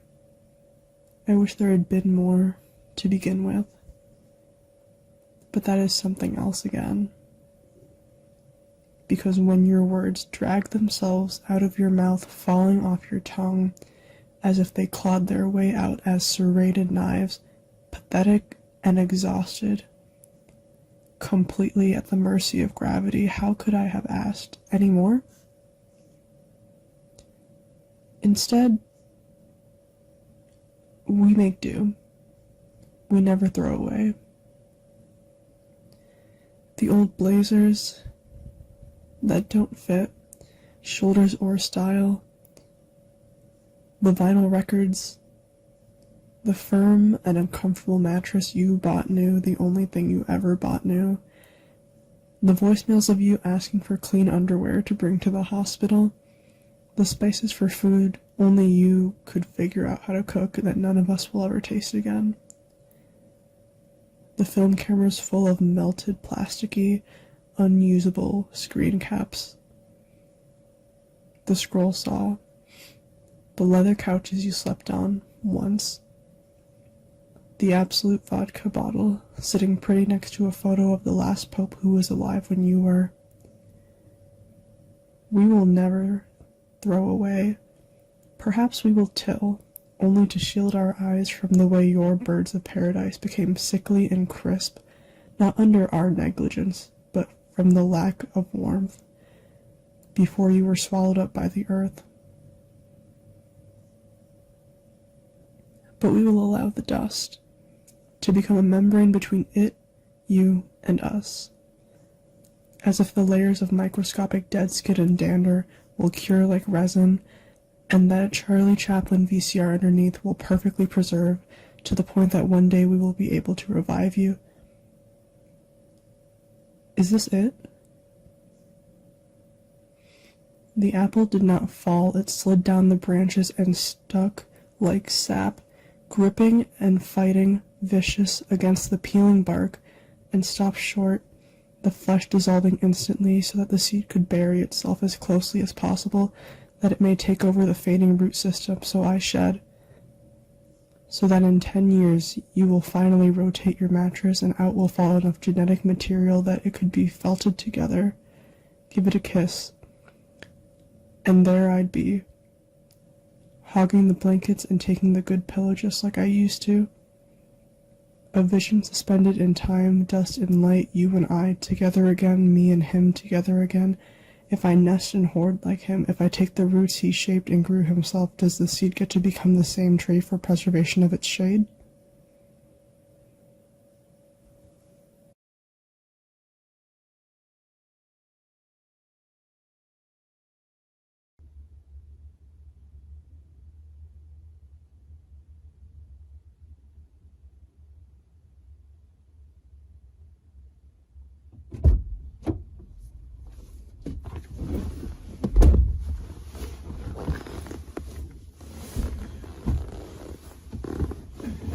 Everything should be easy, and why it is.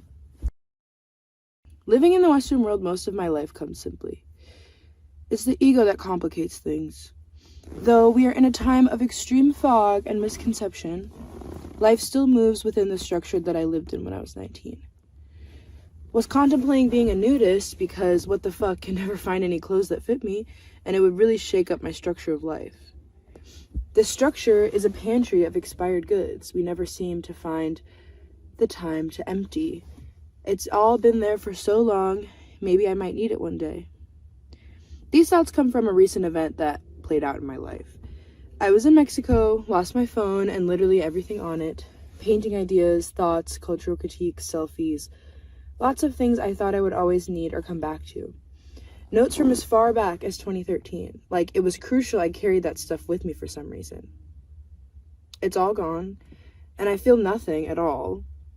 This weight I didn't even know I had till it was gone has no effect on me. It's given me space for new pathways and time to clean the back corners. As I regain my footing, I am wondering what rules I should break this time. Being back in my hometown, it can be so easy to fall into what used to be, to let the pantry pile up with cans that I never use, and filling the freezer with meat while considering veganism again. I'm going somewhere with this. The loss of stuff always makes room for self-reflection and asking questions. I'm not an astrologer, but Mars is in retrograde in Gemini, and so we ask ourselves the age-old question of why suffer? If the choices you make around interpersonal relationships are deeply reflective of the compassion you have for yourself, are you holding enough space for it? Or are you overcompensating to prevent abandonment? How can we make the systems that hold us so tightly looser? Why do we stick to cycles that deteriorate all that we are? The rules set in place for what is a good work of art can be broken, but often aren't. The rules for a good exhibition are set and barely broken even within smaller DIY spaces. What keeps artists and space makers from pushing past the false threshold of possibility? I speak to a lot of art students and art student observers on the validity of the critique. It's a system placed within art school to progress the skill set of the artists that attend. A lot of people complain about its inability to actually move a conversation around. There's a lot of fluff, or just straight up disrespect, but mostly fluff. There's a kind of lack of directness, which I think is really present in our daily lives as well, where political correctness and defensiveness are the foundation in a lot of conversation. It's hard to critique when we are concerned if our opinions matter at all, and if they sound good to the ears of others. The critique becomes an echo chamber, and the ones who scream through the tunnel are unfortunately bigots. Maybe. When we float around our interpersonal relationships in laissez-faire fashion, we cannot hold critical thought to the systems around us. If we aren't honest with our emotions, how can we progress in collective thought? If we do not tell people how we really feel, how do you expect them to move in a way that matters? The rules cannot be broken because we always assume to follow. But as connections with others grow increasingly more vague and difficult, there needs to be a point where we have to look at it for what it is, for what these systems have become. Faulty. If we only sit in class and fluff up the art that someone shows, the ego death doesn't occur. The actual true artistry cannot be brought out. It stays hidden under work around depression and familial issues. If we keep allowing art spaces to play by the rules that haven't shifted progressive thought in like 30 plus years, they will continue on as is. We can no longer mumble under our breath of the atrocity that is white male art for sale in a blue chip gallery. The rules must be broken. You have to see all of it in another way. And the thing is that it's easy. It's easy to make your thoughts louder. It's easier to speak up. When we see the faultiness of the systems we inhabit, stepping outside of it all becomes as easy as getting out of a very long line. Just take one step to the right. Ask the people around you why. It is only hard because you think the seams of our reality are welded together, but I see them as stitching in a vintage t-shirt. Get yourself a fucking seam ripper.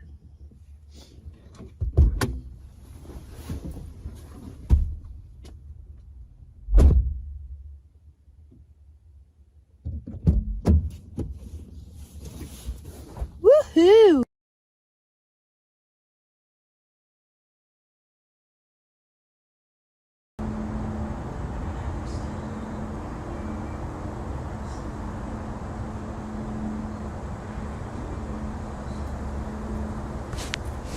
Stuart.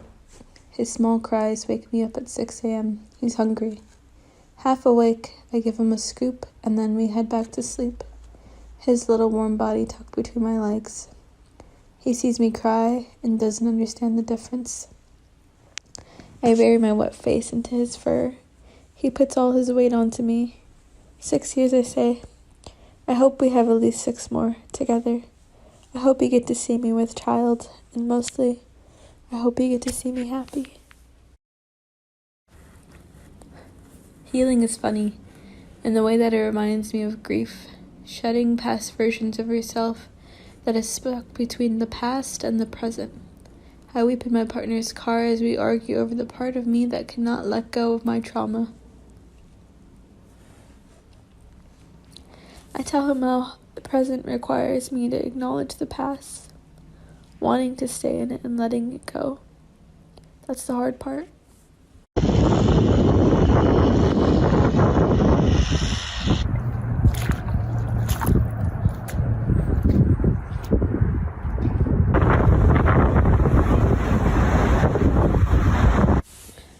When my dad died, I traveled around a lot.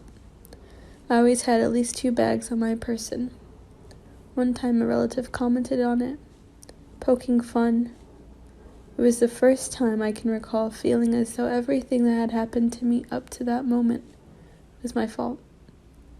I learned that that was a feeling I'd carry, one I would not be able to set down.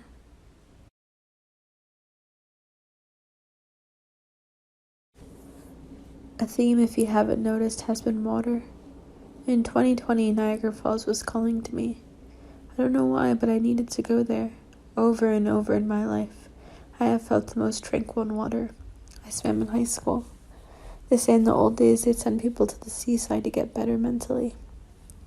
The water sign in me likes to think it's just in my nature to be so beholden to it. I stared at the rush at Niagara and thought of the allure of jumping in.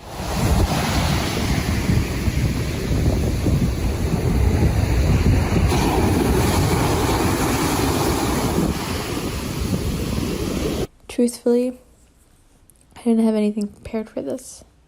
I haven't felt creative in a long time. Every day, I am thankful for the chance to start again, because most days have ended with beating myself up so badly for living in a 700-foot apartment and working 8 hours a day to afford it, and being gone 10 hours of the day, for spending most of my free time with the person I love, for that person not being myself. We're both really good at carrying other people's stuff, to a fault, you admit to me. I agree. I often feel so sensitive and I'm often overextending myself, Even in our relationship, I never knew I could meet someone possibly more sensitive than me. It's beautiful, really. I see a lot of myself in you, and it makes me admire and love myself more, something I never thought could be extended to me. Grace. My trauma is weird because it is shared with 8 other people. My eldest brother, who held pressure on our dad's head with his shirt before the ambulance came. My other brother, who was in the middle of a football game. My brother in Texas. My brother who was in prison. My sister, who made the phone call too. My mother, and I heard her scream on the other end. My other brother, who I do not recall seeing at the hospital. And my sister, whose face was the first I came across when I got there. My trauma is also shared with no one. The bad dreams I have when I wake up screaming into my pillow. Or the many train rides I've taken crying silently to myself. The days I've not wanted to leave my house or go to work because I am overwhelmed by my life, by my sadness. But then sometimes I wonder how many of those days have we shared.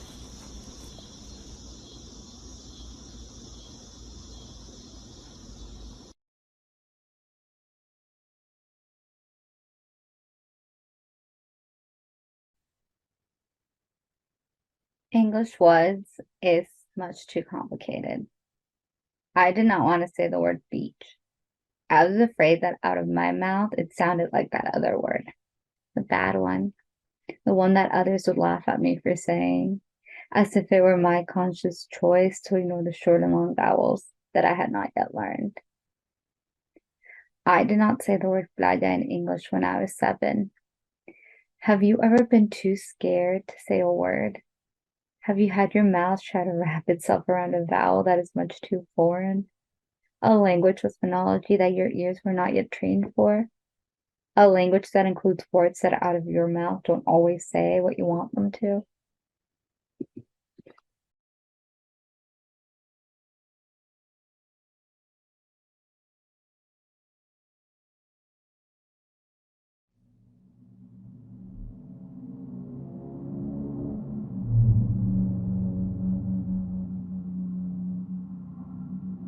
All I can do is return to my room and laugh.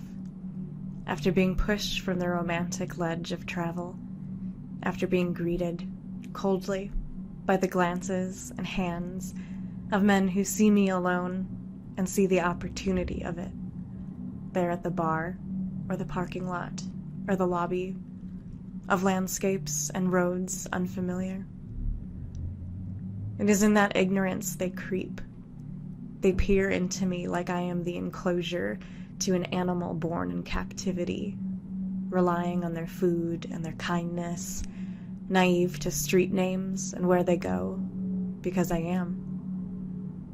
My defense rests in the mechanics of a key card and a deadbolt, still miles from my car, and my walk between the car and the drink I've been poured into the trough for the animal in the enclosure.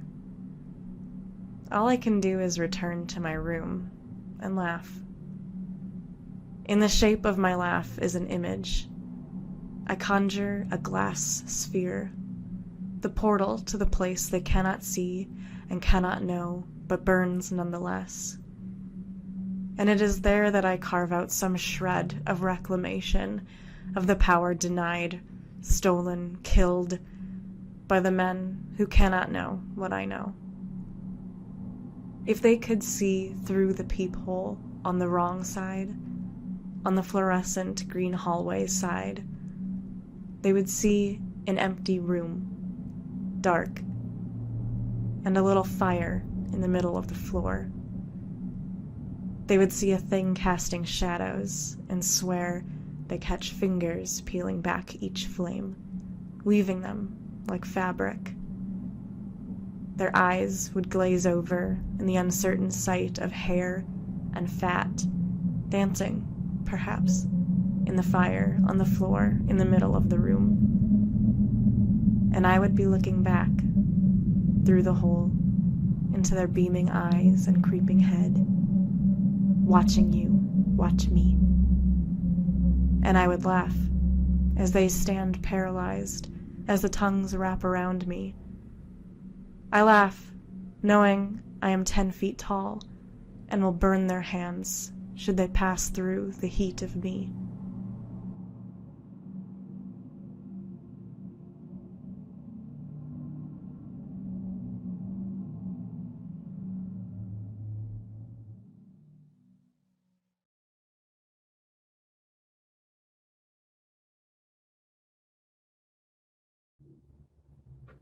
Hello, my name is Jawa. For the past couple years, I have been working in animal welfare, which includes various shelters around Wisconsin. Recently, I have become EBI certified. That stands for euthanization by injection. I am a euthanization performer. When I first performed, I sat down and wrote this poem just to give some insight and share what that experience was like. So I'm happy to share with you all today my poem, Oliver. The paperwork is tedious, but for good reason. 3 points of confirmation before the finalization. Do you have the right one? Check. For the right reasons? Check. All other options have been explored? Check. Gray cat, 18 years, rapid breathing, rapid weight loss, can't walk, can't eat. Marked as old age disease. Quality of life is no longer possible. Modern medicine cannot prolong the inevitable anymore, but today it will provide grace. I knew that would be his last point of contact before he transcended this realm that has weathered him so. I provided a greeting to establish a kinship, one spirit to another. Hello, friend. He looked at me as I read his collar and corrected myself. Hello, Oliver, and gave a small chirp. I could only assume it was his gesture of understanding. Next step. Not too much time must be taken from the process, just enough to establish the connection between the seeker of relief and the provider. Death must be gentle, and it must still be timely. Making no mistakes with my measurements of the blue solution that will swim through his veins. This will be the signal to wave the final white flag, ending the war of atrophy. Inhale, bevel up, insert, pull back, inject. Exhale. The concoction starts in the empty cavity, eventually making its way through the brain and heart. I lay his head down gently on a towel as it begins to set and his muscles give in. No longer the desire to combat time, only to rest. I sit with him as the seconds pass and whisper how well he did. I imagine how honorably his soul must have danced and lived, and how gloriously he must still be loved. Not to be reduced to this vessel he leaves behind in ashes, memorialized forever in soft moments, if even to a stranger. The lump in my throat floated as a humble reminder that what he meets on the other side waits for me as well. The heartbeat has stopped. Death has been confirmed. The first time I euthanized an animal, I thought I would feel something profound.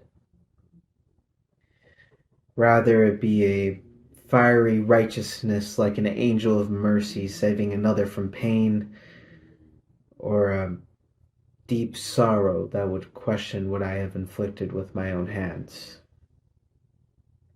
I was swayed neither way. My inner pendulum stood still, an emotion holding its own merits, a deep understanding that only others who have held the remedy that sets them free will grasp. I, the ferryman that takes you to cross the river Styx, assure the waters will be calm. Goodbye, friend. Thank you.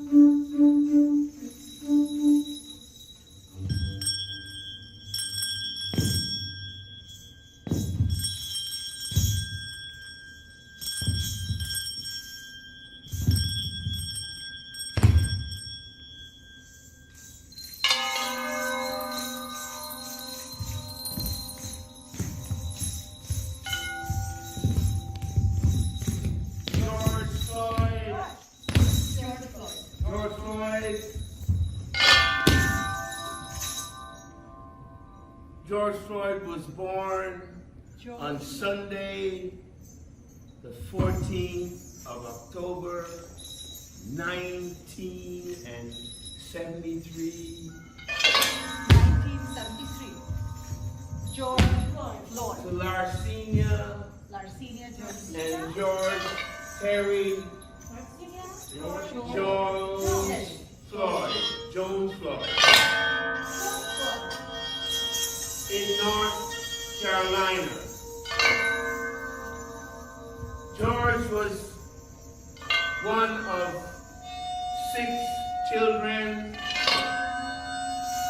Terrence, George, Brittany,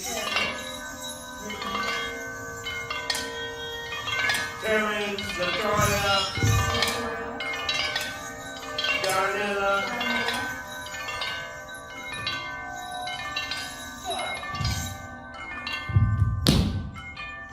George, like all of us, was a complex figure.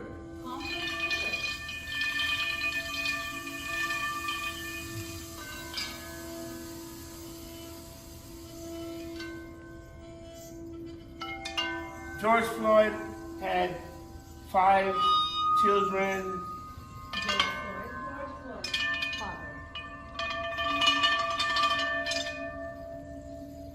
On May the 25th, 2020, George Floyd was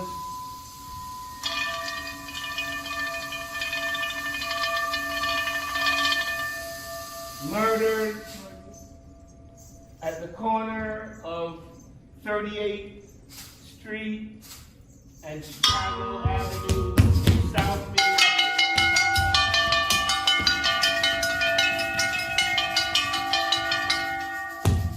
George Floyd was murdered by Terry Chauvin, who knelt on the man's neck for 9 minutes.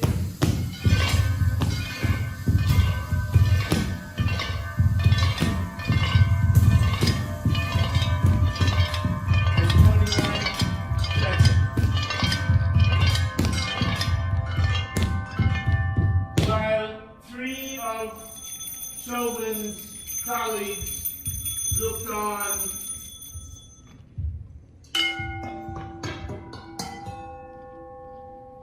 and scarcely intervened.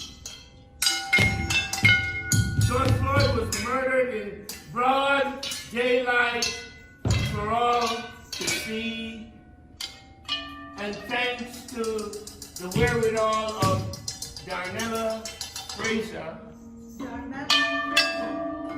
we had unequivocal proof, irrefutable proof that it was an extrajudicial killing.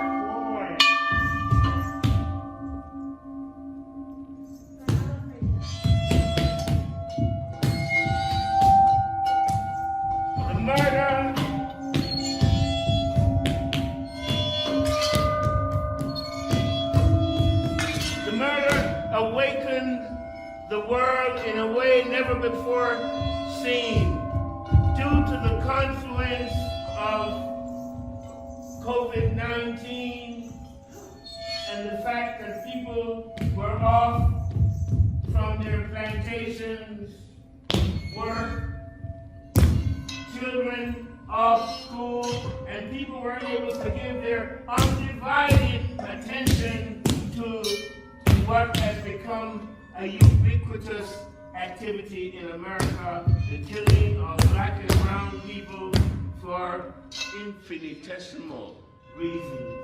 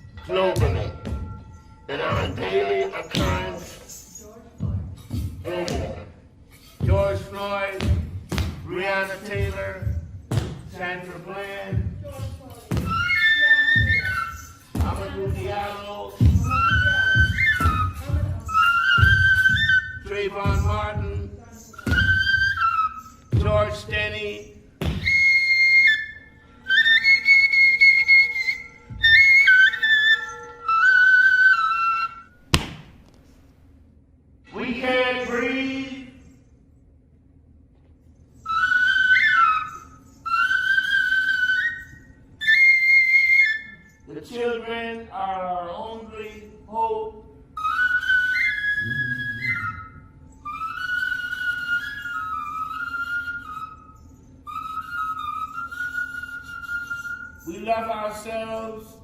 We love the human spirit. We love ourselves. We love the human spirit. George Floyd bunted with his life, deliberately or inadvertently. The ramifications are the same.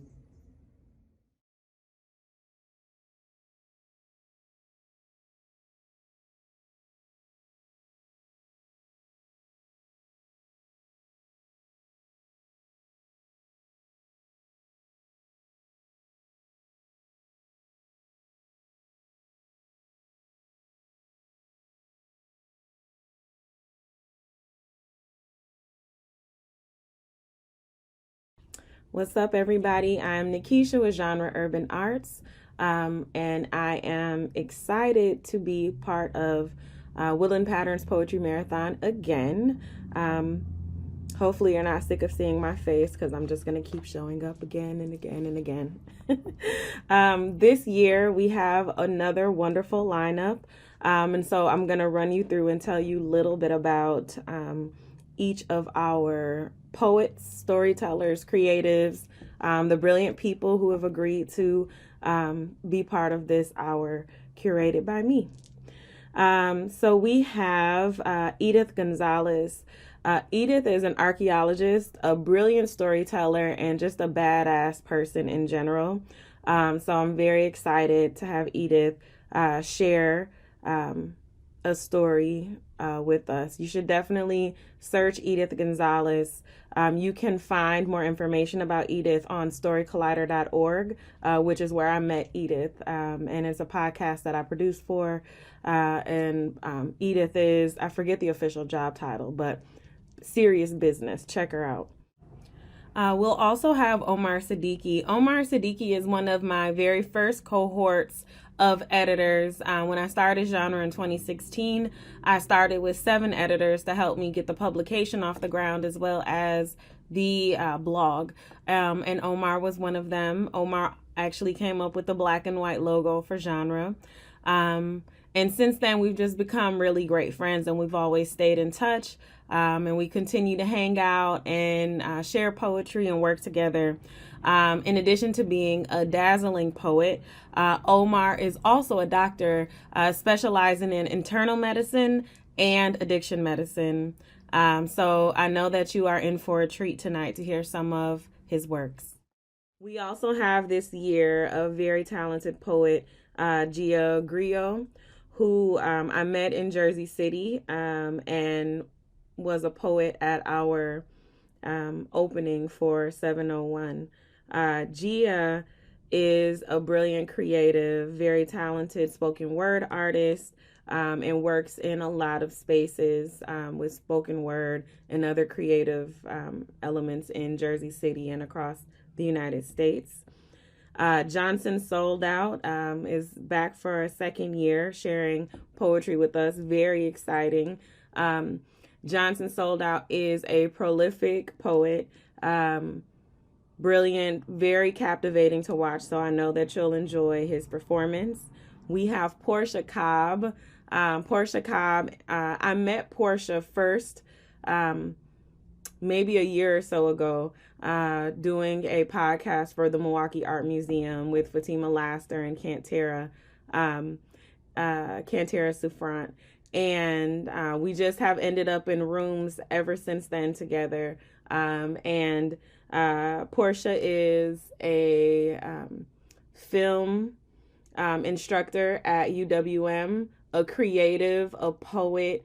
I want to say that Portia has this wonderful insight of knowing and making connections, which I really appreciate. And I'm looking forward to being in more rooms with you, Portia.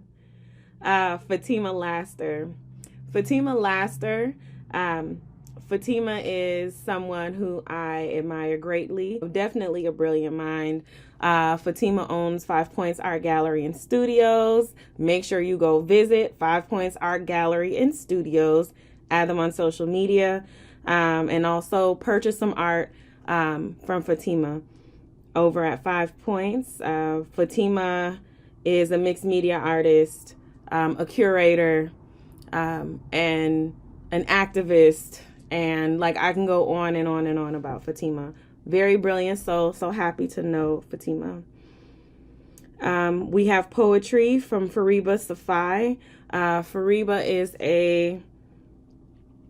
is a poet, is an artist, is an activist, and I met this wonderful person on social media. So because Genre is an online-based company and we use social media to find new talent and new artists, I met this brilliant being recently. Like I've seen definitely the art and things from this artist, and I said, hey, you want to do this thing with me? And she agreed. Very powerful work, which is why I offered the extended the invitation. So hopefully, not hopefully, I know that you'll enjoy that work. I'm not concerned about that at all. Next up, we will have Samiha Pargas. Samiha Pargas is I don't even have a good title to call Samiha. Definitely a creative. Samiha makes music. Samiha is a poet. Samiha is an author. Samiha is one of my closest friends. Samiha is an instructor. Samiha will be going to Vietnam from South Africa soon. Samiha chose to choose adventure once they were offered the opportunity to teach in Vietnam. So I'm very, very excited to see Samiha on their next journey. On our Instagram, on Genre Urban Arts Instagram, there is a mini series of Samiha saying goodbye, basically, or see you later, I should say, instead, to South Africa. So make sure you tune into our social media for that. Samiha has published books with me. We have worked together hand in hand on so many things to make sure that we have all the things we need for Genre. For instance, designing the book, working on social media. Samiha was one of my first bloggers back when we started in 2016. And I've just been working with this person for so long. And like I said, multi-talented. I will drop all of the tea and the links in the chat.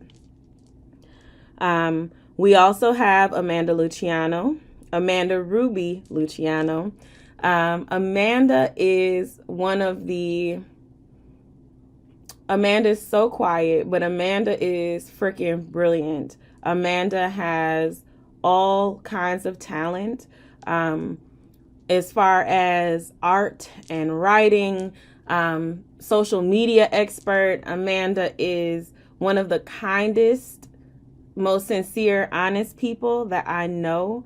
And Amanda's also a writer with Genre, a content creator with Genre, for our revolutionary art criticism and culture commentator residency. That's a mouthful. We said we were going to call it just Genre Revolutionary. So she is a Genre revolutionary and a wonderful, wonderful talent in Milwaukee. So make sure you get to know Amanda as well.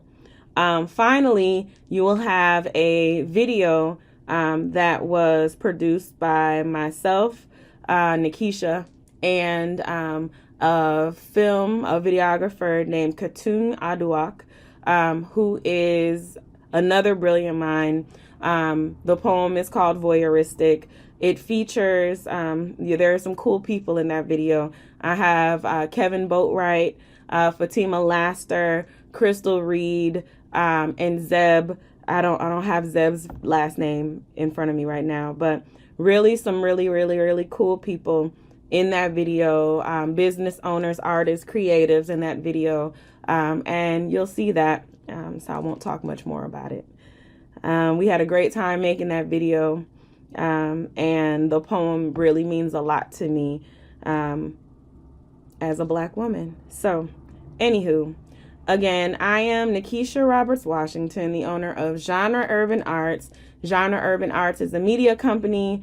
We create content, we interview artists, we make books, We sell art, we manage artists, we do all kinds of things, create workshops for secondary, which is like high school, middle school, and also work with adults. So we work in colleges, all sorts of institutions, businesses, to find the intersection between all of the things we're feeling, all of the injustices that we see in the world, and also seeing how we can utilize art, visual art and written art to communicate all of the things that we really, really need to say out loud, all of the protests that we need to speak out loud. What else do I need to say? Oh, I want to say that this hour is dedicated to my godson, Denari Typier, who unfortunately our family lost due to a reckless driver. So I want to dedicate this hour to my beautiful, beautiful godson, and I love you, Narbar. I hope you all enjoy this hour. I'll put all the links that you need to know in the chat. I'll chat with y'all another time. Stay up.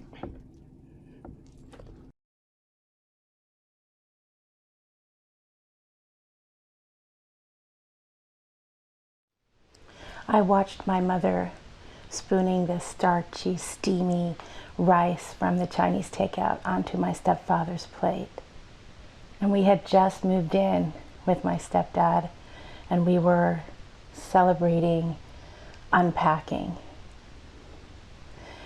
And I realized, as my stepfather was pouring the wine and gurgling club soda into 3 glasses in a ratio corresponding to the age of the child to receive it, that my mother was laughing and kind of flirting in Spanish with him because he didn't speak English, and we 3 children did not speak Spanish. And whenever we were celebrating something and wanted to have a little break from cooking, my mother would order Chinese food, and but we never got pizza.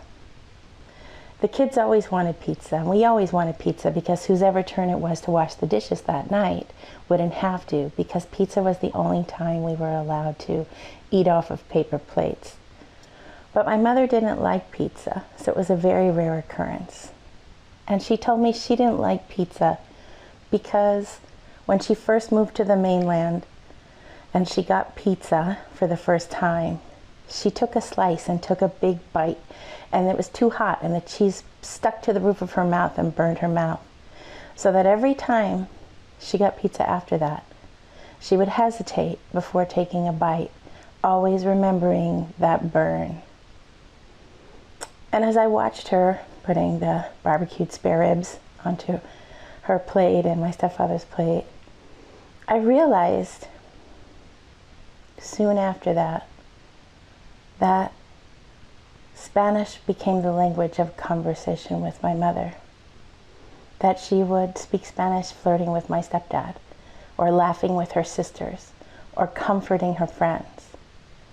And that English in our household became the utilitarian language of do your homework, or wash the dishes, and even be quiet soon transformed into cállate. And I felt that because I was in 7th grade and we were taking languages that year, that I would learn Spanish. I would learn it fast because it was at home. I was the language of the house. And that my father's forced asimilao was abandoned in the divorce. And that suddenly I was expected to be bilingual. Surprisingly. But what I learned is every time I tried to speak Spanish at home, it was met with a laugh, and not in a good way, or a, that's wrong, spoken in English. So it taught me not to speak Spanish. It taught me to listen in Spanish. And I found slowly but surely my brain began to recognize the space between the words and could understand the complex phrases. And within a year or so, I could even understand the jokes. But still, even today, 30 years later, whenever I have the perfect phrase in my mind and it comes to the tip of my tongue, I stop and take a breath, trying to cool those words, remembering the first time that Spanish burnt my mouth.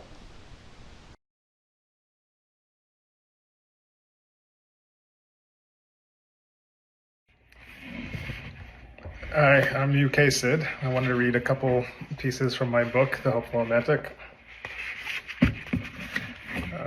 The first one is Royal. She was sitting, sipping on crown, fitting because she's a queen, but she doesn't need a crown to show she's royalty. Her ambition knows no bounds. Her beauty is surpassed by her intellect. This world is hers for the taking. Her dreams are reality in the making.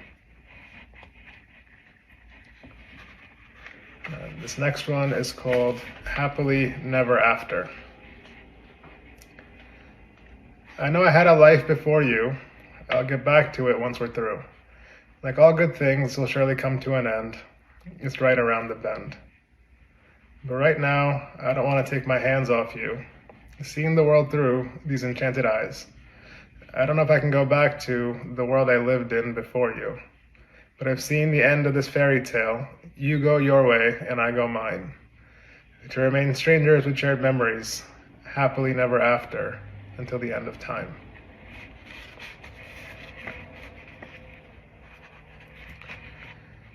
This next one is called All of It. I don't just want the good, the ideal. I want you for all that you are. Give me your light, give me your darkness. I don't just want the petals of the rose that you are. Give me your thorns as well. I don't want just your calm. I want your hurricanes. For love is equal parts heaven and hell.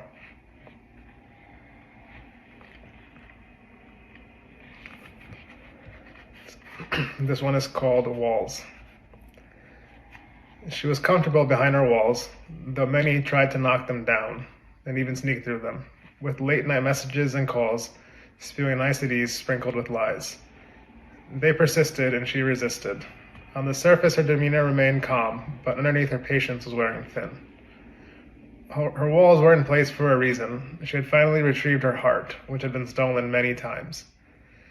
It wasn't the same as it used to be, but its ability to love remained the same. She didn't want her walls to come down, but rather someone to scale them. Earn her heart, not steal it. She was content in this place and didn't need saving, for she wasn't a helpless damsel. She just wanted to realize her worth.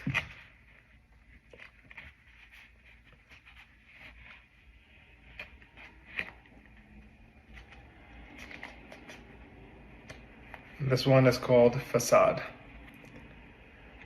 I like to pretend that I'm not broken, like my cracks aren't on the surface for all to see. Like each step isn't leaving a trail of bloody footprints, smiling and saying I'm fine. But the only person I'm fooling with this facade is me.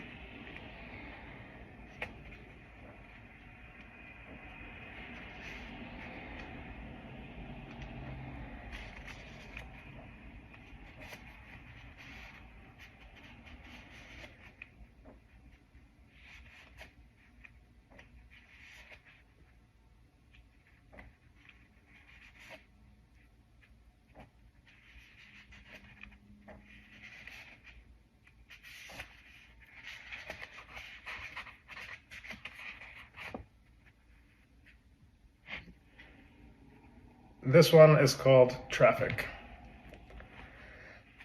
Staring at my steering wheel when our song came on. Sitting in traffic backed up on Lakeshore, backed up like the blood in my veins, because my heart hasn't had a beat since you left. The only things getting through are thoughts of you, sitting bumper to bumper inside my mind. The road paved with good intentions and broken promises.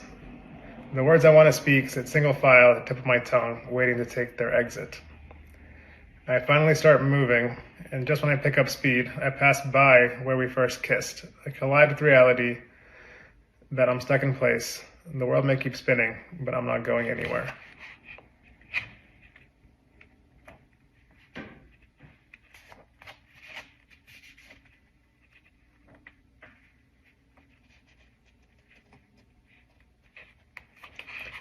This one is called Beauty. There's more to beauty than what sits on the surface. Try as the world may to make you forget this. There's beauty in your kindness, your heart, your brilliance, your drive, ambition, your strength and resilience, not just in what hits the eyes. You don't need makeup to make up for what they make you think you lack, because you're perfect just as you are.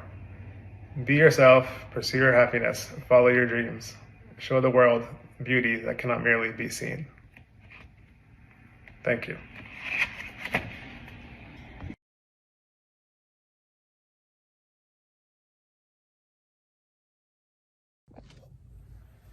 Hi, my name is Gia Grillo. I'm a poet currently living in Jersey City, New Jersey. I'm going to read you a handful of pieces today. I hope you enjoy them. Shock. I read somewhere that the word shock comes from a medieval French word spelled C-H-O-C, choc, meaning to throw troops into confusion via a superior military force. The word shock is defined as a disturbance in the equilibrium or permanence of something, to strike with surprise, terror, horror, disgust, a sudden violent mental or emotional disturbance, or something that causes one. I read somewhere that the word shark comes from a Mayan word spelled X-O-C, shock. I read somewhere that an Englishman, after conquering it, dragged the great white corpse to shore and heard the word whispers by the natives, shock.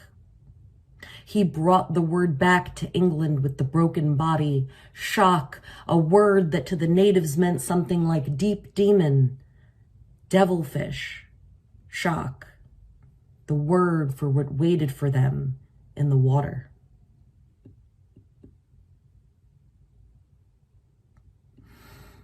The girl without hands.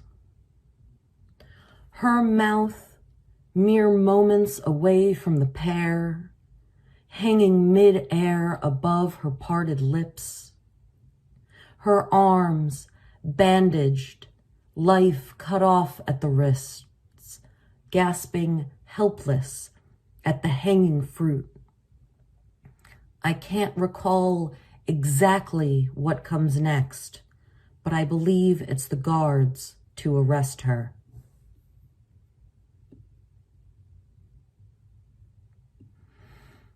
On Easter,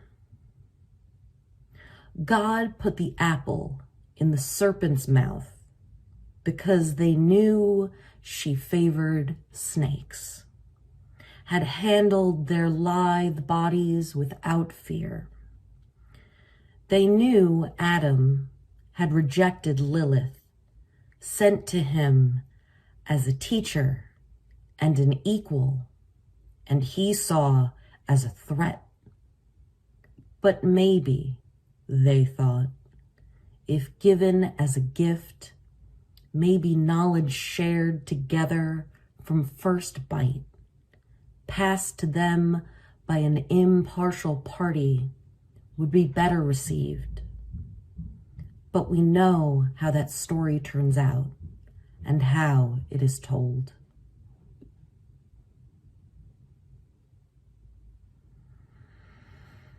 The end of the world.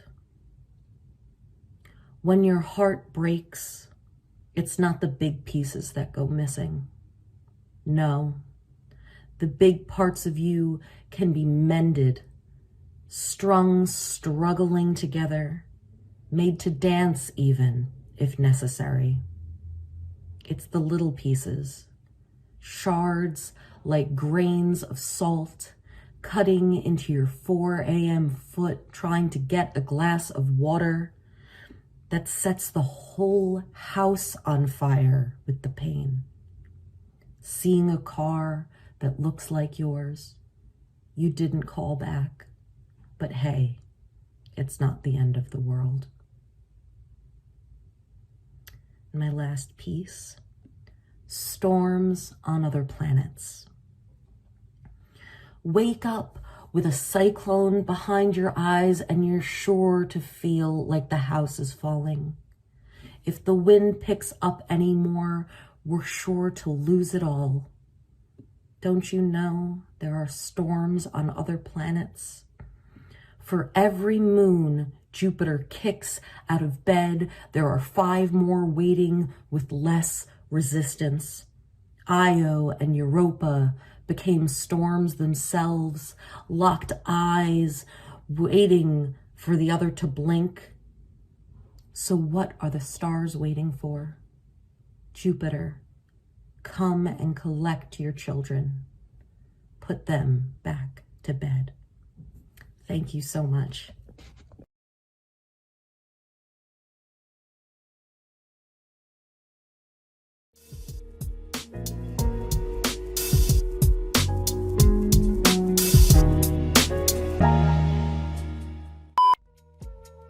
June 7th, 2022. I'm as stubborn as the bull from the Zodiac. In this play of a life, I'm trying to get to the next act. I have the script memorized, but still wander the stage and improvise. As the play keeps going, I'm tired and want to miss the next showing. As of late, these thoughts seem to be recurring. An infestation of sadness in my synapses burrowing, but I should know what to do. Yet I allow the infestation to migrate into every crevice of my body till I can't move. I should know what to do, but every attempted footstep feels like lifting a 500-pound anvil.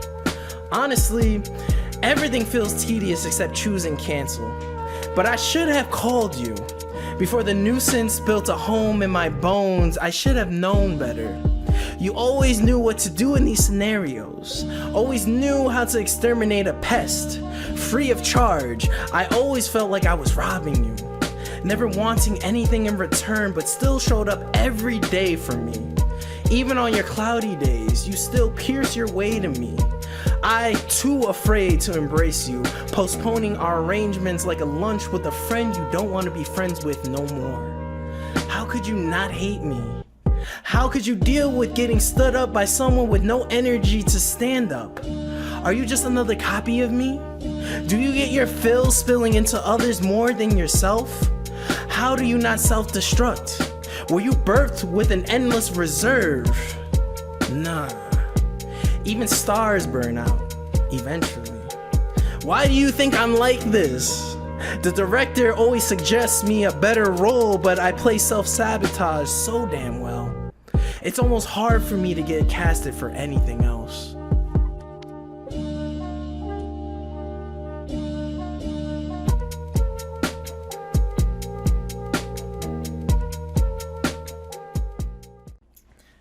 Nothing works unless you do.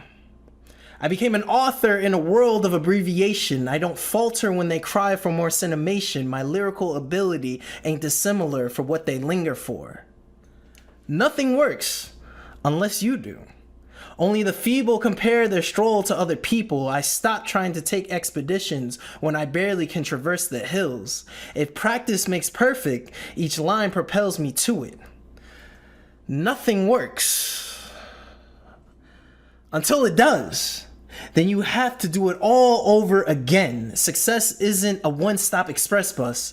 It's the local that got caught up in a construction detour, which is nice because sometimes you get to see more than what the express covers. Funds come from mastering fundamentals. This is what I repeat to avoid doing anything detrimental.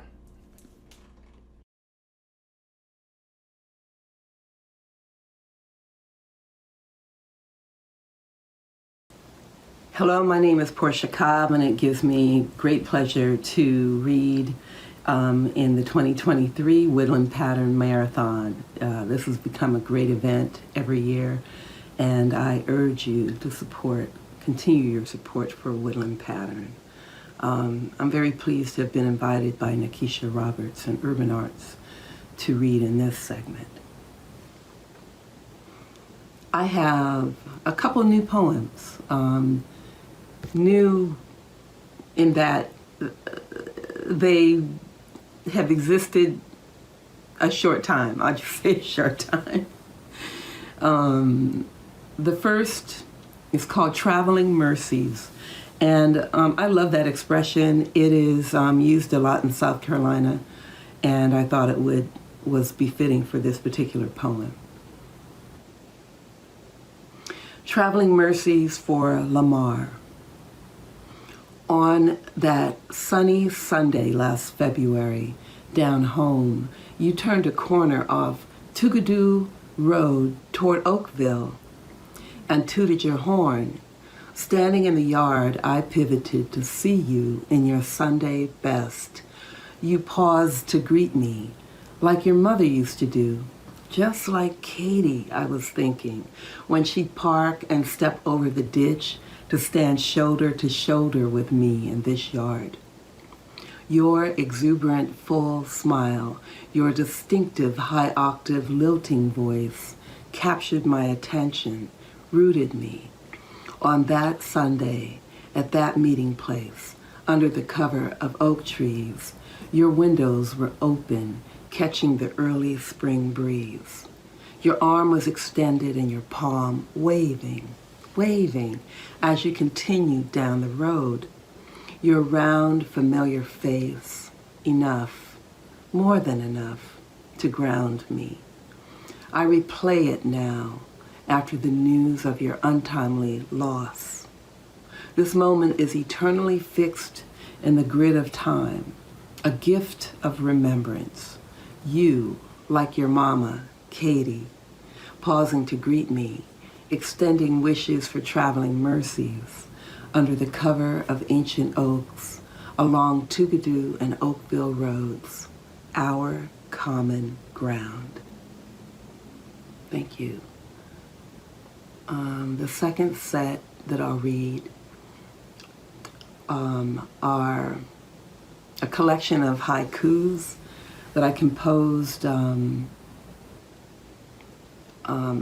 while reflecting on my mother's 100th birthday celebration. This year, she turned 101. Trigger haikus, Mommy's 100th birthday. 1. For Mother's milestone, I return to a strange land. She is my reason. 2. No fanfare for me, not a welcoming party or a warm embrace. 3. Belonging elsewhere, I learned to tread lightly, breathe, and just be free. 4. Earthly desires fall away as she tumbles closer to the stars. 5. 10 decades lived well. We celebrate her good deeds, place gifts before her. 6. She refuses all replacements for the threadbare garments she prefers. 7. Proudly selected pigments and textiles she loved no longer appeal. 8. A 6-pack of Sprite, cookies and potato chips, top of her wish list. 9. From my window seat on an early morning flight, I choke back new tears. 10. On Thanksgiving Day, out of the blue, she phones to wish me Merry Christmas. Thank you. Happy holidays. Hope you had a wonderful New Year.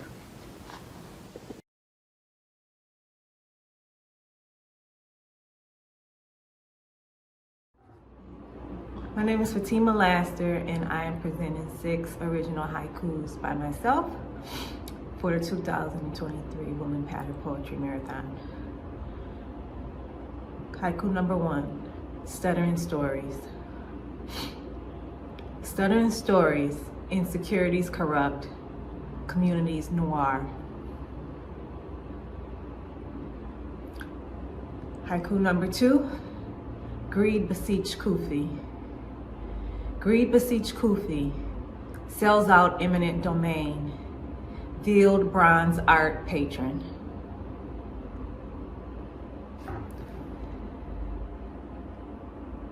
Haiku number 3, White Savior holds hopes.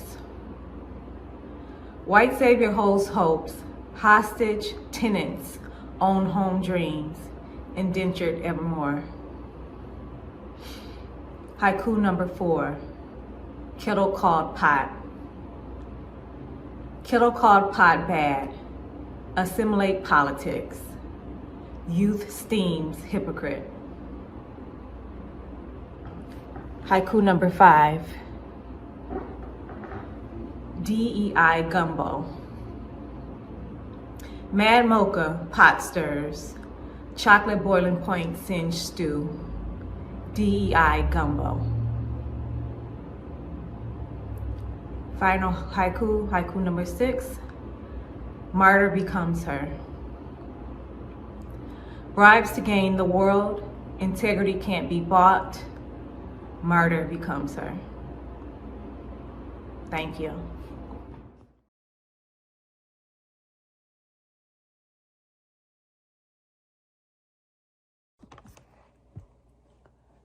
I wrote this poem in response to Shervin Hajipour's incredible song called Baroye.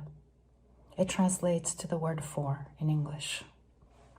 For the fury in us that is boiling our blood and melting our chains, for those who left their country without a choice of their own, now broken as they watch helplessly from sidelines so cold, for the young who must battle the missteps of the old, for the buds that are plucked and crushed from the gardens of spring, for the elderly that watch as their grandchildren go off to fight in a forever freedom war, for the mothers that must bury the remains of their children beaten and raped, for the tears that cut like knives across their face, for the bold, the fearless, who know there is nothing left to lose but everything real, for the ones who believe they are helpless, frail, and afraid, still hiding behind windows in their disgrace, for those who have the planes ready for a quick escape with suitcases filled with gold dipped in the blood of the future generations, for the mullahs, the thieves, who know better in their pretense to be holy, endlessly enslave the minds of their congregation with a twisted ideology of faith,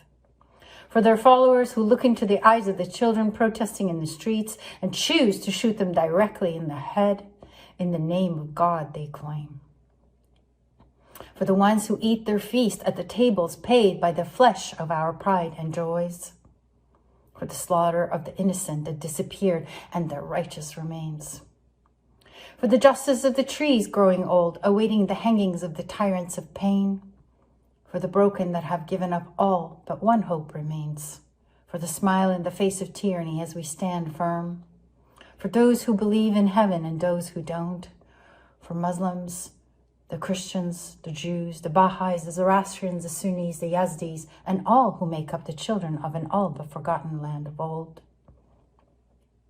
for the wish that they can live side by side once again and practice their faith freely without persecution, for the hope that the words will make a difference today,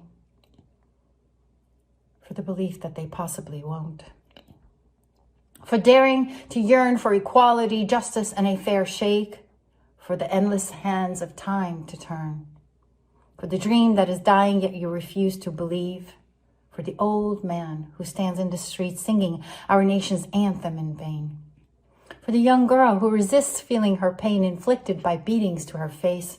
As blood rushes down, she raises her hand and gives the victory sign, defiantly, unafraid. For the women standing firm in front of batons and bullets, enraged, willing to die for their sisters all the same. For the young men behind them, who know without them there is nothing but shame. For all those cutting their hair in solidarity with those far away, sharing in their pain. For the girls who dared to walk without fear, confronting the brokers of misery so that her curls could flow lyrically in the air once again. For the ones who take their freedom for granted, and for those who dream of freedom and die waiting for it. For those who will not take risks paramount so to have their dreams come true. And those who still hold on to their imperial past, refusing to give the future its rightful place. For the cowardness of the ones who will not stand up and fight for freedom and change, satisfied by morsels fed to them, watching as the children die in their place. For their cries of pain echoing across 83 cities in my country of birth. For the crime of demanding your fundamental human rights.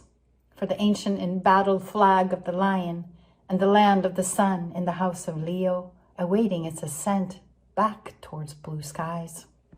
For the brave, for the beautiful, for the innocent willing to die for the dream of democracy, and for the ones willing to stand behind them for the risk of death to watch them succeed. For women, for life, for freedom, for freedom, for freedom, for the thousands and thousands of lions and lionesses of the sun perishing in the streets as they will be remembered in history as the true heroes of our nation's past. For Neda, for Massa, for Nika, for Minu, for Ali, for Mazia, for Mohsen, for Fereydun, for Reza, for Farzad, for Zakir, for Faoud, for Danesh, for Mehdi, for Sayyed, for Hadis, for Hussein, for Murtaza, for Jawad, for Pedman, for Mehdad, for Amir, for Sasan, for Yasin, for Ghazaleh, for Hana, for Masha, for Parsa, for Elham, for Reza, for Mateen, and more and more and more and more and more, until we finally stand together in one voice and rid our land of this disgrace.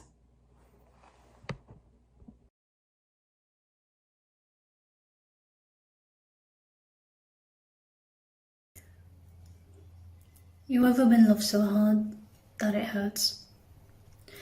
My grandfather once called the house in his drunken stupor, telling me he's messed up, but loves me so fucking much. The moment grew roots in me and lives on to this day, transforming my love into a forever ache. Flawed and absolute, and the only family heirloom I can give to you. I know the worst of you like a troubled child knows what's under the bed. You'll keep to me because I hold you like a mother. Every true lover feels like a parent. You don't know when to stop giving like mine.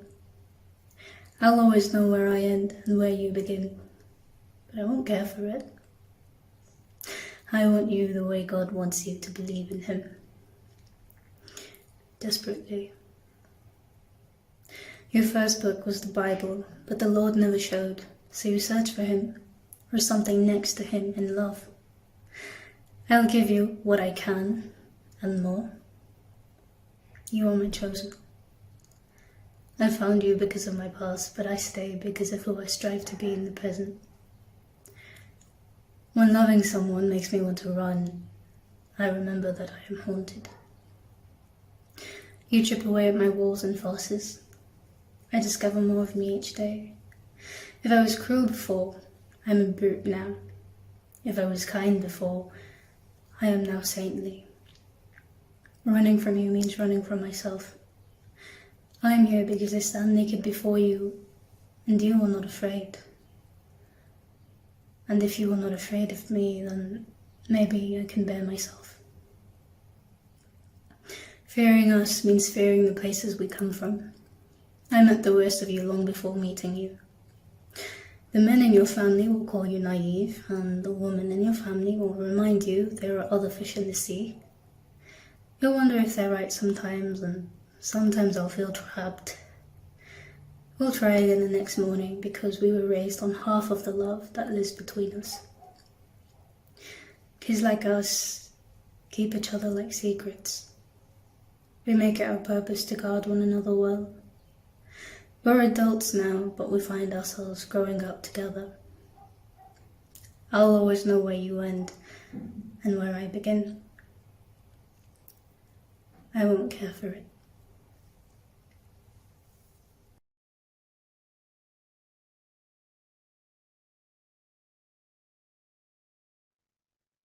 Hello, thank you for joining us. My name is Amanda Ruby, and I'll be reading 2 poems for you today. So again, thank you for joining us and thank you for listening. And here we go. These 2 poems were centered around age, my birthday and aging. And so here we go. First one is titled 29. 29, that's 1 less than 30. A third, one of 3 gifted to most. And I think back to the smells of my abuela's kitchen, to the arroz cooking on the stove of her cramped kitchen, back to that one Christmas where the gifts were stacked higher than our box TV, when the trumpets could be heard through the hours of the night, bum bum bum bum bum bum ba, when we danced all together, sweaty and smiling, old hands holding young. 29, that's 2 left now, 2 to spread love, the love that I felt all around, as the feelings I know I'm bound to live through are reflected back in my abuela's soft blue eyes, those deep, all-knowing eyes, the ones that also betray the pain for moving her bad hip to the beats of Hector Lavoe. Todo tiene su final. Nada dura para siempre. From the stiff hands that spent hours making pasteles. For us, those that still have time to spread the love it all adds up to. And thank you. And the next one is titled 30, and here I am. 30, and here I am. 30 finds me at what at first seems like my very lowest. But that doesn't bother me in the slightest, because of course, 30 teaches me many things and reminds me of how much I have still to grow, but I am still miles from where everyone had always said I'd quit. And all the memories flood in, memories of all the strongest women I know who were always the most intentionally good people I've known. They were filled with joy, just being alive today. They brought peace, tranquility in the chaotic world we live in today. Every day is hard. It takes so much effort and pure willpower to ensure they healed themselves as best they could, considering 30 for them had been the same, consistently taking leaps and bounds further than those that doubted them. And that's how we evolve and we improve, by embracing all that these lows teach us of what we have always been capable of. So don't sleep on me, or do. Either way, I'm certain there's far more way to go. 30, and here I am. And those are my 2 poems. I hope you enjoyed them. And thank you again for this opportunity.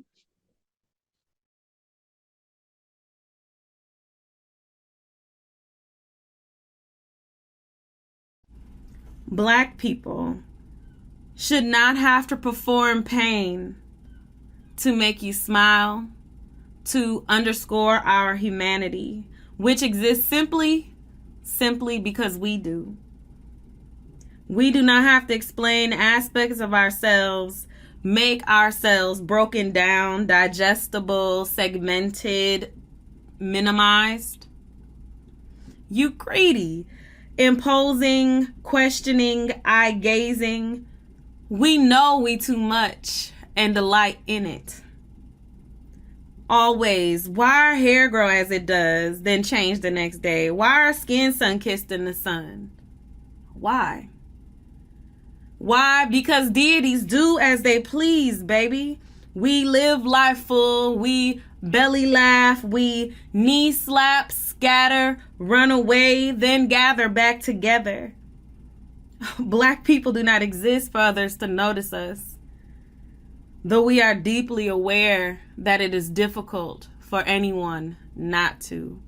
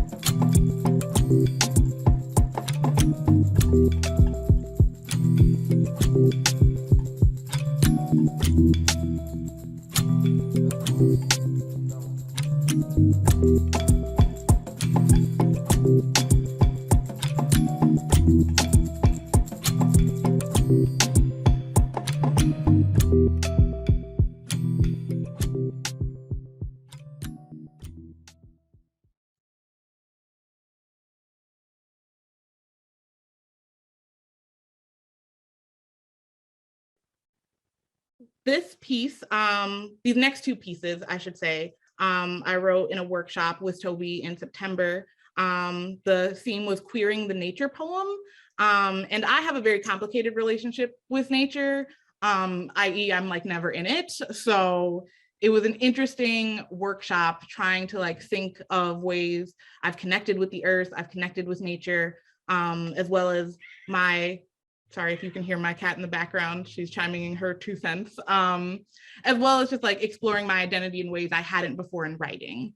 So this is piece number 1, does not have a title right now.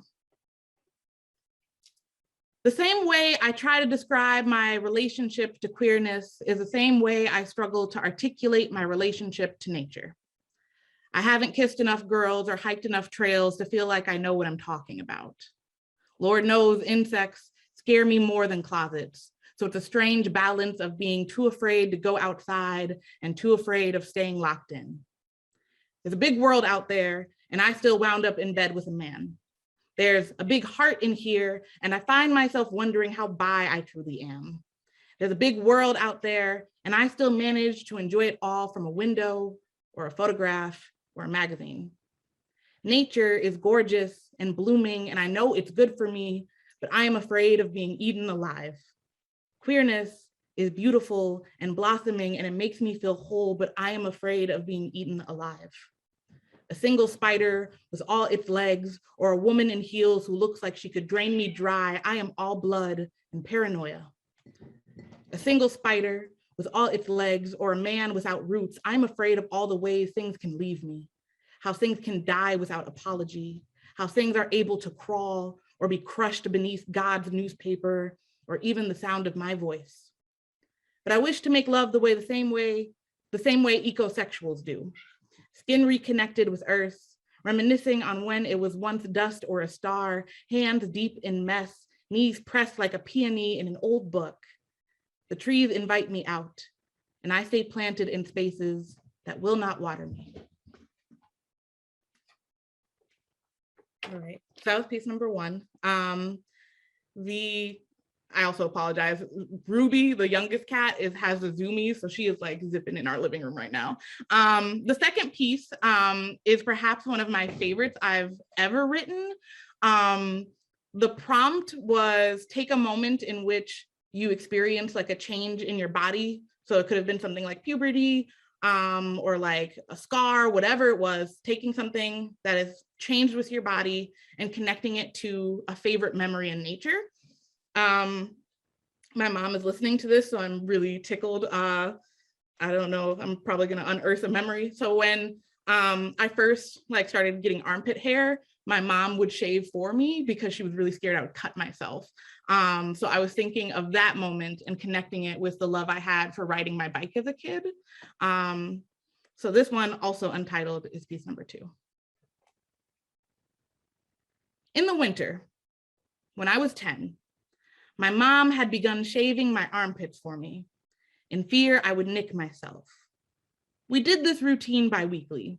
The stubble would appear and we would stand side by side in our bathroom, my arms raised and her hands steady as a surgeon, carving away the unladylike pieces of myself. Back and forth, back and forth. We went back and forth on how long this ritual would last. How am I supposed to learn how to do this if you won't let me try? What, are you gonna do this for me until I'm grown? The universe is funny.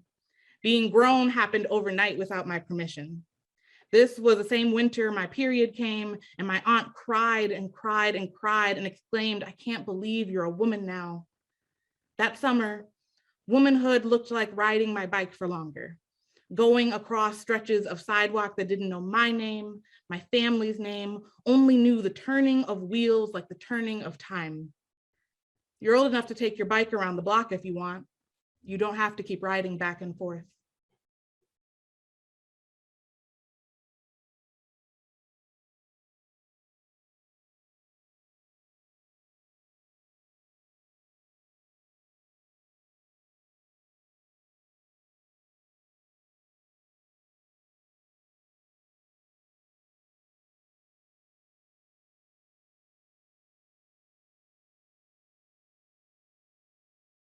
Une fois, Duffy jouait au détective. A misliš, da bova koga ujeli?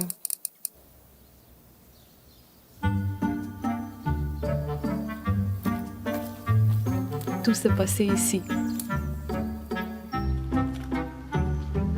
Au début, il n'y avait personne.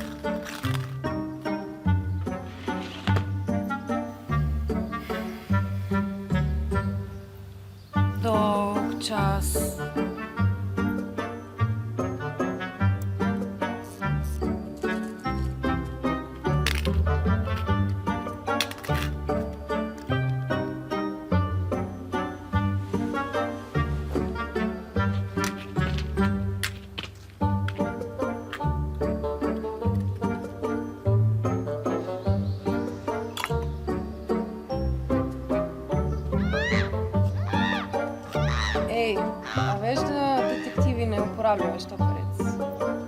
Alors apparaît une mamie.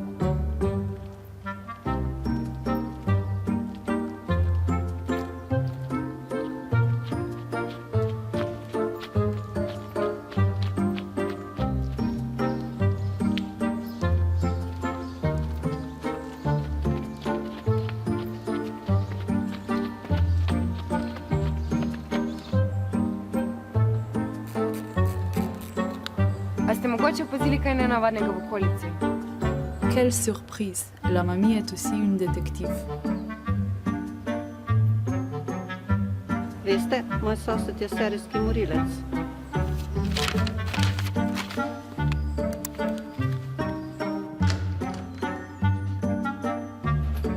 Nisem jaz. Jaz sem sam profesor umetnostnega drsanja. On je.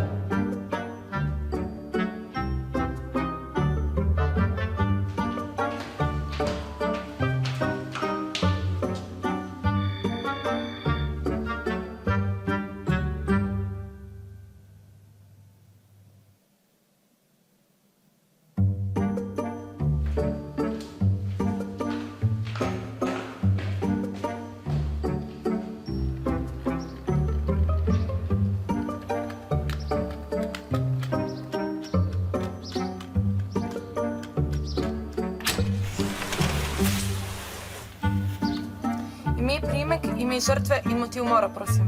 Le tueur dit qu'il l'a fait pour que l'humanité puisse survivre. Da bi človeštvo preživelo. Les filles pensent qu'il est idiot. Ja, in kje je to človeštvo in zakaj ga morate rešiti? Elle est enfermée sur le champ et après que je tue assez de gens, elle sera libérée. A boste res osvobojeni, če bo dovolj ljudi umrlo? Ne. A čutite to? A čutite to, da je vas svet ena ogromna pulzirajoča rana in da mi po tej rani rijemo kot neki parazitski žužki, da se ne more zaceliti? A se je kdo kdaj vprašal, a bi mogoče bilo na tej rani malo manj hudo, če se vsaj jaz ne bi rodil, če vsaj mene ne bi bilo? In koliko ljudi se še rojeva, koliko ljudi? In včasih si prav potihem dovolimo pomisliti, kaj pa če vseh teh ljudi ne bi bilo? Znate pa pravi to štoparico?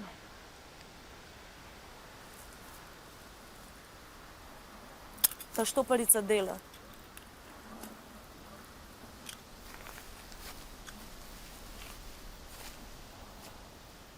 In se rečem, kaj pa če sem jaz ta človek, ki ga ne bi smelo biti? In se potem takoj ločim od te grde misli. Ker jaz pa ne, ker mene pa ne. Ker mene je preveč in imam preveč ljudi rad in ima preveč ljudi rad do mene in ima preveč stvari za početi. In mi je tako lepo.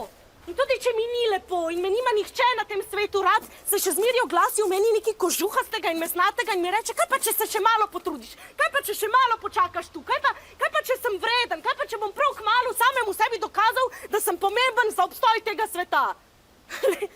Letos sem videla samo 2 metulja. Ni več metuljev.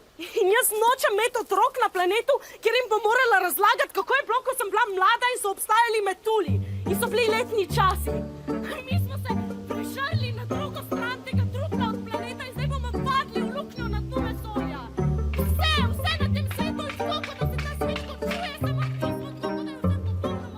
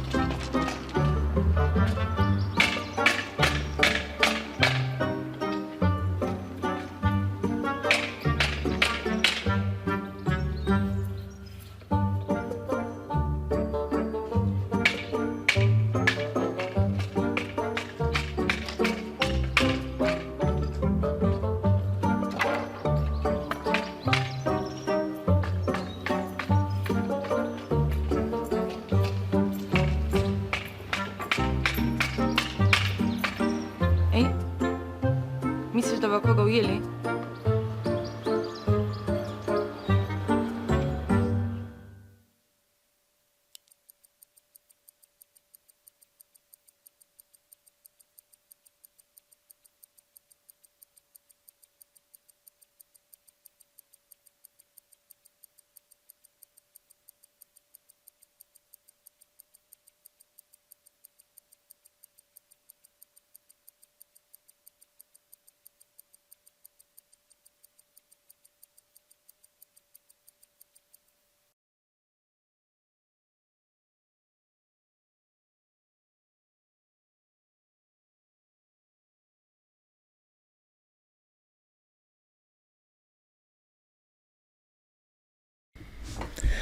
Hello, my name is John Colburn. And I'm Joaquin Schweigert. We're going to be reading an excerpt from this book, The Rope, published by Vegetarian Alcoholic Press. The name of the poem is But They Were Capitalists. I turned on a radio. Elegant sounds filled the room, holy vibrations of planetary voice, from nothing toward nothing. Long, delicate sentences improvised together through close attention. By loving each other. By practice and devotion. Shaping our mouths around the pain in our hearts. The warming planet, the hurricane damage. Illness sweeping through bodies. If there was surplus, we built a wall, a trench, an army, a category. A dollar amount. A naval blockade. Terror. The next broadcast would say the amount had gone up. We were safer. The children needed to be in cages. It costs $1 to view the compound from this drone. First, you watch an advertisement. You wear a mask against the bright, transforming light. People standing in line shuffle and weep for the unseen mothers and fathers. Children ask permission to crawl from cages. Easy breezy love songs glide between reports. Sweep away the invading confusion. The inward chorus. The atrocity fatigue. A boy walks out of a love song. Another boy, a girl walks out. A person of both worlds, a sleeping face. A rotting body, there between us, like plastic. A spirit enters the past, declares no capital. I send this message. A wolf walks out. An ostrich walks out. A hedge fund operator. We number the days. Say our days are numbered. We must buy the present continually with our attention. We say, dear future, this heart of mine declares to you the pain of capitalism. Declares to you raw pain as belief. Each time money is deposited by electronic pulse into a baby, another ghost walks out. A candy wrapper thrown into the spirit world. You is always the future. Don't look back. Put your money into babies, they say. People will do anything for a baby. If it has a name, a certain pigmentation. And money. A truly unstable banking system requires constant vigilance. Light must shine through it. Babies begin to float. We call out to God. Bacteria could be money. It could erase us. Music fell to earth in spores to ease the pressure of capital. We feel conflicted. We study fruit bats. We study chimpanzees and salmon, study giant fungal systems. They're just like us, we say. Everyone is a capitalist, after all. Except ghosts, who live in a lost dimension, without money. We will send them a bill. I would like to help, but can you not see by my ridiculous clothing that I am on vacation? Now, in old age, why not look at the last birds? Why not perform a sea of exorcisms? Why not walk across a big, sad poem in deep dread of love? No matter how many caged children the hoarders sacrifice, a radio says, love is the answer. They hold a press conference. They assure us that drowning the prisoners is no longer torture. What about the night we first took mescaline and saw what was missing? I can't see it anymore. Love is for ghosts. Thank you, Woodland Pattern. Bye-bye.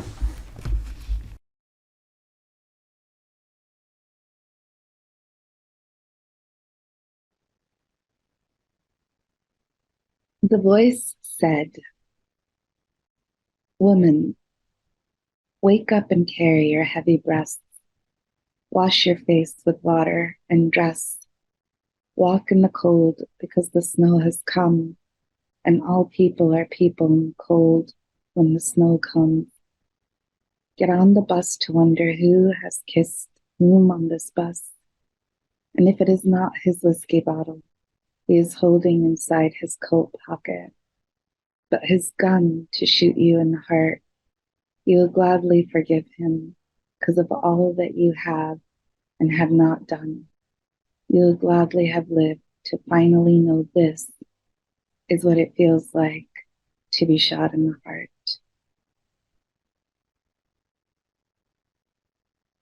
You are the wrong half.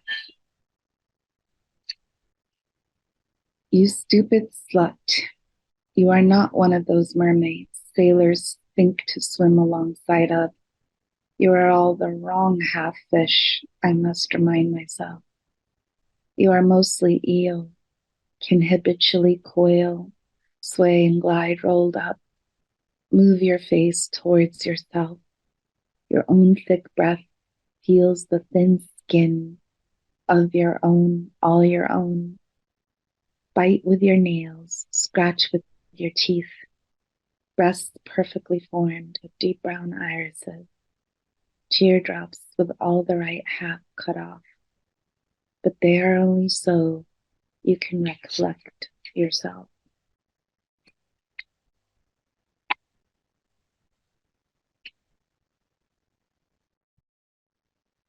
Forgive and forget. Your grandmother came to you in your sleep.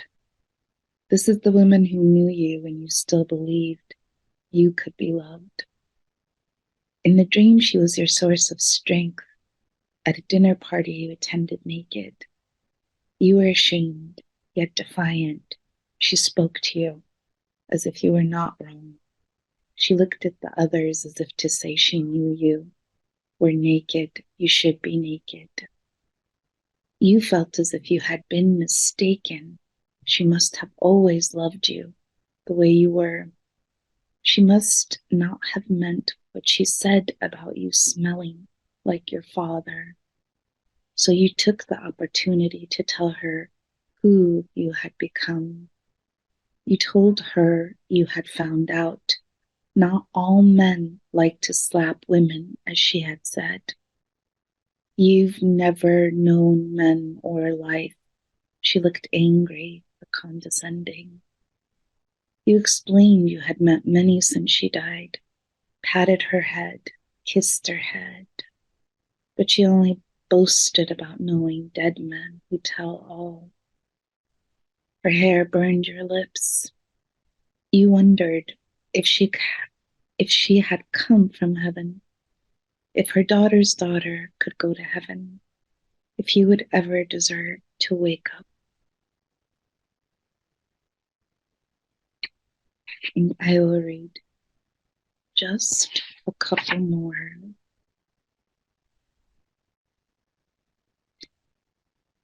Sermon.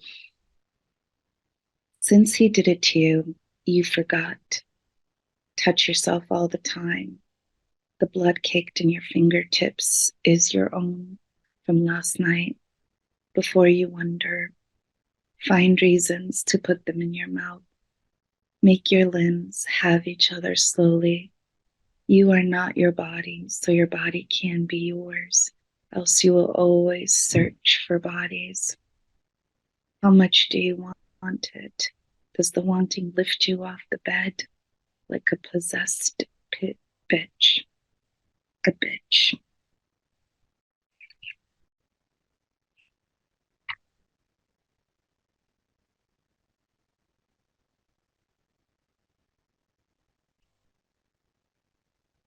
Deathbed. Listen, I'm sorry you sometimes said funny things and nobody laughed. Remember the times you were serious and everybody thought it was funny? But it bothered me so much. Besides, everybody except me wants to live by the sea. Well, we are made mostly of water, and they so often write of a desire to fly. Yes, I agree we have no empathy for the weight of wings. We do not understand how sky thrashes. We don't know the hell of having to keep flying for lack of somewhere to land. We have no sympathy for eagles, hawks, or vultures. We don't consider that at times one would have to keep flying for fear of having to land. Thank you.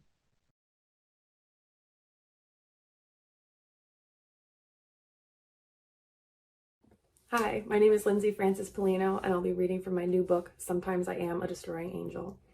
The first poem is The Life and Death of Matter. It starts with a quote by comedian Marsha Belsky. I'm just a womb standing in front of a fascist, asking for the same rights as a corpse. Death is a dry labor. We know this. Desert doulas with their speculums of ice to melt the passageways' slippery, wet slits. My body a sukasa. When we die, it all falls down. The afterlife becomes nowhere else to go. Her latex gloves at the crown, wider and wider and wider. Life, its wet labor, its swamp fog, tidal pool, getting siphoned by a big fat straw, like a mosquito proboscis in the medulla oblongata, into the various flasks you don't need anymore. The blood from my brain is just the Grand Canyon in reverse. What I mean is, Eve is still pushing, and there is no third option.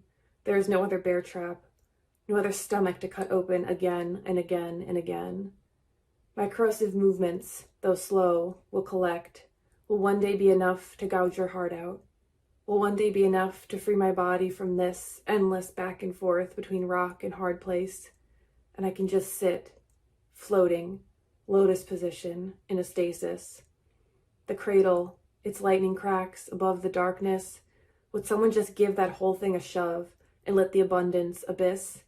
Can one day my stillness be more than alternate reality, drawn on paper, admired in secret, folding the sheet right before you open the door? And the next one is called The Body Parts. I held his head in my hands, neck of broken arrows, cracked legs, earthquake spine, phantom limbs for kindling. I was painting his portrait during the sacred war, one halo around his head, another around the stump, for a total of 2 just to be safe. I'm no expert on the soul, but I know how holy it is to break and reform as the earth gives birth to her dead. I painted the halos out of egg yolk and spit, some grass, all we had in the field. Stand still, I barked. I was the general in charge. The inside of his recycled body continued to click in the slick, pink, electric way it always did. Belly full of fish and loaves, particulate ribs, echoes of hands, foliage innards, magpie body. For a reference, I looked through the telescope and peered at Saturn retrograde. Ice rings in a vacuum of pressure. A scholar once said it could be foreskin of the word made flesh. Sorry that you had to be one of us to save us. On the ascent to heaven, dropped it like a gum wrapper, and it clung to the hips, a gas giant. It feels like it could be a halo too, of ice and of skin, holy prepuce. But what of Catherine, wed to him, the bit invisible around her finger, a ring, sipping pus and nothing else, a feast, anorexia mirabilis, so full of the Holy Spirit that the crumb of the world becomes dead weight. So angels must drink light, lit clouds off each other in the brightness of God, wave and particle and wave, crest and trough, frothing at the mouth, a nothing beam of speed unbelievable, illuminating a trinity, let there be. I can't hold this pose much longer, he said, botflies blooming in the wounds. Catherine would have licked her lips if they had not turned to rose petals. It was hard to tell what the maggots took for their magpie guts, what was still him. And the last one is to the bottom of things. Underneath the road is the dirt. Underneath the house is the grass.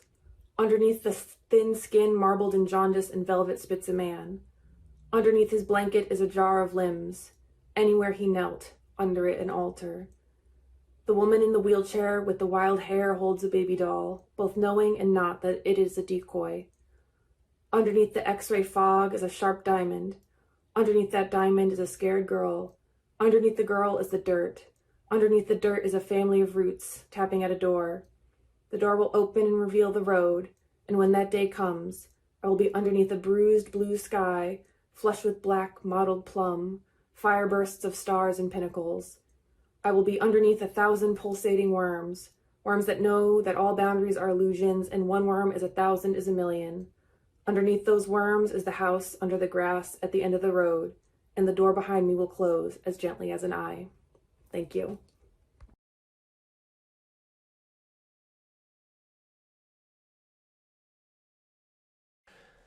Hi, my name is Łukasz Drobnik, and I'd like to read a piece from my collection Riverine forthcoming next June from Vegetarian Alcoholic Press. Coal and glitter. We'll take this land and make it gay, all its plains and rivers. The Vistula will turn gay, the Varta will turn gay, the Oder will become gayest of all. It'll wiggle its gay waters to Madonna at her gayest. We will come out to you, time and time again, make you look away in disgust, pick up the many brims of your skirt with the multitude of your hands, storm out, shattering the thousands of glazed doors. Give us a collective face slap.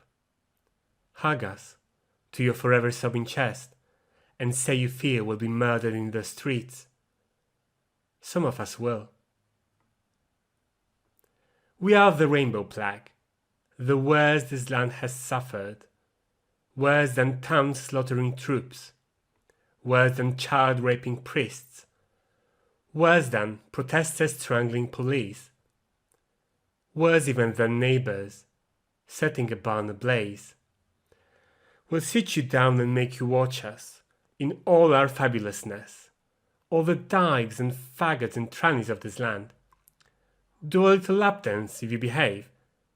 Feed you a Tatra-sized serving of glitter-stuffed pierogi. We will celebrate queer masses, give out queer communion, wrap every Madonna's head in a rainbow halo. We'll come for your children, make your daughters and sons alike throw flowers at the year-round pride parade, teach your toddlers to masturbate, squash your infants into lube. The death camps you wish to put back into service for us will repurpose as gay bars. Our army of drag queens will use the piles of clothes for the gowns, weave the hair into wigs. We'll karaoke our lungs away while prancing along the railway tracks. Put a disco ball in every gas chamber. We'll take what never belonged to us, shove the last of your coal up our fist-welcoming sphincters and crush it into diamonds. Make them rain down on the golden rye fields and smoke-spewing plants, the pine forests and landfills. When there is nothing left but bedazzled wasteland, we will stop, the millions of us, and hold our hands in the open, for the first time. Thank you.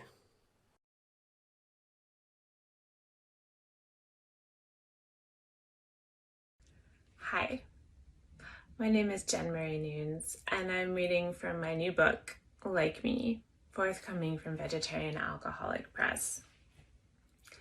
She's like my best friend. The ocean receded.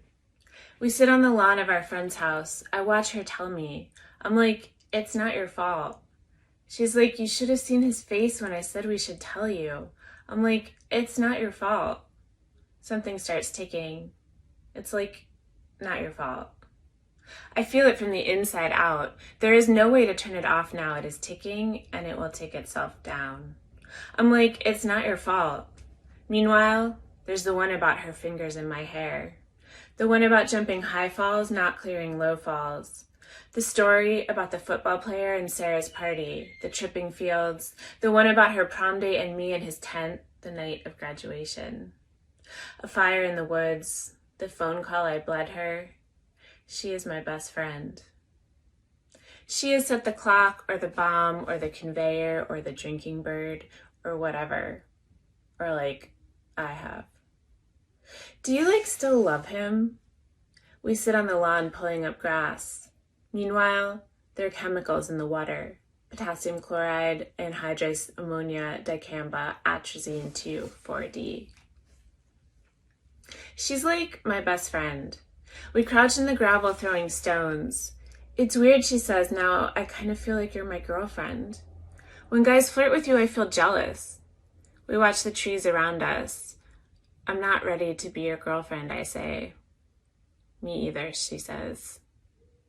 Or, once upon a time, nature. Once upon a time, 16, hair untangling, gum peeling back to my lips. Once upon a time, they all point their fingers, where I lifted her shirt with my teeth, where our tongues met.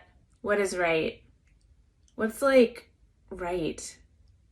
Or the sun has been setting for a long time today. She's like my best friend. We are happy in the dust sitting next to each other. That is all. Tick, tick, tick. The word girlfriend. I watch the way she stands. I watch the way her body moves. Her soft belly and long legs, her jaw juts in the fields, in our beds. I'm not like what you'd call woman. Not when I'm near her. Even in the moonlight, shucked our clothes and ran through silvered corn, I'm not looking up. Next to her, I am a mass of things creeping, a beautiful crawling, like there in the grass in the night of her poise. I like forget to be pretty. I put out feelers. Next to her, I tear the skirt a little from the inside. She wants to know if I'm angry she slept with my ex-boyfriend. I could never be angry with her. Prime destination. The ocean receded. I'm on the passenger side, stuck behind some out-of-towners. A field pulsing out the trees like opening a blouse. With the window down, I am 16. Oh, beautiful nature. She passes me a cigarette. I put my feet on the dash, hard vinyl warm in the sun. The deer shift their ears in the heat. Our hands touch. I am 16. What a boring story. Toes warm in the sun. We don't watch the deer. Her cherub cheeks, my smug nose. She turns the music up. The molecules of air between us ricochet faster. There is some history, like once upon a time nature. The black widow is not aggressive. Bears don't bother humans unless humans bother bears. She spits out the window. I go to check my face in the mirror. Nature slackens in the warm box. They have pointed their fingers. I flip the visor down, but the mirror's broke. Our hands touch. The maples drop spinners. They all point their fingers. Stopped again on the 2-lane highway into the mountain. Our hands touch. What was our body? Her watch starts beeping. I'm thirsty forever. The doe raises her head. The yearling raises its head.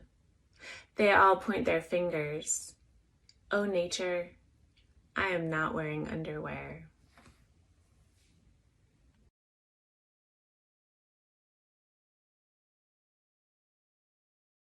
Hi, I'm Reagan Petruha, and I'd like to thank Woodland Pattern for having me participate in their 2023 Poetry Marathon. Today I'm going to be reading from my book that came out last year, Head of a Gorgon, with Vegetarian Alcoholic Press, which is based in Milwaukee. It's a reimagining of the myth of Medusa in contemporary times, considering her tale of surviving sexual violence. So the first 2 poems are going to be around that subject from the book, and then I'm going to read one that was published more recently in a journal. This first poem is called Cheer. The only words I feel safe speaking, I scream alongside a team, combining them with sharp chops and kicks, a killer smile. 11 girls and I devote our weekdays to memorizing litanies of victory, and our boys spring higher each year as if our words are manna. Atop the pyramid, held like a house on a rock, my faith never wavers. I feel the girls' mass will always lift me as it does the team, soaring, however briefly, above enemies, undefeated, untouchable, immaculate. And on the weekends, when I can manage to get away from him, I run far past the fence out back, hide my practice, a zealot casting spells, hoping the right words paired with the right actions will someday help me take some form of flight, recalling perfectly the patterns and tracks, vital when you're the only one who's coming to your defense. And this is Note from the Nader. No savior awaits. These men are predators, and every girl doomed to be consumed by their smoke and mirrors. I'm testing the edges of shards with my hand, guessing the distance between cold silver, steaming red. My life's been a feast of smoke and mirrors. Best to slice through that meat with my own hand, put some distance between real and pretend, now that I know the hero I sought will never reach me, doesn't exist. Can I cut through illusion with my own two hands as swiftly and easily as my head sopped up what was fed? I'm certain the dream I chased never existed. There is no great epiphany. Yet my head still ingested what was fed. What can you do when part of the problem is you? You'd think there'd be some epiphany, that the equation could be worked out in one's head, but there's nothing you can do when the problem is you. Can you solve the problem of your head? Can you solve that problem with your head? Try to solve any problem in your head when the root of the problem is you. No savior awaits. These men are all the same. That problem lives in and beyond my brain. So thank goodness for sharp shards, steadfast hands. And this is a lighter poem that was published in a journal called Scroll Place.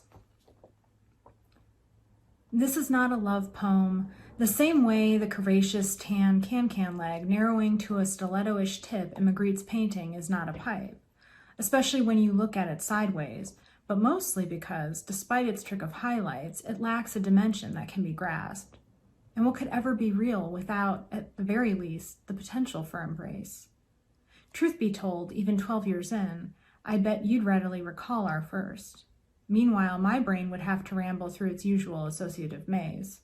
For example, buy that specific kind of Vlasic, not only for the pickle, but also the brine. See also ancient cheerleading routines, punishing kick lines, recollections of cramps appearing out of nowhere that must drop everything, be attended to. It's summer again, and it's Vegas. Still, I see you sweeping desiccated leaves off our pots, the driveway, the street. What man does this but him, I think? And is that some type of love? Magritte had something to say about the treachery of images, but then he painted that brown deal and told us only what it wasn't. Like that time on the strip when David Copperfield summoned you up to him on the darkened stage, and between a car floating, whoosh, dropping, and that steaming mechanical avalanche, he spewed some mumbo-jumbo that made you disappear. But I knew you still had to exist somewhere within that palette of metallic haze and black. Even now, watching you through our window, I know the meaning of heat that warps the asphalt to mirage, certain the sweat's collecting on the freckled slope of your nose, the last stop on your body before warning turns emergency.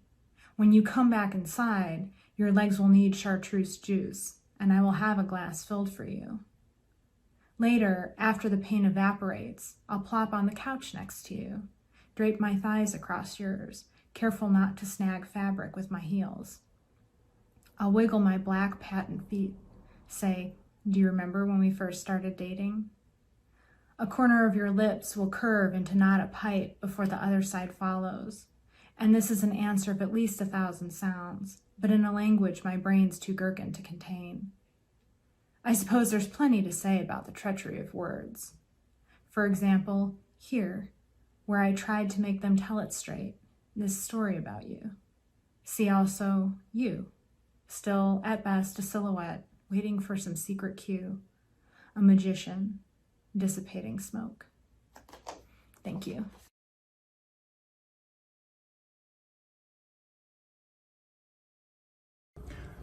I'm Anthony Rodriguez from Chicago, Illinois.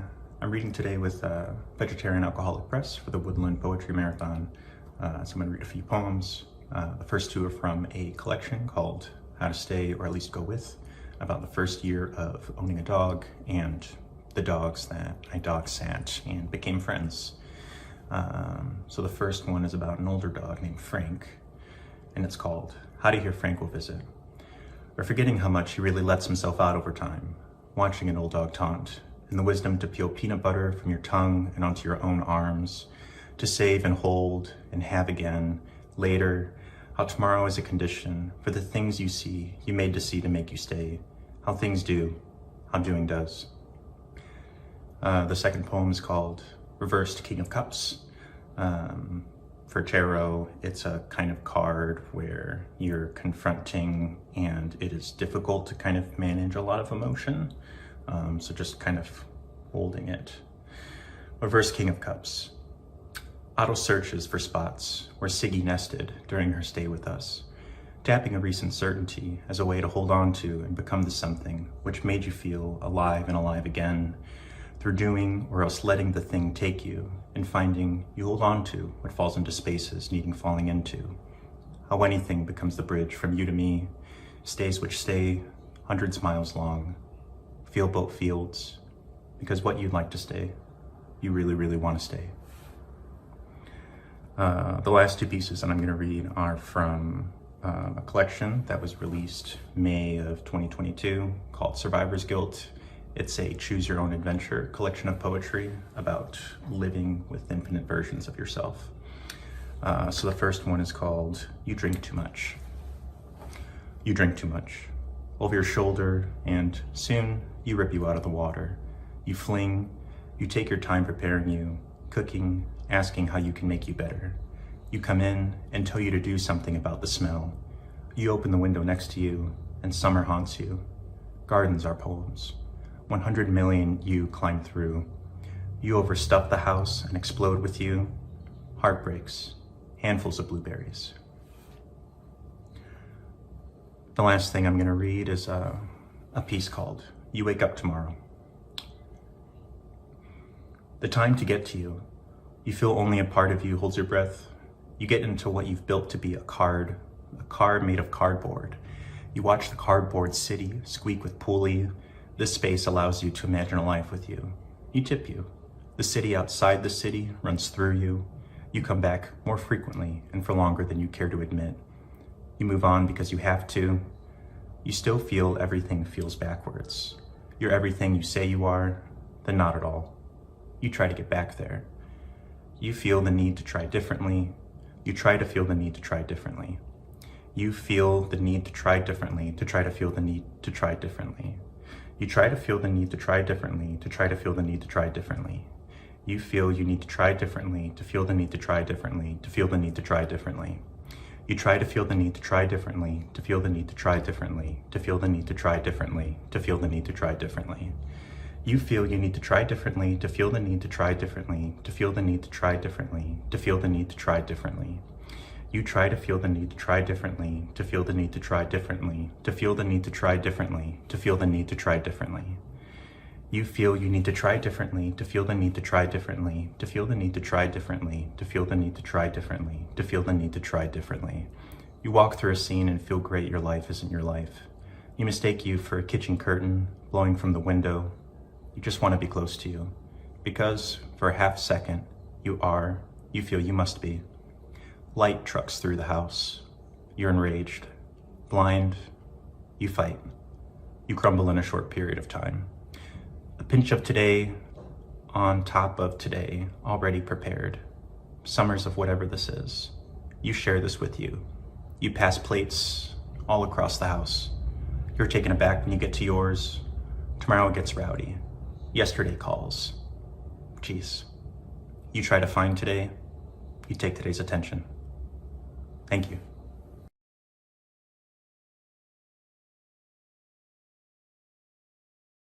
Hi, I'm Georgia Carlson. I'm going to be reading some poems from my book, Spare. This first one is called Bound.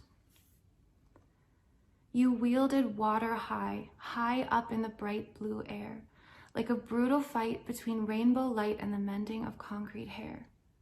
You rolled up burrowing streams, soft gurgling erosion squeals, into cashmere dreams, and the ocean screams like a chariot hot on its wheels. And I falter, halted, tasting the green, and the city cries anguished at what it has seen. In the forests and mountains the furthest it's been, with the lions and monsters all locked behind screens. And the fabled arc sirens sit battered and beaten. The miserly winter blows harsh in its season, and tiptoes and firms up the ground in the meadow, and fires up the lights in my star-shattered windows. The beasts all assemble to watch us in pairs. We violently float on our bloated nightmares. You watch till we're quiet, write one thought in ink. There is no rest in this abandoned nest, sleeping alone, no matter who's next to me. I feel like ex nihilo on an infant stage, a circus clown groupie half my age, a tender apocalypse melting the clouds, a sorceress quaking in narcolepsy shrouds, a volcanic concubine beating you starless, a quilted insomniac, greedy and parlous, hawking some prints of a haunted tattoo, making love to my murderer as a thank you. Twitching out poems with seizure-esque ire, salacious and sullen in phone-tapped desire. Selling my soul just to buy all of yours. Eating the plastic off dumpster-lined shores. A goddess, all flailing in rainbow-flanked snares. Your mistress depleting you of all your wares. A ribbon, a tilt, a depraved fairy's wand. A moment, a seamstress, a tiger, a blonde. This is called Wheel. Tease me with a sinful spoonful of your unquenchable hate. Make me angry. Rip the sheets apart. Throw me across the room. Paper goddess in the trembling wind of your discordant throat. Seal me up inside a closet. Push me down into a tomb. Feed me full on glass and slivers. Claw into me till I crack. As I run from you, keep following, so I keep looking back. Go on. Hunt me from the highest ground. No matter what you do, you will never shake the feeling that I'm coming after you. All right, this is called Lines. Look at me. Let your bravery stomp through my wild blue eyes. Let it ride on the glisten of my jewelry.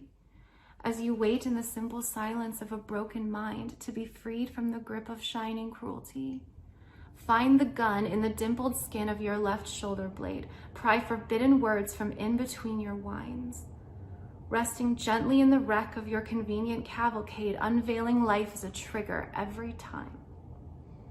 I am here to help you send the hordes of voices to their end. Trade your dear congested worries for a sign.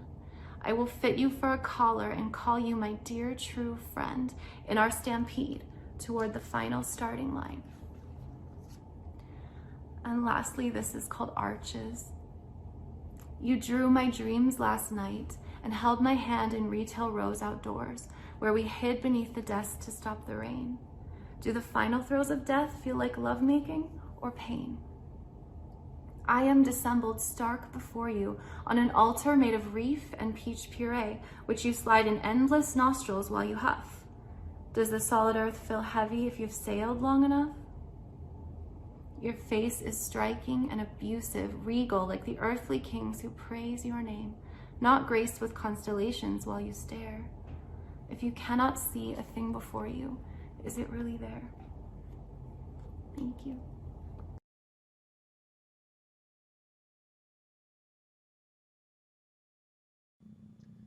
Hi, my name is Jeremy Delgado, and I have a book out with Vegetarian Alcoholic, Memory of the Ubiquitous Lost Things, Places, and People, and I'll be reading a little portion of that.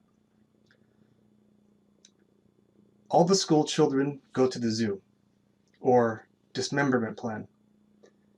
Lines of code and slivers of hardware are carefully put into memory cards, making connections that ping my consciousness, my transformed self, a version of it.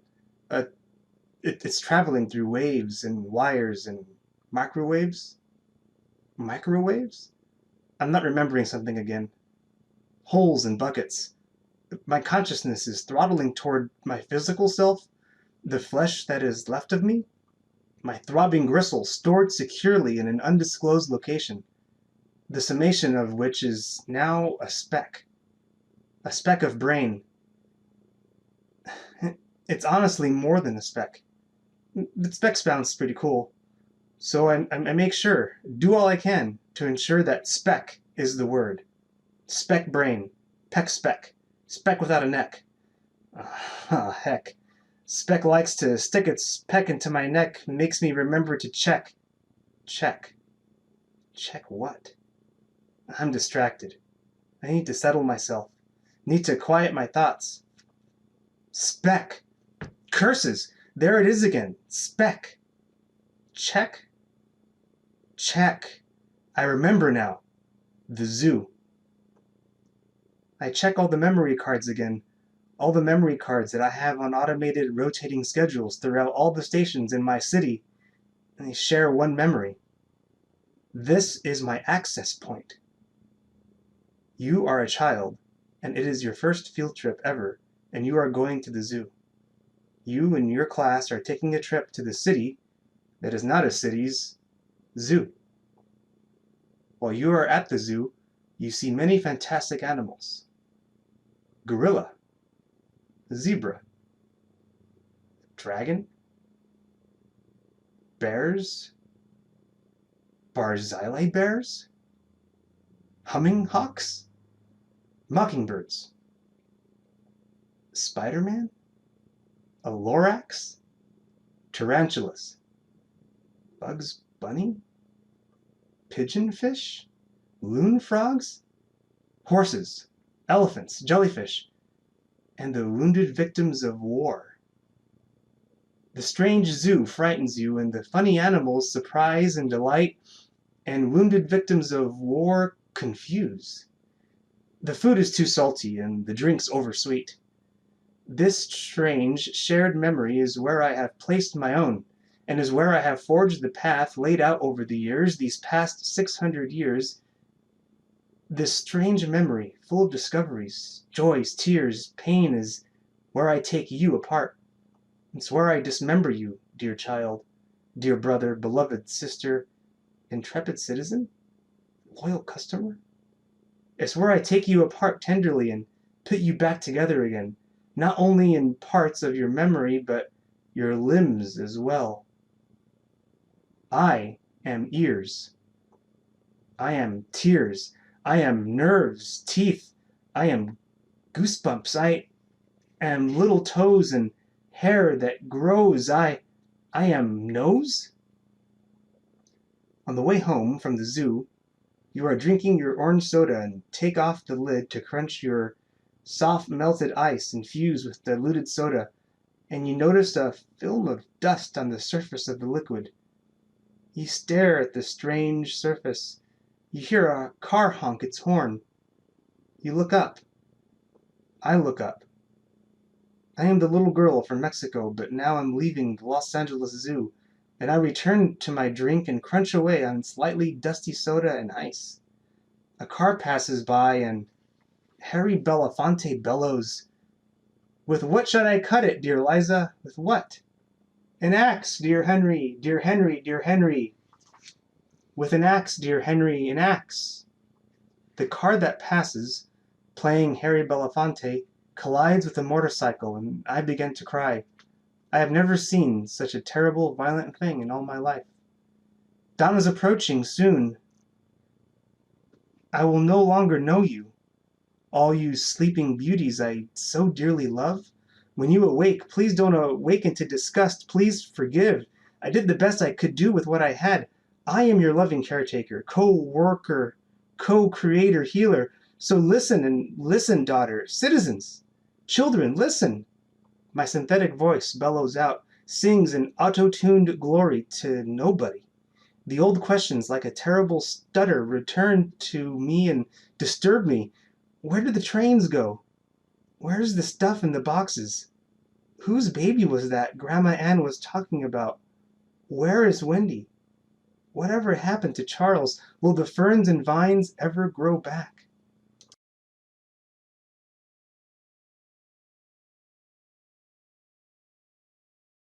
My name is Janelle Cordero, and I'll be reading from my collection Impossible Years, which was published by Vegetarian Alcoholic Press. And the first poem I'm going to read for you is called Will There Be Anything to Touch? White snow on the branches of black trees. Here's what I'm beginning to understand. The next world will be nothing like this one. Here there are mountains, rivers, endless highways. Here there are buildings and windows and alleyways and even homes with front porch swings and vegetable gardens. Here I have a body with hips and freckles and hands, most of all, hands. Will there be anything to touch in the world beyond this one? Will there be anything to pick up and hold against me, the way children do with their toys?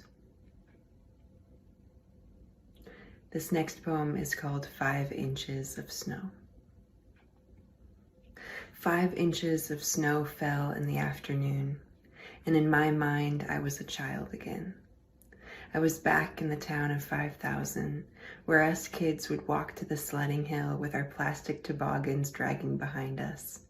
When we got to the top of the hill, we would take a running leap onto our sleds and sail full speed towards the bottom. Sometimes we would build jumps for our sleds if the snow was the right consistency. The walk from the bottom of the hill to the top took a few minutes, so we would take a break halfway up to sit down and eat snow. This was how we spent those winter days. Once it got dark, we would walk home for hot chocolate.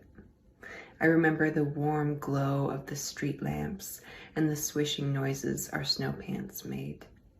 Sometimes we would go back out after the hot chocolate for night sledding. I can see the soft flakes falling and gathering on our knit caps, our shoulders.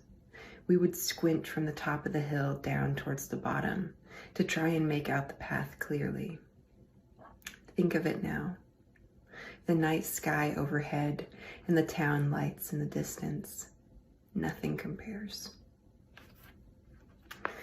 And I've got one more poem for you. It's called Letter to a Dying Man. I'm writing a letter to a dying man, and I want to write, please don't die, because I don't understand the world without you. But I realized this would be a selfish thing to say. So instead I write, I miss you. I hope you are not in pain. Remember to say the rosary. I'm not Catholic, but he is, and the rosary gives him comfort. I stop myself from asking, are you afraid of death? Or do you believe in ghosts? I ask, do you remember the nuns from your childhood? Do you remember the white church with the copper steeple? I picture him reading this letter and nodding, yes, yes. His mind will go back to those days of childhood spent in that small town of wheat fields and distant mountains where he and his brothers slept 3 to a bed and his immigrant parents learned English by reading the dictionary. And maybe for a moment, he will forget about his collapsing lungs and failing heart. He'll forget about the hospital room with its fluorescent lights and beige walls and nurses like astronauts in PPE gear. He'll close his eyes and be a young boy again, walking to school with books under his arm and a whole life of mystery ahead of him. Thank you.